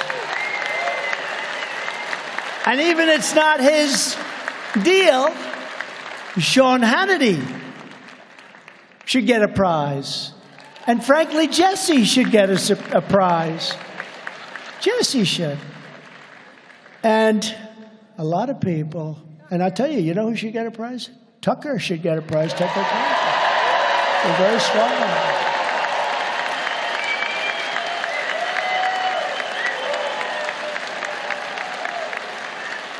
And we have numerous writers that should get it, but the ones that got it were the New York Times, certain reporters from the New York Times, and certain reporters from the Washington Post. They got the Pulitzer Prize, and they were exactly wrong. And now they've even admitted that it was a hoax. It was a total hoax, and they got the prize. But how bad is a person that stands before a big gaggle of press, and they just can't get enough, and says that my son is going to prison for something that he knows was a hoax? Only a really bad person would do that. But they then came in with Ukraine, Ukraine, Ukraine, the Mueller hoax. How did Mueller present himself at the hearings? It wasn't too pretty. But you know what? I'll say this. At least they came to the right conclusion. Because I was concerned they'd come to the conclusion. I think we have prosecutors now. They don't give a damn if you're guilty. They're looking at me in Atlanta on a perfect phone call. I said, even more perfect than my perfect call to Ukraine. That was a perfect call. This is even more perfect. By the way, where's Hunter? Where is Hunter? Remember? Where's Hunter? Will there ever be a time when Joe Biden says, this thing with Hunter just isn't working out well? I'm starting to get a little angry at Hunter. Or when Hunter comes to him and says, Dad, we have a problem. What? What is it, son? Another one? Oh, son, you're a disaster, son. Son, you're a disaster. Dad, we have a problem. I left my laptop at the repair shop. And Joe looks at him and says, what's on it, son? What's on it? And Hunter looks back and he says, every single crime that you've ever committed, Dad.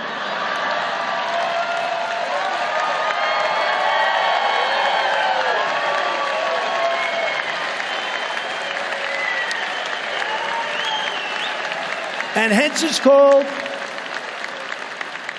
The Laptop from Hell. And Miranda Devine did a great book on that. And she actually thanked me. She said, I got the name from Trump.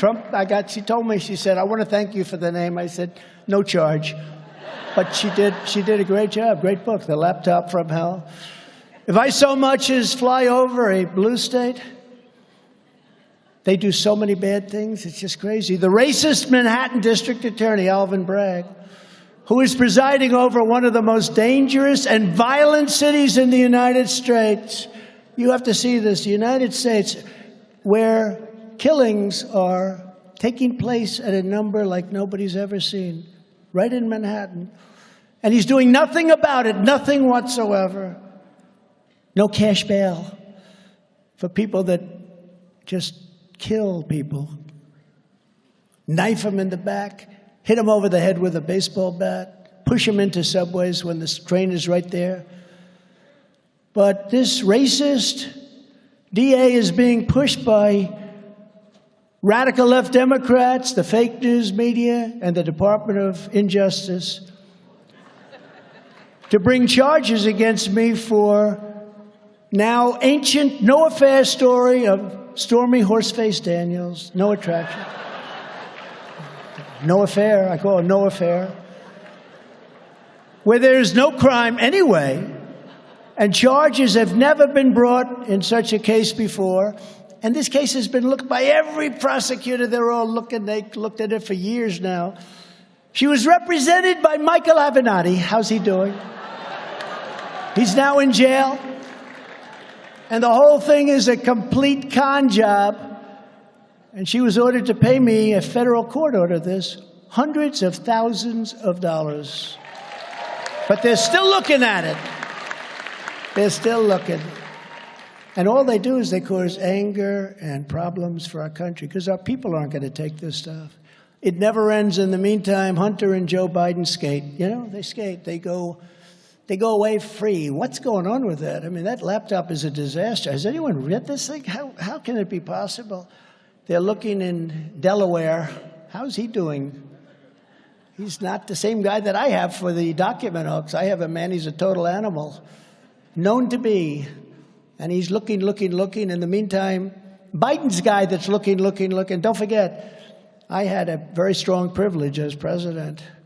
I was able to do things that he wasn't able to do as vice president and wasn't able to do as a senator. The Senate, even the Senate, they can't believe it. The Senate cannot believe it. But when you look at what happened, they're not even looking at him. They haven't even started. Congress and various radical left Democrat prosecutors, in an effort to stop me, go to the Supreme Court twice. They went twice, and the Supreme Court, in a moment of total weakness, gives them everything they want in order to try and prosecute Trump, everything. Thank you very much, Supreme Court. I appreciate it. But they found nothing. They looked at 11 million pages of documents. It's a big company. It's a great company. Remember my taxes? We're after his taxes. 5 years I heard about my taxes. They came out about 2 months ago. Everyone said, wow, it's a great company he built. That's great. That's the end of it. No, right? And you know, I had the biggest and most prestigious, one of them at least, law firms, accounting firms, doing all this stuff. I don't do it. They do it. You rely on these people. They do it. But I didn't hear one word. And how stupid am I telling you this story right now? Because now we got to find something in there. He made a typographical error. There's a revolution going on within the FBI because they don't want to be doing what they're being told to do because they know right from wrong. I'm talking about the people that work in the FBI. And they like me and they like you a lot. So many of them. A recent article in the Washington Post, of all papers, stated very succinctly that many did not want to raid Mar-a-Lago. They didn't want the agents. They said, that's terrible. But they were forced to do so by their Marxist radical left leadership. And it drove my popularity numbers through the roof. Who would think this? I got impeached and I went up 11 points. It's not supposed to work that way. Mark, when Nixon got impeached, it went down, right? It was a spiral down. He couldn't stop it. I got impeached, we went up. But the FBI people, they didn't want to do this. To those in the FBI that are with us, I want to thank you very much. I really do. I want to thank you. Stay strong. Stay strong. Help is coming. Then there's the racist DA from Atlanta, whose city is among the most violent and dangerous places per capita in the country. More murders than even Chicago per capita. It's totally out of control, and yet she has her kangaroo court focused on a perfect phone call that I made, while her jury foreman, a rather bizarre young woman, is going around doing media interviews and saying exactly what's going on in this one of many grand juries. Our opponents do anything they can to hurt me politically because they're afraid of me and they're afraid of you. That's what it is. But it's not supposed to work that way. The disinformation, people say they are great at disinformation. The one we want to run against is Trump. Do you ever hear that? Oh, we want to run against Trump. Even though I'm leading every one of these guys, and even though I won the second election, okay, I won it by a lot. You know, when they say Biden won, the smart people know that, didn't they? But right now we're way up. But they say, oh, we want to run against Trump. They always say that. They say that about everybody. When they have somebody that they don't want to run against, a governor, a senator, they say, we want to run against, because it's like demeaning. You know, in other words, like you're supposed to be a schlemiel that, I mean, I got 75 million votes. I got more votes than any sitting president in history the second time. And we really did. We did a much better job than we did in 2016. 2020, we did better than 2016. But they say, we want to run against Trump. In the meantime, they're spending hundreds of millions of dollars trying to find just a single word, a sentence, anything to prosecute Trump because they don't want to run against me. That's what they say. We want to run against Trump. We'll do anything to run against Trump. They have the greatest line of bullshit of any group of people I've ever seen. Want to run against Trump.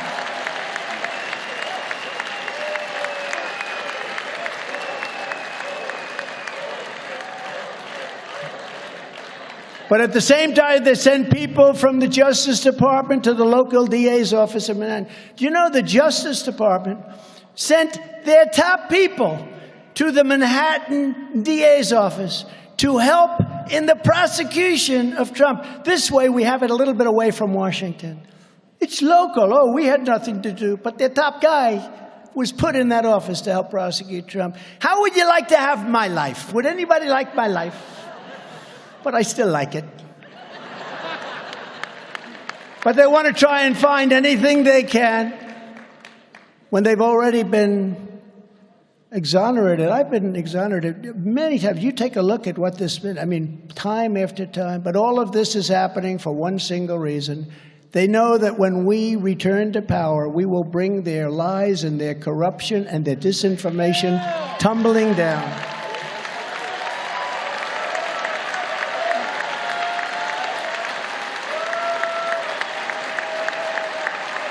Our getting back in the White House is their worst nightmare, but it is our country's only hope. It's our only hope. If we don't get back, now this country can't take it. Even the 2 years, and now fortunately it's less than that. It's hard to believe it's less.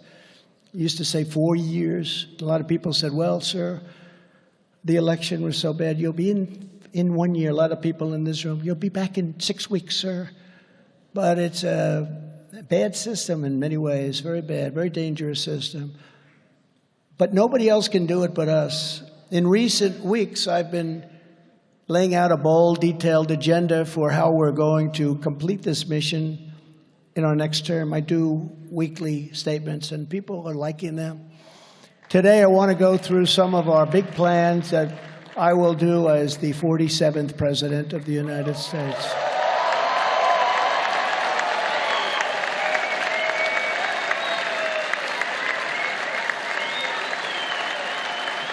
Thank you. At the top of my list will be stopping the slide into costly and never-ending wars. We've got to stop it. Can't keep spending hundreds of billions of dollars protecting people that don't even like us. Now, you know, in business, if you did that, what you do is you put up the money and then you say, but listen, we own half your country in case you win. You know, you take a piece of the upside, right? We get nothing. In fact, the opposite. We put up the money, and then after it's finished, assuming it's successful, let's say it's successful, they don't want to even talk to us. Nope, you have nothing to do with us. Get out of here. You have nothing. No. In business, you put up money, seed money, call it whatever you want. You end up owning the country by the time it's over. And the only reason they're doing well is we're giving them the greatest equipment that I bought, the greatest equipment ever made. And the only reason they're doing well with NATO is I raised $440 billion from countries that weren't paying anything. And the Secretary General, Stoltenberg, a good man, he said it's one of the greatest jobs I've ever seen. I hope he still says that, but one of the greatest jobs. He said Obama would come and make a speech. Bush would come, make a speech, and then they'd leave.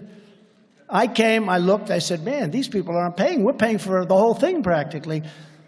Of the 28 countries at the time, only 8 were paid up. 20 weren't, including Germany. They paid a fraction of what they were supposed to be paying. And I said to them, either you pay or we're not going to protect you. And a man stood up, a president of a country stood up, and he said, sir, could I ask you a question? This was a round table with nobody in the room but the presidents, prime minister, and dictators, okay? Some of them are all the same. But they stood up, and he stood up and said, sir, could I ask you a question? If we don't pay up, and if we get attacked by Russia, will you protect us, sir? I said, no, you're not paid up, right? That's right. You're delinquent, right? Yes. I will not protect you from Russia. Sir, we'll send you a check tomorrow, sir. We'll send you a check tomorrow. It will be sent by overnight mail, sir. I promise you'll have it tomorrow. Now, if I said, like the stupid politicians say, absolutely will be, Article 5, 6, 7, 8, 9, well, you're supposed to do it. But those articles all suppose that you're supposed to be paid up. But let's say I said the opposite. Yes, we will always protect you. And I took a lot of heat because they said, I'm not a good member. Actually, NATO wouldn't even exist if I didn't get them to pay up. But they paid up $449 billion or something, and that's the money they use. They're rich as hell right now. They spent an office building that cost $3 billion. It's like a skyscraper in Manhattan laid on its side. It's one of the longest buildings I've ever seen. And I said, you should have, instead of spending $3 billion, you should have spent $500 million building the greatest bunker you've ever seen, because Russia wouldn't even need an airplane attack. One tank, one shot through that beautiful glass building and it's gone. Same architect I used in Chicago, great architects, but they didn't have war in mind. But when things happened, that building would be gone in about 15 minutes. They should have spent a $500 million bunker, nice thick ceiling, 6 inches, 6 feet of concrete. And by the way, we have a great gentleman. Speaking of China, will you please stand up? Gordon, stand up, please. Gordon China.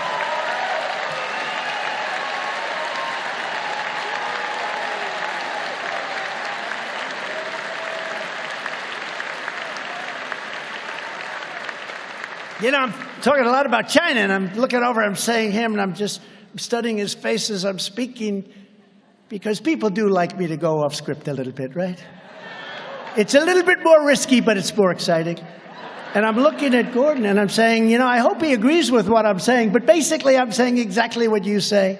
They're not out for our good, are they? They're not out for our good. And nobody ever taxed them like I did, and nobody ever took any money in like I did. $440 billion. We took in so much money from China. It's so incredible. So it's an honor to have you here. Really, it is. I agree with almost everything you say. Almost everything. Great. Thank you very much. Thank you, madam. Thank you very much. Great job, both of you. I was the only president in decades that didn't have a war, but I completed wars that were already started, including defeating 100% of the ISIS caliphate. 100%. I was also the only president where Russia didn't take over a country during my term. Russia took over not because I got along with Vladimir Putin very well. I say, Vladimir, don't do it. You and I are friends. Don't take over any countries because, Moscow will be hit very hard. I told him things. He probably didn't believe it, but you know what? He believed it 10%. And President Xi believed it when I talked about Beijing. He probably said, I don't believe him, but there's a 10% chance we're not going to do anything. It's true. It's true. You have no idea. These conversations, I wish they could have been recorded, actually. People would think a lot of me. But with Bush, they invaded Georgia, right? With Obama, they took Crimea. With Biden, they're trying to take everything. And he won't even know they took it.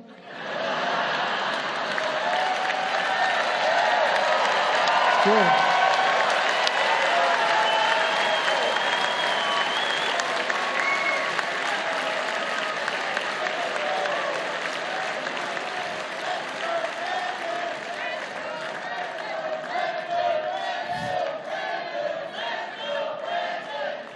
Thank you.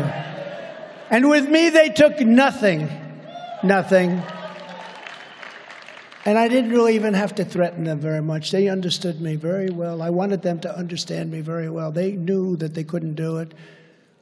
Putin knew that. President Xi knew it too. Likewise, China now has its eyes strongly focused on Taiwan. And we could soon have a nuclear-armed Iran. That's the saddest thing of all, though, when we talk about Iran. That's the saddest thing when you see I had them in a box. I said to China, you can't buy any oil from Iran. They said, no, we have to buy. We buy We buy millions of barrels a year. And I said, you can't buy, you have to buy from somebody else. No, we'll buy. I said, good. We're not going to do any more trading with China. We're going cold turkey. We will promise you not to buy from Iran. Okay, that was the end of that. You know, that was a conversation I had. I said, if you buy from Iran any oil, we're not going to do any business. Or if for some reason we do, we're going to put 100% tariff on every single thing that you sell into the United States. And they didn't buy any oil. And nobody was buying oil, and they were in a position, had the election not turned out the way it did, they were in a position where they were going to give us everything. We were going to make a great deal. But now they're rich again. China is buying unlimited amounts of oil from Iran, unlimited amounts, and other places. And we've done something else that's terrible. From the time I'm a young man, I learned never allow Russia and China to get together, to wed. Never, ever allow it. And we've not only allowed it, we've made them bosom buddies. We've made them, we forced them together. And you can add another group in there, a nuclear-armed Iran. So the three of them are now together. That should have never been allowed to happen, would have never happened with me. And it was all over oil, our stupid oil policy. We're not going to do it. We have more oil in the United States than any country in the world, including Saudi Arabia. People don't realize it. In Alaska, I approved a site. We all know what the site is.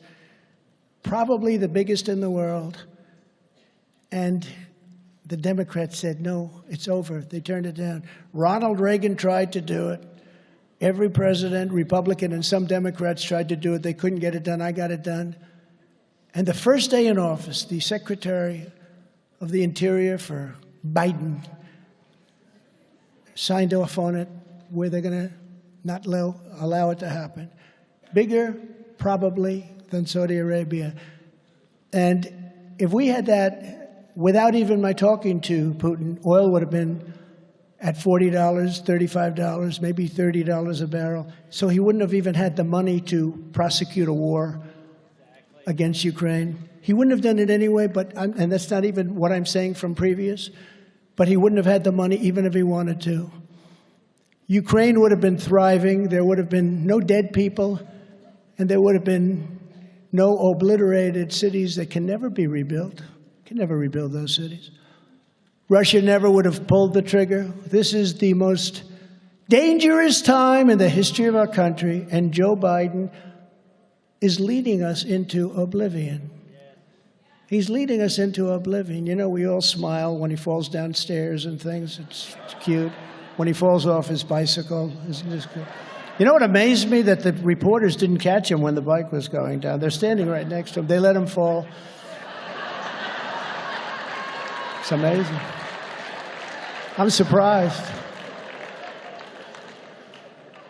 But when he makes statements that are so bad, when he gets out of Afghanistan and takes the soldiers, takes the soldiers out first.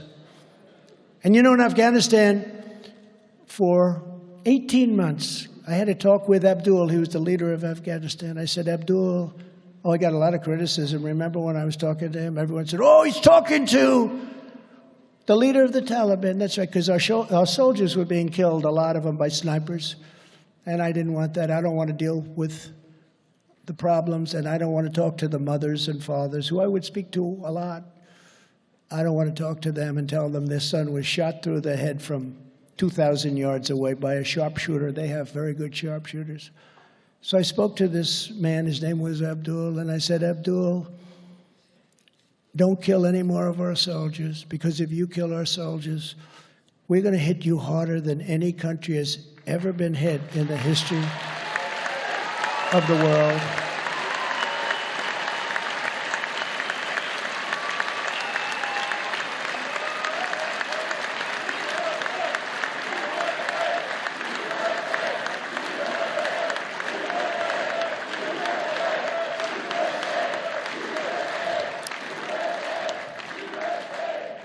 And he called me Your Excellency. He was, I got along with him. He's still there. He's still the leader of the Taliban. But now he's got $85 billion worth of our equipment that I bought.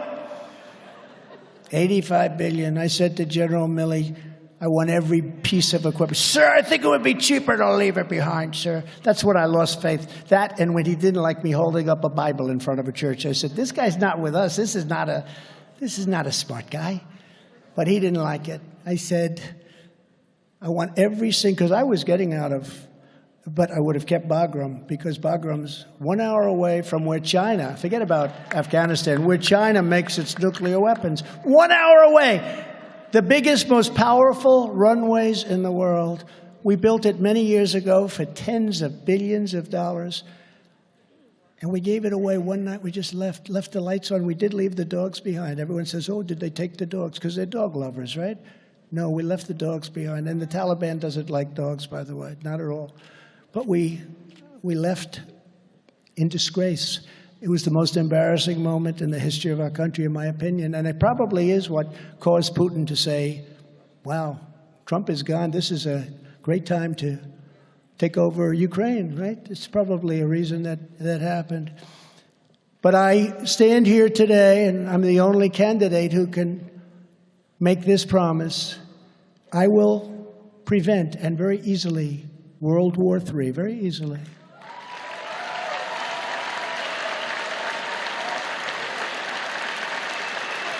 And you're going to have World War III, by the way. You're going to have World War III. If something doesn't happen fast, you're going to have World War III. And by the way, just to conclude that little story, when Abdul heard me say that, he said, Your Excellency, thank you so much for telling me that. He said, but why? I thought it was a very interesting play on words. I've never heard it. I use it now sometimes myself. I liked it. He said, but why, Mr. President? Do you send me pictures of my home? Said that. I said, you'll have to ask your wives that question.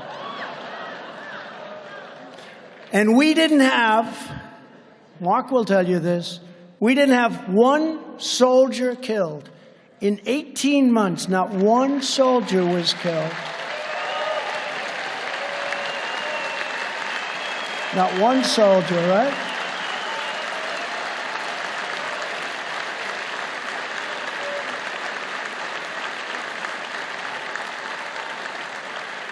In fact, it was so good that the media didn't mind that I called. I took a lot of heat, tremendous heat. Why do you call him? I said, well, you know, they asked Jesse James, the great bank robber from many years ago, why is it that you robbed banks? Why do you always go after banks? And he looked at him and he says, because that's where the money is. Well, I spoke to Abdul because that's where the problem was. But we went 18 months until that horrible day when we lost 13 soldiers. And you know, the thing that nobody ever talks about, we lost 13, we lost $85 billion worth of the greatest military equipment in the world. Goggles, night goggles that are so good, so sophisticated, better than anything we have, brand new, never even taken out of the box. And you know, the Afghans, and they're actually very good, the Taliban are good fighters, Afghan, because it's really very much the same thing, frankly. They didn't fight good for us, but they fought good for themselves, and they took a lot of money from us. I asked General Mattis, I said, you know, we got to get out of there. They've been there for 20 years. We got to get out of there. Sir, they're fighting for their country, sir. I said, that's right. I guess they are. Then about 2 days later, I was thinking about it. I said, I don't know why, because, you know, we had more blue on green, green on blue, where they get their gun and then they'd shoot our master sergeants and our sergeants that are training them. I said, why are they fighting for us if we've never had this problem to the extent that we had it? But he said that. He said, they're fighting. And I said, are we paying them a lot of money to fight?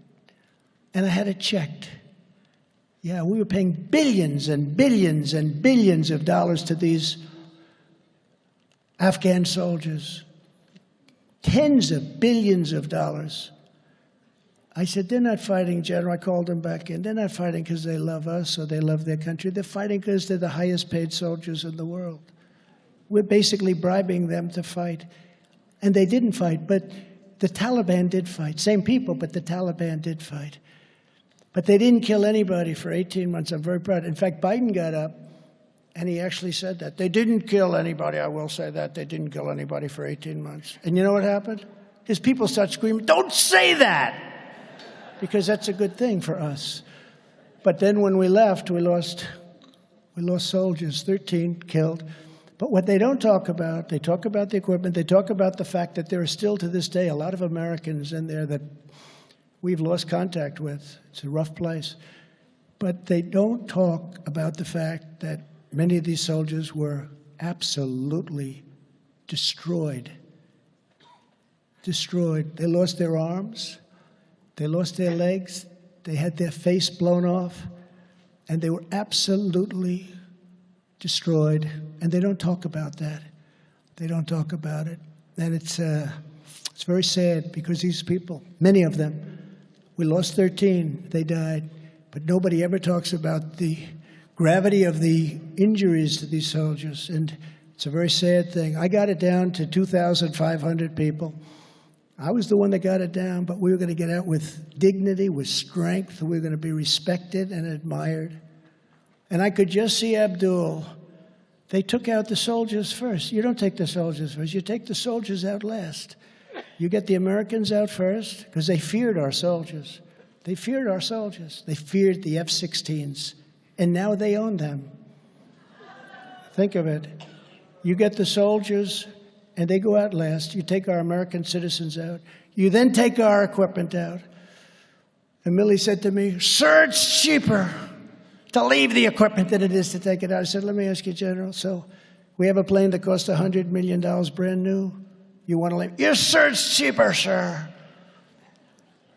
I thought he was, another April Fool's deal, right? I said, no, General, you fill it up with a tank of jet fuel, you fly it back home, or at a minimum, you fly it into Pakistan or some semi-friendly country and you take it from there, right? No, sir. I actually told them I want the tents. The tents have big canvas, incredible tents with the I want every piece of steel, I want every screw, I want every nut, I want every bolt, I want every tractor. I want every Jeep. You know what they did? They left 700,000 rifles and guns, 700,000. They left 70,000 vehicles, 70,000, many of them brand new, many of them armor-plated, where they have 6 inches of steel in the bottom. Cost you millions of dollars to build. And they left that all behind. There's not a car company, used car lot, new car lot, anywhere in the world that would have 70,000 vehicles. I said to a friend of mine who's one of the Arrigo in Florida, great guy, I said, how many cars? I think he's like the biggest in Florida. They did very well, thank you. But the biggest, I said, how many cars would you have? I don't know, a couple of hundred extra, a couple of hundred. And he's like, a big one, real big one, runs a great operation. 70,000 vehicles. So now I read the other day that the Taliban, that Afghanistan, is the second largest seller of arms anywhere in the world because they're selling everything that we gave them. And by the way, as I'm speaking, do I see cash? Is that cash? Ooh, my eyes are better than I thought. Is that cash? Ooh. And is that Rick Grinnell? Huh? Wow. I better check with Gordon, and I better check this audience a little more closely. I'm going to miss a lot of people in here. Great. 2 real patriots. They really are 2 great people. Thank you very much. But they're the second largest to us. They're the second largest arms dealer in the world. They're selling off all the beautiful brand new equipment we gave them. The Apache helicopter, which is the best in the world, they gave one to Russia, gave it. They gave one to China. And they're very good. They take it apart and they reduplicate it. They take it apart, they reduplicate it because they've never been able to build one like we have. Now they're able to do it because they're very smart, actually. Before I even arrive at the Oval Office, I will have the disastrous war between Russia and Ukraine settled. It will be settled quickly. Quickly.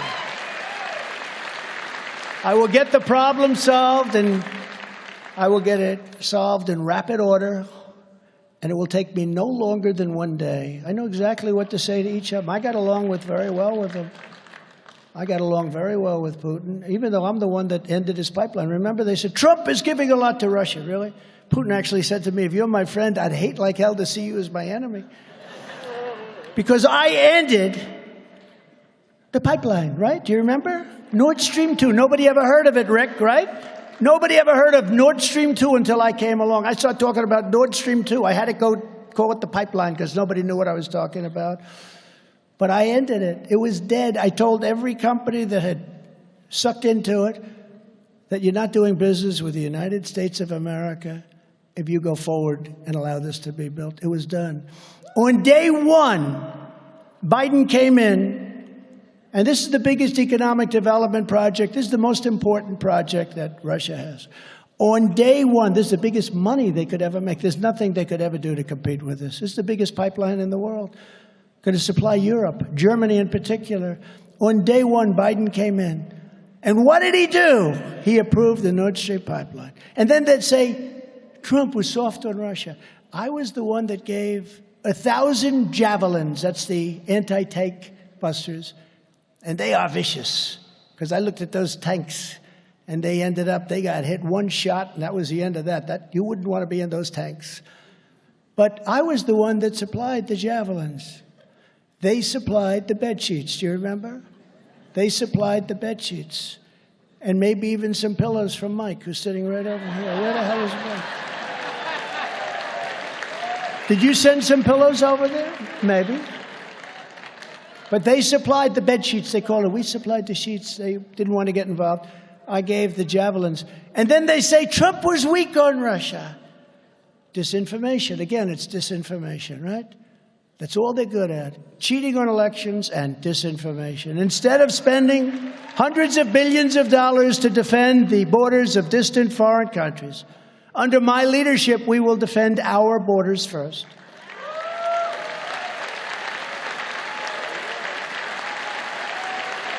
Three years ago, we had the safest border in the history of our country, and I will quickly do that again. As you know, I built hundreds of miles of wall and completed that task as promised. And then I began to add even more in areas that seemed to be allowing a lot of people to come in. So we're going to do another 200 miles of wall. And it could have been done and completed in 3 weeks, but the Biden administration said they weren't going to do it. And in fact, the wall was sitting there waiting to be installed, the easiest part. And Biden, they took it away so that Texas and Arizona couldn't use it. Texas and Arizona said, could we use that wall? We'll finish it right up. And they said no. And they actually took it away and they hid it. They put it in a hiding area, which of course was revealed pretty quickly. All you have to do is send a couple of helicopters up. But they wouldn't let them use it. Under my leadership, we will seal it up and expand that wall till we have total control. But we did a great job in the wall, remember, with Paul Ryan and Mitch McConnell. Yeah, we'll give it to you next year. I said, nope, give it to me this year. Well, sir, if you approve this budget, we'll give it to you next year.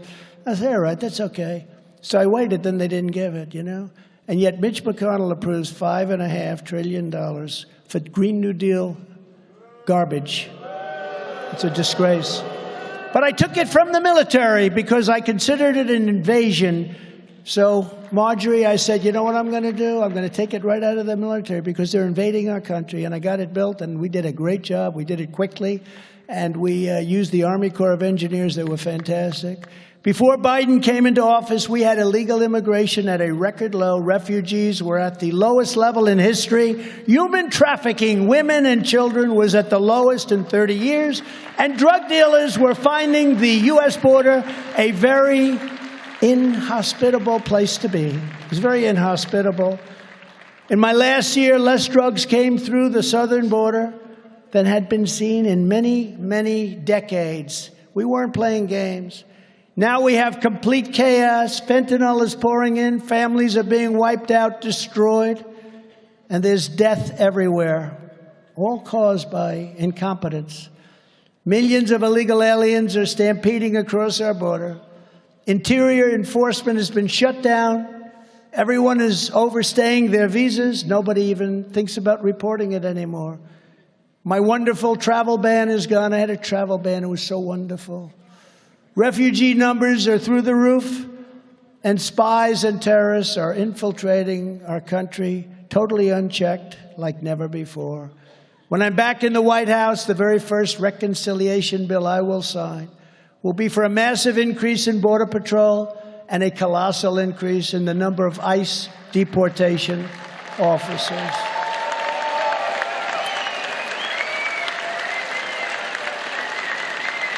And I want to thank the Border Patrol. These are incredible people. And I want to thank ICE, and in particular, I want to thank Brandon Judd, Border Patrol, and Tom Homan, Central Casting. He's Central Casting. Under my leadership, we will use all necessary state, local, federal, and military resources to carry out the largest domestic deportation operation in American history. Other countries are emptying out their prisons, insane asylums, and mental institutions, and sending all of their problems right into their dumping ground, the USA. Think of it. They're emptying out their prisons, and you've heard me say that, but they're also emptying out their mental institutions. And to use a strong couple of words, insane asylum. Insane asylum, that's where, anybody see Silence of the Lamb? That's where they come from, insane asylum. That's a stronger word than a mental institution. And they're putting them into our country. Thank you very much. I will ask every state and federal agency to identify every known or suspected gang member in America, and every one of them that is here illegally. And the towns know who they are. The towns and cities or the police. We love our police. The police know who they are.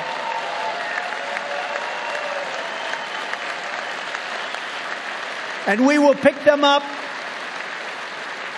and we will throw them out of our country, and there will be no questions asked. We had a problem when I first assumed office in 2016. It was a big problem. We'd have these people, we'd round them up, MS-13 gangs, the worst people. These are absolute brutal killers. They used to knife 16-year-old girls because it was more painful. It would take longer to kill her. These are real animals. And Nancy Pelosi says, how dare you call them animals? These are human beings. I said, no, they're not. But these are real animals. And we couldn't get them back into their countries because the country was like, especially three. You take a look at Guatemala, El Salvador, Honduras in particular, and Mexico to an extent. You couldn't get them back in because they didn't want them. They sent them out in the first place. You know, they forced them into our country, just so you know. These are very smart people that run these places. They're very streetwise. So I said, what's the problem? Sir, we have thousands of people, but they won't allow us to land the planes. They won't allow the buses to cross the border. They won't allow them back in their country. I say, how much money do we pay to these various countries? Sir, we pay $750 million a year. I say, all right, inform the country that we're no longer paying any money. And if they ask why, you can tell them that. And, yes, sir, we'll do that. So the following morning, almost simultaneously, early, about 8 o'clock, I got calls from all three at one time. In fact, I had to tell two of them, I'll call you back. Because they all came in right on time, Matt. Right on time, like you call on time. And what happens is they came in and they called. They said, sir, there must be a misunderstanding. We would love to have MS-13 back in our country. And we started dropping them off by the tens of thousands, and I still hadn't paid them back their money. I kept it. Figured, let's hold it as long as possible, because they've been ripping us off long enough. To stop the flow of deadly drugs, it will be my policy to take down the cartels, just as I took down the ISIS caliphate that everybody said was impossible to do.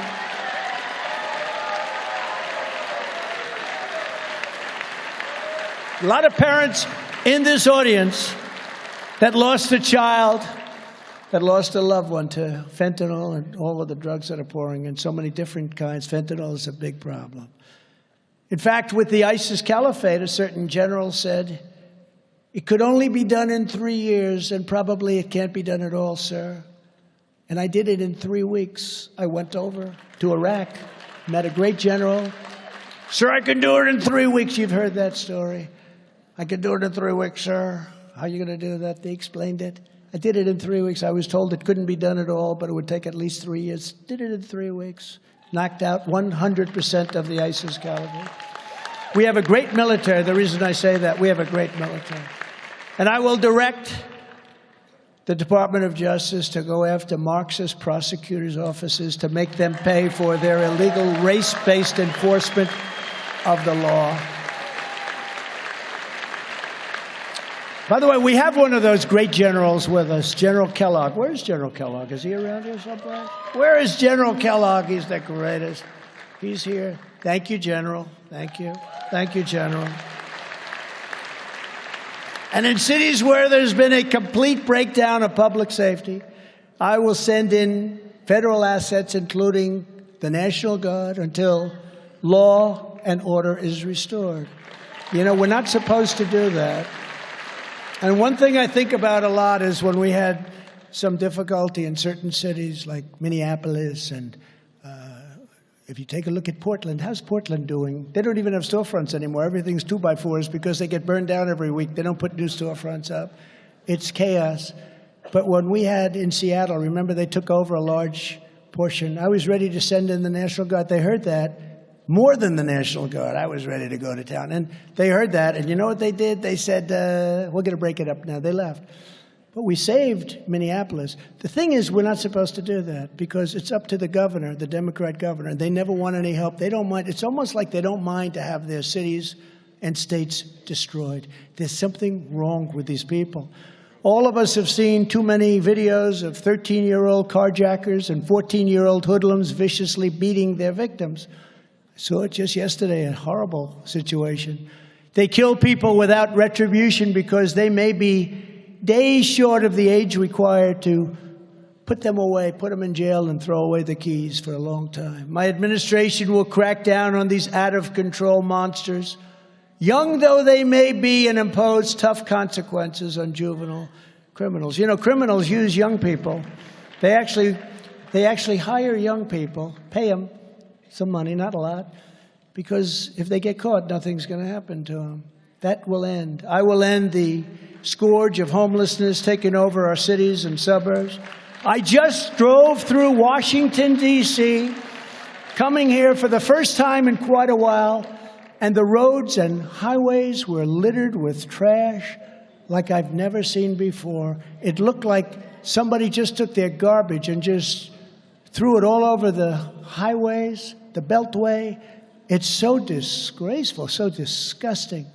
I always made it a point as president when I saw the highways were dirty or that the homeless encampments were starting to form to take care of the problem immediately. I used to have people out here all the time sweeping highways, cleaning highways, hosing them down.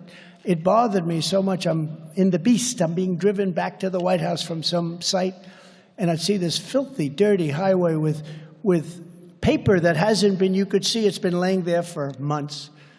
And I'd have them cleaned up. I wouldn't even call the mayor because it was never going to get done with the mayor. Frankly, the federal government should take over control and management of Washington, D.C.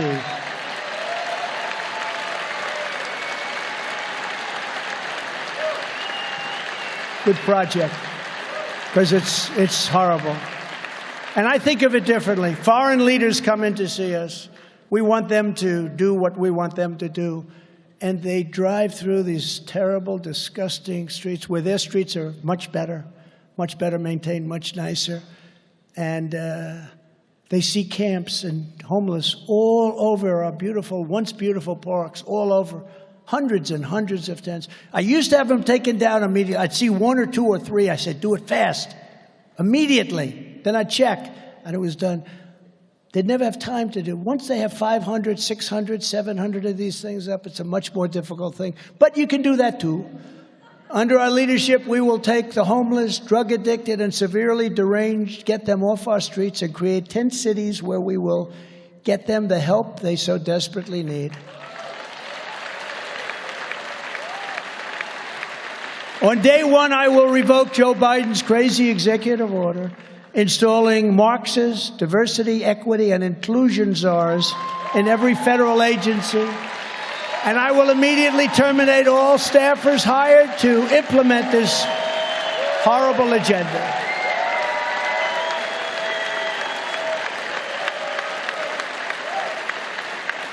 I will urge Congress to create a restitution fund for Americans who have been unjustly discriminated against by these Biden policies. They're so unfair. They're so un-American. They're so un-American. And we will ban all racial discrimination by the government. I will fight for parents' rights. Can you believe that here we are, and I'm saying I'm going to fight for parents' rights? Who would think that you have to ever say parents' rights? Don't you think parents have pretty good rights, right? Who would think that you have to actually say it? But you do, because they took the rights away, including universal school choice and the direct election of school principals by the parents. We want the school principal to be appointed and elected by parents. And you'll get some good principals then. Who loves the children more than the parents? If any principal is not getting the job done, the parents should be able to fire that principal immediately and select someone new. Continuing the work of our 1776 Commission, we will teach our values and promote our history and our traditions to our children. We will, in other words, be proud of our country again.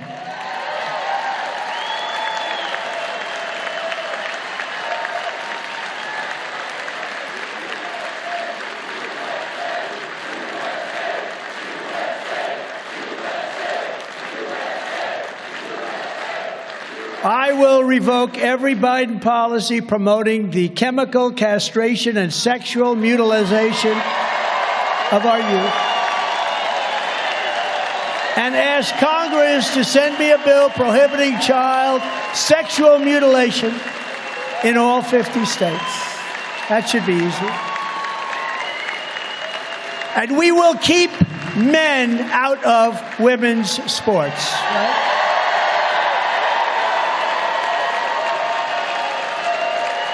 How ridiculous. That will take place on day one. I will destroy the illegal censorship regime and bring back free speech in America, because we do not have free speech. And I will stop Joe Biden's demolition of our economy with his crushing inflation and mass layoffs. We will take care of inflation very, very quickly. 4.9 million people have dropped out of the labor force since I was president. As the Trump administration's great Larry Kudlow, does everybody know Larry?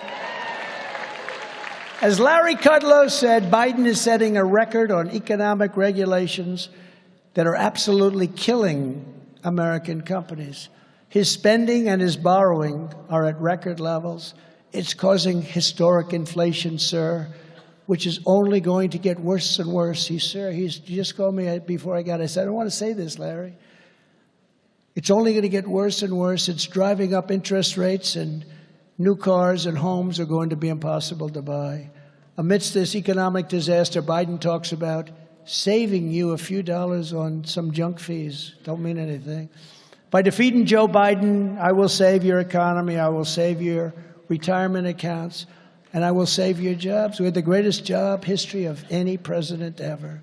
I will create a true national trade policy like the kind that made America the world's economic powerhouse. What we were doing prior to the dust coming in from China was nobody's ever seen that. There's never been anything like it. That period of 2.5 years there's never been anything like it. And I'll tell foreign nations where we spend billions of dollars on military protection that if American products do not receive preferential treatment in their markets, our military is packed up and leaving. Which some countries I did that with, and usually it took a phone call and everything was just fine. Because economic security is national security, I will revoke China's most favored nation's trade status immediately on day one.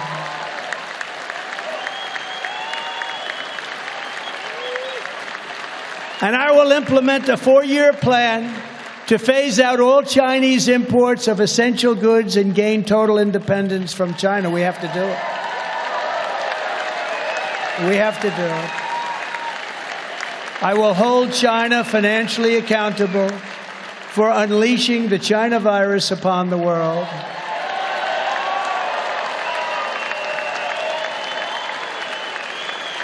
And I will again withdraw from the WHO, which stands for We Hide Outbreaks. We hide outbreaks. The United States was paying. I think this is important because, again, it's so much common sense involved. The United States was paying the World Health Organization $450 million a year. Now, in terms of money and the kind of trillions and trillions we're talking about, it's not that much, but it's still $450 million a year. And I took them out. That's what it was. The price was $450, and that's for 350 million people. China was paying $39 million a year for 1.4 billion people. Doesn't sound too right. And they had total control, by the way. We had no control. They literally own it. When I withdrew from the WHO, they offered me to stay in. Please don't leave. Please, please, please. For what China pays. They said, we'll bring it down to 39 million. I was actually close to doing this deal, if you want to know the truth, but I would have had it. You would have been angry at me. I said, I don't want to have CPAC angry at me. But I might have gone back in. But I could have done it for 39. I could have probably done it for less than that. But now Biden has gone back for the full price of $450 million. Now, all he has to do is read the newspapers. They were begging me to come back in for $39 million. So why would you pay $450 million? Do you understand that? Gordon, you understand that? How crazy. So China's in for 39. They're saying, you're right, it's unfair. It's unfair. We will do it for 39. We will take you back. The head man, you know who that is? We will take you back. And then I started to say, actually, it should be much less. It should be like 5 or 6 million, right? But I didn't want to go there. We will take you back for 39 million. You're right, President. I said, well, we'll think about it. We'll see what happens, but the offer will remain open, right? Yes, sir, yes, sir, yes, sir. They went back in for the original amount. It's so sad. And we have no control, by the way. China controls WHO. So that's what it does. WHO is totally controlled by China. We could have saved $400 million a year. It's a lot of money. And now they're asking for even more dictatorial power and more and more and more of our money, but they're getting nothing more from China. When we're dealing with the Biden administration, it seems that every single day is April Fool's Day. Every day. They want an open border so that anybody can come in, and everybody else wants it to be closed. It's April Fool's. We want an open border. That's April Fool's. We want voter ID. They don't want voter ID. Who wouldn't want voter ID? 88% of the Democrats, except for the leadership, because they can't cheat with voter ID. But 88% of the Democrats want voter ID. But they don't want voter ID. It's April Fool's Day. They want to take the soldiers out of Afghanistan before we take our people and equipment out. But we want the soldiers to come out last. So then they blow it into a catastrophe, the most embarrassing event in the history of our country. It's April Fool's Day. They want all electric cars that don't go very far. I have a friend, he bought a car. He said, the car's wonderful, but, you know, I go for an hour and a half, and I got to put a charger, and I can't find the charger. I'm going crazy. And also, all the batteries and everything, the material comes all out of China. We have oil and gas, but we don't want the oil and gas cars. But we want everything, including electric cars, but we also want gasoline because the cars go longer, and they're preferred by many people. We don't like quick drives that are stopped for 2.5 hours. It's April Fools. They want all electric stoves all over the country. But we don't have the electric power for that. And we want electric stoves, but we also want gas stoves. It's April Fools. Why do they want that? They want windmills all over the place that ruin our fields, kill our birds, and are very unreliable, and are the most expensive energy ever developed. We want oil, gasoline, natural gas because it's cheaper, better, and much more powerful. It's April Fool's Day. Under my leadership, we will regain energy independence that we had 3 years ago. We were on our way to massive energy dominance. We would have been paying off our debt because energy is big numbers. It's not like you're selling a little product. You're selling the biggest product of all, is energy. We would have been paying off our debt. We would have been the strongest. You know, we're already bigger under my administration, bigger than Saudi Arabia or Russia. We were going to be much bigger than both of them combined. Within about a year, we would have made the kind of money they're making times 5. And we would have been paying off debt, and we would have been reducing taxes, and it would have been a beautiful thing. But they came in and they said, we don't want that. I will fight for a constitutional amendment to impose term limits on members of Congress.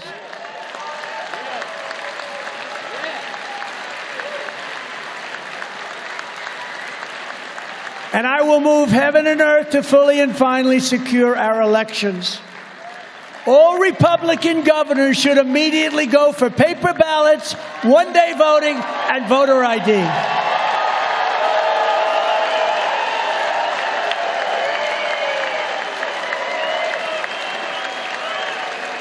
And the problem we have is we have governors, and some of them we like, and some of them we don't, but they're all talk. Think of it, they control the state. And we have a lot of governors. They should go for that. Paper ballots, same-day voting. You know, France had 37 million people voting. They voted in one day, and at 10:30 in the evening, they called the winner. There were no problems. They have paper ballots, same-day voting, voter ID. And they only had a little mail-in, and we would have this too, for soldiers that are very far away or people that are legitimately sick. Okay, legitimately, as opposed to millions and millions of ballots flooding the offices. They used COVID to cheat. But until that day comes, Republicans must compete using every lawful means to win. That means swamping the left with mail-in votes, early votes, and election day votes. Have to do it.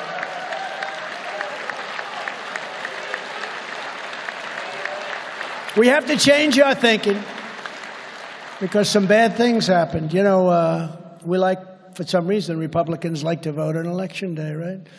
The problem is you get there and they have so many already started. But worse, if you take a look at Kari Lake in Arizona, where they waited and waited, don't vote now, wait till Tuesday, wait till Tuesday, wait till Tuesday.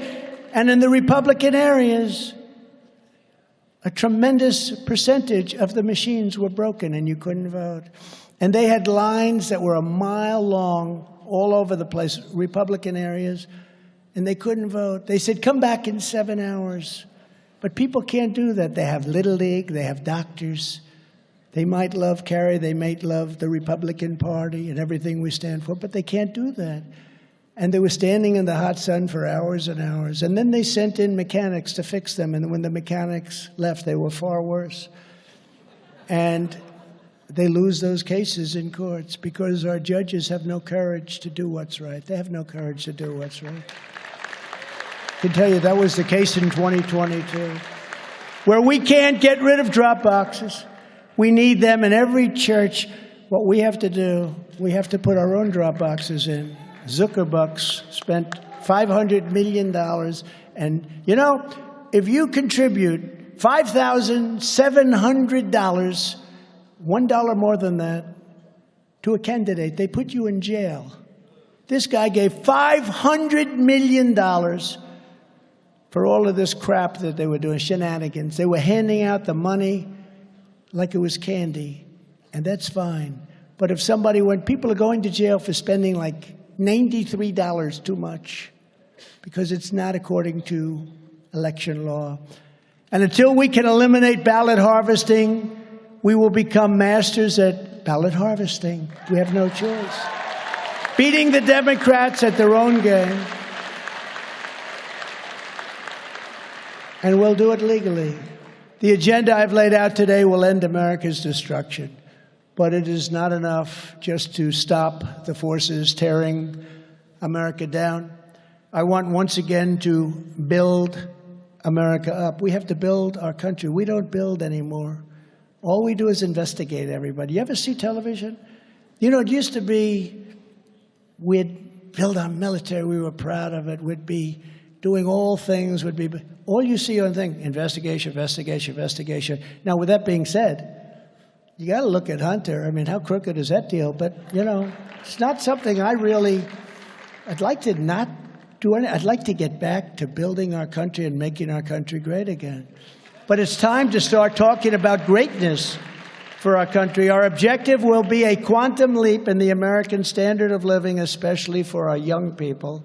As I announced yesterday, we will hold a competition to build new freedom cities on the frontier to give countless Americans a new shot at home ownership and the American dream. It's such a wonderful, beautiful thing. And I'll challenge the governors of all 50 states, to join me in a great beautification campaign. We will rename our schools and boulevards, not after communists, but after great American patriots.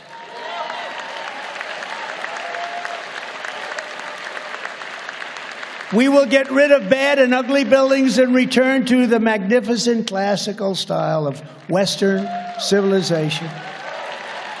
We will support baby boomers, and we will support baby bonuses for a new baby boom. How does that sound? That sounds pretty. I want a baby boom. Oh, you men are so lucky out there. You're so lucky. You are so lucky, men. Our country will shine, thrive, and prosper like never before. All of this is within our reach, but only if we have the courage to complete the job, gut the deep state, reclaim our democracy, and banish the tyrants and Marxists into political exile forever. They are bad for us. They want us to fail. They want our country to go down. They are sick people. Change only happens if we plow fearlessly ahead and declare with one voice that the era of woke and weaponized government is over. That is our task. That is our mission. And this is the turning point and the time for that decision. Because as you've probably heard me say before, we will not back down. We will not bend. We will not quit. We will not yield. We will press forward with push. We will press forward with vigor. We will push onward, and we will finish what we started. We started a great, great positive revolution. Nobody's ever seen anything like it before. It's called Make America Great Again. We want to make America great again. We will cross the finish line. We will dismantle the deep state. We will demolish woke tyranny, and we will restore the American Republic to all of its radiant glory. And with God's help and your support, we will make America powerful again. We want to have a powerful country. We need to have a powerful country. We will make America wealthy again. We will make America strong again. That's what we want. We want strength. We will make America, think of your heart pounding. We will make America proud again. We will make America safe again, not like our streets of the cities, which are a disgrace for the entire world to watch. And we will make America great again. Thank you very much. CPAC, thank you. Thank you very much, Matt. Thank you.